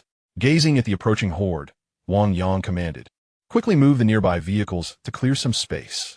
It was evident that a full retreat to the corridor was not a viable option. With so many zombies blocking the way, any attempt to exit through the basement level would be a futile dream. They had to hold their ground against this wave of attackers, or they would lose the chance to access the basement entirely. Without entry to the basement, their only recourse would be to force their way through the hotel's first floor. However, given the presence of the helicopter, the number of zombies outside the hotel would be even greater. Wang Yang suspected that the zombies here had been drawn in by the helicopter, circling the hotel before making their way to the underground parking lot. If they retreated today, unless the helicopter above flew away and lured the horde elsewhere, they would be trapped. Wang Yang understood that the helicopter would likely depart, yet he harbored a flicker of hope, yearning for an opportunity to seize the helicopter for themselves. If successful, it would ensure that the helicopter outside would remain for a time. Noting Wang Yang's refusal to retreat, Qi Zishuan joined him, cleaving a zombie in 2 with his axe. Wang Yang, are we really going to stand our ground here? He inquired loudly. We must hold this position. The entrance is relatively small. If we eliminate some zombies, the ones behind 1T be able to advance for a while. If we retreat, we'll surely get trapped in a hotel. Wang Yang shouted back. Upon hearing this, everyone around quickly grasped Wang Yang's intention. Regardless of whether the helicopter would leave, they needed to defend this position. What if the helicopter remained? Yufei, move those vehicles aside quickly to clear some space. Lu Jichao urged, understanding Wang Yang's logic. As he surveyed the endless tide of zombies outside, Hao Yufei's legs began to tremble, his body felt unresponsive. Yufei, don't be afraid. Wang Yang and the others can hold them off. Let us clear this area to create a retreat route. Qinjie rushed over, gripping Hao Yufei's shoulders and shaking him vigorously. This reaction was not entirely surprising. Not everyone is born courageous. Faced with such a relentless horde, even the most peaceful individuals would likely be struck with fear. Hao Yufei's response was entirely understandable. Growth is a necessity for all. All right, Hao Yufei. Having received repeated admonitions from Lu Jichao and Chun Jie, finally felt a semblance of calmness within himself. With trembling hands, he commenced the task of managing the vehicles. At that moment, Ouyang Yu and Lu Jichao rushed in to assist Wang Yang and Qi Zixuan in defending the breach. Despite Lu Jichao's limited combat prowess, his bravery was commendable. Having consumed a crystal core, he was unafraid of injury, zealously engaging in combat, indifferent to the occasional scratches and bites from the zombies. Jichao, you should step back and allow Mengzi to take your position, Wang Yang commanded, having arranged for several less capable girls to hold the line. Lu Meng soon arrived, and upon seeing him, Wang Yang quickly assigned Lu Meng to replace Lu Jichao. Yang, I can handle it. I've eaten a crystal core. I won't turn into a zombie. Lu Jichao proclaimed loudly after dispatching a zombie. Wang Yang retorted, even if you don't transform, you could still bleed out. He added, there are too many zombies behind. The vehicle could easily tip over. You and the others need to drag the zombie bodies inside to brace the other side of the vehicle. It was that Wang Yang was unwilling to train his comrades. The perilous situation was far too grave for the likes of Su Liang and Fang Wuhui to engage. Lu Jichao, though nearly at his limit, understood the gravity of the situation. After receiving Wang Yang's explanation, he finally calmed down and withdrew from the front line, with Lu Meng promptly filling his position. Liang Ge, Bin Ge, Gui Ge, let us quickly get to work and use the zombie bodies to brace the vehicle. After retreating, Lu Jichao disregarded his own wounds and sprang into action. The relentless tide of zombies seemed endless. If the vehicle tipped, they would be doomed as zombies surged in from every direction. Upon hearing Lu Jichao's call, Su Liang and his companions immediately sprang into action. They had not retreated to the staircase, but had remained at the back, displaying a commendable spirit despite their lack of combat skills. Lu Jichao seized a zombie corpse from near Wang Yang's feet and stuffed it beneath the SUV. Su Liang, Xia Hongbin, and Fang Guohui joined him, ensuring that the bodies were tucked under the vehicle to enhance its stability. Once they had filled the undercarriage with corpses, the four swiftly opened the doors and trunk, packing the entire vehicle with zombie bodies. After both vehicles were filled to capacity, their weight significantly increased, providing much-needed stability. At the entrance, Lu Yi, along with her companions Shun Lan Xin, Fu Huanhuan, and Ho Lin Lin, anxiously observed the unfolding battle. Given the perilous circumstances and the limited space for combat, their retreat was understandable. After a tense 10 minutes of watching the situation stabilize, a mysterious woman beside Lu Yi spoke up. The one named Lu Meng is struggling. Lu Yi, you must take his place. Miss, I must ensure your safety, Lu Yi replied with a frown, refusing to engage in further discussion. The mysterious woman pushed past Lu Yi and ran forward. Miss, Lu Yi was startled and immediately followed suit. Mengzi, are you still able? Wang Yang asked Liu Meng, having just pierced a zombie with the long sword in his hand. The brutal battle had raged for over 10 minutes, and Wang Yang felt his breath tightening. Qi Zixuan and Ouyang Yu also showed signs of fatigue, their faces flushed. What troubled Wang Yang the most was Lu Meng, the weakest among them, who was now drenched in sweat and gasping heavily. Brother Yang, I'm fine, I can hold on, Lu Meng replied through gritted teeth, though his words were somewhat halting. The entrance to the internal parking lot was not particularly large and was largely obstructed by the bodies of fallen zombies. However, with more corpses continuously dropping, completely sealing off this area would take time. Yet, Lu Meng was clearly nearing his limit. At this moment, if Lu Yi were to replace Lu Meng, it should be manageable for another 10 minutes, but Wang Yang refrained from suggesting it. The woman's identity was evidently of great significance, and as Lu Ye's protector, her primary duty was to ensure the safety of that enigmatic woman. Even if he were to speak up, it would likely be futile. Qi Zixuan, who clearly understood Lu Ye's status, remained silent as well, confirming Wang Yang's suspicions. Wang Yang, we must find a way to retreat. Our stamina is waning, and it's far too dangerous. Qi Zixuan finally spoke up. Wang Yang pondered deeply, unable to make a decisive choice. A retreat would guarantee their safety, but the underground parking lot would inevitably be overrun by zombies. Once that happened, breaching back in would be nearly impossible. Even with formidable combat skills, they would require space to maneuver. If the first underground level became completely blocked, their only option to escape the building would be a forceful exit through the ground floor lobby. However, the lobby's walls were made of floor-to-ceiling glass, and with zombies swarming outside, the glass would hardly hold against them. If the zombies surged in from all directions, their defense would crumble. At that point, unless they could fly, this team would find it impossible to leave. Just as Wang Yang wrestled with his dilemma, a sudden warm energy surged into his body, instantly banishing his fatigue. Not only did the weariness dissipate, but he felt a significant boost in his strength, even noticing an expansion in the range of his perceptive abilities. Astonished, he turned to see the breathtakingly beautiful, mysterious woman raising her hand towards the four of them engaged in battle. Although invisible to the naked eye, Wang Yang's heightened perception revealed a flow of energy emanating from the woman's hand, infusing him and the other three with vitality. What divine ability is this? Wang Yang could not suppress the shock within. Chapter 49. Your quest to find that feeling the surge of energy within him. Wang Yang was astounded. What was this woman's power? Group restoration? Healing? Or enhancement? Regardless, the impact of such an ability was undeniably immense. Envision a scenario where two formidable forces are engaged in a fierce battle, both sides utterly exhausted and devoid of strength. At this critical juncture, one faction experiences an instantaneous rejuvenation, restoring their vitality completely. What mystery could possibly remain in such a confrontation? It is unlikely to be mere healing. The woman's internal energy source is of a verdant hue. The official information merely states that the green crystal core possesses healing properties, suggesting it harbors additional abilities beyond mere restoration. At this moment, Qi Zishuan and his companions were equally astonished, yet contemplation was not the order of the day. Their stamina had been fully replenished, and their movements quickened as they swiftly dispatched over 100 zombies. Consequently, the entire entryway was effectively barricaded, preventing any further incursions from the outside undead, who could only howl in frustration amidst the pile of corpses and the vehicles below. With the entrance thoroughly sealed, a collective sigh of relief escaped the group.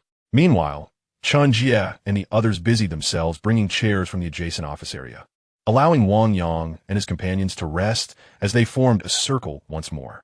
Wang Yang expressed his gratitude to the mysterious woman, smiling as he acknowledged her timely intervention.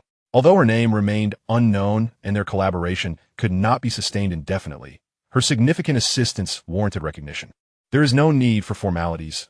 We are now a united team, the enigmatic woman replied with a reserved nod, still withholding her name.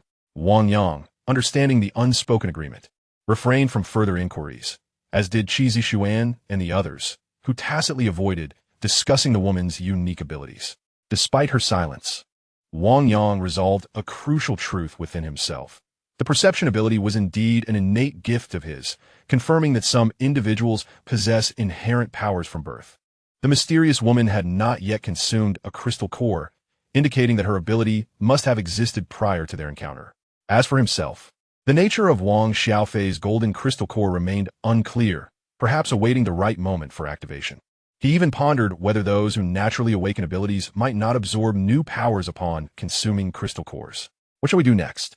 Qi Zishuan inquired, evidently uninterested in pursuing questions about the woman's powers. Their immediate circumstances were still precarious despite having temporarily blocked the internal parking lot access on the underground level. Chun Jie suddenly posed a question. Is the helicopter stationed atop the Fortune Center? That seems to be the case. I am uncertain about the nearby buildings. But the rooftop of the Fortune Center indeed has a helipad, Wang Yang responded. In that case, it's possible that once the helicopter above receives its passengers, it may depart, potentially taking a significant number of the zombies below with it. Afterward, we would only need to deal with the remaining undead to make our escape. Chen Jie suggested. Indeed, Lu Meng concurred. Do you recall, Brother Yang, that Tan you mentioned yesterday, that the head of the Rongxing group was at the clubhouse on the 41st floor? Perhaps the helicopter is here to escort him. At this moment, the previously silent Lu Yi spoke up, suggesting that your conjecture might hold truth. If he Hongchong is at the Wealth Center, then the helicopter must be there to fetch him. Rongxing possesses a helicopter club with 3 civilian helicopters. A helicopter to pick someone up? How many can it accommodate? Isn't a civilian helicopter typically limited to 2 passengers? With such danger outside, does the pilot dare to venture alone for a pickup? At this point, Fu Huanhuan expressed her confusion. Lu Yi observed Fu Huanhuan's naive demeanor and felt a pang of exasperation. Yet upon noticing the approving expressions of Wang Yang, Lu Jichao, and Fang Wuhui, she ultimately held back her eye roll. Who told you that civilian helicopters only seat two? The helicopter club of Rongxing has a medium-sized helicopter that should accommodate more than 9 passengers, Lu Yi clarified. Upon hearing Lu Ye's words, Wang Yang's eyes brightened. He had seen the rooftop helipad, which was remarkably vast, occupying nearly half the building's rooftop. If such a large helicopter were indeed to be commandeered, could their group of over a dozen easily escape? Just as Wang Yang contemplated whether to seize the helicopter directly, a sudden agitation erupted among the zombies outside. Accompanied by a chorus of howls, the zombies began to retreat. The helicopter had taken off. Realizing the commotion, the group quickly grasped the situation. Wang Yang hurriedly rose and dashed to the entrance of the internal parking lot, peering through the gaps between the corpses of the zombies. Indeed, he observed that a significant number of the zombies had already dispersed. With the surroundings now deserted, Lu Yi furrowed her brow and said, "Miss, the helicopter has left. What shall we do?" The expression on the mysterious woman's face remained placid. What else could we do if it didn't leave? Do you intend to board their helicopter? Why not? I refuse to believe that Yi Hongchang would dare to deny you such a privilege, Lu Yi retorted. Even if he did, I have no desire for it. The mysterious woman shook her head. Yi Hongchang is not a benevolent man. If he harbored ill intentions, he might detain me. Would he dare? A glimmer of murderous intent flickered in Lu Ye's eyes. If that were the case, I would simply eliminate him and commandeer his helicopter. And what of the fuel? Once we seize the helicopter, where do we head? This place is so far from Kyoto. Shall we fly back? The mysterious woman calmly inquired. Liu Ye, the external environment has changed. Our identities are only of value upon returning to Kyoto, to be with grandfather, father, and elder brother. Do not envision the present as akin to the past. Do you understand? Very well. Gazing at her mistress's cold demeanor, Lu Yi finally lowered her head in acquiescence. Wang Yang, most of the zombies outside have departed. What shall we do? Qi Zishuan also peered through the cracks and inquired about the situation outside. Let us seize this opportunity to continue vanquishing the zombies. We must clear the passage and ensure we are not trapped here, Wang Yang declared. All right, let us commence swiftly. Qi Zishuan nodded. Guowei, you all come over. This time, it is your turn to slay. Wang Yang stated, I shall open the previously blocked passage. Should any zombies enter, it will likely be no more than 2 or 3. You all must coordinate and swiftly enhance your combat abilities. Understood. Fang Wuhui and the others nodded in agreement. In such a fierce battle, they had been utterly ineffective. Now, with an opportunity at hand, they were eager to eliminate the zombies. Before long, Fang Wuhui, Su Liang, Xia Hongbin, Hao Yufei, Ho Linlin, Shen Lanxin, and Fu Huanhuan gathered together. Those among them with greater strength wielded fire axes, while the weaker ones armed themselves with sticks or makeshift spears. Seeing that everyone was ready, Wang Yang leapt onto the front of the vehicle and pulled several zombie corpses down, instantly revealing a small opening in the previously blocked passage. The zombies outside, alerted by the commotion, began to howl and clamber toward the entrance. Fang Wuhui, wielding a mop handle affixed with a fruit knife, fashioned it into a spear. As the zombie's head emerged, he thrust it forward, striking true. The zombie's vital area was struck, causing its body to convulse before it slumped lifelessly. Guowei, splendid job. Su Yang immediately praised upon witnessing Fang Guohui's lethal shot. How foolish. Wang Yang retorted. By letting zombies in, you just blocked the passage I cleared. Furthermore, do you expect to always have such advantageous terrain in the future? You must learn to fight on level ground. Yes, I understand. After Wang Yang's admonition, Fang Guohui quickly grasped the situation and refrained from acting hastily. At this moment, zombies began to pour in through the gap, and the 7 of them commenced an orderly assault. Initially, they formed groups of 3, with Shen Lanxin providing support from the outside. After approximately 20 minutes, 3-person teams proved excessive, prompting a shift to pairs. As the battle progressed, they discovered that the strategy of one person holding off the zombies while another attacked from the side was not only safe, but also remarkably efficient. Indeed, the combat techniques developed by the military were undeniably effective. Lu Meng, seated beside Wang Yang, observed with delight as Fu Huanhuan, under Fang Guohui's coordination, dispatched numerous zombies. By this point, Shen Lanxin's assistance was no longer necessary. The 6 remaining members paired off, inadvertently freeing her from the fray. Having consumed a crystal core, Shen Lanxin had gained considerable strength, and with the external battle stabilized, she naturally withdrew. Wang Yang, come here for a moment. I have something to discuss with you. What is it? Wang Yang stood and approached as Shun Lanxin beckoned him over. Her face slightly flushed. She motioned for him to lean down and whispered a few words into his ear. Is it that serious? Wang Yang's complexion also reddened as he responded in a hushed tone. Yes, we must seek that out. Otherwise, there may truly be consequences, Shun Lanxin said, her head lowered. Chapter 50. The plan for handling corpses. Observing Shun Lanxin's bashful demeanor, Wang Yang felt a whirlwind of confusion. After all, the previous day, they had taken no safety precautions, and she had informed him that it was a perilous time. This matter is my responsibility, and I shall find a way to resolve it, Wang Yang declared. Upon witnessing Wang Yang's demeanor, Shun Lanxin felt a wave of relief. If he had chosen to disregard her entirely, or even reproach her, she would have been at a loss. After all, her fate was currently entwined with Wang Yang's decisions. Do not fret. There should be a pharmacy nearby, and the medication will remain effective for 72 hours. We have ample time, Shun Lanxin gently reassured. Yes, I understand. Let us return. The zombies over there are nearly cleared. Wang Yang nodded and rejoined the group alongside Shun Lanxin. Brother Yang, what did Sister Xian say to you? Lu Meng inquired without a hint of restraint upon Wang Yang's return. Mind your own business and refrain from asking too many questions, Wang Yang retorted brusquely. Have you eaten gunpowder? Noticing Wang Yang's sour expression, Lu Meng wisely opted for silence and mumbled as he turned away. At that moment, the surrounding zombies had been largely eradicated. Su Yang, Fang Guowei, and their companions had dispatched over 40 zombies, and no more were attempting to breach their defenses. Wang Yang rose and extended his perception, scanning the area, and was pleasantly surprised to discover a zombie among the horde that possessed a crystal core. Although it was white, it was still a noteworthy find. He simply did not know its attribute. Wang Yang had previously encountered white crystal cores corresponding to strength and agility, both of which were valuable. The strength core, wielded by Lu Meng, had significantly augmented his power, making him an imposing figure in battle, while the agility core had granted remarkable speed. Both were rare treasures. It is nearly noon. Let us first proceed to the staff cafeteria for a meal, and then observe the situation outside. If there are no dangers, we shall attempt to expand outward this afternoon, Wang Yang proposed. With the helicopter having departed, it was likely that the zombies outside had also been removed, and now the focus was on finding a way to leave the hotel and extend their reach. We should also examine these zombie corpses. There may be crystal cores among them, Hao Yufei remarked, gazing at the mountain of lifeless bodies before him, his eyes sparkling with anticipation. With so many corpses, surely there must be some cores present? Indeed, it is prudent to investigate. Many of these zombies may not have had the opportunity to demonstrate their abilities before meeting their demise. To overlook a crystal core would be a significant loss. Qi Zishuan concurred. Wang Yang nodded in agreement, stating, very well, I shall take a few individuals to seal the safety door on the basement level, thoroughly clear the area, and then check the staff cafeteria for provisions. Who among you can cook? Shun Lanxin hesitated, saying, I can, but I shall handle it.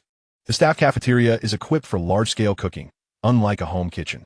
During training, I was responsible for preparing meals, so I should manage. Though the taste may not be exceptional, I ask for your understanding, Xia Hongbin volunteered, sensing Shun Lanxin's discomfort. All right, I'll go with Lanxin, Lu Meng, Hongbin, and Huan Huan, while the rest remain here to collect the crystal cores from the zombies. Wang Yang turned to Qi Zishuan and Chun Jia, saying, Qi, please keep an eye on everyone here. Chun, you too. The inspected corpses need to be stacked again. Otherwise, if zombies come rushing in, we may not withstand the onslaught. Rest assured, replied Qi Zishuan and Chun Jia in unison. Once the tasks were delegated, Wang Yang, accompanied by Lu Meng and the others, descended to the basement level. They scoured the entire office and dormitory areas, eliminating any lingering zombies. Subsequently, they made their way to the staff cafeteria. The stench in the basement was overwhelming, despite the ventilation system, as the numerous corpses had begun to emit a foul odor, particularly intolerable in the summer heat. Brother Yang, what should we do about the zombie bodies? There must be hundreds scattered throughout the building. Could this lead to an outbreak of some infectious disease? Lu Meng queried while retrieving several bottles of water from the freezer, distributing them among the group. This is indeed a pressing concern, Wang Yang pondered. Even if there are no infections, the stench is unbearable, and with it being summer, the odor will only intensify. Shun Lanxin expressed her apprehension. After a moment of contemplation, Wang Yang replied. Given our location in the urban area, burial is not an option. If we cannot bury them, then we must resort to incineration. Xia Hongbin, who was inspecting supplies and the stove in the kitchen, overheard their conversation and interjected, "There are plenty of cars outside. We can siphon some gasoline. If that doesn't suffice, we can pile them up in the open area outside and burn them. Aren't there some landscaped areas in front of the building? We can dig a pit and simply incinerate them." "That makes sense," Lu Meng agreed, clapping his hands. "We can clear away the flowers and plants over there. Dig a pit, burn the bodies, and then bury the remains. That should work." Having worked at the hotel for over 2 years, both Wang Yang and Lu Meng were well aware of the surroundings of the Fortune Center, which indeed had several landscaped areas. The plan was to dig a pit, fill it with zombie corpses, pour gasoline, and incinerate them, with the potential to reuse the pit. "All right, let's organize a team to venture outside this afternoon. If all goes well, we will commence the operation then, enlisting the help of others in the hotel to dig the pit and transport the bodies. Otherwise, if we leave these corpses unattended, I fear the entire hotel will be uninhabitable by tomorrow," Wang Yang ultimately decided. There was little to eat in the staff cafeteria. Xia Hongbin managed to whip up a large pot of scrambled eggs with leftover tomatoes, followed by boiling water for 3 packets of noodles. Everyone took a bowl and doused it with the mixture, eating it just to get by. "Xia Hongbin, is there nothing else in the kitchen? This is all you could come up with?" Su Yang, who was closest to Xia, couldn't help but criticize. The others ate in silence, understanding the circumstances of the apocalypse. Although the tomato and egg noodles were mediocre, they were certainly preferable to instant noodles and crackers. "There are half a slab of pork, along with some green beans, potatoes, and cabbage," Xia Hongbin replied calmly after taking a bite of noodles. "Then why didn't you make something better?" Su Liang Vito. "Seriously? And you dare to lecture me? There are over a dozen of us. You surely cannot expect me to handle this all by myself. Given such limited time, it would be remarkable if I could produce anything at all," Xia Hongbin retorted. "All right, enough of the bickering," Qi Zixuan chimed in with a smile. "This is certainly better than instant noodles. In fact, this is the first time in the past couple of days that I've had a warm meal. Not too shabby. I must say, I'm having another bowl, and I must admit, the taste is quite delightful."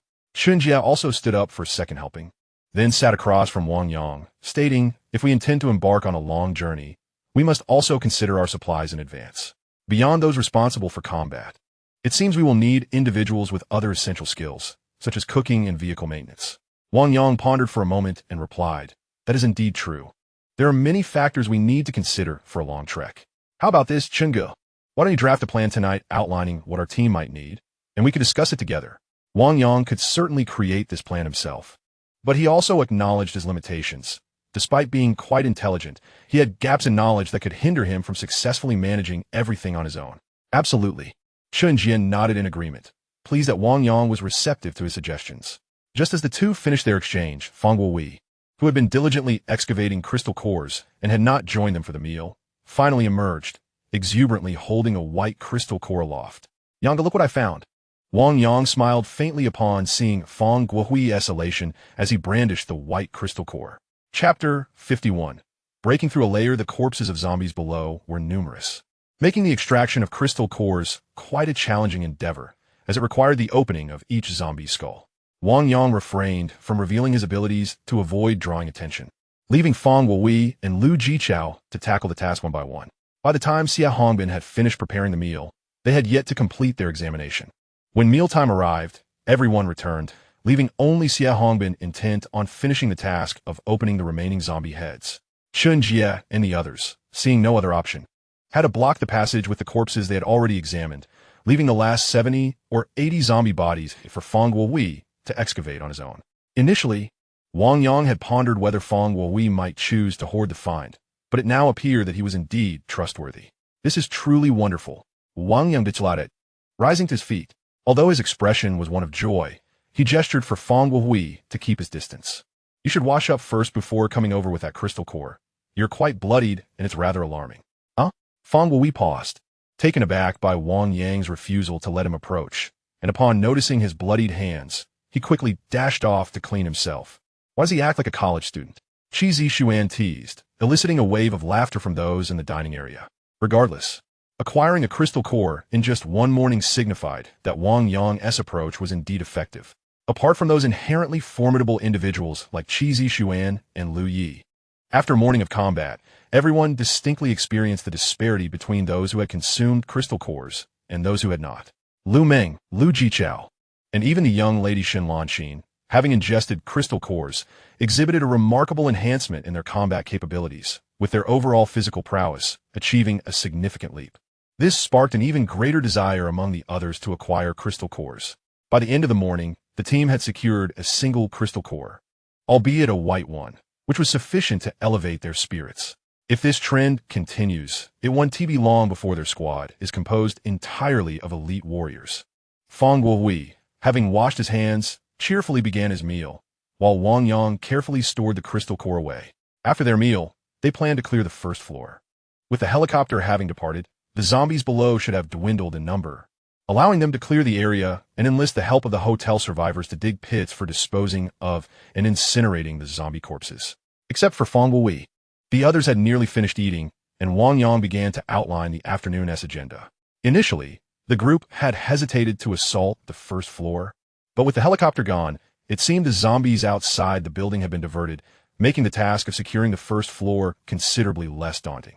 In truth, Wang Yang harbored a desire to seize the helicopter on the upper floors, yet with its departure, such ambitions could not be realized. It was essential for them to eventually vacate the hotel. Remaining trapped within the building was untenable. They must seize the opportunity to advance outward without hesitation. Qi Zixuan nodded in agreement. Well, that settles it. Now that we have 2 crystal cores as a foundation, we possess a safeguard in case of injuries. If we can secure another crystal core, we can proceed with the distribution, Wang Yang remarked. Upon hearing Wang Yang's words, the morale of the group soared. Those who had yet to obtain a crystal core felt invigorated. Even Qi Zixuan and the mysterious pair exhibited a glimmer of anticipation. After their meal, Wang Yang and the others locked the door to the staff cafeteria and proceeded to the secure staircase. They cautiously made their way to the safety door of the first floor. Wang Yang activated his perception to survey the area, only to discover the surprising absence of zombies nearby. Instead, 3 figures were curled up in the corner of the security room just outside the staircase exit. Survivors on the first floor?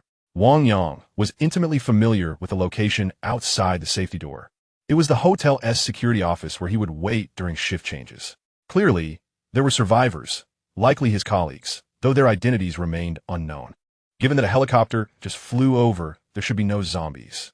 Let us charge out, Wang Yang contemplated aloud. Indeed, it's feasible. With the helicopter's departure, all the zombies were probably drawn to the glass wall. If that wall is not sturdy and has been compromised by the zombies, there may hardly be any left on the first floor, Qi Zixuan concurred. Currently, the entire squad's combat is led by Wang Yang and Qi Zixuan, with Wang Yang only needing to consult Qi Zixuan regarding the battle plan. Once the two reach a consensus, there is no need to seek the opinions of others. Up to this point, Qi Zixuan has not once contradicted Wang Yang's views. All right, I'll take the lead alongside Brother Qi. The rest of you follow closely. If the pressure becomes overwhelming, we will retreat and utilize the narrow corridor for positional combat, Wang Yang stated. The others nodded in agreement. Wang Yang gestured for Lu Meng to swipe the card, and everyone readied themselves. With a crisp electronic sound, the safety door swung open, and Wang Yang immediately dashed out, closely followed by Qi Zixuan. Indeed, within a 10-meter radius, there were no zombies, yet the main hall was teeming with them, at least 40 to 50. Most of these zombies were congregated near the floor-to-ceiling windows at the hotel's entrance, evidently drawn there by the sound of the helicopter moments ago. Outside the glass, however, there seemed to be no zombies at all. They had all been lured away by the helicopter. Stay here for now. Wang Yang signaled for the others to wait in place, then pointed towards the revolving door to Qi Zixuan. The two swiftly detached from the group and approached it. As they reached the center of the hotel lobby, their footsteps attracted the attention of several zombies, with two rushing towards them. Wang Yang, quick on his feet, activated his perception ability and swiftly thrust his weapon, piercing one zombie's skull, while Qi Zixuan dispatched the other with a clean strike. Before more zombies could close in, the two entered the revolving door together. Brother Qi, let us head outside, Wang Yang said as they stepped into the revolving door. Understood, Qi Zixuan replied. Having grasped Wang Yang's intent from the start, he aimed to use the revolving door to eliminate the zombies. The two navigated the revolving door, with Wang Yang exerting extra force to keep it constantly spinning. Consequently, two zombies squeezed in, attempting to exit. Brother Qi, keep an eye on the surroundings while I handle the zombies inside, Wang Yang instructed. All right. After a brief division of labor, the two zombies that had entered the revolving door emerged. Wang Yang created some distance and executed a thrust followed by a horizontal slash, swiftly bringing both zombies to the ground. Once outside the revolving door, their voices lowered significantly. Although there were not many zombies around, they knew that the zombies were not absent but rather diverted, and the most troublesome aspect was their concentration in certain areas, necessitating caution. After dispatching over a dozen zombies, the revolving door finally ceased to yield anymore. The few scattered zombies that had approached were swiftly dealt with by Cheesy Xuan's axe, while the zombies inside were efficiently handled by Lu Ming and the others. Brother Yang, look! Xiao Feng and Lei Zi are still alive. And so is Xiao Shui from the front desk. At this moment, those inside the lobby emerged, with Lu Ming immediately making his way towards Wang Yang. Wang Yang, did you slay all these zombies? Upon witnessing a multitude of zombies at Wang Yang's feet, who stood resolutely brandishing a long sword, Li Feng exclaimed in disbelief. Both Li Feng and CLA served as security guards at the hotel, albeit not on the same shift as Wang Yang. However, their daily exchanges during shift changes fostered a degree of familiarity and camaraderie. As for Zhou Xiaoxue, Wang Yang was less acquainted with her. As a receptionist, were all quite lovely and seldom interacted with the security personnel. Fortune favored him as he had already dispatched 2 zombies, which bolstered his courage, and he had grown accustomed to the act of slaying. Wang Yang responded with a smile. It is not mere fortune. I observed you wielding your sword just now.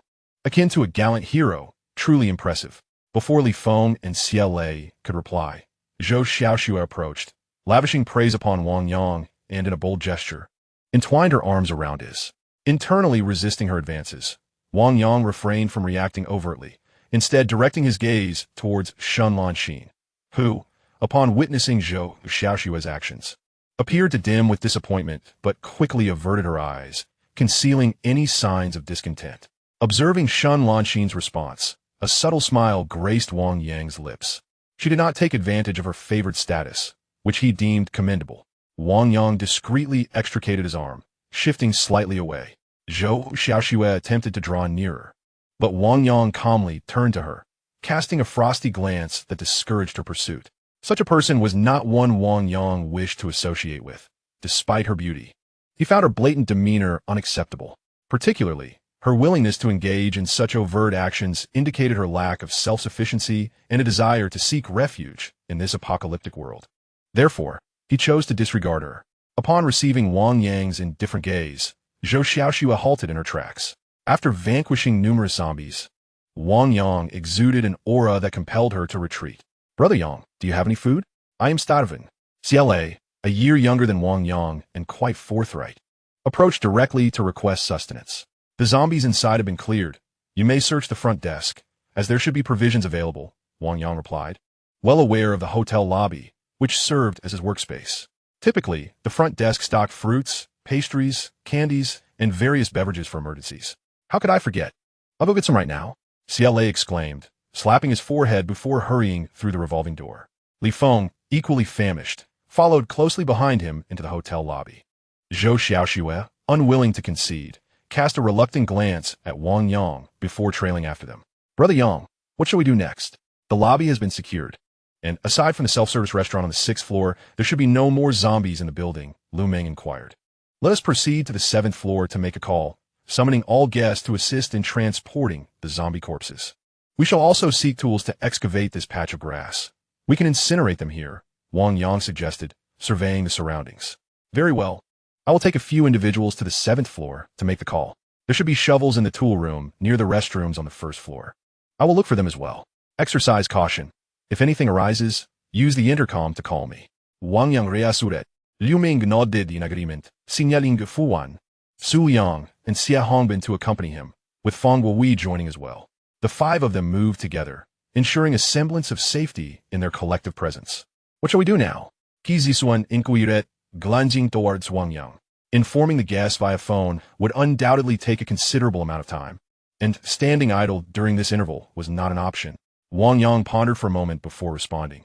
Let us first circle the building and inspect for any dangers, primarily to ascertain whether the horde of corpses has dispersed. Since they would soon be vacating the area, familiarizing themselves with the surrounding terrain was crucial. If they encountered zombies, It would be prudent to address any scattered threats before they congregated. Everyone, follow my lead and remain silent, Wang Yang instructed. The group nodded in agreement, trailing behind him quietly.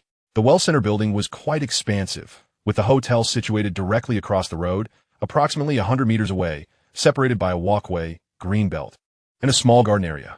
The road ahead was currently the scene of a multi-vehicle collision, and from a distance, Wang Yang could discern several zombies trapped within the cars, unable to move.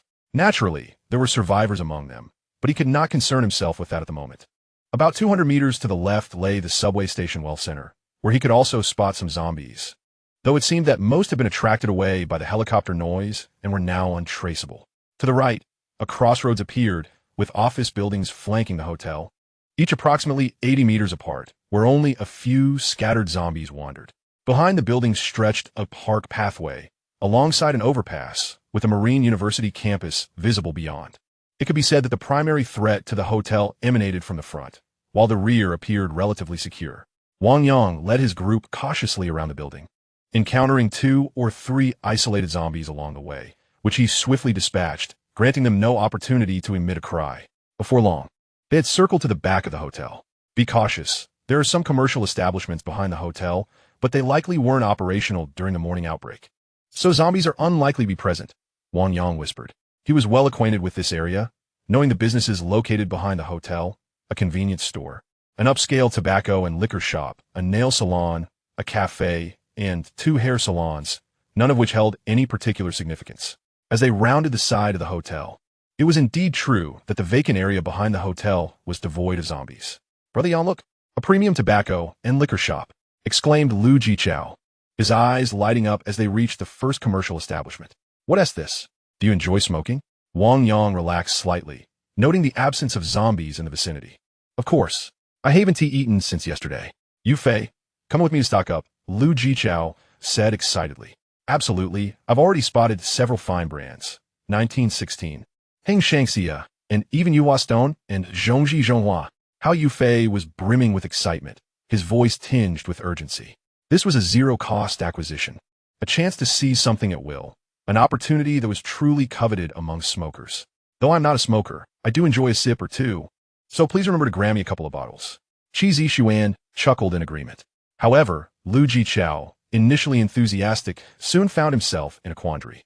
How were they to gain entry? If they resorted to brute force, they might attract unwanted attention from the undead. The disaster struck at 8 in the morning, a time when this tobacco shop had yet to open its doors. Now, the challenge lay in determining how to access it. Suddenly, Wang Yang felt an unfamiliar sensation wash over him, as if a subtle connection had formed between his consciousness and something else. This extraordinary feeling heightened his alertness. Upon hearing Wang Yang's words, the entire team halted, holding their breath and scanning the surroundings, yet all remained eerily silent, devoid of any anomalies. This sensation was utterly remarkable. Never before had he experienced anything like it. Wang Yang speculated that the ability gifted by Wang Xiaofei's crystal core was beginning to manifest. It seemed that the power acquired by consuming Wang Xiaofei's core had not been overshadowed. Could it be that those who had awakened their abilities innately could possess too? He pondered, his gaze drifting towards a row of ornamental trees and a small garden in the distance, the source of that peculiar feeling. Remaining still, the entire team stood motionless, vigilantly observing their surroundings. In the next moment, a massive black creature leaped from behind the small garden, covering over 10 meters in a single bound. What on earth is that? Upon sighting the creature, Lu Jichao could not suppress an exclamation, his scalp prickling in alarm. The rest of the team felt the hair on their arms stand on end, their eyes fixated on the sudden apparition. The creature, entirely cloaked in darkness, bore a ring of brownish yellow around its eyes, measuring approximately 1.2 meters in length, with a tail of 60 centimeters and a shoulder height of 50 centimeters, exuding an intimidating presence that instilled a sense of terror. Under the gaze of such a creature, every member of the team felt as though their hearts were being tightly gripped. Is that a black panther? Even the usually composed Chun Jie stammered in disbelief as he beheld the creature. Chapter 53. Wang Yang's second ability, the panther, halted approximately 60 to 70 meters from the team, its luminous eyes locked onto the members, its body low to the ground, poised to strike at any moment. For several tense seconds, the panther and the team faced each other, neither side making a move. as the panther refrained from attacking. The tension among the group slightly eased. Lu Jichao felt as if his very CPU had overheated, whispering, "This is too strange. How could there possibly be a black panther here? This is not its natural habitat, is it? Did it escape from a zoo?" Lu Jichao's words left everyone perplexed. Typically, black panthers inhabit rainforests. A film titled The Jungle Book featured a black panther as a prominent character, firmly establishing this animal's habitat in the minds of many. Yet Huaihai, a region far removed from the rainforest, raised the question, where could this creature possibly emerge from? It was not a black panther. This creature was likely a mystery cat. At this moment, the enigmatic woman, who had been silent, spoke up. The tail of a black panther is nearly equal in length to its body and is cylindrical in shape, whereas this creature's tail is relatively short and quite fluffy, indicating it is indeed a mystery cat. Is your mystery cat over a meter long? Lu Jichao, seemingly oblivious to the woman's esteemed status, interjected with a rebuttal. The mysterious woman frowned, choosing not to respond. It was then that Qi Zishuan realized something and remarked, "What this young lady says must be correct. Have you forgotten what the official announcement stated? Animals can undergo mutations, can't they? This must be a mutated mystery cat." Upon hearing Qi Zishuan's words, the crowd began to scrutinize the dark creature before them once more. Upon closer inspection, they discerned certain differences. The primary distinction lay in the tail. While those unfamiliar with animal characteristics might not identify other features, everyone was aware that a leopard's tail is generally as long as its body. In contrast, this creature's tail was noticeably shorter, about half the body length, and indeed quite fluffy, resembling that of a cat. Could animal mutations cause such significant changes? The mystery cat had grown to such a size. Its dimensions had perhaps quadrupled. If a Siberian tiger, which is already over 3 meters long, were to mutate, would it not become the size of truck? Chen Jie could not help but exclaim. The group instinctively visualized this scenario, conjuring images of a tiger exceeding 15 meters in length, agile enough to climb trees, capable of swimming, capable of leaping dozens of meters, with canines nearly a meter long. An icy dread swept through them. Absolutely do not venture into the northeast. Almost simultaneously, this thought arose in everyone's minds. Can we even contend with such a creature? What does it want from us? Lu Jichao cautiously inquired. At this, the group grew tense once more. When small, cats pose little threat, but once grown, the situation becomes precarious. One could easily imagine that a fourfold increase in the size of a cat, especially a mutated one, would be formidable. With heightened vigilance, the group remained on high alert, while at that moment, Wang Yang was endeavoring to capture the sensation in his mind. He felt a peculiar connection to the mystery cat. Could Wang Xiaofei's crystal core possess the ability to establish a link with beasts? Contemplating this, Wang Yang promptly attempted to issue a mental command.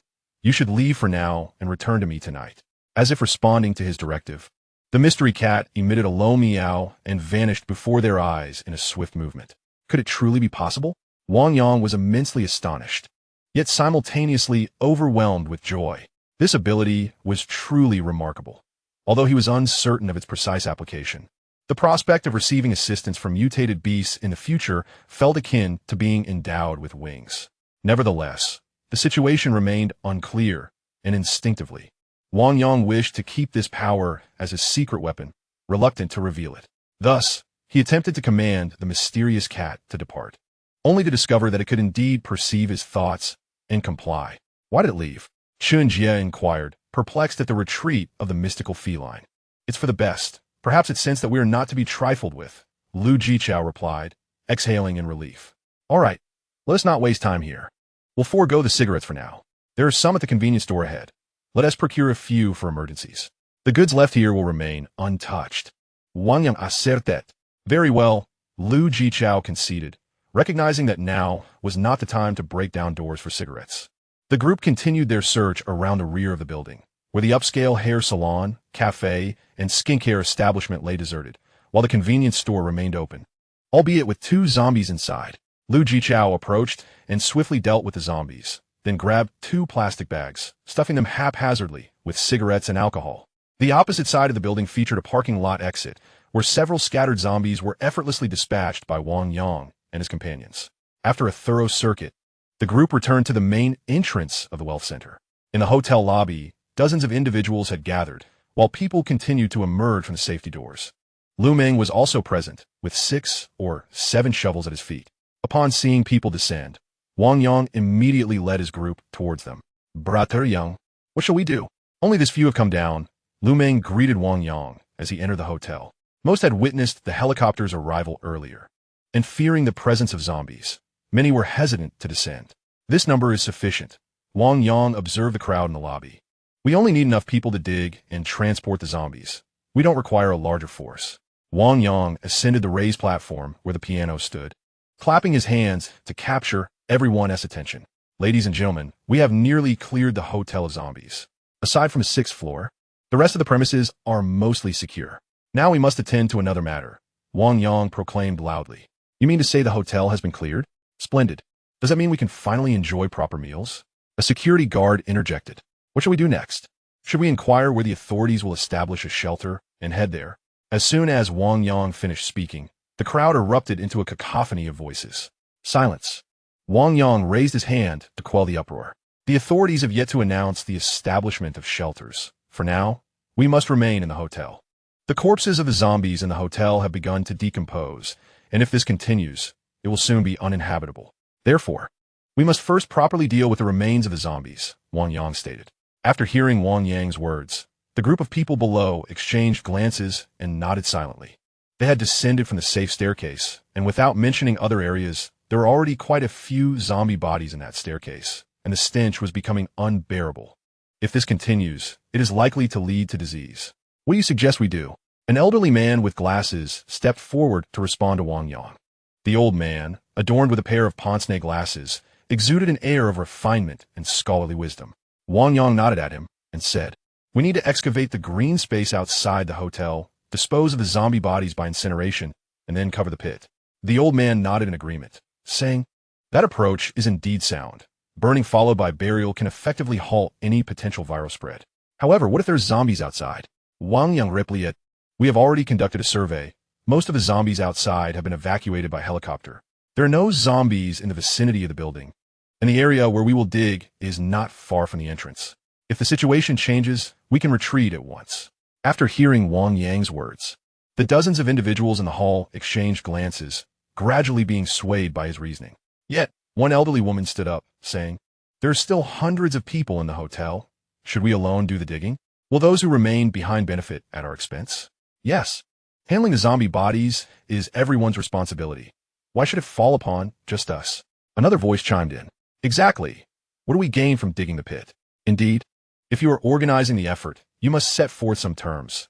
We cannot toil for nothing. The elderly woman's words ignited a stir among the crowd. Lu Meng stood at the front desk, flanked by Shan Lanxin and Fu Huanhuan, observing the uproar in the assembly. His expression darkened as he muttered under his breath.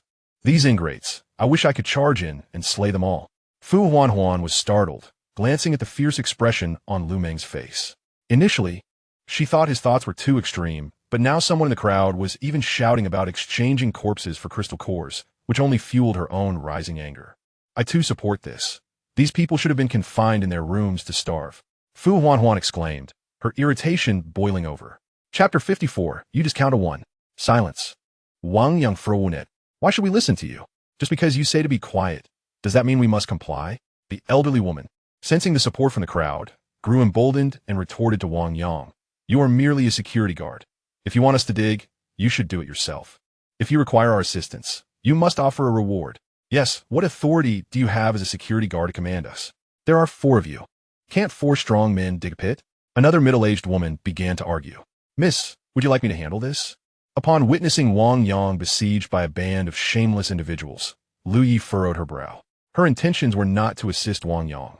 Rather, his actions were ultimately conducive to the safety of her young mistress. The interference of these ruffians posed a threat to her mistress as well. In such a situation, she possessed the authority to make a decisive call. No need. Let us observe how he manages this, the enigmatic woman remarked with an air of indifference. Despite the brazen countenance of those before him, particularly the antics of the 2 elderly women, Wang Yang felt little ire. Such characters abound in society. Appearing brash yet lacking awareness, embodying the most foolish sort, it was utterly unnecessary to expend anger on such individuals. A faint smile graced Wang Yang's face as he descended.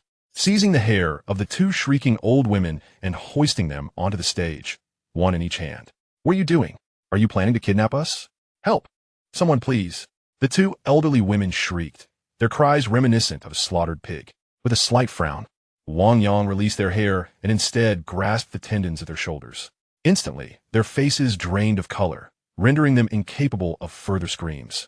Witnessing the plight of the two women, several in the crowd contemplated stepping in, but upon glancing at one another and realizing none were willing to take the lead, those who had been restless fell silent. Clearing the bodies from this hotel is not for my sake, but for your own. This is not a request. Please understand this clearly, Wang Yang proclaimed loudly once the crowd quieted. The hotel is also withholding my wages, so do not attempt to use your security status to intimidate me. That ploy is futile. I am offering you an opportunity. Those willing to assist in the removal of the corpses will be provided with warm meals for the next 3 days. If you choose not to participate, you may return to your rooms. No one is coercing you. I will begin counting now. Those willing to assist, please step to the left. Those unwilling, please return to your rooms. I will count to 1, and those who are slow will be required to return to their respective rooms. There are many hotel guests remaining, and we will bring others down. Time begins now.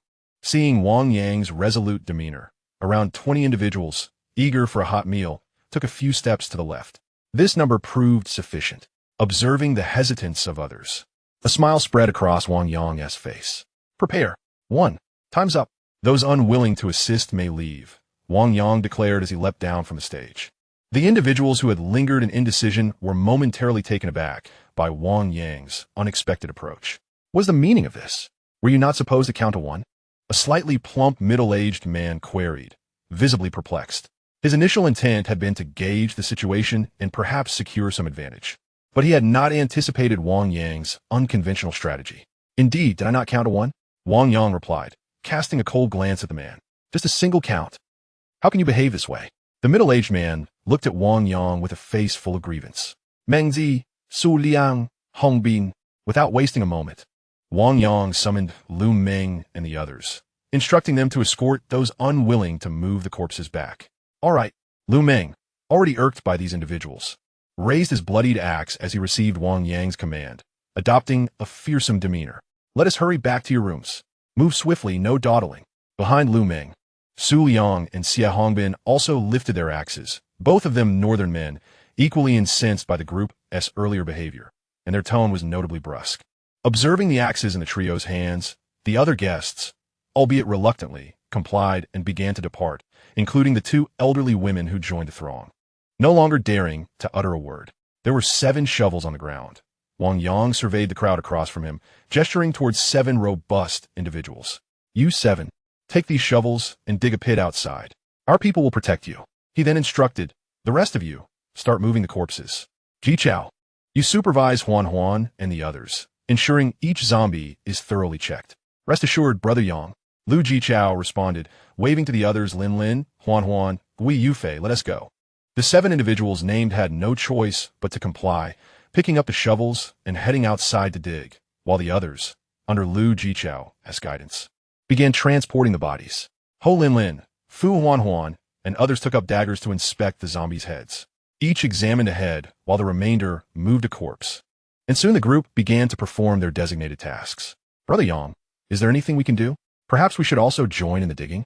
Li Feng and Zhao Lei, who had been waiting at the side, approached. Li Feng, older than Wang Yang, quietly amended his address from using Wang Yang's name to Brother Yang, influenced by Wang Yang's earlier display of authority. Wang Yang noticed the shift. After all, Li Feng and Zhao Lei were his colleagues, without significant conflict, and they could be valuable recruits. Wang Yang inquired, is the equipment in the monitoring room still operational? Zhao Lei replied, it should be fine. Our surveillance equipment is quite stable, and there should be no issues as long as there is no power outage. Good. Head to the monitoring room then. I recall that our hotel's surveillance coverage is extensive. Keep a close watch on the monitors, and if anything unusual occurs, contact me immediately via the intercom. Understood. With their tasks assigned, the 2 promptly proceeded to the monitoring room located behind the front desk. Gradually, more people began descending the safety staircase. Chen Jie explained the rules to them, and soon 10 more individuals joined in, significantly accelerating the pace of corpse transportation. At that moment, Lu Meng returned. Wang Yang tasked him with retrieving some gasoline from the vehicle below while he led the others outside. Qi Zishuan and his wife, the enigmatic woman and her attendant, along with Shun Lanxin, followed Wang Yang out. The pit outside has been excavated to a depth of over half a meter. Fearing the approach of zombies, the men dare not linger outside for too long, working swiftly as if their shovels might ignite from the intensity of their effort. Wang Yang, what shall we do next? Qi Zishuan inquired, stepping closer to Wang Yang. Images of helicopters soaring through the sky flickered in Wang Yang's mind, gradually forming a coherent thought. I suspect the authorities will soon take action. We might as well wait a little longer, Wang Yang replied. Why do you say that? Shun Lanxin asked, struggling to grasp Wang Yang's implication. However, the enigmatic woman seemed to understand, and Ouyang Yu appeared to have a realization as well. Are you suggesting the military will deploy helicopters? Ouyang Yu queried. There's a significant probability of that. Our military is quite formidable. The reason they have refrained from deploying heavy weaponry thus far is primarily due to the mingling of zombies and survivors, making engagement challenging. The helicopters flying in our vicinity will undoubtedly attract the attention of the military regarding the zombies wandering outside, Wang Yang explained. Indeed, if that is the case, the military could lure the zombies to areas devoid of survivors and then employ heavy firepower to eliminate them, Qi Zishuan exclaimed, clapping his hands in excitement. Wang Yang nodded. If this operation can indeed be executed, the breach in the city could be opened, presenting us with an opportunity. Chapter 55. Imminent disconnection in the underground base in Kyoto.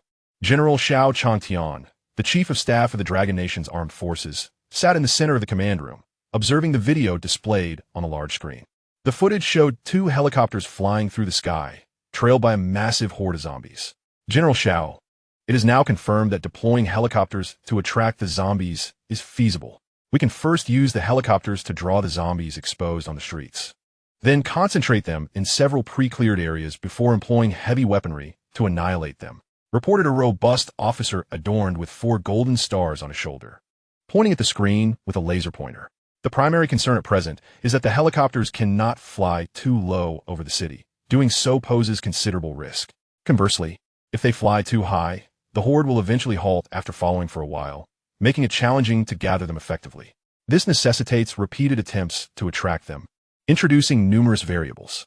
Additionally, clearing safe zones in large cities is exceedingly difficult due to the dense population, making it hard to find uninhabited areas. Even if suitable destinations can be located, the distance required to draw the horde there remains substantial, complicating the execution of the entire plan. Another issue is that such an operation would consolidate the previously scattered zombies. We cannot entirely eradicate the horde in the city, should nearby survivors encounter them. The consequences could be dire. General Zhao's fingers drummed incessantly against the armrest of his chair, producing a rhythmic tapping sound. The surrounding combat advisors fell silent, aware that such gestures from General Xiao indicated profound contemplation. The various units have been instructed to exploit the characteristics of the zombies to launch an offensive. Do not fear gathering the zombies together. It is impossible for us to save everyone. It is essential to understand that while some individuals may face dire misfortune, others might find themselves more readily escaping the clutches of disaster. Amidst calamity, fortune remains a pivotal factor in determining one's fate. Xiao Changtian has finally resolved to take action. Upon receiving the directive, the staff promptly disseminated the latest orders. Leaning back in his chair, Xiao Changtian took a deep breath before departing the command room. He wandered through the brightly lit corridor for quite some time before utilizing facial recognition and fingerprint verification to unlock a room.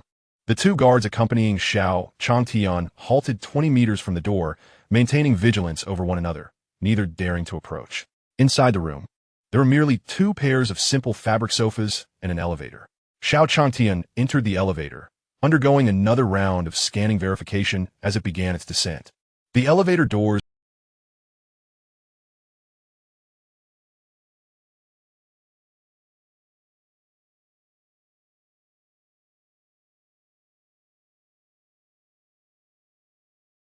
go and chess sets for entertainment. In front of a small central pond, 7 chairs were arranged in a semicircle, 2 of which were already occupied. Old Xiao has arrived? The elderly man seated at the center waved with a smile upon seeing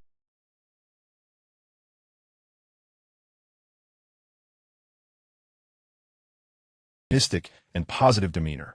Chang'an, you're here too? You should be the busiest among us, Xiao Changtian remarked as he approached.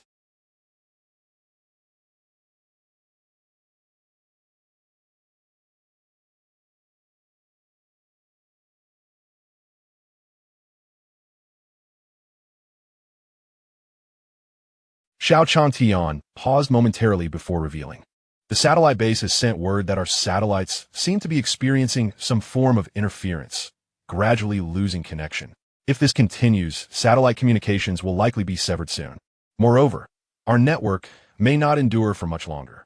Once communications are disrupted, our grip on the situation will loosen, and chaos may ensue. It appears we are indeed facing an invasion by advanced civilization, Long Chang'an observed, reclining in his chair with a relaxed tone. Previously, we communicated with the governments of other major countries, and across the globe, all regions observed the 5 luminous orbs at nearly the same time. It seems we are contending with entities beyond our comprehension. Long Chang'an's nonchalant demeanor possessed a peculiar infectious quality, allowing Xiao Changtian to ease his tension slightly. You can remain so composed at a time like this? It's no wonder the previous Dragon Lord designated you as his successor. Your poise is truly beyond my reach. Waving his hand dismissively, Long Chang'an replied, as long as our adversaries do not seek our immediate annihilation, it signifies there exists a utility for us. If we possess leverage, we can take a seat at the table. Since we have taken our seats at the gaming table, what remains is our endeavor and the art of strategy. Throughout 5 millennia of history, we have triumphed countless times, and I firmly believe that this occasion will yield a similar outcome. In the past, there were whispers of colonizing Mars, yet it became evident that those affluent magnates were mere charlatans and money launderers, while we diligently prepared ourselves. This time, it seems our journey may indeed lead us to the stars and the vast ocean. In this light, perhaps this catastrophe is not entirely detrimental. Chang'an, have you made your decision? Xiao Changtian inquired. I have made my decision, Elder Xiao. You must send out the message just before the communication is severed. Until then, the information regarding our techniques should remain within the authorities and the military, allowing the official system to gain an advantage. Should we encounter nefarious individuals, the local authorities and troops are capable of handling them, Long Chang'an replied. I understand, Xiao Changtian nodded, glancing around curiously. Wen Yuan, where are the other 4? Long Chang'an and Tang Wen Yuan exchanged knowing smiles and replied nonchalantly, when it rains, a mother must let her daughter marry. A flicker of astonishment crossed Xiao Changtian's eyes, but he quickly regained his composure, reclining comfortably against the back of his chair. In front of the Wealth Center Hotel, a roaring inferno blazed, sending plumes of black smoke into the air. This marked the 4th batch of zombies that Wang Yang and his companions had incinerated. Once the pit was filled, they doused it in gasoline and set it ablaze. After burning a batch, they would dispose of more bodies, continuing the cycle. Aside from the zombies on the basement level, the remaining corpses had been nearly eradicated. The fire inevitably attracted the attention of some nearby zombies. However, with Wang Yang and his group present, these scattered zombies posed no threat whatsoever. All right, the last batch of zombies has been incinerated. Let us cover the pit. Wang Yang signaled as he observed the flames slowly extinguishing. Lu Meng and the others nodded immediately, each wielding a shovel to fill the pit with the piled earth. Wang Yang, it's past 4. What are our next steps? Should we clear the 6th floor or push outward to determine the best route for our escape? Qi Zishuan inquired as the ground was restored to its former level. Wang Yang gazed at the sky, feeling a pang of longing. I just wish that helicopter would return. The helicopter? Qi Zishuan's expression sharpened. Upon hearing Wang Yang's words, Lu Yi, who had been several paces away, turned her gaze toward him. After exchanging a glance with her mistress, she approached him. Wang Yang, do you intend to seize the helicopter? Lu Yi asked softly. Wang Yang nodded silently. At this juncture, if one does not act in their own interest, they risk annihilation. Our position is perilously close to the city center. Without a helicopter, our escape will be exceedingly challenging. Suddenly, the sound of whirling rotors reached their ears. Wang Yang looked incredulously into the distance and spotted a helicopter approaching along the elevated highway toward the Wealth Center. In an instant, the eyes of Wang Yang, Qi Zishuan, and Lu Yi lit up with hope. Let us go, Wang Yang commanded, hastening toward the revolving door. Chapter 56. Scheming together, the horde of corpses is approaching. Everyone retreated to the safe passage and then returned to their rooms to await further developments. Mengzi, please create a WeChat group and invite those who participated in today's labor to join us for dinner. Wang Yang hurried back to the hotel lobby, called out to Lu Ming, and was the first to enter the security door. Qi Zishuan followed closely behind, with Lu Yi and her servant trailing right after them.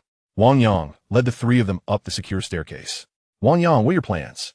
Qi Zishuan inquired while climbing the stairs. Not much to discuss. We need to seize that helicopter. Otherwise, it may be impossible for us to escape. Wang Yang's gaze was resolute. Although the owner of the helicopter had not wronged him, in this apocalyptic world, one must prioritize their own survival. While he could still afford to show some kindness in less critical situations, the helicopter, being a matter of life and death, had to be secured. Without it, leaving the city was nearly impossible, as the zombies within the urban area were overwhelming. If they could commandeer the helicopter, a viable plan would involve evacuating people in batches. At the very least, it could be used to divert the zombies from below, granting the others a chance to escape quickly. Qi Zishuan, not one to be overly rigid. Not an agreement. I will do my utmost to assist you. If they cooperate, we can spare their lives. If they do not, then there is little more to discuss. Perfectly aligned with my thoughts. Wang Yang replied succinctly. Lu Yi and the enigmatic woman said nothing further. Their actions alone indicated their support for Wang Yang's intentions. All four possessed remarkable physical prowess and soon arrived at the security door on the 40th floor of the hotel. Wang Yang produced the highest level access card and pressed it against the reader. Beep, beep, beep. However, instead of the green light indicating access, 3 red flashes appeared. HM.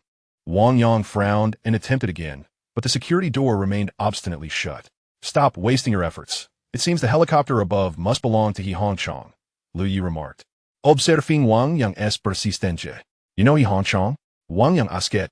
He had only learned of this name the day before, as a hotel security guard. Who would bother to inquire about the tycoon above the hotel? He Hongchong, an Australian businessman, made his fortune in gambling. With vast wealth and significant influence in both the Yangtze River Delta and the Pearl River Delta regions, he was involved in both legitimate and illicit activities, particularly in online betting. Over 70% of the illegal live betting platforms in the country fell under his control. It was then that the mysterious woman spoke up. Her words further convinced Wang Yang of her extraordinary background. Someone like He Hongchong, with a history intertwined with various unlawful dealings, was clearly not an ordinary individual. This hotel belongs to He Hongchong, and it is evident that he must have altered the access privileges. We currently find ourselves unable to proceed further and can only await an opportunity to see if they will descend, said Lu Yi. Let us depart, Wang Yang replied, turning to leave. Since the endeavor has proven futile, there is no point in wasting any more time. On the 42nd floor's rooftop, after the helicopter had stabilized, 2 bodyguards clad in black stepped out first. Following their exit, 2 alluring women and a boy who appeared to be around 16 or 17 disembarked from the helicopter. All 3 bore visible marks of redness on their faces, a clear indication of having been struck. Let us escort them to Mr. He, Zhao Chang commanded, shutting down the helicopter's engine and being the last to disembark. Madam Song, Miss Duan, you have now entered Mr. He's territory. I trust you will not resist any further? The older of the 2 women maintained a composed demeanor as she addressed Zhao Chang. Young Zhao, my husband has firmly established himself in the automotive industry park. If you escort us there, my husband can assure you of wealth and prosperity. He Hongchong is an Australian businessman with roots that do not lie here. Our Song family possesses far greater influence in Huhai than He Hongchong. Captain Zhao, along with your 4 companions, I implore you to consider my words. I, Zhang Yan, swear to the heavens, should you choose to ally with the Song family, I guarantee our fates shall be intertwined. Should you desire wealth, women, status, or power, I can fulfill your wishes. This woman is none other than the wife of Song Hailong, He Hongchong's business partner. When several bodyguards intruded upon her villa in the afternoon, Zhang Yan realized the predicament she faced. He Hongchong must intend to use her and her son as leverage against Song Hailong. Moreover, Zhang Yan understood that even if Song Hailong capitulated, their family would undoubtedly meet a grim fate. For now, her only hope lay in attempting to sway these bodyguards. After her final plea, Zhang Yan dedicated herself to observing the expressions of the 5 bodyguards. Though she recognized that a direct attempt to win them over would likely fail due to the mutual oversight among them, she resolved to assert her position while carefully scrutinizing their reactions for any sign of leniency. Indeed, among the 5, 2 bodyguards slightly raised their eyebrows, yet the most pivotal, Zhao Chang, remained impassive, showing no sign of wavering. Madam Song, do not waste your efforts. I could never betray Mr. He, Zhao Chong replied flatly, opening the door and stepping inside first. The remaining 4 bodyguards followed suit, escorting the 2 women and the 17-year-old boy into the room. Mr. He, we have brought the individuals you requested, Zhao Chong announced as he led them to the threshold of He Hongchong's chamber, rapping on the door. The partially ajar door revealed He Hongchong's voice, commanding, "Yes, confine them," ensuring they have no contact with the outside world.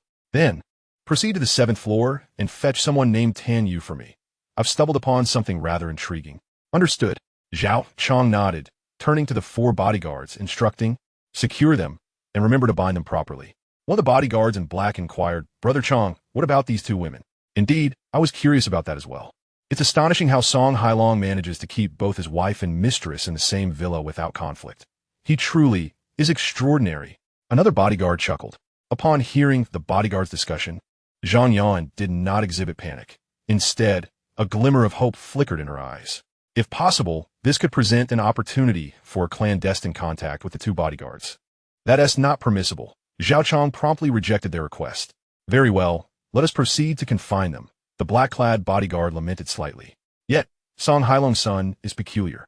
Whether he is genuinely foolish or feigning ignorance, he remains utterly silent after being restrained. Attend to your duties and cease the idle chatter, Zhao Chong admonished with a frown. After dismissing a few individuals, Zhao Chong took the elevator down to the 7th floor. As anticipated, a sycophantic man awaited him at the elevator doors. "Dan Yue?" Zhao Chong inquired.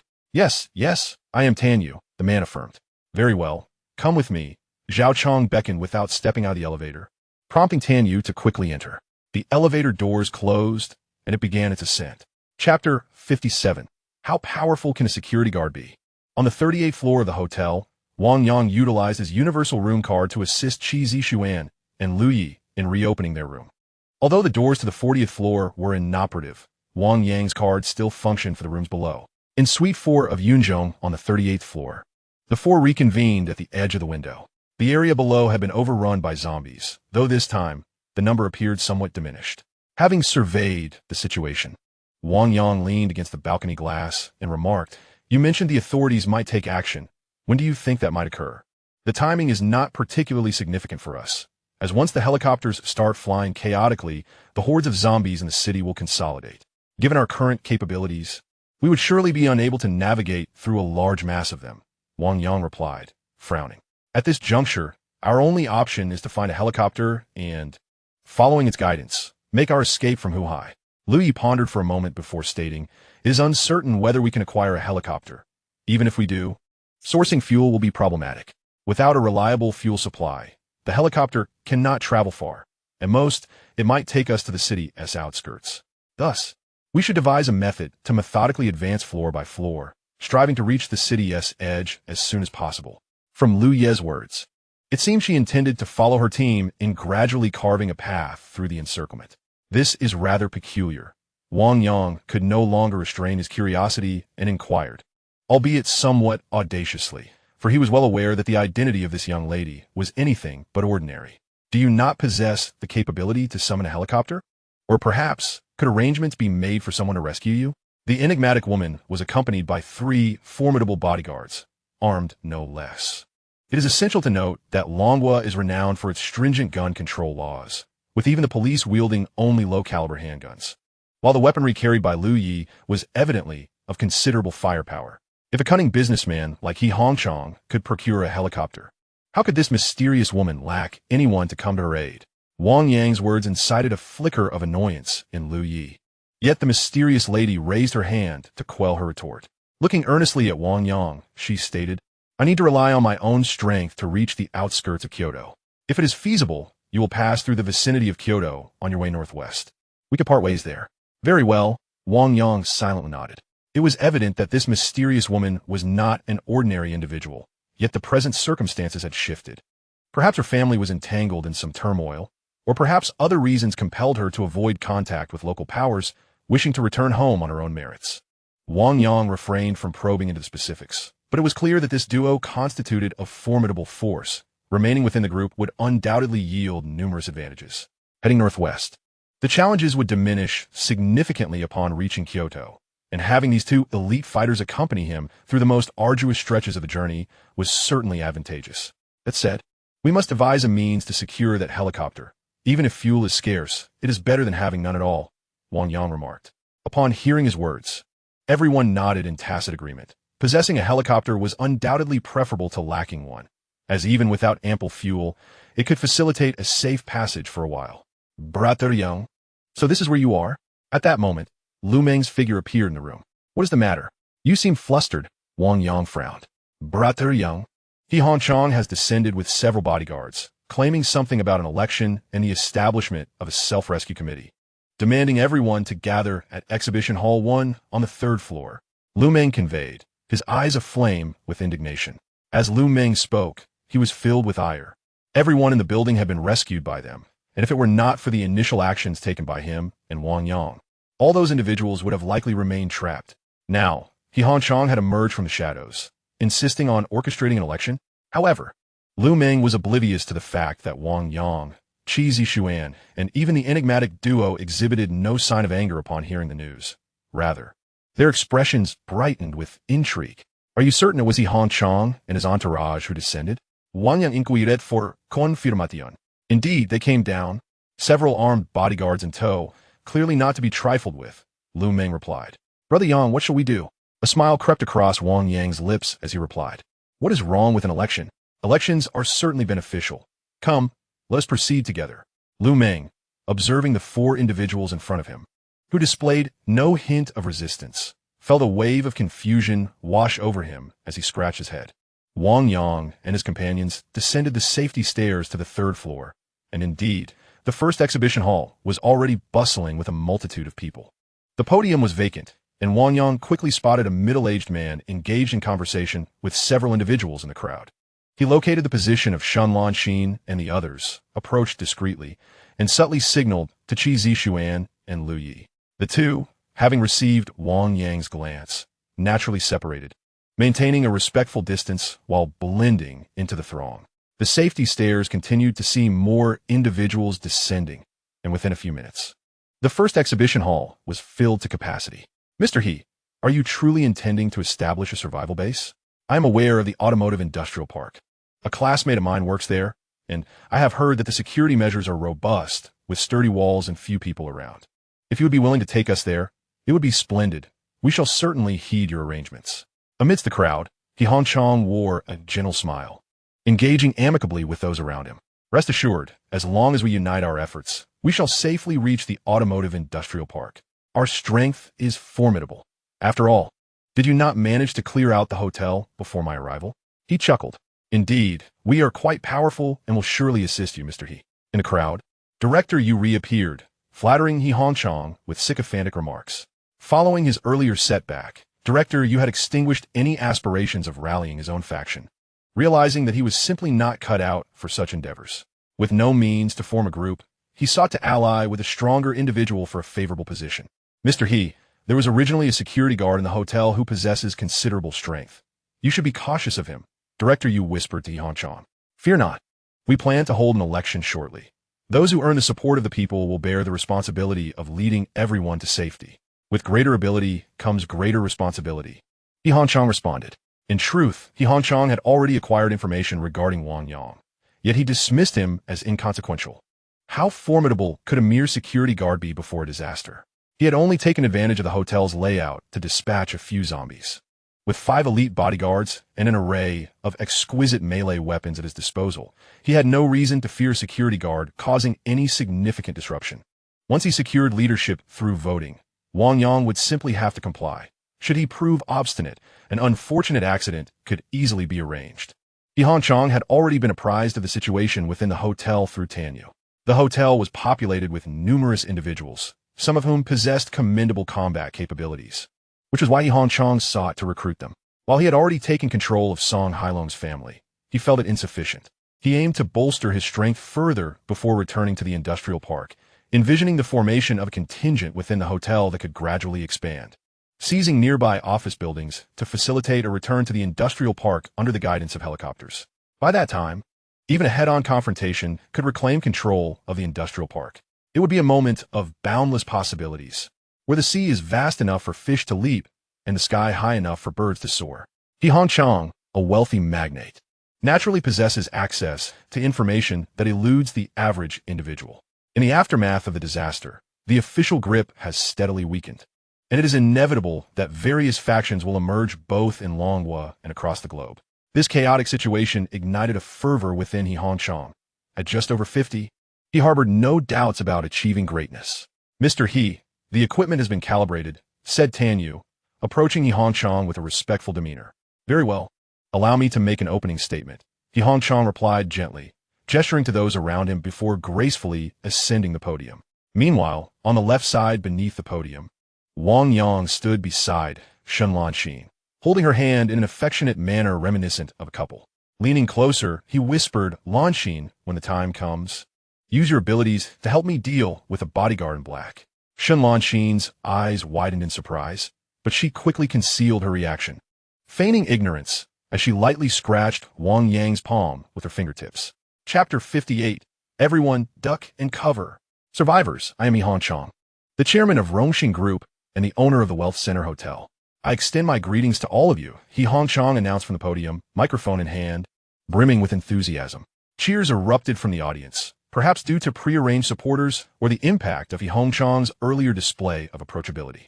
He merely needed to initiate the proceedings for a handful of fervent individuals to begin applauding. Wang Yang, however, remained aloof, observing He Hongchang's performance with a discerning gaze. In order to secure our safety and break free from this predicament, I propose that we establish a temporary self-rescue committee, electing 5 members to collectively strategize our escape. Director Yu called out from the crowd. Why bother with elections? Among all the survivors, you, Mr. He, are the most capable. We cannot achieve safety without your leadership. Someone chimed in. Indeed, there is no need for a self-rescue committee election. Simply appoint 4 members, and you can lead us as the chair. Dang Sanbing, who had inconspicuously blended into the crowd, added his voice to the clamor. Their enthusiasm stirred a few others, but there remained a segment of the audience that opted for silence, observing the unfolding situation on stage. Many eyes turned towards Wang Yang, as everyone recognized that their ability to emerge from the confines of the room and attain a brief respite from danger was largely attributable to him. He Hongchang noted the audience's reaction. He had anticipated that revealing his identity, coupled with the support of those he had prearranged, would garner widespread backing. To his surprise, the response from the crowd was not as favorable as he had envisioned. Indeed, the current fervor among the crowd stems from their recent encounters with zombies, which have unveiled the terrifying nature of these creatures. In such dire circumstances, even those seeking a leader to guide them towards safety increasingly favor Wang Yang's group. They have witnessed his formidable combat prowess, whereas He Hongchang's esteemed status and his entourage of bodyguards provide little assurance of his martial capabilities. Observing the audience's reactions, He Hongchang recognized the need to amplify his rhetoric. Esteemed guests, he proclaimed, this hotel is under my ownership, and I possess an intimate understanding of its layout. Should I be elected, I shall open the upscale restaurant on the 2nd floor and the buffet on the 6th. Our expansive underground warehouse is stocked with ample supplies. Additionally, I own a helicopter club in Huhai and an automotive industrial park in the western suburbs. I will utilize helicopters to divert the zombies, creating a pathway to the industrial park where we can establish a secure base for our survival. As He Hongchang's promises resonated, the expressions of the survivors began to shift, their gazes toward him igniting with fervor. Most importantly, he continued, we will transport the elderly and children directly to the industrial park via helicopter. I assure you, I will endeavor to evacuate each and every one of you. At this moment, a voice emerged from the crowd, breaking the tension. It was the elderly woman who had recently faced Wang Yang's reprimand. Mr. He, will you truly use a helicopter to rescue us elderly? Although she was scarcely beyond 50, her legs were nimble, and her voice rang with vigor, a stark contrast to her newly adopted demeanor of vulnerability. I promise, He Hongchang replied with a gentle assurance. Very well, Mr. He, we stand behind you, came the chorus of support. Today we have endured an entire day of instant noodles. We are utterly fatigued. Indeed, some were even coerced into moving corpses, with the threat of being denied hot meals if they refused. From the onset of this calamity, certain individuals have acted without regard for decency. The elderly woman incited further unrest, casting a venomous glare towards Wang Yang. Standing beside him, Fu Huan and Lu Meng felt their faces flush with indignation. How shameless these people are. Were it not for us, they would still be holed up in their rooms, starving. Do they expect to reap the benefits without contributing, leaving all the burdens to us? Fu Huan exclaimed. Lu Meng spat in disdain. He Hanchang is certainly no virtuous man. Who has to say he won T cast these elderly off the helicopter? Those who support him now will regret their choice in due time. Brother Yang, don't you agree? Lu Meng turned to seek Wang Yang's perspective. Wang Yang maintained an air of composure, though his stance subtly shifted. Sensing his movement, Shun Lanxin discreetly adjusted her position to avoid obstructing him while preparing herself for any eventuality. Your suspicions are likely well-founded. Yet I fear these individuals may not have the opportunity to discern whether he Hanchang is indeed malevolent, Wang Yang remarked. Brother Yang, what do you mean by that? Lu Meng inquired, puzzled. However, Wang Yang chose not to respond, swiftly darting away instead. What are you trying to do? Upon witnessing Wang Yang's actions, he Hanchang instinctively retreated, seeking to increase the distance between himself and Wang Yang. Meanwhile, Zhao Chang, who had been stationed below, hurried forward in an attempt to intercept Wang Yang. Whoosh! Just as Zhao Chang took a step, an ice arrow shot forth from behind Wang Yang, aimed directly at his face. Sensing the intense chill, Zhao Chang abruptly sidestepped, narrowly avoiding the icy projectile, while Wang Yang pressed on. With his perception fully activated, Wang Yang's sword seemed to lock onto Zhao Chang, thrusting forward with precision. Swish! The blade pierced through Zhao Chang's shoulder, rendering him unable to maintain his grip on the weapon. Thud! Wang Yang unleashed a powerful kick, striking Zhao Chang in the abdomen. At that moment, the other four figures clad in black reacted, drawing their sabers and charging at Wang Yang. The two individuals at the back, however, suddenly felt a sharp pain in their chests.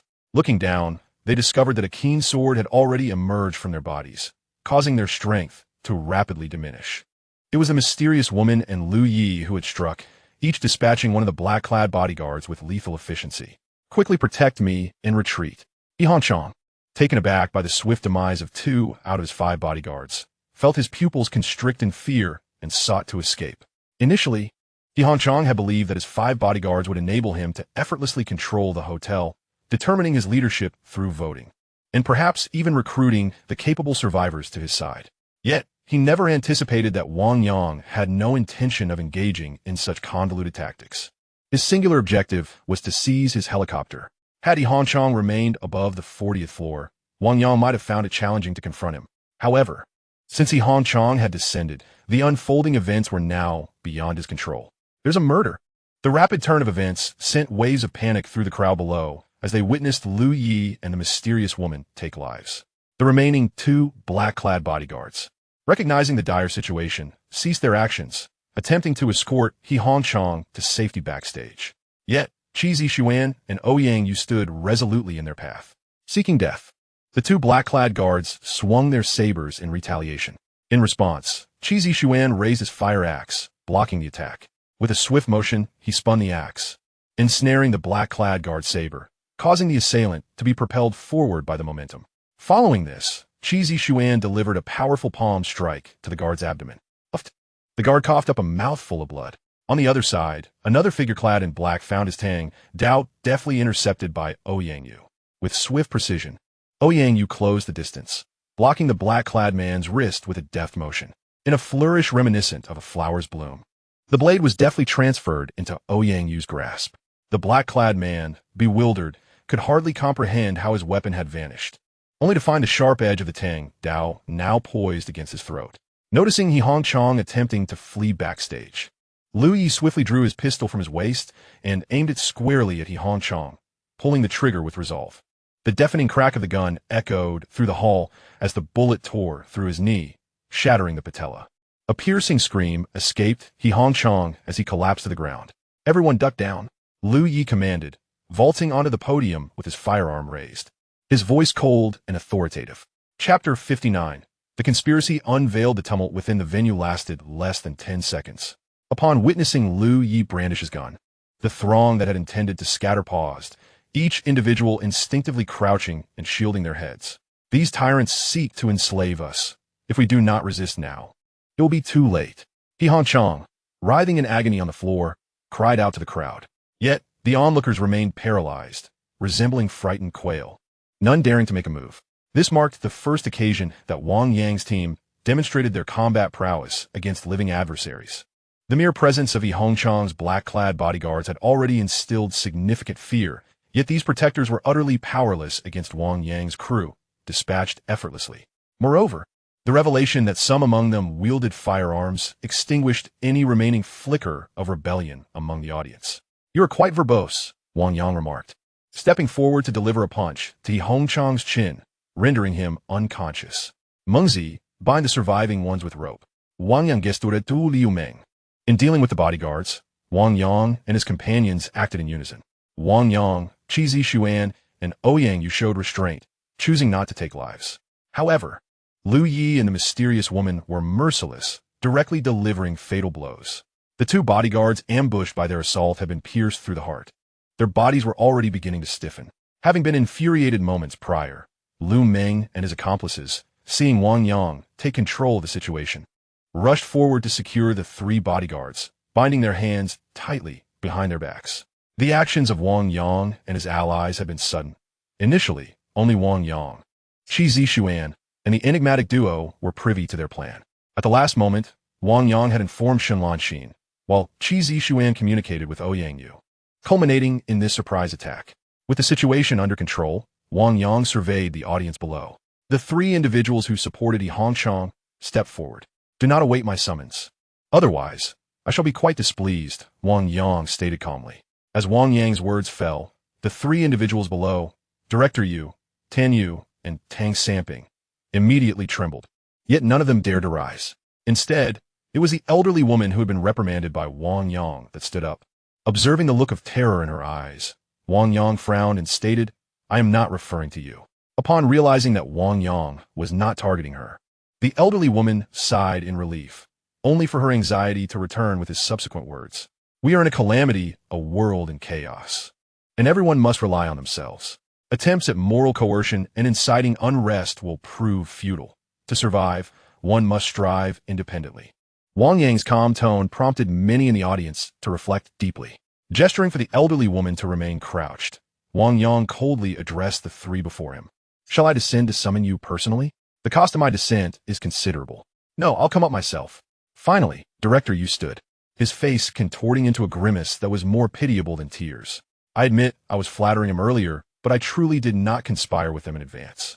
I merely recognized Mr. He's formidable presence and wished to associate with him to gain familiarity. I had no ulterior motives. Come forward. I will find a way to ascertain whether there was prior communication," Wang Yang replied. With a pained expression, Director Yu approached the stage.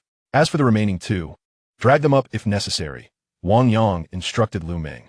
"No, I will come up." Upon hearing the threat of having their legs broken, both Tan Yu and Tang Samping reluctantly ascended the podium. Wang Yang signaled to Fu Huanhuan, who quickly understood his intent and retrieved 3 microphones from the control console. Once Director Yu, Tan Yu, and Tang Samping had the microphones in hand, Wang Yang said, "Speak. Share with everyone how you conspired." Both Tan Yu and Director Yu lowered their heads, as this time, Director Yu was indeed speaking the truth. He had not colluded in advance with Yi Hongchang. He merely sought to ingratiate himself, and if pressed to explain, he would have nothing substantial to say. In the same vein, Tan Yu was at a loss for words, as Yi Hongchang had simply summoned him upstairs to inquire about the hotel's current situation, instructing him to cooperate well at the venue, without revealing anything further. Tang Samping grasped the microphone, recalling the formidable combat prowess of Wang Yang and his associates, and ultimately decided to take a gamble. "I will speak." "Very well, proceed," Wang Yang replied, a hint of a smile gracing his face as he encouraged Tang Samping. Taking a deep breath, Tang Samping declared, "Yi Hongchang is a devil." His opening words immediately captured everyone's attention. "The day before yesterday, I was relaxing in a club on the 41st floor when the calamity struck.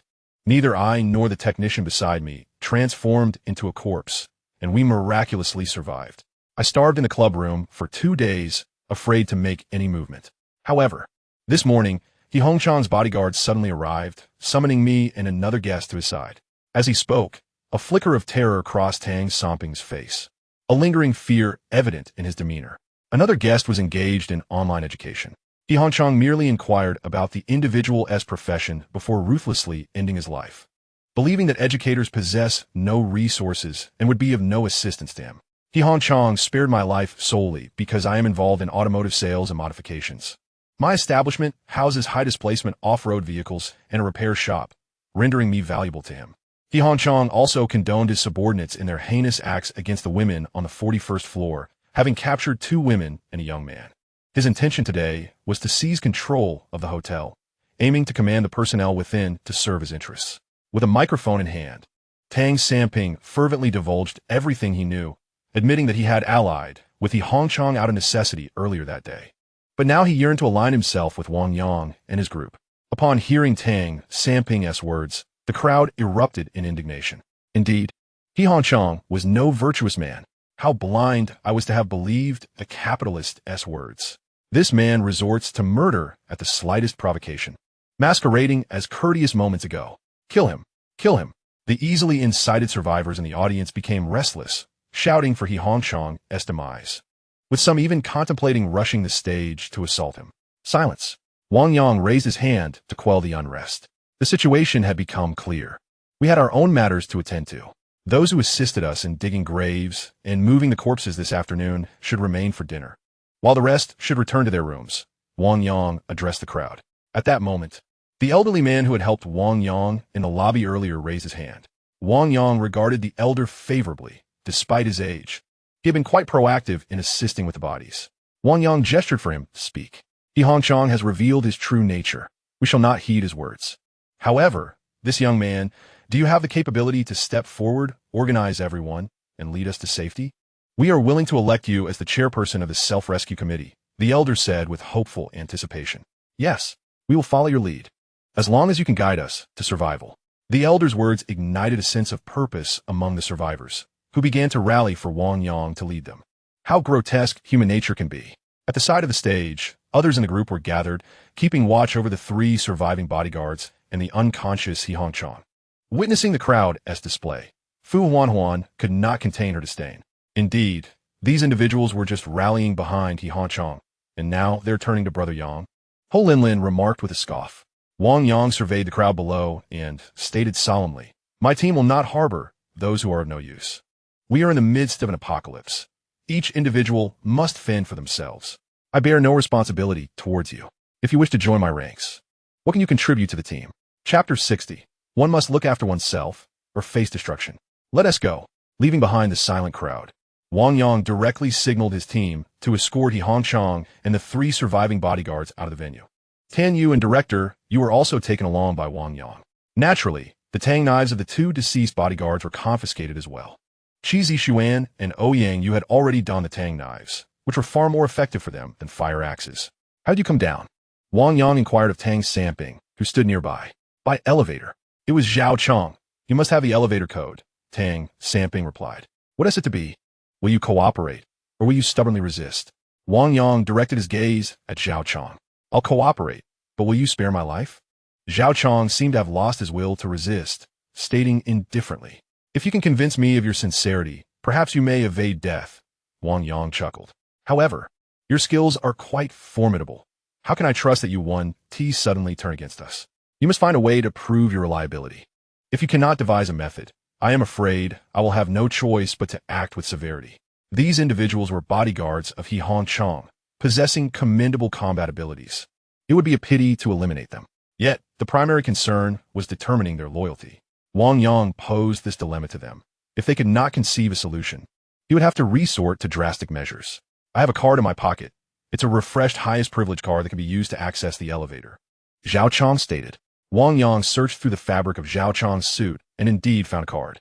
Upon swiping it at the access point, the elevator began its ascent. This device was quite remarkable. Although the 41st floor was not displayed, the elevator continued upward. Lu Jichao observed the control panel, which only indicated an upward movement without revealing the destination floor, feeling somewhat intrigued. I've heard the 41st floor is an ultra-luxurious club. Despite working here for so long, I've never been up there. Lu Meng expressed his curiosity. Before long, the elevator doors opened, revealing the opulent decor of the 41st floor to the group. Wow, the Well Center has such a place. This is definitely not above board. How Yufei exclaimed, his eyes widening at the pink decor before him. Enough staring. Split into pairs and check for any other threats. Within the ranks, Wang Yang had increasingly asserted his authority with a single command. Lu Meng and the others ceased their idle chatter. They promptly divided into 3 small groups to begin their inspection of the 41st floor. Turning to Zhao Chong, Wang Yang instructed, "Lead us to Han Chang's room." Zhao Chong nodded. Although his hands were bound behind him, he was still able to move his legs and took the lead. Soon, they arrived at a lavish room nestled in the deepest part of the 41st floor. Wang Yang turned the doorknob, signaling for Zhao Chong to enter first. Understanding that Wang Yang was wary of potential traps inside, Zhao Chong said nothing further. Using his knee to push the door open and stepping inside, Wang Yang and the others followed closely behind. There's someone tied up in here." Upon entering the room, the sharp-eyed Fu Huan immediately exclaimed. Wang Yang and the others promptly turned their gaze, only to be met with the shocking sight of a woman bound by her hands, suspended at the edge of the bathtub in the left corner of the room.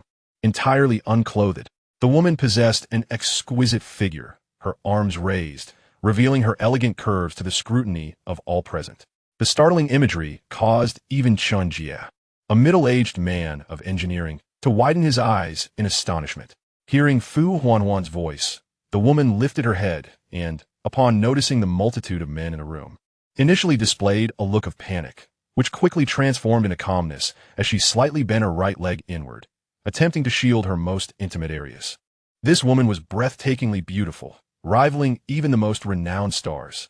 Her eyes seemed to convey unspoken words, exuding a purity intertwined with an alluring charm, an exceptionally unique aura. Wang Yang averted his gaze after a mere glance and inquired of Zhao Chong. "Who is she? Why is she bound?"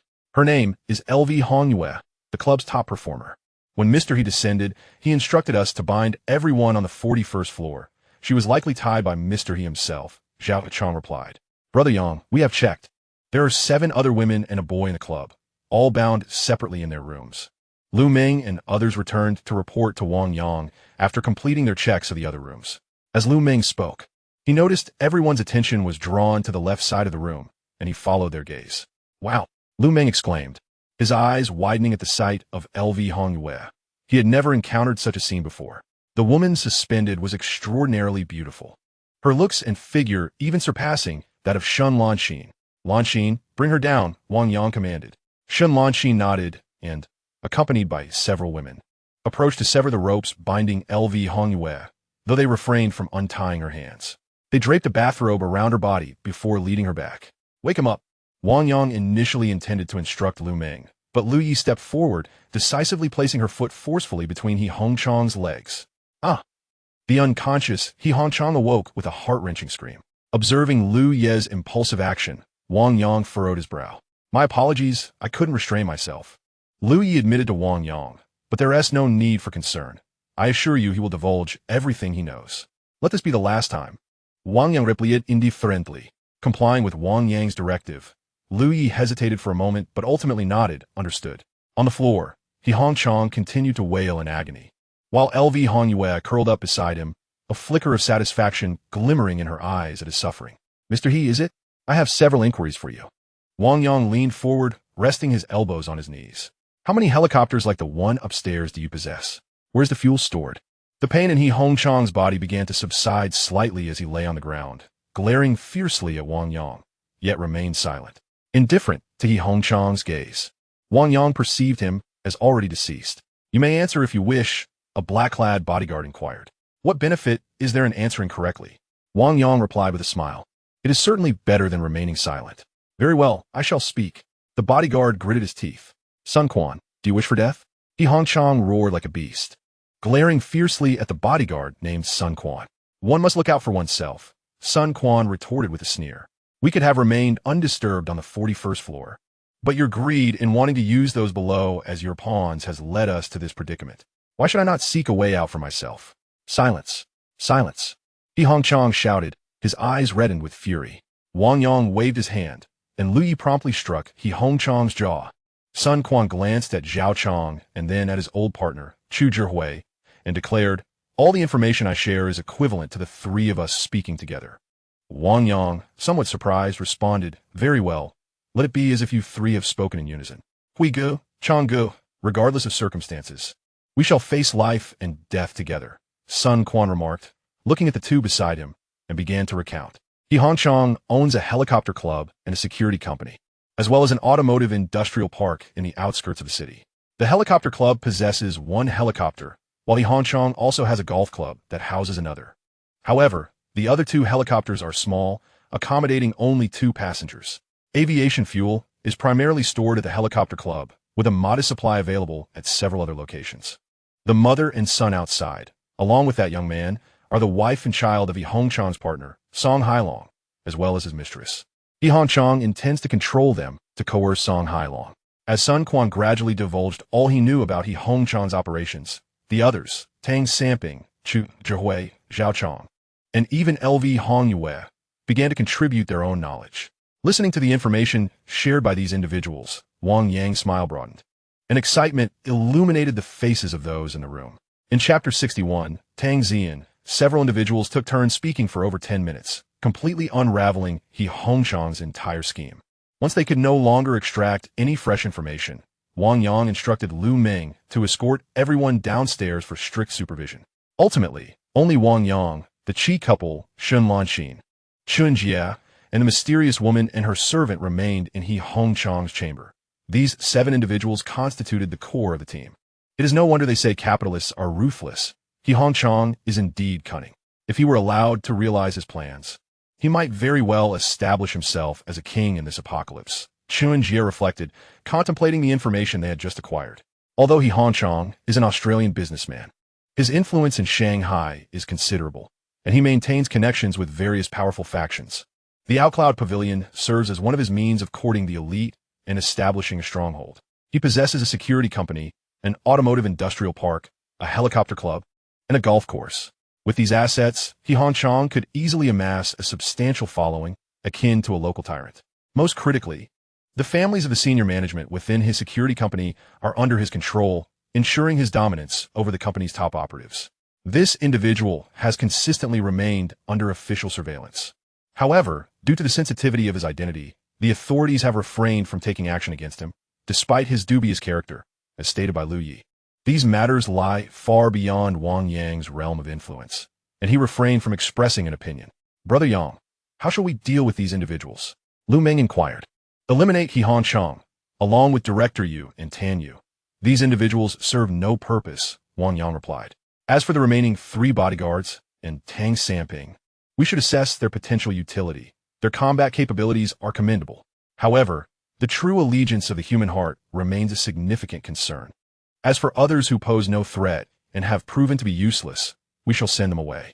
There's no need to kill them, yet we are under no obligation to assist them. Upon hearing Wang Yang's directives, several individuals in the room displayed expressions of reluctance, yet they compelled themselves to remain silent. As for He Hongchang, he was undoubtedly a liability, while the 3 bodyguards possessed commendable combat skills and expertise. At the very least, they are capable of piloting helicopters and exhibit considerable strength. Tang Samping, who runs an automotive business, has already been questioned by Wang Yang.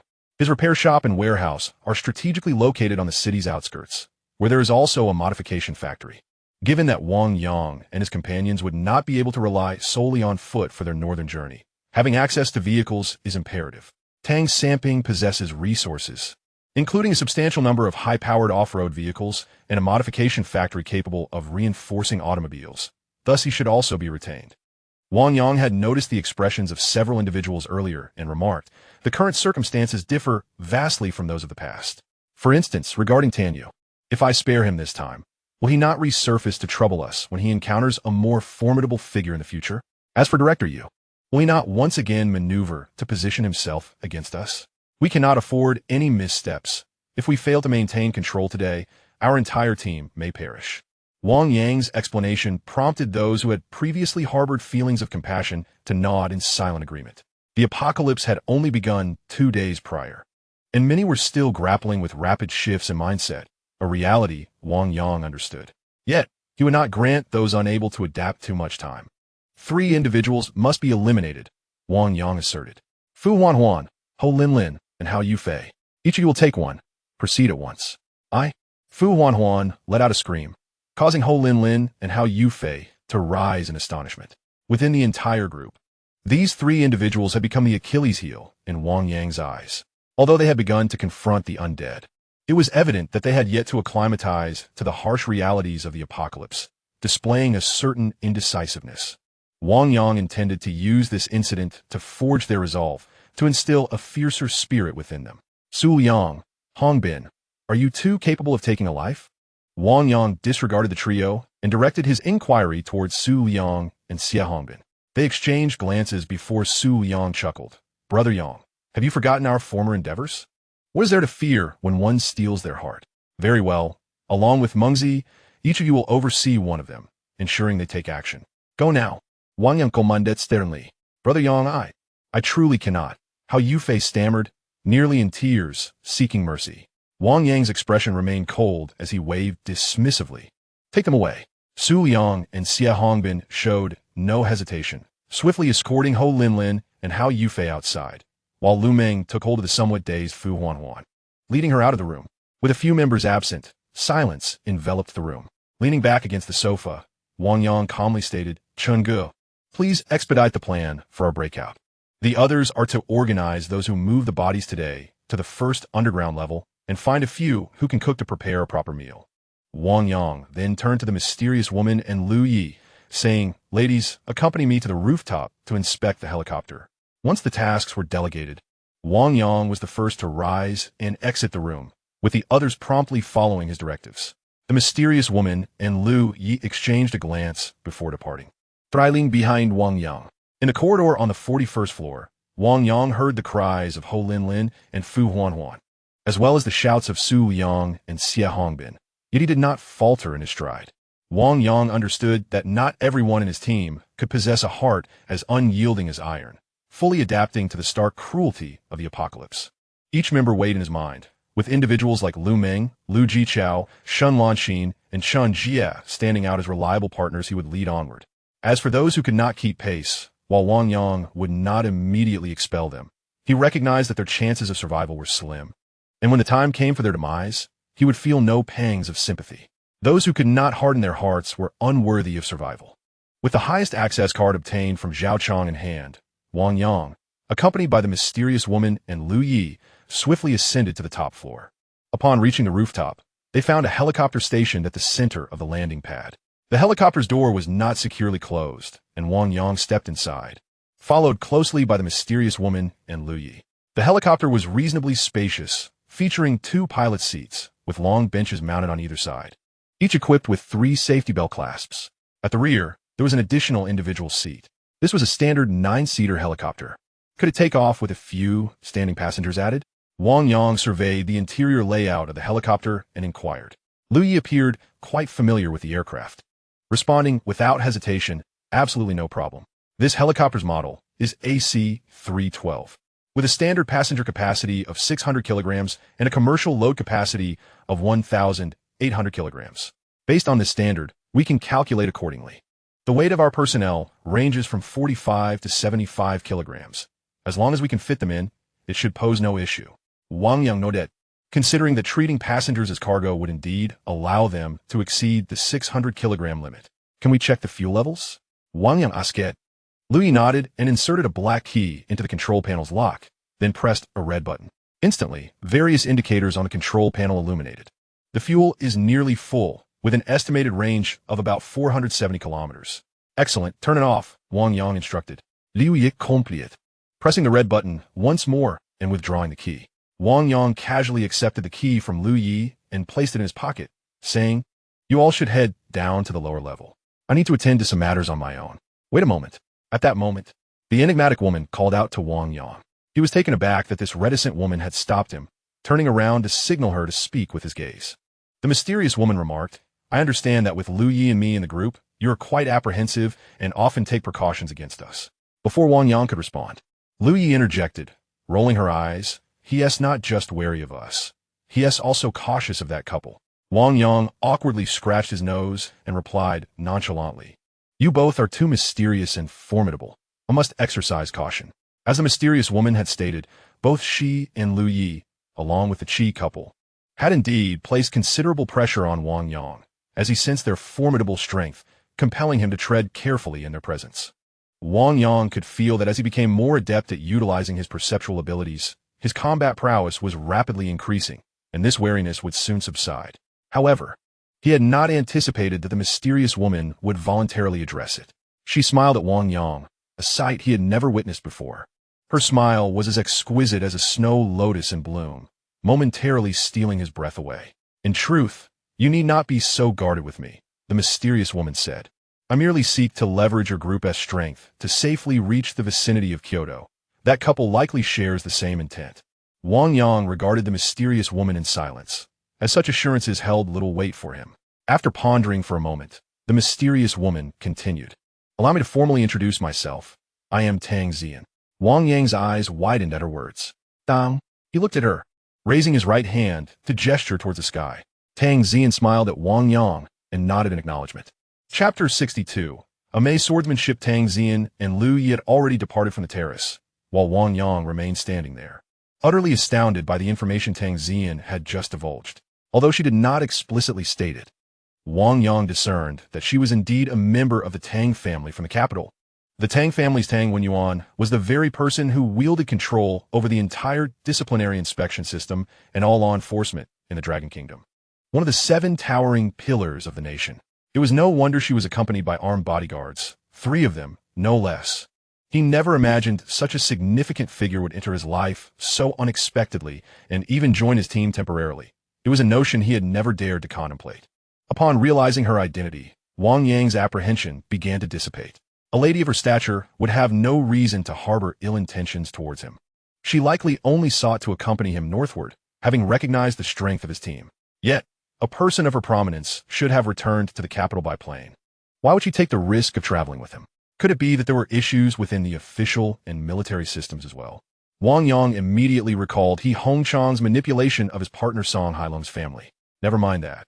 What mattered was to focus on becoming stronger through his own efforts. Shaking his head, he cast aside these perplexing thoughts. He retrieved his phone and sent a message to Shun Lanxin. Lanxin, I won't be going down for dinner. Please bring me a little something back to my room when you're done. After sending the message, he put his phone away and began practicing swordplay on the terrace. Activating his perception abilities, Wang Yang started to reflect on his experiences with the long sword from earlier that day, summarizing insights and integrating his knowledge. Swish, swish, swish. The sounds of the long sword slicing through the air resonated continuously on the terrace, and his proficiency with the sword rapidly improved. With his perception abilities activated, any foundational issues he encountered while wielding the long sword were automatically corrected. His footwork, exertion methods, attack trajectories, and defensive maneuvers were all continuously fine-tuned. Moreover, this optimization evolved according to Wang Yang's physical capabilities, rather than remaining static. He wondered if he could combine the 6 steps of qi cultivation with his sword practice. This would allow him to train while absorbing the energy from the surrounding air. After half an hour of practice, a possibility suddenly dawned on him. With his perception abilities partially restored, he activated them once more and began to practice the 6 steps of qi cultivation. As he moved his feet, he attempted to coordinate his sword attacks and defenses with the appropriate timing. To his astonishment, he found that the two could indeed be integrated. It truly was possible. Furthermore, the swordsmanship seemed to seamlessly blend with the 6 steps of qi cultivation, feeling entirely natural, as if it were always meant to be this way. How should this new combination be named? The 6 steps of qi swordsmanship? This revelation ignited a fervor within Wang Yang, and he immediately devoted himself wholeheartedly to his practice. Meanwhile, in the employee cafeteria on the lower level, He Jiuzhang was busy preparing meals alongside the survivors. A number of individuals busily prepared 20 pounds of ribs, soaking vermicelli, peeling potatoes, and picking green beans with great enthusiasm. Wang Yang expressed his intention to provide dinner, yet the members of his team were not particularly skilled in culinary arts. Fortunately, among the survivors, some possessed the necessary expertise, and He Jiuzhang took it upon himself to rally everyone into action. Old He, the list has been compiled. Do you truly believe this can work? A middle-aged man approached, handing a notebook to He Jiuzhang. The notebook, a pristine find from the hotel, contained a long list of names accompanied by brief introductions. He Jiuzhang began to peruse the notebook. He Jiuzhang, male, 55 years old, PhD in agricultural science. Senior technician in the storage department of the National Grain Reserve Corporation of Longhua. Wang Jianmin, male, 39 years old, section chief at the Education Bureau. Senior high school chemistry teacher. Wu Jiang, male, 42 years old, marketing director at Huanleji. Zhong Qianqian, female, 23 years old. Staff member of the marketing department at Huanleji. The notebook recorded nearly 40 individuals, detailing their names, ages, and professions. All were survivors from the hotel who had assisted Wang Yang in transporting zombie corpses and digging graves earlier that afternoon. He Zhuzhong tucked the notebook into his pocket and resumed picking green beans, stating, regardless of the circumstances, we must strive for a chance. He Hongchong is malevolent, and in this calamity, there are bound to be many equally wicked individuals. In contrast, although Wang Yang is rather cold, he does not strike me as an inhumane madman. He simply refuses to be morally coerced and is unlikely to carry an entourage of burdensome individuals without cause. As long as we can demonstrate our worth, he should be willing to accept us. Wang Jianmin pondered for a moment before nodding in agreement. Indeed, at least his team does not engage in bullying or oppression. That He Hongchong is truly terrifying, charming his subordinates with beautiful women while ruthlessly eliminating those deemed useless. Thankfully, Wang Yang has not allowed him to seize control of the hotel. Old He, what shall we do? Should we approach Wang Yang directly with the list to pledge our allegiance? He Jiuzhang nodded affirmatively. Yes, although he certainly will not grant us any special privileges. Being able to fight alongside them offers greater safety. If we cannot break free, then at least death would be a release. It is far better to die with clarity than to fall into the hands of treacherous individuals and suffer. Very well, I shall continue with the cooking. You explain to everyone that if they wish to join Wang Yang, they must follow his commands. Special treatment will not be offered. We must not even mention moral coercion. If anyone is unwilling, they may remain in the hotel. I believe it can sustain itself for a while longer. Understood. Wang Jianmin nodded and turned to depart. 40 minutes later, the meal was prepared. Once a few individuals with culinary skills took charge of the kitchen, dinner became significantly more appetizing. He Jiuzhang and several survivors collaborated to create a hearty pot of rib stew, filled with ribs, potatoes, green beans, eggplants, and other ingredients, resulting in a substantial pot. The cafeteria patrons began to eat in shifts. The group, led by Wang Yang, gathered together, while the other survivors formed another group. Monzi, how did you and Brother Yang become so formidable all of a sudden? Have you consumed that so-called crystal core mentioned online? During dinner, Lu Meng engaged in casual banter with his distracted security colleagues, Li Feng and Zhao Lei. After personally dealing with He Hongchong, Fu Huanhuan was profoundly shaken. So much so that she lost her appetite and retreated to her room, which worried Lu Meng. Yes, I have eaten, and slaying zombies also enhances combat skills. Lu Meng replied casually. So, shall we also engage in battle? Cao Lei inquired. Lu Meng lifted his gaze to his two colleagues and responded earnestly, absolutely. If we fail to overcome this challenge, we can only await our demise. But combat is perilous. A single capture could lead to zombification, Li Feng expressed anxiously. Lu Meng glanced at his two seasoned colleagues, offered a perfunctory smile, and fell silent. Preoccupied with concerns for Fu Huanhuan, he lost interest in further conversation with them. He understood that Wang Yang would certainly not take along those who make no contribution. If these two colleagues were unwilling to confront danger, death would be their only outcome. After hastily consuming a few bites of food, Lu Meng located a thermal container, filled it with some dishes for Fu Huanhuan, and ascended the stairs. Meanwhile, the three men's dialogue had reached Shun Lanxin, who listened intently from a distance, her brow slightly furrowed. She quickly finished her meal and prepared to pack some for Wang Yang before leaving the staff cafeteria. Miss, please wait a moment, called He Jiuzhang, who had been waiting for Wang Yang to descend but could not find him, so he approached Shun Lanxin instead. She halted and turned her inquisitive gaze towards the elderly man. He Jiuzhang retrieved a notebook from his pocket and handed it over. Miss, please help me deliver this notebook to Captain Wang. We sincerely wish to join your team and will undoubtedly contribute to it. Chapter 63. Does the cat watch cartoons? On the rooftop, the gleam of the sword flickered continuously. With the activation of his sensory abilities, Wang Yang distinctly felt the synergy between the 6 steps walking chi technique and the long sword in his hand improving. Not only could he utilize his footwork to enhance his attacks with more agile angles, but he could also employ it for evasion and defense with the longsword. Maintaining his sensory abilities in an 8-minute activation followed by a 22-minute rest, he practiced diligently for 3 hours until nightfall. It's time to keep my appointment. Checking the time on his phone, he recalled the mysterious black cat he had encountered earlier that afternoon.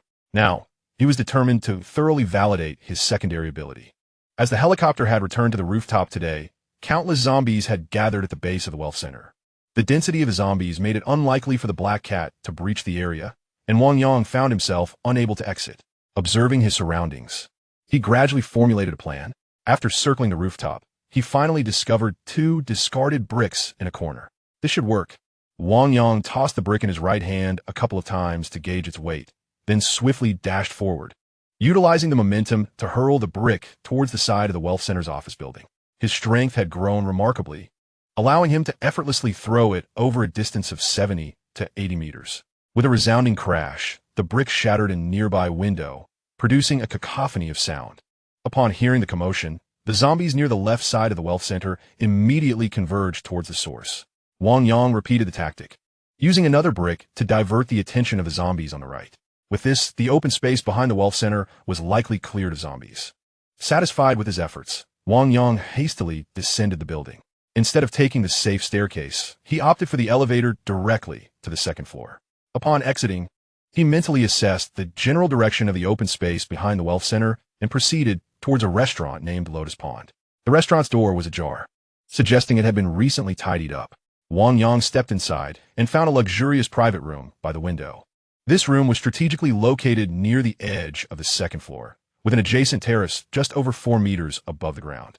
He walked onto the terrace and settled into a chair, quietly immersing himself in the atmosphere. He had arranged to meet the mysterious black cat at night.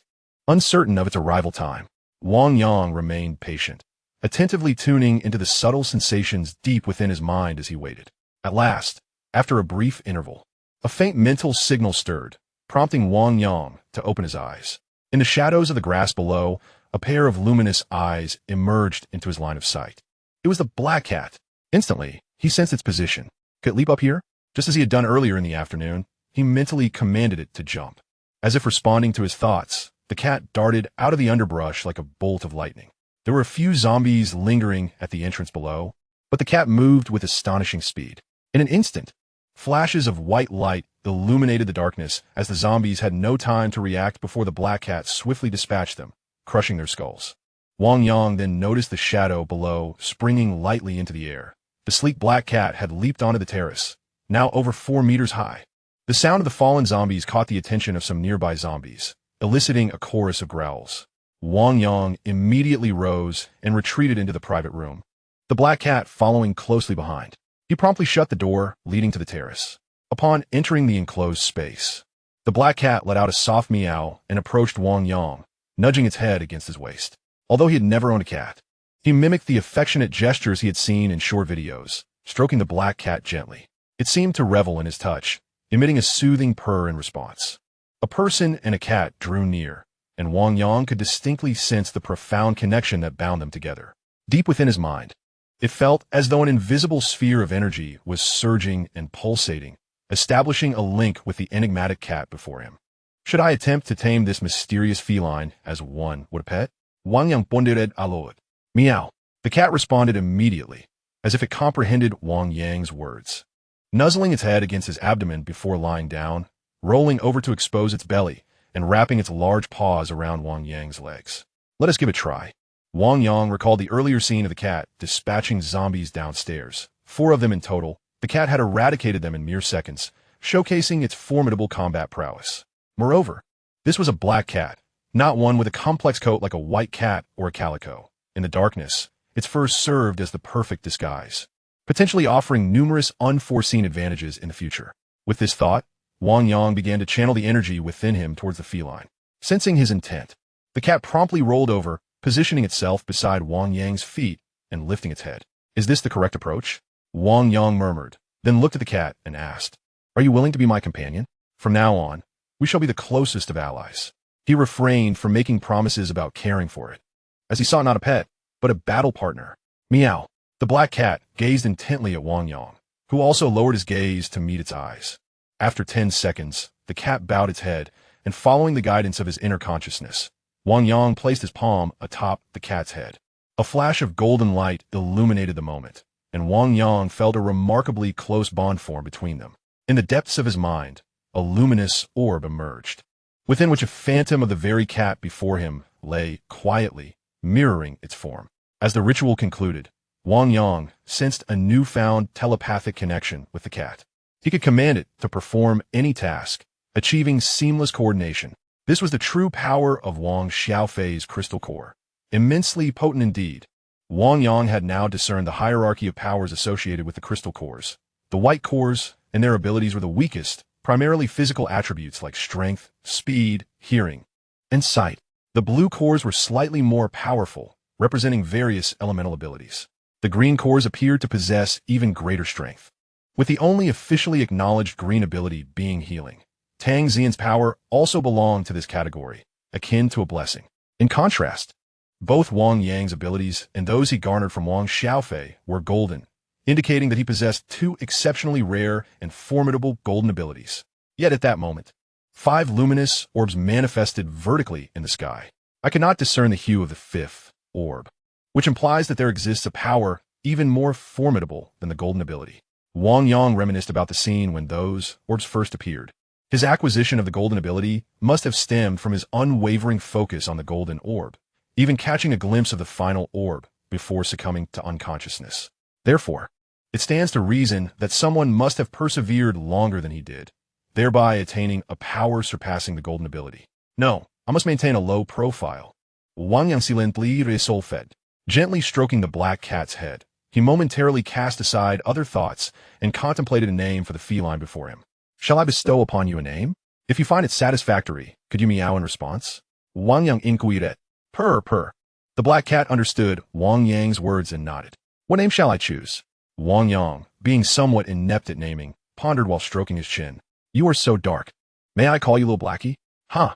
To his surprise, the black cat stood up and exhaled at Wang Yang. Is that not acceptable?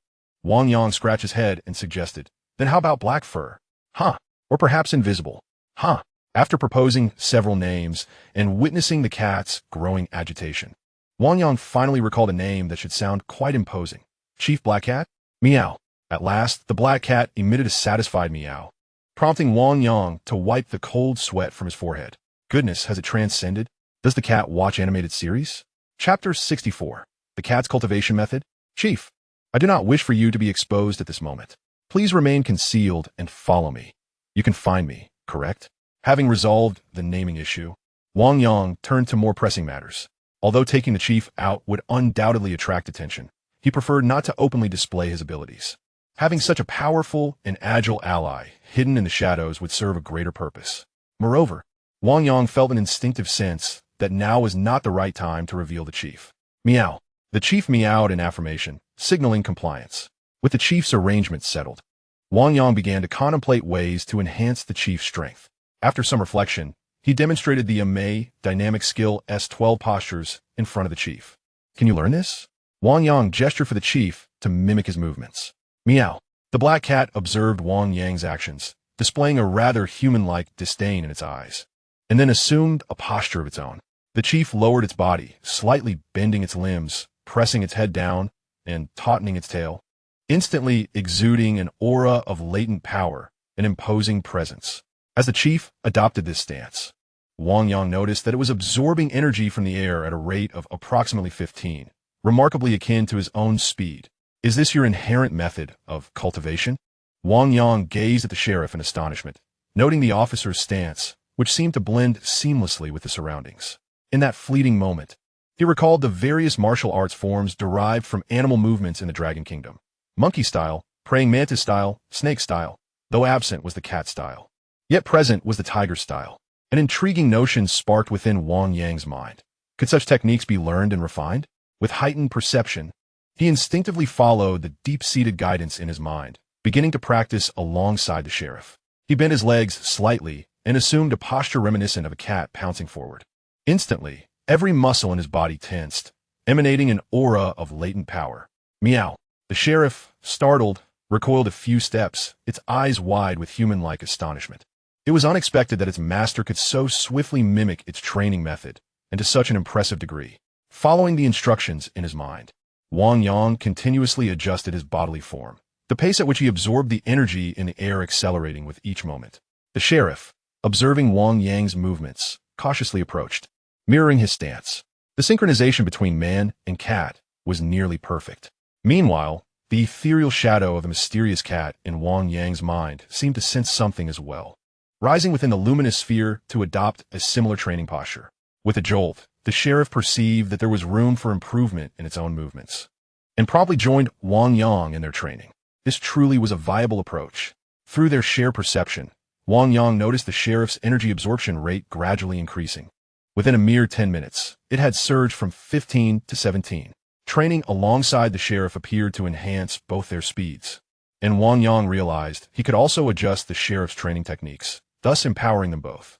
His heart brimmed with joy. Soon enough, 10 minutes elapsed, and a wave of fatigue washed over Wang Yang's mind. He quickly ceased his practice, retracting his posture. Meow. The sheriff moved closer, nudging its head against Wang Yang in a display of newfound gentleness. Wang Yang affectionately patted the sheriff's head, saying, "You may roam freely now. Continue your training. We can sense each other. I will summon you again later, so ensure your safety." Meow. The black cat sheriff nodded in agreement, nuzzling Wang Yang's hand once more. With a gentle push, Wang Yang opened the door, and the sheriff leapt onto the balcony, disappearing into the night with a few agile bounds. As he watched the sheriff vanish into the darkness, Wang Yang turned and retreated, taking the elevator up to the 38th floor, returning to his room. "Wang Yang, you're back." Upon hearing the door open, Shen Lanxin immediately rose to greet him. Dressed in a hotel bathrobe, her clothes freshly laundered, she offered, "Take off your uniform. I'll wash it for you while you take a shower." Having fought throughout the day, Wang Yang's security uniform was stained with blood. "Thank you." He stepped directly into the bathroom, shedding his security uniform. After removing all his clothes and soaking them in the sink, Wang Yang entered the shower, relishing the warm cascade of water. Uncertain of how long the water and electricity supply would last, he pondered that such days of warmth might soon be a distant memory. As he closed his eyes under the stream, the shower door swung open, and Shen Lanxin walked in. "You?" Wang Yang turned around, instantly captivated by Shen Lanxin's flawless form, his heart racing and body responding involuntarily, prompting him to quickly turn away. Still so shy, Shen Lanxin remarked with a charming smile, "Let me help you with the shower gel." She gently pulled Wang Yang away from the flow of water, positioning herself where the rain could wash over her, squeezing some gel to apply to his body. "Who is shy?" Wang Yang retorted, though his previous actions were purely instinctual. "Didn't I tell you not to provoke me?" Shen Lanxin's delicate hands caressed his back softly, her expression tender. Although it seemed her approach held a hint of taking advantage, she felt fortunate, for she could see that beneath Wang Yang's cold exterior lay a man of principle. To encounter someone like him, possessing formidable strength, was undoubtedly a stroke of luck for her. "Wang Yang, I overheard some unsettling remarks in the cafeteria," Shen Lanxin said as she crouched down to apply gel to his legs. "What remarks?" Wang Yang inquired, striving to maintain focus despite the gentle touch of her hands. "It seems your two security colleagues want you to protect them. Additionally, many others in the hotel harbor similar thoughts. How do you plan to address this?" As she spoke, she guided him to turn around. A glint of coldness flickered in Wang Yang's eyes as he replied nonchalantly, "I won't concern myself with those people. If they attempt to morally blackmail me, I won't hesitate to take their lives." He was aware of Li Feng and Zhao Lei's intentions, but he understood that in this apocalyptic world, each person's fate hinges on their own choices. If someone knowledgeable like Chun Jie sought his assistance, he might extend some support, but he would not tolerate those who contribute nothing and only wish to take advantage. Yet, it was not to say such individuals could never exist. Should they reach the north and establish a stable base, the expectations of team members would undoubtedly be more lenient. At that time, if someone preferred to focus on production rather than combat, it would not be impossible. However, the journey to the north would be fraught with challenges, and the team could not accommodate those lacking both combat capability and contribution. Upon hearing Wang Yang's words, Shen Lanxin rose and smiled at him, feeling reassured by his response. Survival in the apocalypse was arduous, and she understood the pressure weighing on Wang Yang. In such a world, the weak could not endure, when necessary. She might even forsake Fu Huan. "Pick me up. I need to wash my hair, and I can't reach." Upon understanding Wang Yang's attitude, Shen Lanxin relaxed, her expression becoming even more enchanting as she opened her arms, signaling Wang Yang to lift her. Wang Yang effortlessly cradled Shen Lanxin, who then wrapped her legs around his waist, playfully applying some shampoo to his hair. "Are you tormenting me?" Wang Yang's heart raced, especially feeling Shen Lanxin's soft body and her legs entwined around him, causing his face to flush with embarrassment. "Not at all. You may do as you wish." Shen Lanxin replied lightly while assisting him with his hair wash. However, Wang Yang hesitated. I didn't visit the pharmacy today. There are no safety measures. The thought of complications if Shen Lanxin were to become pregnant weighed on his mind. It's fine. The 72 hours haven't passed yet. We can find the medication tomorrow. Shen Lanxin reassured him, cradling his face and resting her forehead against his, her sparkling eyes reflecting the same fervor he felt. Little Enchantress. Chapter 65. The escape route sent a message to Brother Jia and the others. I have many knowledge gaps that require everyone's assistance. After spending over an hour in the shower, Wang Yang enjoyed the dinner Shen Lanxin had brought while examining a notebook she had provided. This notebook, entrusted to Shen Lanxin by He Jiuzhang, contained the names, ages, and professions of those wishing to join Wang Yang's team. Although still trapped in Huhai, Wang Yang harbored ample confidence that they could reach the north. In recent days, neither the videos posted by Douyin users nor the official communications from Longhua had revealed anyone possessing golden abilities, while he himself bore 2 such powers, instilling him with self-assurance. Given his confidence in reaching the north, it was essential to prepare in advance, deciding on the route, the mode of transportation, the number of individuals, and whether to acquire any equipment along the way. These considerations were imperative for Wang Yang. Despite his intelligence and love for reading, the chasm between the arts and sciences felt insurmountable, leaving him perplexed by certain matters. L'Aning Baside Wang Yang. Shen Lanxin did not immediately reach for a phone to send a message. Instead, she produced a small mirror and began to inspect her reflection. What are you looking at? Do Chenggu and the others need to touch up their makeup? Wang Yang inquired curiously. With a playful glare, Shen Lanxin modestly replied, My face is too flushed. I need to wait a moment. I can't be seen like this. Hearing this, and gazing into Shen Lanxin's watery eyes, Wang Yang hesitated before setting down his food container. I'll go change clothes. Observing the shift in Wang Yang's expression and actions, Shen Lanxin was taken aback and quickly dashed back to her room, a smile gracing her lips. Shen Lanxin was well aware that Wang Yang was not the kind of man who was easily swayed by superficial beauty. In recent days, many attractive women had gravitated towards him. Even within the luxurious confines of the 41st Floor Club, every woman was strikingly beautiful, with Lu Hongyue being the most prominent. Her looks and figure rendering even Shen Lanxin somewhat envious. Yet, Wang Yang maintained an impressive composure in the face of such allure, revealing no hint of weakness, except, of course, when it came to her, for she could no longer afford to tease him carelessly. In her bedroom, Shen Lanxin changed into a long-sleeved shirt and trousers before sending messages to several core members of her team via Feishin. She then returned to the bathroom, splashing cool water on her cheeks. 10 minutes later, Qi Zixuan and his wife, Tang Zian and her servant, along with Chen Jia, Lu Jichao, and Lu Ming, arrived at the room where Wang Yang was. By this time, Shen Lanxin had donned a black t-shirt and jeans, appearing entirely composed. Everyone, I have a list here compiled by the survivors who assisted us in moving the bodies this afternoon. It details their professions and ages. These individuals wish to join our ranks, so please take a look and consider whom we might need to bring along, Wang Yang stated. All eyes turned to Chen Jia, who took the list without hesitation. After reviewing it, he contemplated for a moment and said, He Jiuzhang is definitely someone we need to include. The grain storage company he works for is a highly confidential and strategic entity. His technical position indicates that he can not only discern quality grains and knows the locations of various granaries across the country, but he also possesses agricultural knowledge. While we may find local farmers upon reaching the north, this individual is indispensable and immensely valuable. Everyone nodded in agreement, well aware of the significance of food supplies. Wang Jiamin should also be included. Though he is a teacher and may not possess extensive practical knowledge, he should at least be familiar with basic chemical principles, which are crucial, Chen Jia added. Furthermore, there is this individual named Tian Weihua, who hails from the 3rd Academy of Aerospace. His expertise lies in electronics. We cannot predict when we might lose internet access, but we must prepare for eventualities. If satellite networks become unavailable, radio communication will become vital, ensuring that we can maintain contact within a certain area. He is as important as He Jiuzhang. As for the remaining individuals, they were deemed less critical. If they are willing to fight, they could be brought on as soldiers, Chen Jia concluded. Wang Yang nodded in agreement, saying very well.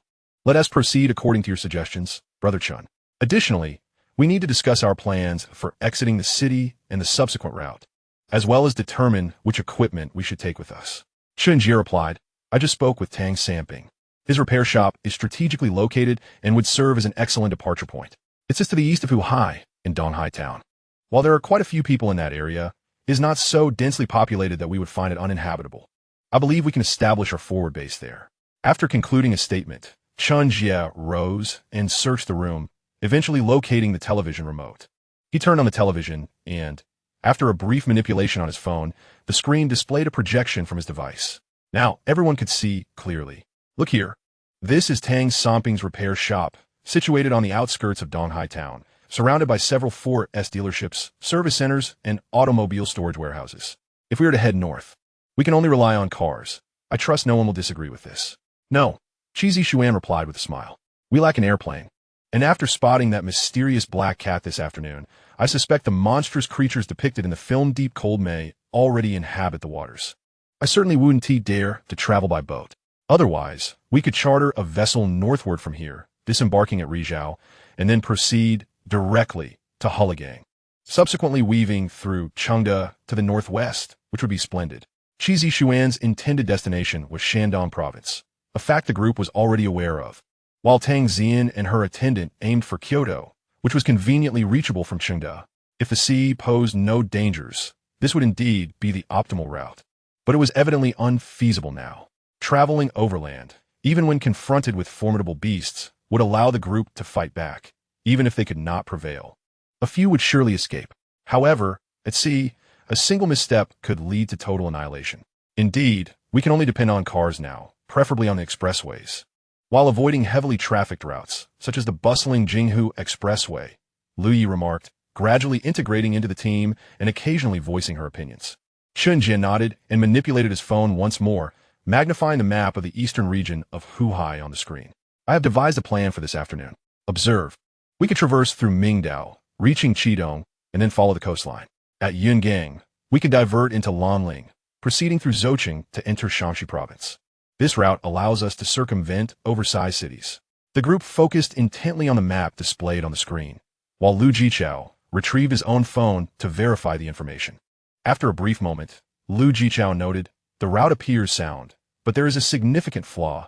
It necessitates passing through Huhai Airport, and the catastrophe occurred at 8 in the morning, which is precisely when the crowds are at their peak. It will likely be exceedingly difficult to navigate through there. Huhai Airport is the busiest airport in Longhua, indeed the world. It was evident that passage would be problematic. Do you have a better solution? Chen Jie asked, somewhat exasperated. At this, Lu Jichao fell silent. Let us proceed as Brother Chen suggested. I have no objections. This direction presents only the airport as a significant obstacle. If we choose another route, we may encounter countless challenges merely exiting the city, Wang Yang concluded decisively. As for the preparations we need to make, we need not dwell on them for now. What we require are simply walkie-talkies, vehicles, upgraded weaponry, as well as various provisions such as food, water, and medical supplies, in addition to some fuel for vehicle modifications. I have examined the map, and the location of Tang Samping's repair shop is surrounded by numerous automotive repair factories, with a Toyota transit station nearby. We can complete our resource preparations here. What we must do now is find an opportunity to relocate from this position to Tang Samping's automotive repair shop, Chen Jie stated. Wang Yang nodded, saying this afternoon, Lu Yi and I inspected the helicopter. If it's just the 10 or so of us, packed tightly, we should be able to use it to travel directly. Lu Yi shook her head. That is feasible, but it poses considerable risks. What if there isn't a safe landing spot over there? The best course of action would be to send a team ahead to clear the area. I concur with Lu Ye's perspective, Chen Jie added. Tang Samping has mentioned that his repair shop and warehouse cannot accommodate a helicopter, but the adjacent Toyota transit station has a square that should be suitable for landing. We can descend there, establish a secure zone, and use it as a forward base. Moreover, the helicopter serves merely as a guiding tool. The presence of people remains crucial. After all, we cannot rely solely on a handful of individuals. The journey to the departure point can serve as a selection process, identifying those capable of combat. Market. Being engaged in industrial matters, Chen Jie naturally understands the value of personnel. In that case, let us commence our actions tomorrow. Wang Yang said after a moment of contemplation. A sense of urgency filled him, for official reports had indicated that some zombies exhibit command capabilities. though the extent of this coordination remains unknown.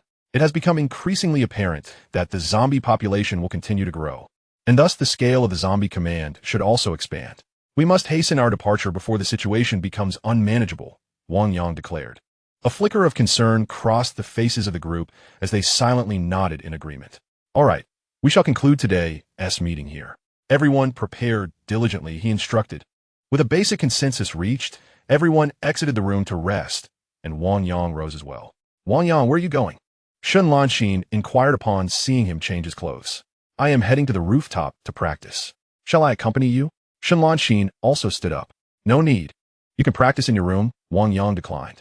Training is a deeply personal endeavor, and Wang Yang preferred solitude, even from Shun Lanxin. Very well, do take care. Shun Lanxin responded, not pressing further. Although she shared the closest bond with Wang Yang, she understood the importance of maintaining boundaries in their interactions. After dressing, Wang Yang secured his sword and ascended the safety staircase to the rooftop, activating his sensory abilities. He began to immerse himself in his training, combining the Ame 6 steps breathing technique with his swordsmanship. At the break of dawn, the city lay enveloped in profound silence. Suddenly, a violent explosion erupted from the southern vicinity of Huhai City, reverberating throughout the entire urban landscape. Accompanied by the explosive sound, a terrifying fireball and blinding light illuminated a vast area. The ominous resonance stirred the horde of zombies within Huhai City into a frenzy. Hearing the detonation, Wang Yang promptly ceased his meditative practices. In less than 2 minutes, several figures appeared on the rooftop. Qi Xuan and his wife, Tang Zian and her servant, along with Chun Jie and Shun Lanxin, ascended to the terrace. What is happening? Qi Xuan was the first to arrive, swiftly moving to Wang Yang's side. The explosion originated from the cargo yard at the southern dock, Wang Yang replied, glancing at the direction of the sound. Tang Zian and Lu Yi soon joined them, followed by Shun Lanxin and the others. Lu Yi furrowed her brow, listening intently for a moment. It appears to be the sound of a 155mm howitzer explosion. Judging by the quantity, it seems to be a volley of 64 guns, likely fired by the 181st and 182nd Heavy Armor Division stationed in Huhai. You are quite knowledgeable, Lu Jichao remarked, somewhat impressed, turning to Lu Yi. She cast a sidelong glance at him, uninterested in responding. Such matters were common knowledge. Any military enthusiast could glean information regarding the garrison from online sources. Though accuracy could vary, the fundamental concept remained clear. Liu Yi, do you know how many armed forces are stationed in Huhai? Wang Yang inquired. After a moment of contemplation, Lu Yi responded. Huhai is a first-tier megacity with relatively high garrison standards. It houses 2 reinforced armor divisions, an air division, a rocket artillery brigade, and a combat group of the East Sea Fleet. Additionally, there are 3 special police battalions and 3 armed police battalions, all at the regimental level. When combined with criminal investigation units, fire services, bomb disposal squads, coastal patrols, and other conventional police forces, the total active armed personnel approximates 170,000. Do the police count as well? Lu Jichao queried, somewhat perplexed. The capabilities of the special police, armed police, and Coast Guard of the Dragon Country surpass those of the regular armies of over 80% of nations worldwide, Lu Yi replied nonchalantly. Impressive, Lu Jichao exclaimed, his confusion evident. Do you think we could locate some abandoned military barracks? If we could stumble upon any leftover firearms, munitions, armored vehicles, or tanks, that would be incredible. Stop daydreaming. Do you think such treasures would simply be available for the taking? Chun Jie chided with a laugh. The others joined in the laughter, except for Tang Zian and Lu Yi, who exchanged a silent glance. While the others joked, Wang Yang's attention remained fixated on the horde of zombies below. The power supply had yet to be severed. Although few would turn on lights at night, the street lights remained illuminated, allowing visibility of the ground situation. The horde had shifted slightly, but not significantly.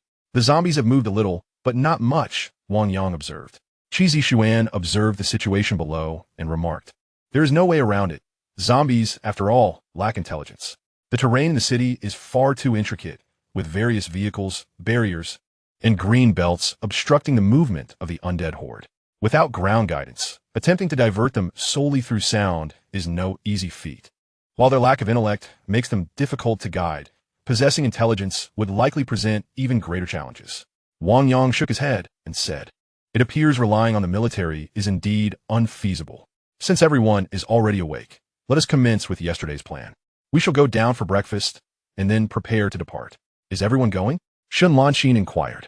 Wang Yang pondered for a moment and replied, It is certainly not feasible for everyone to go. Here is the plan. Brother Chun, you stay behind to screen the personnel on the list. Yu Jia, Mengzi, and Guowei, you three will assist Brother Chun in selecting individuals and preparing supplies. If possible, see if you can secure the large warehouse on the second underground level. As for supplies and personnel, defer to Brother Chun. For combat, listen to Yu Jia. Wang Yang continued, As for the EC town, I, along with Qi Lanxin, Lu Yi, and he glanced at Tang Zian, uncertain if he should address her by name. Just call me Zian, Tang Zian interjected, keeping her identity partially concealed by only providing her given name. All right, let us include Zian. We'll also take the 2 bodyguards who sustained lighter injuries from yesterday, along with Tang Samping. That makes 8 of us heading over. That arrangement poses no issues. It is imperative that we leave some people behind at the hotel. Shen Jie confirmed. Wang Yang rummaged in his pocket, producing a white crystal core and handing it to Ouyang Yu. Sister Yu, take this crystal core for dealing with any unforeseen crises. Exercise caution. Rest assured, Ouyang Yu replied, accepting the crystal with a nod. Very well. Let us begin our preparations separately. Chapter 67. Caution. An hour later, at 6 in the morning, as the sky began to reveal a hint of dawn, Wang Yang and his companions boarded the helicopter. Lu Yi and Tang Zian occupied the cockpit, with Lu Yi taking the lead and Tang Zian assisting. The duo smoothly initiated the helicopter's operation, soaring toward EC Town. Sun Quan and Chu Zhihui were also aboard the helicopter. They had originally been bodyguards for He Hongchang, who was now deceased. Wang Yang had not explicitly stated how he intended to handle them, yet he brought them along on the helicopter today. Inside the helicopter, Tang Samping sat next to Sun Quan, wearing a tense expression. Captain Wang, there should be ample space above the Toyota transfer station square to land the helicopter, but flying this way might attract quite a few zombies. Tang Samping said to Wang Yang, We will find a way to manage it. You need not worry, Wang Yang replied calmly. Having encountered a setback, Tang Samping refrained from further comments, his mind racing with various thoughts as he sought a compelling reason to join Wang Yang's team. In his view, this group was far more formidable than He Hongchang and his ilk, and it was evident that these individuals possessed a sense of righteousness. Unlike the malevolent nature of He Hongchang, if he could align himself with them, at the very least, his safety would be assured. However, the prerequisite is to demonstrate one's own value. But what value do I possess? Knowledge of automobiles? Tang Samping pondered. He had been in the automotive business for 2 decades, beginning with repairs, then progressing to sales, and finally to modifications, ultimately establishing his own store and factory. He could be said to have a comprehensive understanding of every vehicle globally. Yet, he remained uncertain whether Wang Yang and the others would find his expertise beneficial. Upon arrival, they encountered a number of zombies below. At that moment, Lu Ye's voice resonated from the front. Accelerating, they distanced themselves from the zombies, aiming for a clear area to land the helicopter. Wang Yang glanced around the surroundings and spoke. All right, Lu Yi responded, and the helicopter immediately surged forward, shaking off the pursuing zombies. I'll be the first to descend, followed by the 2 of you, and finally, Chigo. Wang Yang swiftly organized their descent. The population of Donghai Town was not insignificant, but at 8 in the morning, there were only a handful of individuals at the Toyota transit station, with merely 7 or 8 disjointed zombies that had likely wandered in from the streets. However, the number of zombies trailing behind was considerable. There were hundreds on the town streets, all chasing the helicopter. Thanks to Lu Ye's impressive flying speed, many were gradually being left behind. Rest assured, Qi Zishuan promptly nodded, grasping the rope beside him. Originally, the helicopter was equipped with a rope ladder, but to ensure a swift descent, Wang Yang had replaced it with a rapid descent rope. The door is open. The helicopter had reached the designated landing site, and Lu Yi prepared to hover, promptly opening the cabin door. Qi Zishuan threw the rope out, and Wang Yang immediately secured it with his safety lock before leaping out. A few zombies had already congregated below, with more gathering in the distance. Wang Yang drew his long sword from his back while suspended on the rope. With a swift motion, he severed a zombie's neck before swiftly maneuvering to evade another's lunge, thrusting his sword to pierce the skulls of 2 more zombies. Impressive. Sun Quan and Chu Zhihui, who were preparing to descend behind Wang Yang, exchanged astonished glances. The previous encounter had been too brief for them to gauge Wang Yang's true combat prowess. They were astonished to discover his remarkable strength. Quickly descend. Qi Zishuan's urging voice broke their reverie. The two immediately snapped back to attention, realizing it was not the time for dawdling, and promptly descended one after the other. The combat skills of these two were commendable. Upon landing steadily, they swiftly joined the fray.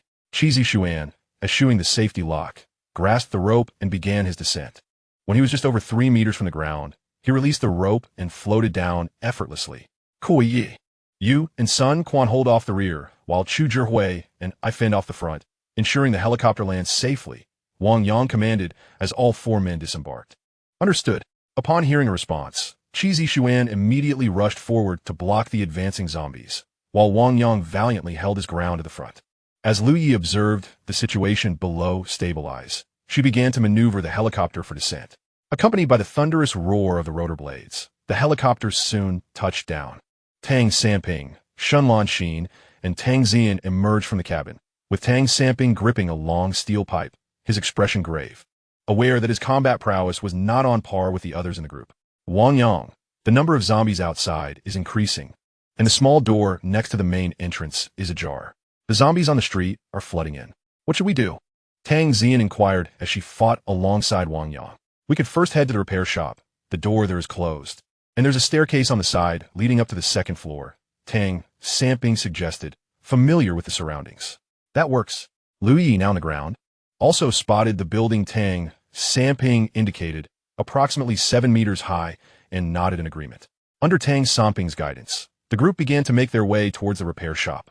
The side of the shop featured a metal staircase leading directly to the 2nd floor, enabling Wang Yang and the others to move swiftly, creating a slight distance from the horde behind them. You all retreat upstairs first. I'll hold the entrance with Chigo, Wang Yang called out upon spotting the staircase. Lu Yi took the lead, swiftly dispatching 2 zombies near the staircase before racing up. Shenlan Xin and the others followed closely, with Wang Yang and Qi Zishuan trailing behind. At the bottom of the staircase, a horde of over 100 zombies was now in pursuit, with more continuously entering the compound through the entrance. Do not rush to open the door just yet. Qi Gu and I will secure this junction first, Wang Yang commanded. He was unaware of whether there were zombies on the 2nd floor, and opening the door recklessly could introduce unforeseen complications in such a confined space. The staircase was narrow, barely over a meter wide. If they managed to eliminate a few dozen zombies, their corpses would effectively block the staircase, preventing any further zombies from ascending. All right, Lu Yi responded, taking a cautious stance. Leaning against the wall, Tang Samping watched the approaching horde with a pallid complexion. To him, Wang Yang and Qi Zishuan, battling at the staircase, appeared almost divine. One wielded a long knife, the other a long sword, dispatching the incoming zombies with lethal efficiency. At that moment, Shenlan Xin reached the edge of the staircase, zeroing in on a zombie, a chill emanating from her hand. Whoosh! An ice arrow shot forth, piercing through the forehead of a zombie. The ice arrows continued to unleash in succession, each claiming a zombie. Impressive. Not only Tang Samping, but even Sun Quan and Chu Zhihui were momentarily stunned. The two exchanged glances astonished. Previously, at the gathering, Shenlan Xin had only fired a single ice arrow. Yet now she was capable of rapid fire. Facing such a formidable team, He Hongchong is truly courting his own demise, Sun Quan sneered. 5 minutes later, the narrow staircase was finally blocked by the corpses of zombies. The helicopter's rotor blades had ceased their rotation, and no new zombies had emerged outside the transfer station's gate. Below the staircase, only 100 or so zombies remained, crowded and roaring, unable to ascend. All right, now let's see how to open the door, Wang Yang declared, confirming that the zombies could no longer reach them. Wait, be cautious behind you. Suddenly, Liuye exclaimed, alerting Wang Yang. He swiftly turned around, only to discover a zombie charging towards him from a distance, a spark flickering in its hand. Just as he turned, a searing fireball hurtled directly toward his face. Wang Yang, dodge! Shenlan Xin shouted urgently upon seeing the danger, summoning a blue aura as an ice arrow shot forth toward the fireball. With a resounding crash, the two collided. The fireball obliterated Shenlan Xin's ice arrow, albeit momentarily slowing its advance as it continued to threaten Wang Yang's face. In a moment of peril, Wang Yang dove down, and the fireball detonated against the wall behind him. Damn! The explosion singed 2 holes in Wang Yang's security uniform and nearby. Sun Quan and Qi Zishuan were also caught in the blast, suffering burns from sparks. The zombie, undeterred by its failure, began to gather flames in its hand once more. This time, Lu Yi would not grant the creature another chance. She drew her firearm.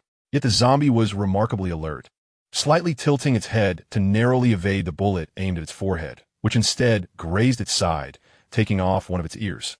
Howl! The fireball in its hand interrupted, as the zombie seemed to recognize the imminent threat and retreated several paces, hiding at the back of the horde. Can it dodge bullets? Tang Samping was momentarily taken aback by the zombie's actions. Of course it can. Special zombies possess an instinct for protecting vital points, Wang Yang replied coldly, his frustration rising from the previous encounter with the fireball. Lu Yi, cease fire. We must devise a way to eliminate it without scaring it off. Eliminate it? Captain, that may prove challenging with so many zombies below, Tang Samping remarked, witnessing for the first time such a formidable zombie, which not only outpaced ordinary ones, but also launched ranged attacks. The earlier fireball, having merely struck the wall, had still scorched him, and he dreaded to imagine the consequences if it had struck him directly. Moreover, that fireball had already been weakened by Shen Lanxin's ice arrow. Wang Yang turned, his gaze sharp as a blade, fixing it on Tang Samping. The latter, feeling the intensity of Wang Yang's stare, hastily fell silent. Wang Yang is right. We have encountered a rare, special zombie. We must ensure its capture. Qi Zishuan added his voice to the conversation. Standing at the forefront, Lu Yi and Tang Zian exchanged no words, yet the excitement mirrored in their eyes was palpable. This zombie appeared to possess the fire ability from the elemental series, a rather commendable skill. After an exhaustive search the previous day, yielding only a solitary white crystal core, encountering this one today was undoubtedly a stroke of fortune that we must not let slip away, Wang Yang asserted. Indeed, what shall we do? You dictate the course of action, Qi Zishuan replied. Wang Yang surveyed the surroundings and remarked, it remains uncertain whether this creature will flee upon sensing danger. However, given its recent evasion of gunfire, it is likely to retreat. We must devise a strategy to circumvent it. Let's first unlock the door. Lu Yi, accompany me inside. You are armed, and this zombie should have registered your presence. After you depart, it is unlikely to chase you immediately, allowing us to flank it and cut off its escape route, while the others continue to engage it here. Lan Xin, Zekafo Mataking. Prepare to counter the zombie's fireballs with your abilities. As the rest of us maintain a watchful eye on the zombie, the weakened fireballs should be avoidable. We will circle around below and await your instructions via the walkie-talkie, Wang Yang instructed. Understood. Qi Zishuan nodded, but the door is locked. How shall we gain entry? Allow me, Sun Quan interjected for the first time, producing a piece of wire from his pocket. He deftly bent the wire and inserted it into the lock, gently pulling. With a soft click, the door swung open, much to Wang Yang's astonishment. This ability proved to be quite useful. Well done, Wang Yang praised, patting Sun Quan on the shoulder in encouragement. Lu Yi, let us proceed. Qi Ge will keep watch here, so there is no cause for concern. Wang Yang, aware of Lu Ye's apprehension for Tang Zian, offered a comforting assurance. Lu Yi glanced at Qi Zishuan, and upon receiving a nod of affirmation, she reciprocated in agreement. Expanding her sensory abilities to probe the interior, she discerned no zombies within, prompting Wang Yang to push the door open.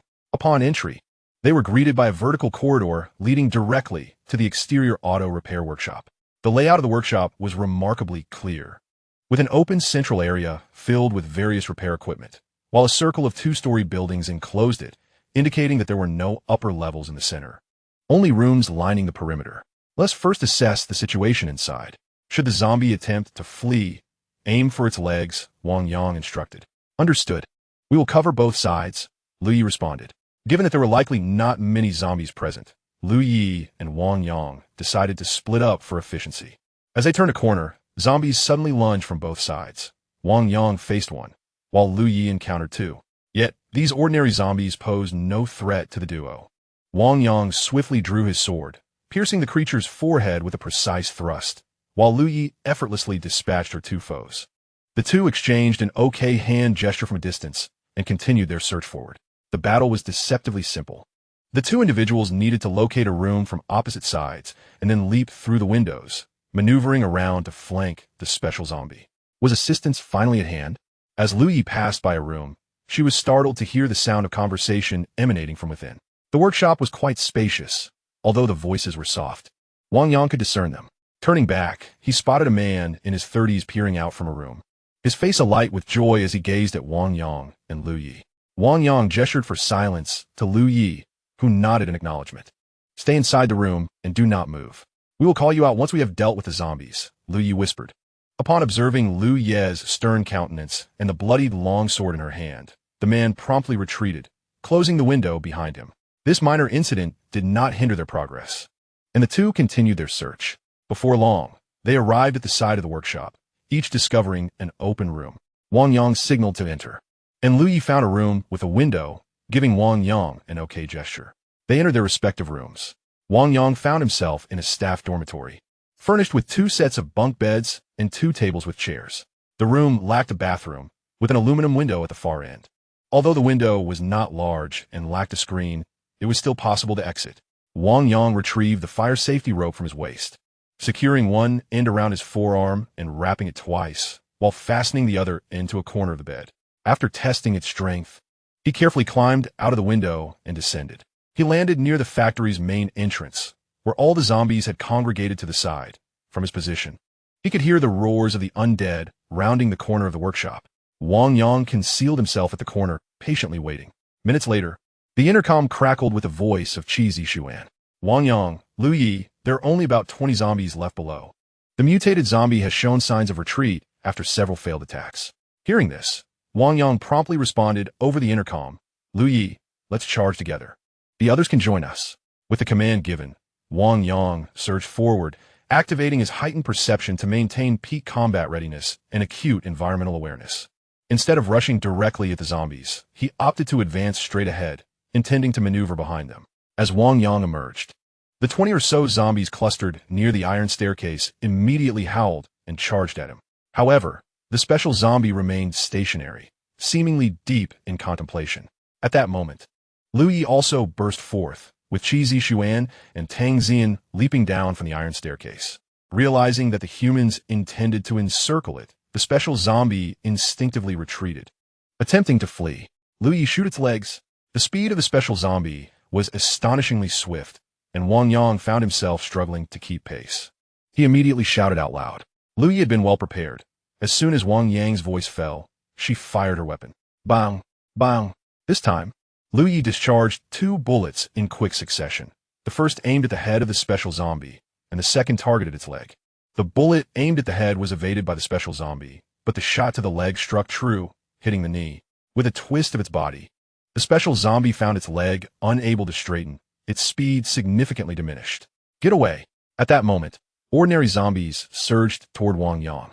With a fierce shout, he swiftly severed the heads of the first 2 zombies with his sword, not pausing for a moment as he lunged at the special zombie. A howl erupted from the creature, realizing it could not escape. It turned around, its eye sockets gleaming white. Yet Wang Yang distinctly sensed a palpable fury and rage emanating from it. Simultaneously, flames erupted from both the zombie's head and its hands under Wang Yang's keen perception. Wang Yang focused intently, his gaze fixed on the zombie's movements.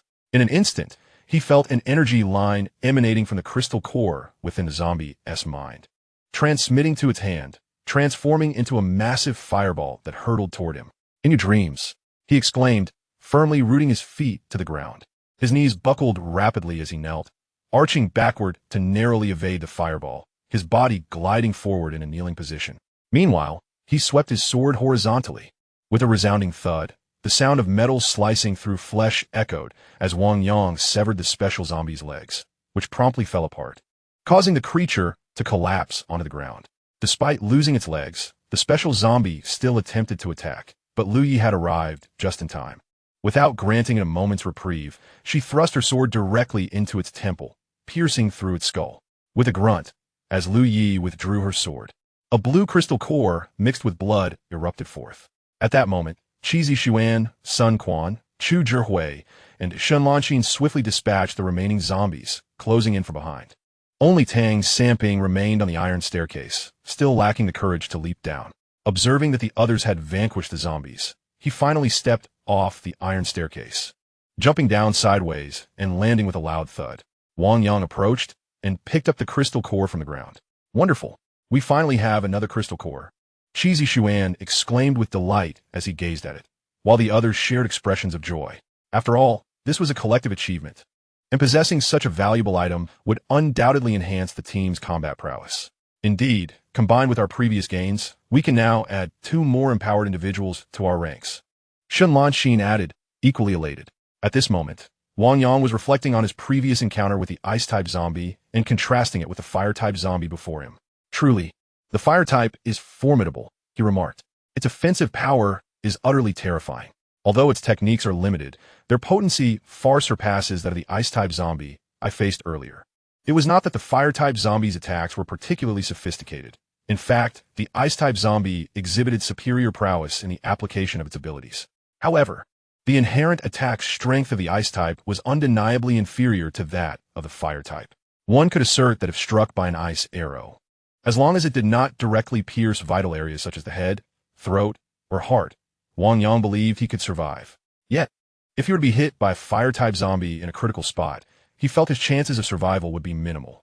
This illustrated the stark contrast in attack intensity. It goes without saying that fire types reign supreme in the game. Qi Zishuan chuckled. Upon hearing Qi Zishuan's words, Wang Yang also smiled. Chiga, you still play games? I'm not a primitive man. Qi Zishuan retorted with a roll of his eyes. After some playful banter among the group, Wang Yang refocused the discussion. According to our previous allocation principles, the main team members and temporary members will take turns. This time, Shun Jie will participate in the main team allocation, while the temporary members will be assigned by Qi Ge. Given that he joined us the earliest and has led all our battles, does anyone have any objections? Lu Yi appeared somewhat dissatisfied with Wang Yang's allocation plan and seemed ready to voice her concerns, but was halted by Tang Zian. That sounds fine. I have no objections, Tang Zian stated. With Tang Zian having spoken, Lu Yi could only huff in discontent, but refrained from further comment. She certainly wished to advocate for Tang Zian, but the night before, Tang Zian had already warned her that all matters within the team should adhere to Wang Yang's directives. A team can only grow powerful when it speaks with one voice. Currently, their roles were those of team members, not that of a pampered young lady and her guardian. In terms of contributions to the team, Qi Zishuan indeed held the greatest merit, although both Tang Zian and Lu Yi possessed formidable combat abilities. They had seldom participated in direct confrontations, with Lu Yi dedicating her efforts to protecting Tang Zian, making the allocation of crystal cores to her a waste. Very well. It is settled then. We shall discuss the specific distribution of the 2 crystal cores when we return, Wang Yang affirmed. What shall we do next? Shenlanxin inquired. Wang Yang surveyed their surroundings before turning to Tang Samping. Is her factory right next door? Yes, it's just separated by a barbed wire fence. But we are a small operation and cannot compare to this place, Tang Samping replied awkwardly. Wang Yang disregarded Tang Samping's modesty and stated, let's conduct a sweep of the area and ascertain how many survivors are present. Just a moment ago, Lu Yi and I encountered some survivors, and there are surely more here, likely individuals with automotive knowledge, which we might find useful. First, let us secure the factory entrance, then find a vehicle. We want to use the front entrance. We can simply breach a section of the barbed wire fence, he concluded. Sounds good. That will simplify matters, came the agreement. Qi Zishuan chuckled and remarked, I'll take care of this task. Such an experience is indeed rare. Very well, Wang Yang acquiesced, leading the group towards the main entrance of the factory. The large retractable gate stood closed, with only a small side door ajar. Wang Yang guided the group over, swiftly dispatching the zombies lurking near the small door. Just as they prepared to close it, Wang Yang's gaze fell upon a sign bearing the character for medicine on the side of a building adjacent to the factory. Reminded of Shenlanxin, he declared, wait a moment before closing the door. I must visit the pharmacy. Upon hearing this, Shenlanxin's face flushed crimson. Yet, the others remained oblivious to their peculiar exchange. Lu Yi remarked, we should indeed stockpile some medical supplies. Fortunately, we have nearly eliminated the zombies at the entrance. Who knows how many will be drawn here when we next arrive by helicopter? It will be prudent to seize this opportunity to clear out the pharmacy. Agreed. Let us proceed, Wang Yang responded without dissent. The group cautiously ventured out, the pharmacy situated nearby, directly adjacent to the main entrance, separated only by a convenience store and a small eatery. Exiting the small door, they advanced with care. Suddenly, Wang Yang seemed to sense something and halted near the convenience store. What is the matter? Qi Zishuan inquired. Wang Yang paused to concentrate for a moment before replying. There are people inside the convenience store. Chapter 70. The woman with abilities. Wang Yang turned, his gaze fixed intently on the shelves and small room within. His awareness, rather than sight, had revealed the presence of others. Unlock the door, he instructed Sun Quan. The lock on the glass door was a specialized one, unlike the additional locks often found on liquor store door handles. Sun Quan nodded and promptly produced a wire, deftly unlocking the glass door. The group pushed the door open and then closed the door to the room behind them. Upon entering, a distinct aroma of instant noodles wafted through the air, unmistakably fresh. The small convenience store featured a checkout counter adorned with an array of cigarettes and lighters, while the interior was lined with 4 shelves. At the far end, a small room and a tiny cooking stove suggested that the proprietor might have resided there. Wang Yang, there's a corpse here, Shun Lanxin suddenly exclaimed. The others quickly gathered around, but Wang Yang merely followed to inspect, revealing no surprise, as he had already perceived everything within with his heightened senses. This appears to be a person, not a zombie. Lu Yi was the first to discern the anomaly. In the corner of the shelves lay a male corpse, his head a gruesome mess. At first glance, it resembled a zombie's remains. However, upon closer inspection, it was evident that his hands and exposed skin showed no signs of the transformation associated with death, retaining the hue of a living human. Who are you? At that moment, the door to the inner room swung open, revealing a middle-aged man clad in a gray security uniform peering out. Although the middle-aged man was clad in a security uniform, he exuded an unsettling aura, his beady eyes casting an uncomfortable impression. Furthermore, his uniform appeared rather cheap, a drab gray akin to something one might find at a street market, starkly contrasting with Wang Yang's sophisticated black tactical attire. Did you kill this man? Liu Yi inwided, her tone icy as she regarded the middle-aged man. Clearly intimidated by the imposing presence of Wang Yang and his companions, each armed and formidable, the security guard struggled to maintain his composure. This man was the convenience store owner. He turned into a zombie, so I had to put him down, he stammered. You're talking nonsense. Liu Yi retorted sharply, following Herberoth. What do you have to insult me? Are you the police, here to meddle in my affairs? The middle-aged security guard, stung by her words, immediately adopted a defiant stance, seething, this convenience store is mine now, so you better leave, otherwise I'll scream and attract the zombies, and we'll all perish together. With a swift motion, Tang Zian intervened, not drawing her sword from its sheath but instead striking the guard's face with it like a club. The force of the blow was tremendous, knocking out 2 of his teeth and sending him reeling back into the room. Lu Yi stepped forward, pushing the door open, revealing the shocking scene within. While the men remained composed, anger was evident on the faces of Tang Zian, Lu Yi, and Shun Lanxin. In addition to the security guard, another man in uniform knelt on the bed, desperately covering the mouths of 2 bound, naked women. The women struggled fiercely, but their strength waned, rendering them unable to break free from the guard's grip. Upon seeing Lu Yi and her companions, a greedy expression crossed the kneeling guard's face. However, recognizing the threat posed by their weapons, he drew a knife, seizing one of the women and pressing the blade against her throat. Back off, or I'll kill her, he threatened. At that moment, the woman, freed from her gag, pivoted and bit the guard's calf. You filthy wench, let go, he yelled, momentarily loosening his grip on the knife, which provided Lu Yi the opportunity to act. With a swift draw of her sword, she unleashed 2 brilliant flashes of steel, severing the guard's arms at the elbows. You scum! Lu Yi continued her assault, also removing the arms of the previously struck guard, and then delivered a brutal kick that shattered the kneeling guard's jaw, rendering him mute. You bastard, return my husband. You demon, I'll bite you to death. The woman who had bitten the guard exclaimed, her fury ignited as she released her grip. Lu Yi quickly approached and severed the ropes binding the 2 women. 2 women stood before him. One appeared to be in her early 20s, while the other looked slightly more mature, around 26 or 27. As soon as the ropes binding them were loosened, the older woman lunged forward, launching a frenzied assault on the security guard on the ground. Meanwhile, the younger girl curled up, hugging her knees tightly in a desperate attempt to shield her body, trembling and weeping. Return my husband, you murderer. The sight of the woman's madness led Wang Yang and his companions to grasp the situation unfolding before them, with the exception of Yi Hongchan. This was the second encounter of a similar nature for Wang Yang and his group, although Wang Yang had initially intended to remain uninvolved. The sight of the woman sobbing on the bed compelled him to intervene. Why do you not resist? He inquired, directing his attention away from the woman attacking the security guard to the young girl, silently weeping as she clutched her legs. Wang Yang sensed an unusual power emanating from this young girl, a green-hued ability that piqued his interest and prompted him to meddle in this affair. Under pressure from Wang Yang, The girl lifted her tear-filled eyes, brimming with terror. "Speak," he demanded. I'm afraid," she stammered, uttering only a single sentence before lowering her gaze once more. "Afraid?" Wang Yang found this notion laughable, his tone cold. "Are you resigned to their humiliation?" At that moment, the older woman had already used a small knife to slay both security guards and was now searching for clothing to wear. Wang Yang paid little heed to her, yet the young girl remained curled up on the bed, quietly weeping under his scrutiny. He shook his head in silence. It was truly a waste to possess such abilities, yet lack the fortitude to utilize them. "Let us go," he decided, turning to leave.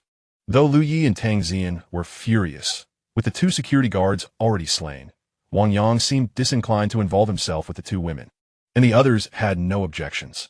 "Wait." Just as Wang Yang and his companions prepared to depart, the woman who had just committed murder spoke up. "Is there something you need?" Wang Yang turned back to face her. By this time, the woman had donned her clothing, and her previously furious expression had transformed into one of calm, though an icy glint lingered in her gaze. Addressing Wang Yang, she declared, "We wish to join you. Please take us with you." Upon hearing her words, the sobbing young woman on the bed raised her head, while Wang Yang was somewhat taken aback by the woman's decisiveness. However, he did not respond immediately.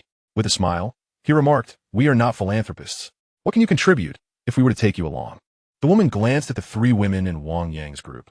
Both Lu Yi and Xin Lanxin were strikingly beautiful, while Tang Zian could only be described as a paragon of grace. After a moment of contemplation, she raised her head resolutely. "Whatever the task, maybe I'm capable of moving objects, cooking, doing laundry, driving, keeping watch, and even slaying zombies. Even if you asked me to devote myself as a concubine or serve as a maid, I would have no objections." Observing the resolute gaze of the woman, Wang Yang felt a sense of surprise within. He did not anticipate that this woman possessed such inner strength. Alas, she lacked any special abilities. "Please wait here for us," Wang Yang instructed before turning and exiting the room. Chapter 71. The Hotel Incident. After leaving the convenience store, the group entered a modest pharmacy. Although it was not large, it was well stocked with various medications. The group began collecting supplies, filling bags with an assortment of drugs. Regardless of the type, it was prudent to gather as much as possible. "Wang Yang, will you be taking them with you?" Xin Lanxin inquired, discreetly slipping several boxes of emergency contraceptives and condoms into her pocket as she approached him. Upon hearing her question, the others turned their attention to Wang Yang, eager to hear his response. "They can join the group," Wang Yang replied calmly, "but there will be no special treatment. I have made it clear before that while they may accompany us, we will not provide protection. We will advance at our own pace, and those who can keep up may follow. Those who cannot must accept their fate. We will not actively recruit those deemed unworthy. If they wish to join, my stance remains unchanged. If they survive, it is due to their own strength. If they do not, that is their choice." After listening to Wang Yang's words, the group silently nodded in agreement. His philosophy was straightforward. He would neither recruit actively nor oppose those who wished to join, yet he would not bear responsibility for their safety. He was determined to proceed northward at a predetermined pace, leaving the fates of those who fell behind to themselves. The group tacitly chose not to continue the discussion, all in concordance with Wang Yang's viewpoint. Sun Quan and Chu Zhihui exchanged glances, both realizing that Wang Yang's team seemed intent on leaving this place in search of greater safety. Reflecting on Wang Yang's previous demeanor toward them, they resolved to follow in his footsteps. However, earning Wang Yang's trust posed a significant challenge. Though their combat abilities were negligible compared to his skilled companions, they were still far stronger than the average individual and confident they could keep pace with him. "Wang Yang, with our limited numbers, we can only gather this much. What about the other medications?" Qi Zishuan remarked, each member having filled 2 large bags with various supplies. "Let us leave the rest for now and return to collect more later. We must ensure this place is thoroughly emptied," Wang Yang suggested. Everyone nodded in agreement.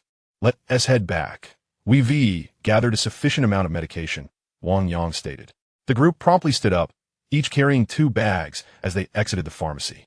At the entrance of the convenience store, the 2 women were already dressed and waiting. Upon seeing Wang Yang and others, the 2 individuals promptly exited the convenience store. "Allow me." The woman directly approached Wang Yang and took the bag from his hands. Wang Yang made no objection, and the young girl also accepted the 2 plastic bags from Tang Zian. Wang Yang noticed that both women walked with a somewhat peculiar gait, suggesting they had endured considerable hardship over the past 3 days. However, he did not reduce his pace. As they entered the factory premises, the small gate was secured. General Tang, it is time for you to select some vehicles. Wang Yang gestured for Tang Samping to come closer and said, we require vehicles with high displacement and ample space, all of which need to be reinforced and modified. Is that feasible? Absolutely. We have several excellent vehicles in our current inventory. I took a brief look earlier, and there are a dozen or so Prados and Cruisers. While they may not match the power of my formidable Hummers and Defenders, they're still quite robust. As for modifications, our equipment here is fully capable, Tang Samping replied. Very well. Next, we will clear the entire factory area. Please identify all usable vehicles and devise a modification plan. Present me with a timeline, Wang Yang instructed. Understood. Tang Samping nodded in agreement. After a moment's hesitation, he cautiously added, Captain, if we are to embark on a long journey, should we consider acquiring some larger vehicles? Larger vehicles? Wang Yang looked at Tang Samping, inquiring what do you mean? Not far from here, there's a Scania with several substantial vehicles, each valued over $1 million. Just loading a cargo box would suffice. With some modifications, we could simply crash through any inadequately secured abandoned vehicles on the highway, Tang Samping explained. Hearing Tang Samping's words, Lu Yi, who was walking beside Wang Yang, leaned in and said, indeed, we could procure a few of those. Their cargo capacity is immense, and their power is on a different level compared to off-road vehicles.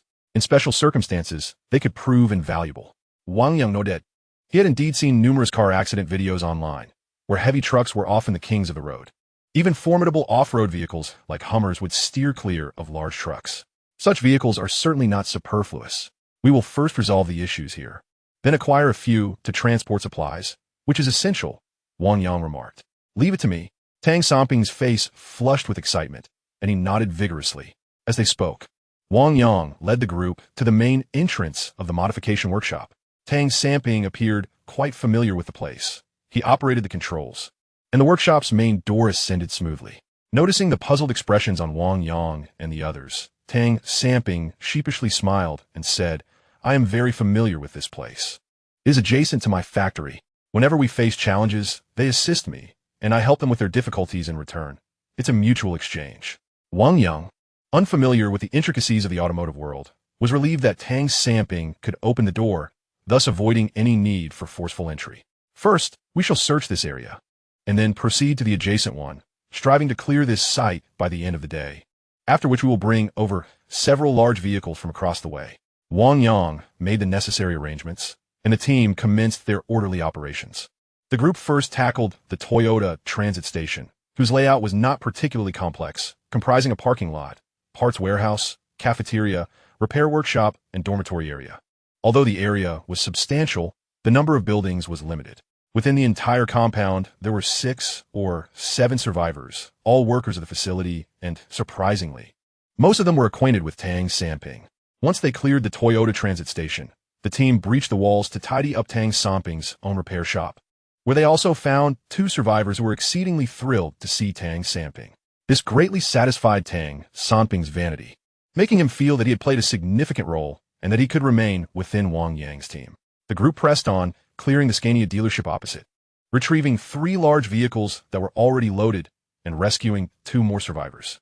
Subsequently, they directed the survivors to move all items from the nearby pharmacy and convenience store into the compound. By the time all these tasks were completed, it was already 1 in the afternoon.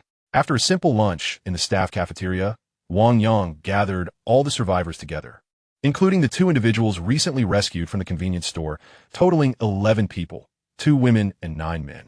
In a repair workshop, Wang Yang and his companions stood together while the recently rescued survivors faced them. Throughout the rescue, Wang Yang had been assigning various tasks without engaging in conversation. But now it was apparent that he was about to address them with something of genuine importance. Everyone, including the 2 women, stood within the crowd, their expressions tense as they regarded Wang Yang and his group. Wang Yang clapped his hands to draw their attention and spoke, Ladies and gentlemen, we are a spontaneously formed self-rescue team, and I am the captain. We plan to leave Huhai for a safer location, which is quite distant. I cannot guarantee that everyone will arrive safely. Each of you must contribute to the team, be prepared to fight, and keep pace with the group. Those willing to join the team may step forward. Those unwilling to join should leave this place immediately. Upon hearing Wang Yang's words, the woman who had previously expressed eagerness to join was the first to step forward. The tearful girl hesitated for a moment, but then followed suit, seemingly having developed some dependence on the strong-willed woman. Two workers under Tang Samping also stepped forward, and seeing the actions of others, everyone took a step forward. This was precisely the scene Wang Yang had hoped for. These individuals were physically capable and possessed skills in driving and repairing vehicles, making them quite valuable. In Wang Yang's view, these people were far more useful than those in the hotel. With their inclusion, the team had undoubtedly gained a significant enhancement. As Wang Yang was about to continue speaking, his phone in his pocket vibrated urgently. A slight frown creased his brow. Ordinarily, any issues at the hotel would be conveyed via text message. A phone call implied something truly significant had transpired. He retrieved the phone and answered. Wang Yang, there's a problem at the hotel. A group has just arrived, comprising both police and thugs, seemingly colluding with one another. They are armed. I've instructed our personnel to retreat to the 41st floor. Exercise caution upon your return. Shinjia's voice came through the line. Chapter 72. Why me? Understood. Wang Yang replied succinctly before ending the call, his expression remaining unchanged. Everyone, we need to swiftly modify all selected vehicles. Mr. Tang will oversee this task. Is there any objection? Wang Yang inquired. None at all. We will ensure the mission is accomplished. Tang Samping responded immediately. Rest assured, we will complete it with utmost speed. With Tang Samping's assurance, the others nodded in agreement. Waving his hand to signal Tang Samping to commence, Wang Yang stepped out of the workshop. Tang Samping quickly began directing the workers, while Qi Zishuan and the others followed Wang Yang outside. Sun Quan and Chu Zhihui intended to accompany them, but were halted by Lu Yi, forced to remain in the workshop. Before long, Wang Yang, Qi Zishuan, Shen Lanxin, and Tang Zian emerged together. They found an open area, and the others gathered around Wang Yang. Wang Yang, what is happening? Qi Zishuan asked immediately, glancing around to ensure they were alone. A group has arrived at the hotel, a blend of police and gangsters, armed and in control of the premises. Brother Chun has led our people to the 41st floor, Wang Yang succinctly explained. Police and gangsters together? Qi Zishuan chuckled, somewhat disdainful. What a peculiar combination. Beside them, Tang Zian remained silent, but her demeanor had noticeably chilled, clearly suppressing her fury. What shall we do? Should we return and reclaim the hotel? Shen Lanxin inquired. No need. Wang Yang shook his head. A few flies do not necessitate a change in our established plans. Brother Chun and the others are on the 41st floor. The others will surely be unable to reach them. What should we do now? Lu Yi asked. I wish to speak with the Hongchang's two bodyguards, as well as the two women we just rescued. The little girl who was crying earlier possesses notable potential. I wish to recruit her, Wang Yang stated. The glow emanating from the girl's mind was green, marking her as the first individual with green abilities that Wang Yang had encountered beyond Tang Zian. He had already witnessed the formidable nature of Tang Zian's powers. The girl's abilities were also green, indicating she was likely a powerful individual as well. Considering Tang Zian would eventually depart, acquiring such a capable individual would undoubtedly enhance the strength of their team. The girl clearly had never consumed a crystal core, indicating that she possessed a rare, innate ability. How did you discern that? Lu Yi inquired with curiosity. Her astonishment was shared by others. Wang Yang seldom extended invitations to join his team, and the girl appeared so feeble, devoid of any spirit of resistance. Where was her potential? I have my methods. Wang Yang replied nonchalantly. Noting Wang Yang's reluctance to elaborate, Lu Yi refrained from pressing further. Chigu, please call Changgu to ascertain the situation at the hotel. Everyone else should also listen in to understand the circumstances there. I will speak with those individuals. Understood, Qi Zishuan responded. Wang Yang turned and returned to the workshop, which was a hive of bustling activity at that moment. Two land cruisers were simultaneously undergoing modifications at the workstations, both fitted with reinforced crash beams, and spikes were being welded onto the front beams, giving them a formidable appearance. Sun Quan and Chu Zhihui were among the crowd, assisting in moving various components. You too. Come over here. Wang Yang beckoned to Sun Quan and Chu Zhihui, leading them into a nearby office. Exchanging glances, the two followed Wang Yang into the office. Upon entering, they removed their Tang sabers from their backs and placed them on the desk, effectively disarming themselves. Observing their actions, a faint smile appeared on Wang Yang's lips. Have you both made your decision? Their gestures indicated a superficial allegiance, prompting Wang Yang to bypass pleasantries and get straight to the point. We're willing to work for He Hongchang. It's merely a job, Sun Quan responded promptly. I feel the same. Wang Yang nodded, not surprised by their choices, though he remained cautious about fully trusting them. For now, I will extend my trust to you, he stated. Upon hearing this, a flicker of joy crossed their faces. Wang Yang raised his hand, signaling them not to celebrate prematurely. What I mean is my trust is conditional. In the ensuing battles, you will be at the forefront. And it won't be a brief endeavor. There may even be fatalities. Given your origins from an opposing faction, your loyalty must be thoroughly tested. Do you have any objections? Sun Quan and Chu Zhihui exchanged glances before saying, "We have no objections." Indeed, they dared not voice dissent. Sun Quan understood that any sign of discontent at this juncture could provoke Wang Yang's wrath. Moreover, there were no better alternatives available. Should they refuse, the immediate consequence would likely be Wang Yang eliminating Zhao Chang upon returning to the hotel. They held no loyalty to He Hong Chang, but they genuinely appreciated Zhao Chang. Very well, you may leave. Please bring in the two women rescued from the convenience store, Wang Yang gestured. Sun Quan and Chu Zhihui nodded, taking up their tang knives before rising to depart. Shortly thereafter, two women entered, their demeanor somewhat anxious as they stood before Wang Yang. He observed that the older woman was adorned in lavish attire. Her white dress was evidently expensive, though her appearance was quite pleasing. The turmoil of her experiences had rendered her aura disordered. It was clear that she had once possessed a gentle nature. Yet now it seemed that her true essence was on the verge of eruption. The younger woman, clad in a dark blue suit, bore an ordinary visage, neither strikingly beautiful nor unattractive, her attire reminiscent of an automobile sales representative. "Pray, introduce yourselves and share your backgrounds," Wang Yang inquired, reclining against the back of his chair. The elder woman spoke first. "I am Wei Chiyue, a housewife who has not worked since my marriage." She gestured toward her companion. "This is Yu Xiang, a saleswoman at the Jaguar dealership across the street. I purchased my car from her. We had intended to collect it during the upheaval. While waiting for the new car handover ceremony to commence, I accompanied my husband to buy a pack of cigarettes, and you followed along. We were caught off guard when disaster struck. The shop owner had stepped away, leaving only two individuals, security guards, inside. We swiftly secured the doors, and the events that followed are likely known to you." A flicker of resentment glimmered in Wei Chua's eyes as she recounted her ordeal. Her once blissful life, filled with love for her husband, had been shattered by the catastrophe. To her horror, her spouse did not perish at the hands of the undead, but rather at the hands of the two guards. This brutal reality had driven her to a frenzy, resulting in her violent retribution against them at the convenience store. "Do you wish to join us?" Wang Yang asked. Wei Qiuyue nodded, wiping away a tear as she resolutely declared, "I wish to survive." Wang Yang regarded her with a measure of admiration, yet he noticed that Yu Xiang remained downcast, her spirit seemingly lacking the will to survive, which troubled him greatly. "Accepting you entails combat," he stated. "I am prepared. I can fight. Even if I die, it is my fate," Wei Qiuyue interjected without waiting for him to finish. Wang Yang raised a hand, urging her to remain calm, and continued, "Your role extends beyond mere combat.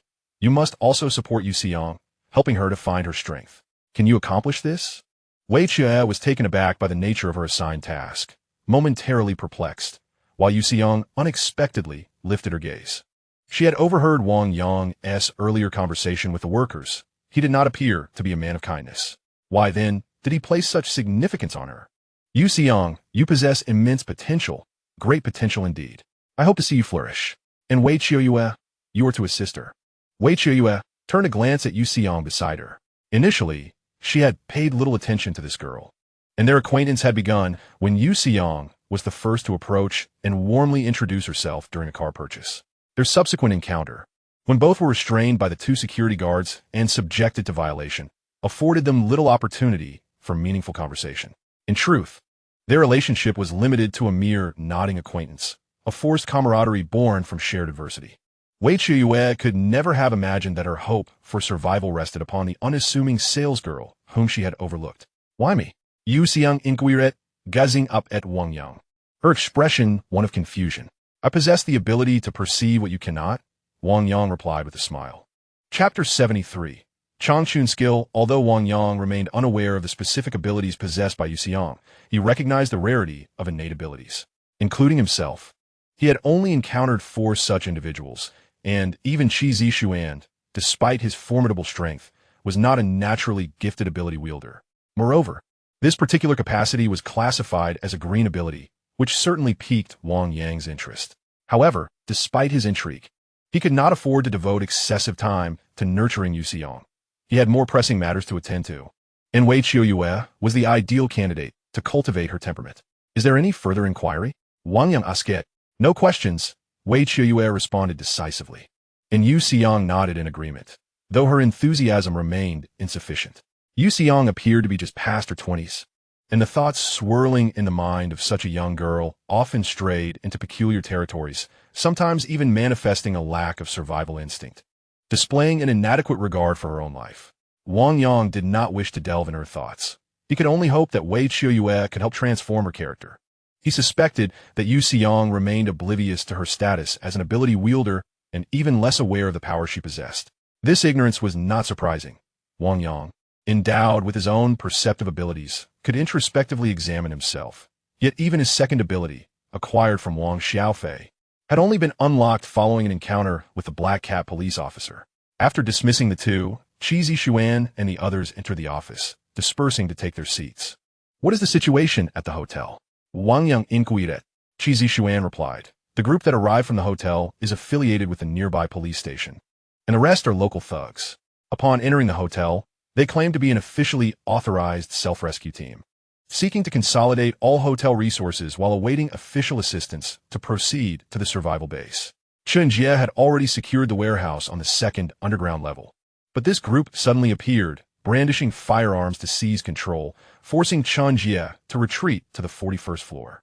However, they cannot ascend now. How many of them are there? Wang Yang asked, his demeanor cool. There are 9 individuals, armed with 3 handguns. However, Chen Jie noted that their firearms are different from Lu Ye's and likely lack significant power. Qi Zixuan explained. Do not place too much emphasis on their firearms. They are likely using police-issued handguns. Even if they hit someone, unless they strike a vital area, it is unlikely to be fatal, Lu Yi remarked. Indeed, came the agreement. Wang Yang nodded and said, I can sense that since the disaster, my physique, speed, and strength have been steadily increasing. At this rate, it won't be long before certain individual weapons pose no threat to me. The others in the room shared a similar sentiment. Even Xin Lanxin was aware of the changes within herself. Although she had previously possessed decent stamina, her strength was lacking. In the beginning, wielding the fire axe was quite laborious for her, but now, she handled it with remarkable ease. This was the transformation brought about by the overall enhancement of her physical attributes. Xin Lanxin remarked, while guns are not a threat, their identities are questionable. It was then that Tang Ziyan spoke up, stating that the authorities had yet to announce any information regarding the public's ability to freely form self-rescue teams. Even among this group, any police officers present were merely a handful of fallen individuals and could not be seen as representative of the official stance. Given this, we should return and eliminate them. Wang Yang declared. The others nodded in agreement. Yet Wang Yang's thoughts lingered on Tang Ziyan's earlier statement. The authorities had not disclosed the possibility of civilians organizing self-rescue teams. This implied that a plan was already in motion, albeit undisclosed. Since learning of Tang Ziyan's true identity, Wang Yang had no doubt she had access to some of the highest level information in the Dragon Nation. What could the official plan entail? Was it to permit civilians to organize armed forces? Wang Yang, when are we heading back? Lu Ye's voice interrupted his musings. Realizing that he couldn't decipher these matters in a moment, Wang Yang decided not to dwell on it further. He stood up and said, let's leave now. But we cannot all return. We need to leave some people here for safety assurance. I, along with Ziyan, Lu Yi, Lanxin, and Sun Quan, will go back. Kui Yi, you'll be in charge of security here. Sun Quan and Chu Zhihui have expressed their desire to join us and should be trustworthy for the short term. Chu Zhihui and Tang Samping will remain here. After we resolve the situation at the hotel, we'll return tomorrow to pick you up, and then we'll strike together. Rest assured, with me here, nothing will go awry, Qi Zixuan assured solemnly. All right, let's gather our things and depart in 10 minutes. With the time set, everyone began to prepare, while Wang Yang retained Qi Zixuan for a moment. He took out his phone and called Chen Jie. Soon, Chen Jie answered, Captain, what is the matter? Wang Yang signaled Qi Zixuan to come closer to listen, then said, Brother Chen, today we eliminated a fire-type zombie here and obtained a blue crystal core. We now have 3 zombie crystal cores available for distribution. Qi Ge has contributed the most among the temporary members and among the long-term team members. I believe the cores should be allocated to you. Qi Ge must guard the modified vehicle here tonight, and cannot return to the hotel. Let us decide on the distribution of the cores now. I suggest you both open WeChat and roll the dice. The higher number gets the elemental crystal core. All of this had been prearranged. Long-term and temporary members were to be paired for the allocation of crystal cores, with the quality of the cores determined by drawing lots. Give the fire-type crystal core to Zishuan. My combat power is not strong enough to utilize it. A white one suffices for me. On the other end of the line, Chunjie pondered for a moment before speaking. Old Chun, what are you doing? We should adhere to the rules of drawing lots. Zishuan interjected immediately upon hearing Chunjie's words. Chunjie replied with a smile, Zishuan, your combat prowess is formidable. To ensure our safe passage, we need to rely on you at least until we part ways. What good would it do me to have a superior crystal core? My role in the team is akin to that of a steward, primarily administrative, while you are a martial leader. Thus, the combat resources should rightfully be prioritized for you. That settles it. I'm hanging up now. With that, Chunjie concluded the call decisively. Zishuan stared at Wang Yang, perplexed and unsure of how to proceed. After a moment of contemplation, Wang Yang spoke, Zigao, this is Chunjie's choice. You should take the fire-type crystal core. As Chungu said, you have always been the primary combat force in our team. It rightfully belongs to you. In truth, Wang Yang was more inclined to give the superior crystal core to Chunjie, yet Chunjie's reasoning held merit. Zishuan had consistently been a key contributor, second only to Wang Yang, and obtaining the fire-type crystal core would undoubtedly benefit the team more in Zishuan's capable hands than in Chunjie's. Even if Chunjie were to acquire the fire-type crystal core, he would not be able to lead the charge due to his fundamental limitations. Conversely, if Zishuan obtained the fire-type crystal core, it would undoubtedly feel as if he were endowed with wings. With that, Wang Yang retrieved the blue crystal core from his pocket and tossed it to Zishuan. Zigao, when I fought that ice-type zombie, I noticed its attack patterns were quite intricate.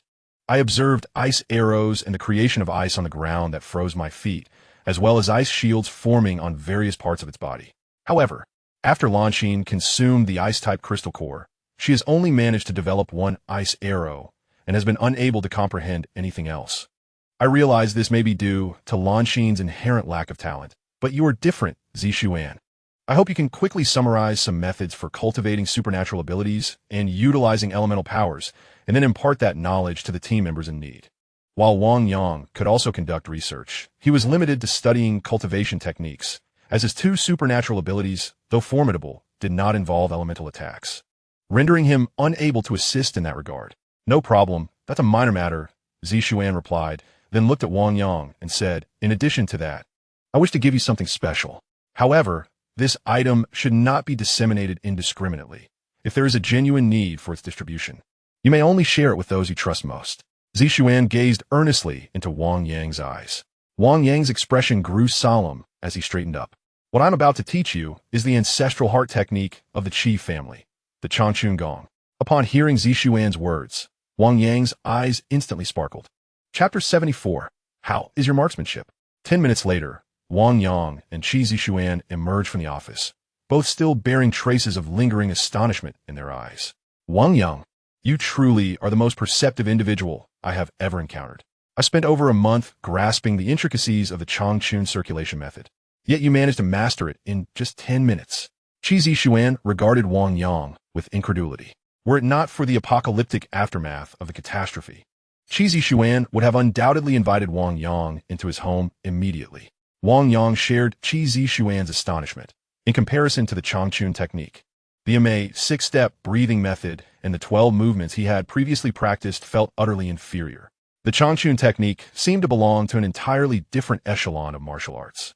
Upon completing the first circulation, Wang Yang found that his absorption of ambient energy surged to an astonishing rate of 23, and he was aware that this speed would only increase with his continued advancement. More importantly, as he practiced the Changchun technique, he felt an inexplicable sensation in his mind, as if something were on the verge of bursting forth, an ethereal feeling akin to a seedling that had absorbed sufficient nourishment, eager to break through the soil. However, this was not the moment for such reflections. Brother Qi, I will rely on you here. I will keep your instructions close to my heart, Wang Yang stated earnestly. Understood. Qi Zishuan replied succinctly yet resolutely. The two parted ways at the workshop entrance, where others had already prepared near the distant helicopter. Wang Yang boarded the aircraft and settled into his seat.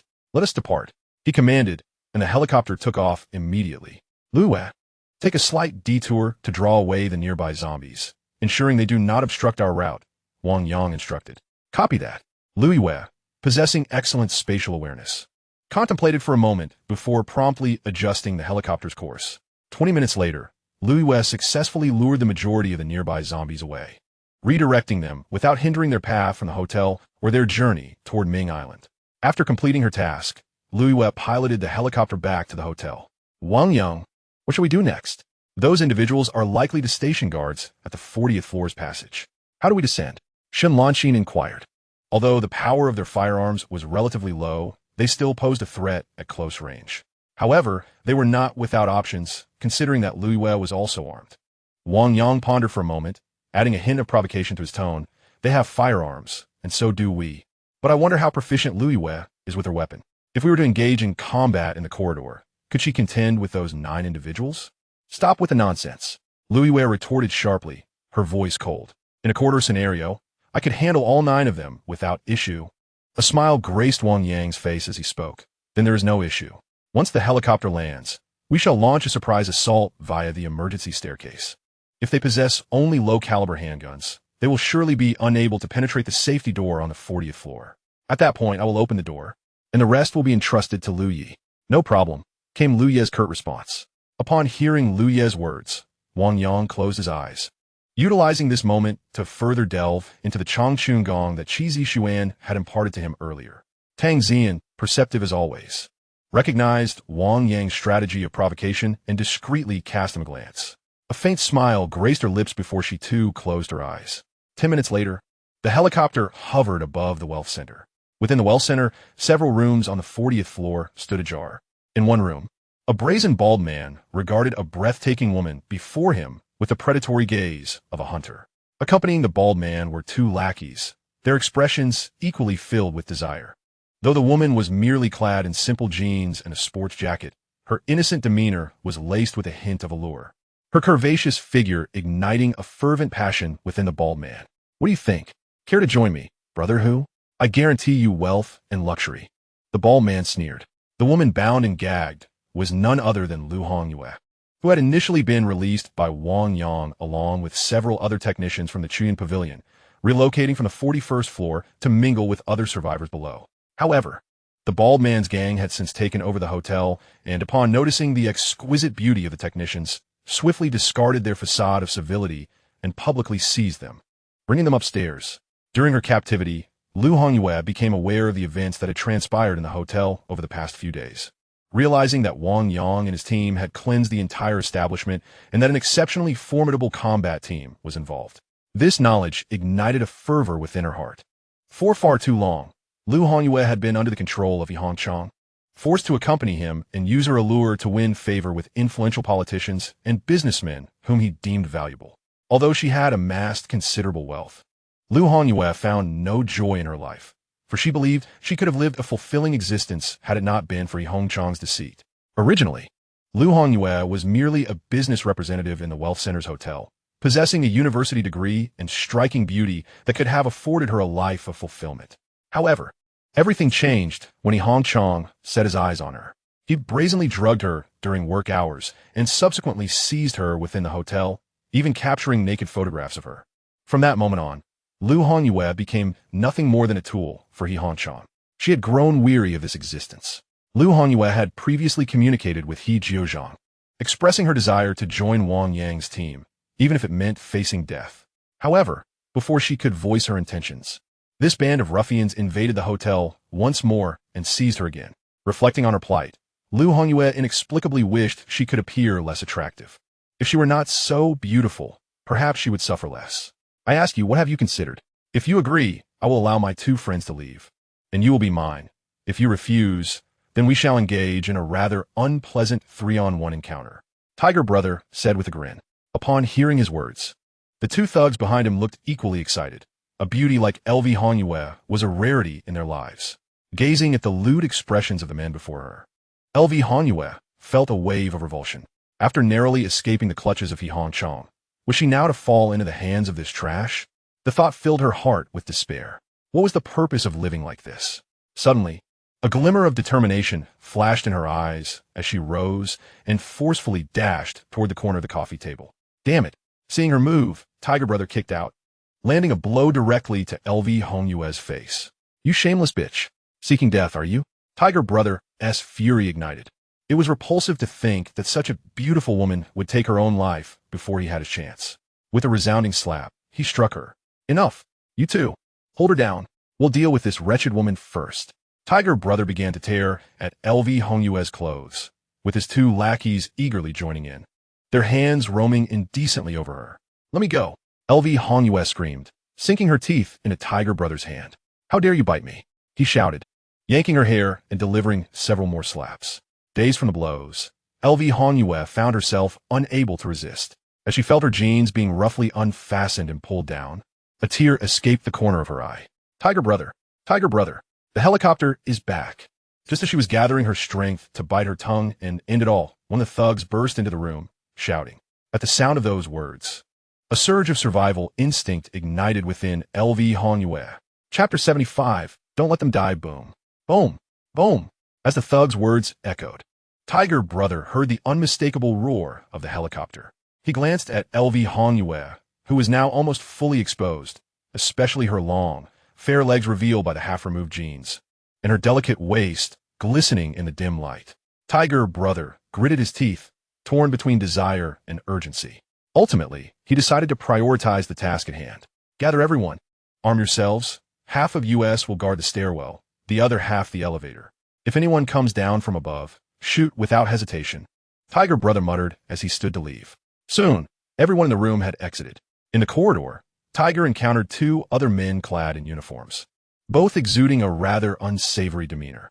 They emerged from two separate rooms on the 40th floor, hastily dressing as they departed, their unseemly tents propped up awkwardly. Damn it! These bastards return at this moment while I'm in the midst of my work. One of them exclaimed. It's my fault, Tiger replied with a furrowed brow. After we entered this morning, we should have shot them without wasting time on idle chatter, preventing them from alerting anyone outside. We wouldn't be in such a predicament now. Another officer, struggling to put on his attire, reassured him. There are hundreds of people in the hotel. It's impossible to immediately discern who is in charge. We also have limited ammunition. We can't just shoot anyone we see. Besides, who knows if that helicopter will return? If it were up to me, I would have fled long ago. Enough with the nonsense, Tiger interjected. We need to guard the stairwell and the elevator. If they take the elevator down a level, we must find a way to pursue them. In any case, when we encounter those individuals, we must err on the side of caution. If we see them, we shoot to kill. Understood. The group nodded in agreement. As they strategized and began to split into teams, Wang Yang and his companions had already disembarked from the helicopter. Wang Yang, the failure to secure the hotel is on me. Chunjie immediately approached him. I share the blame. I was responsible for the combat, he replied. Ouyang Yu's expression was equally grim, clearly perturbed by the events of the day. She had considered taking decisive action herself. If she were alone, even facing armed opposition, she would have had confidence in her ability to fight. However, with several team members lacking combat prowess, she reluctantly held back. It's not your fault. They were armed. And as long as you're unharmed, that's what matters. Wang Yang signaled for them to refrain from further discussion and continued. Let me assign tasks. Upon hearing his words, everyone around immediately silenced and gathered closer to him. Lu Yi and I will team up. We'll head to the secure door. I'll open it, and Lu Yi will cover me with her firearm. Lu Yi has a superior marksmanship and a more powerful weapon. We are responsible for securing the stairwell. Ziyin, you should have a weapon, right? How else you're shooting? Wang Yang inquired, directing his gaze towards Tang Ziyin. Tang Ziyin replied, I assure you, my skills are no worse than those below. Good. Retrieve your weapon from your room. Then press the elevator button for the 42nd floor. If anyone ascends, find cover and eliminate them. However, I doubt they will dare to enter the elevator. If that's the case, press a button for a lower floor to distract them, preventing them from all congregating at the secure stairwell. Wang Yang succinctly outlined the plan.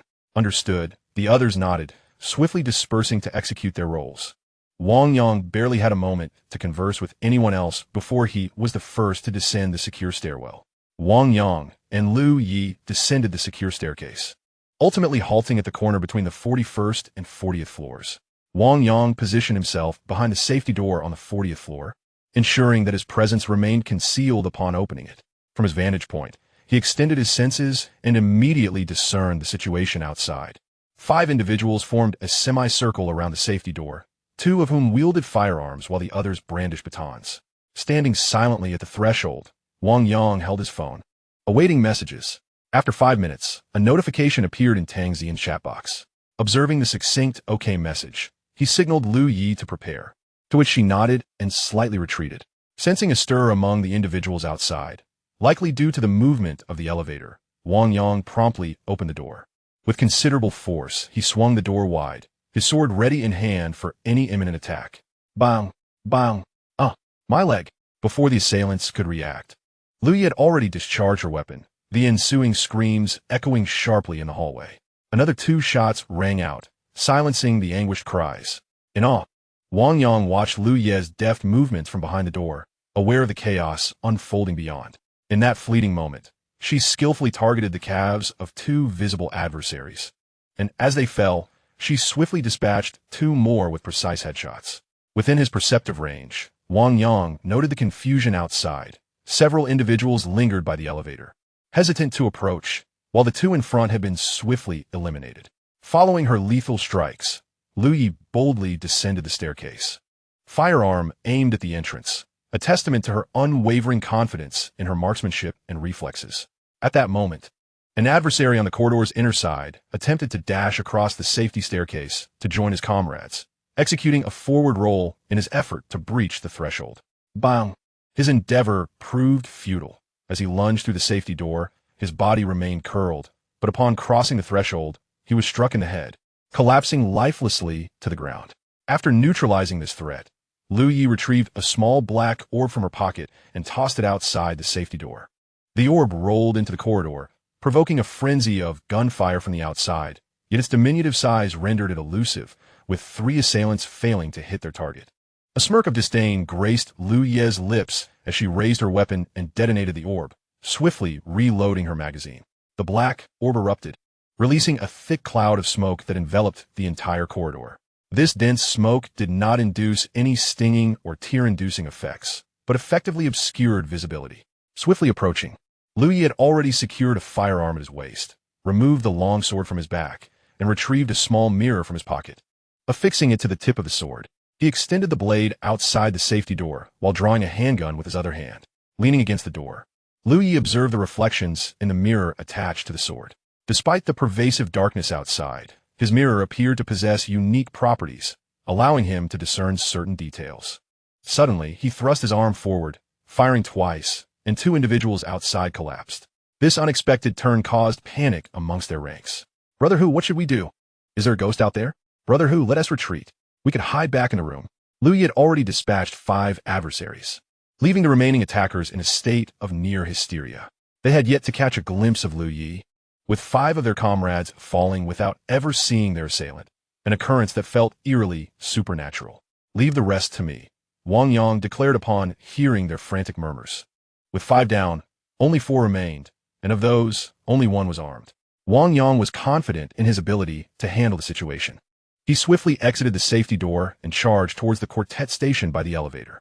The smoke obscured the vision of the remaining enemies, but did not hinder Wang Yang's keen senses. Bursting forth from the corridor, he lunged directly at the armed Brother Hu. "Who goes there?"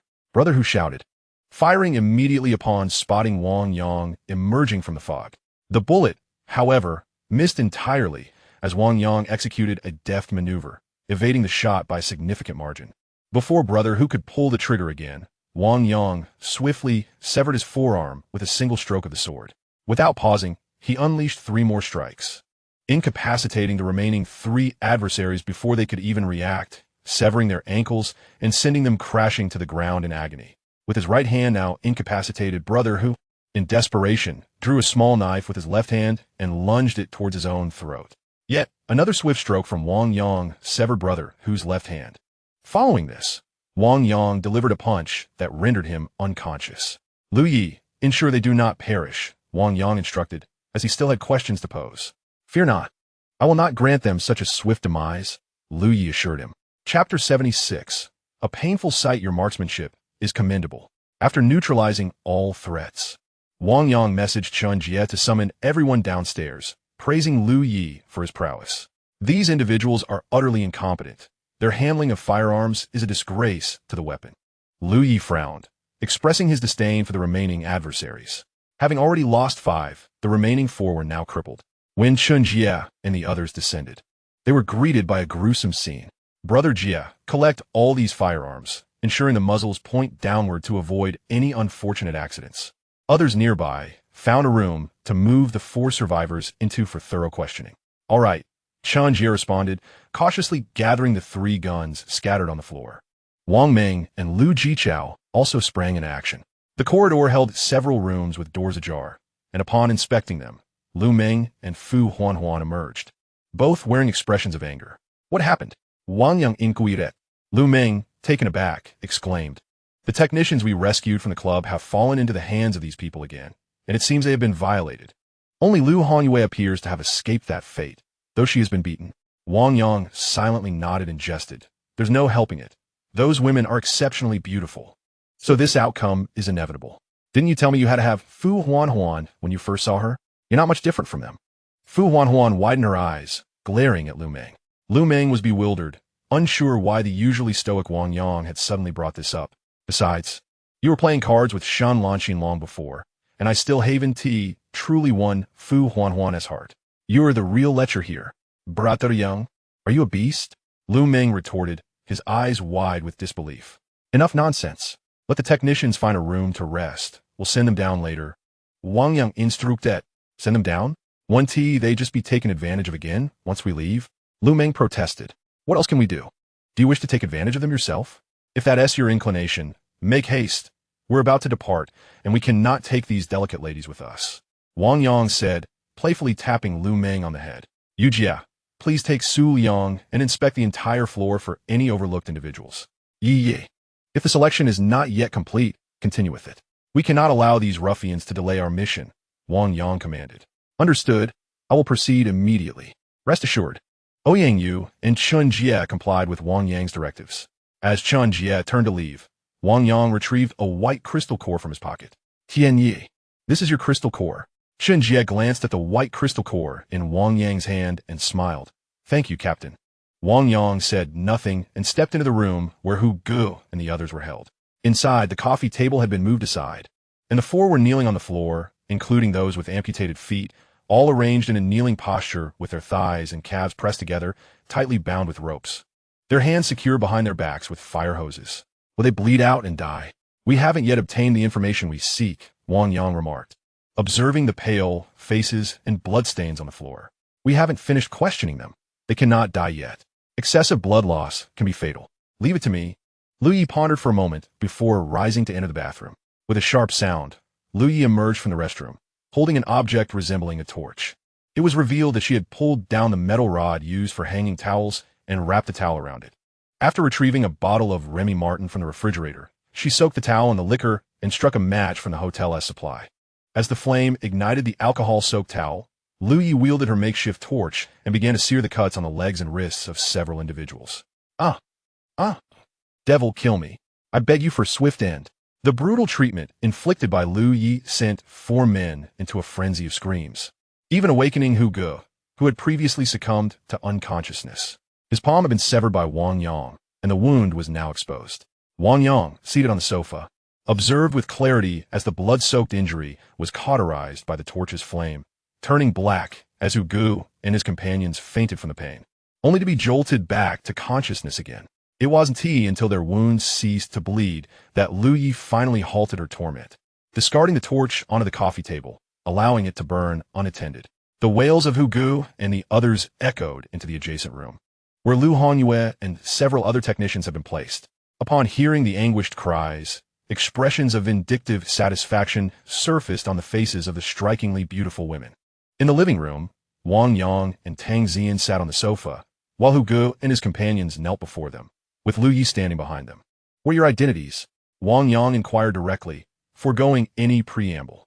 Trembling violently, Hu Ge struggled to breathe, the intense pain necessitating careful inhalation. As he raised his gaze to Wang Yang, his eyes burned with fury, almost capable of spewing fire.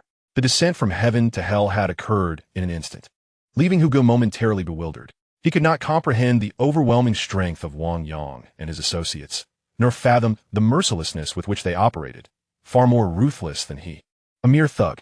Noticing Hu Ji's silence, Wang Yang called out to Lu Yi softly. He had no time to delve into Hu Ji's psychological turmoil. He only sought answers.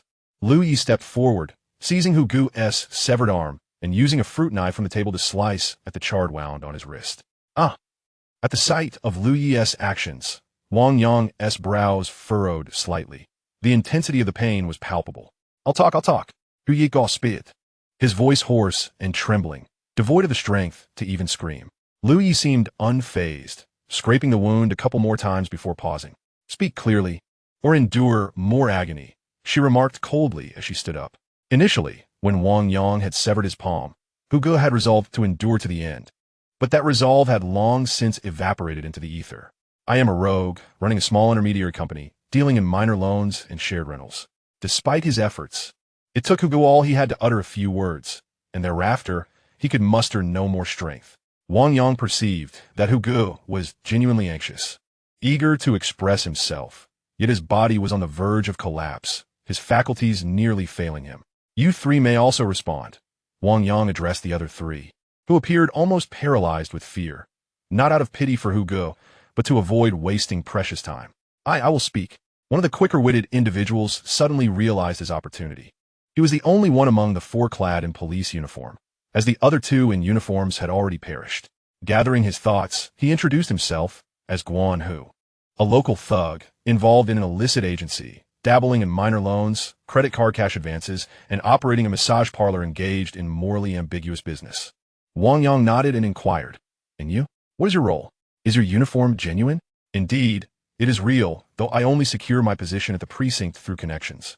I typically refrain from serious wrongdoing.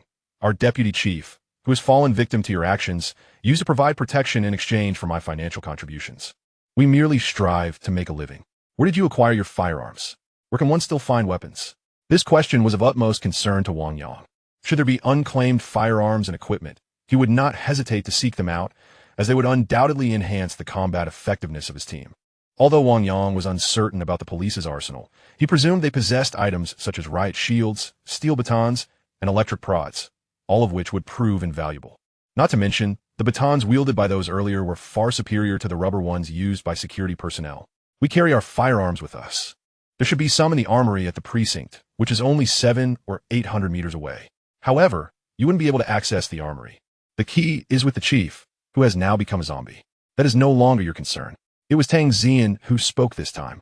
Having addressed the two main inquiries, she had little desire to endure further nonsensical dialogue from these individuals. Wang Yang, do you have any additional questions? No, Wang Yang replied. Liu Ye. Tang Xian gestured with her hand. Upon witnessing her movement, the kneeling men hastened to speak, but it was too late. Liu Yi had already drawn her sword, and in one swift stroke, her heads took flight.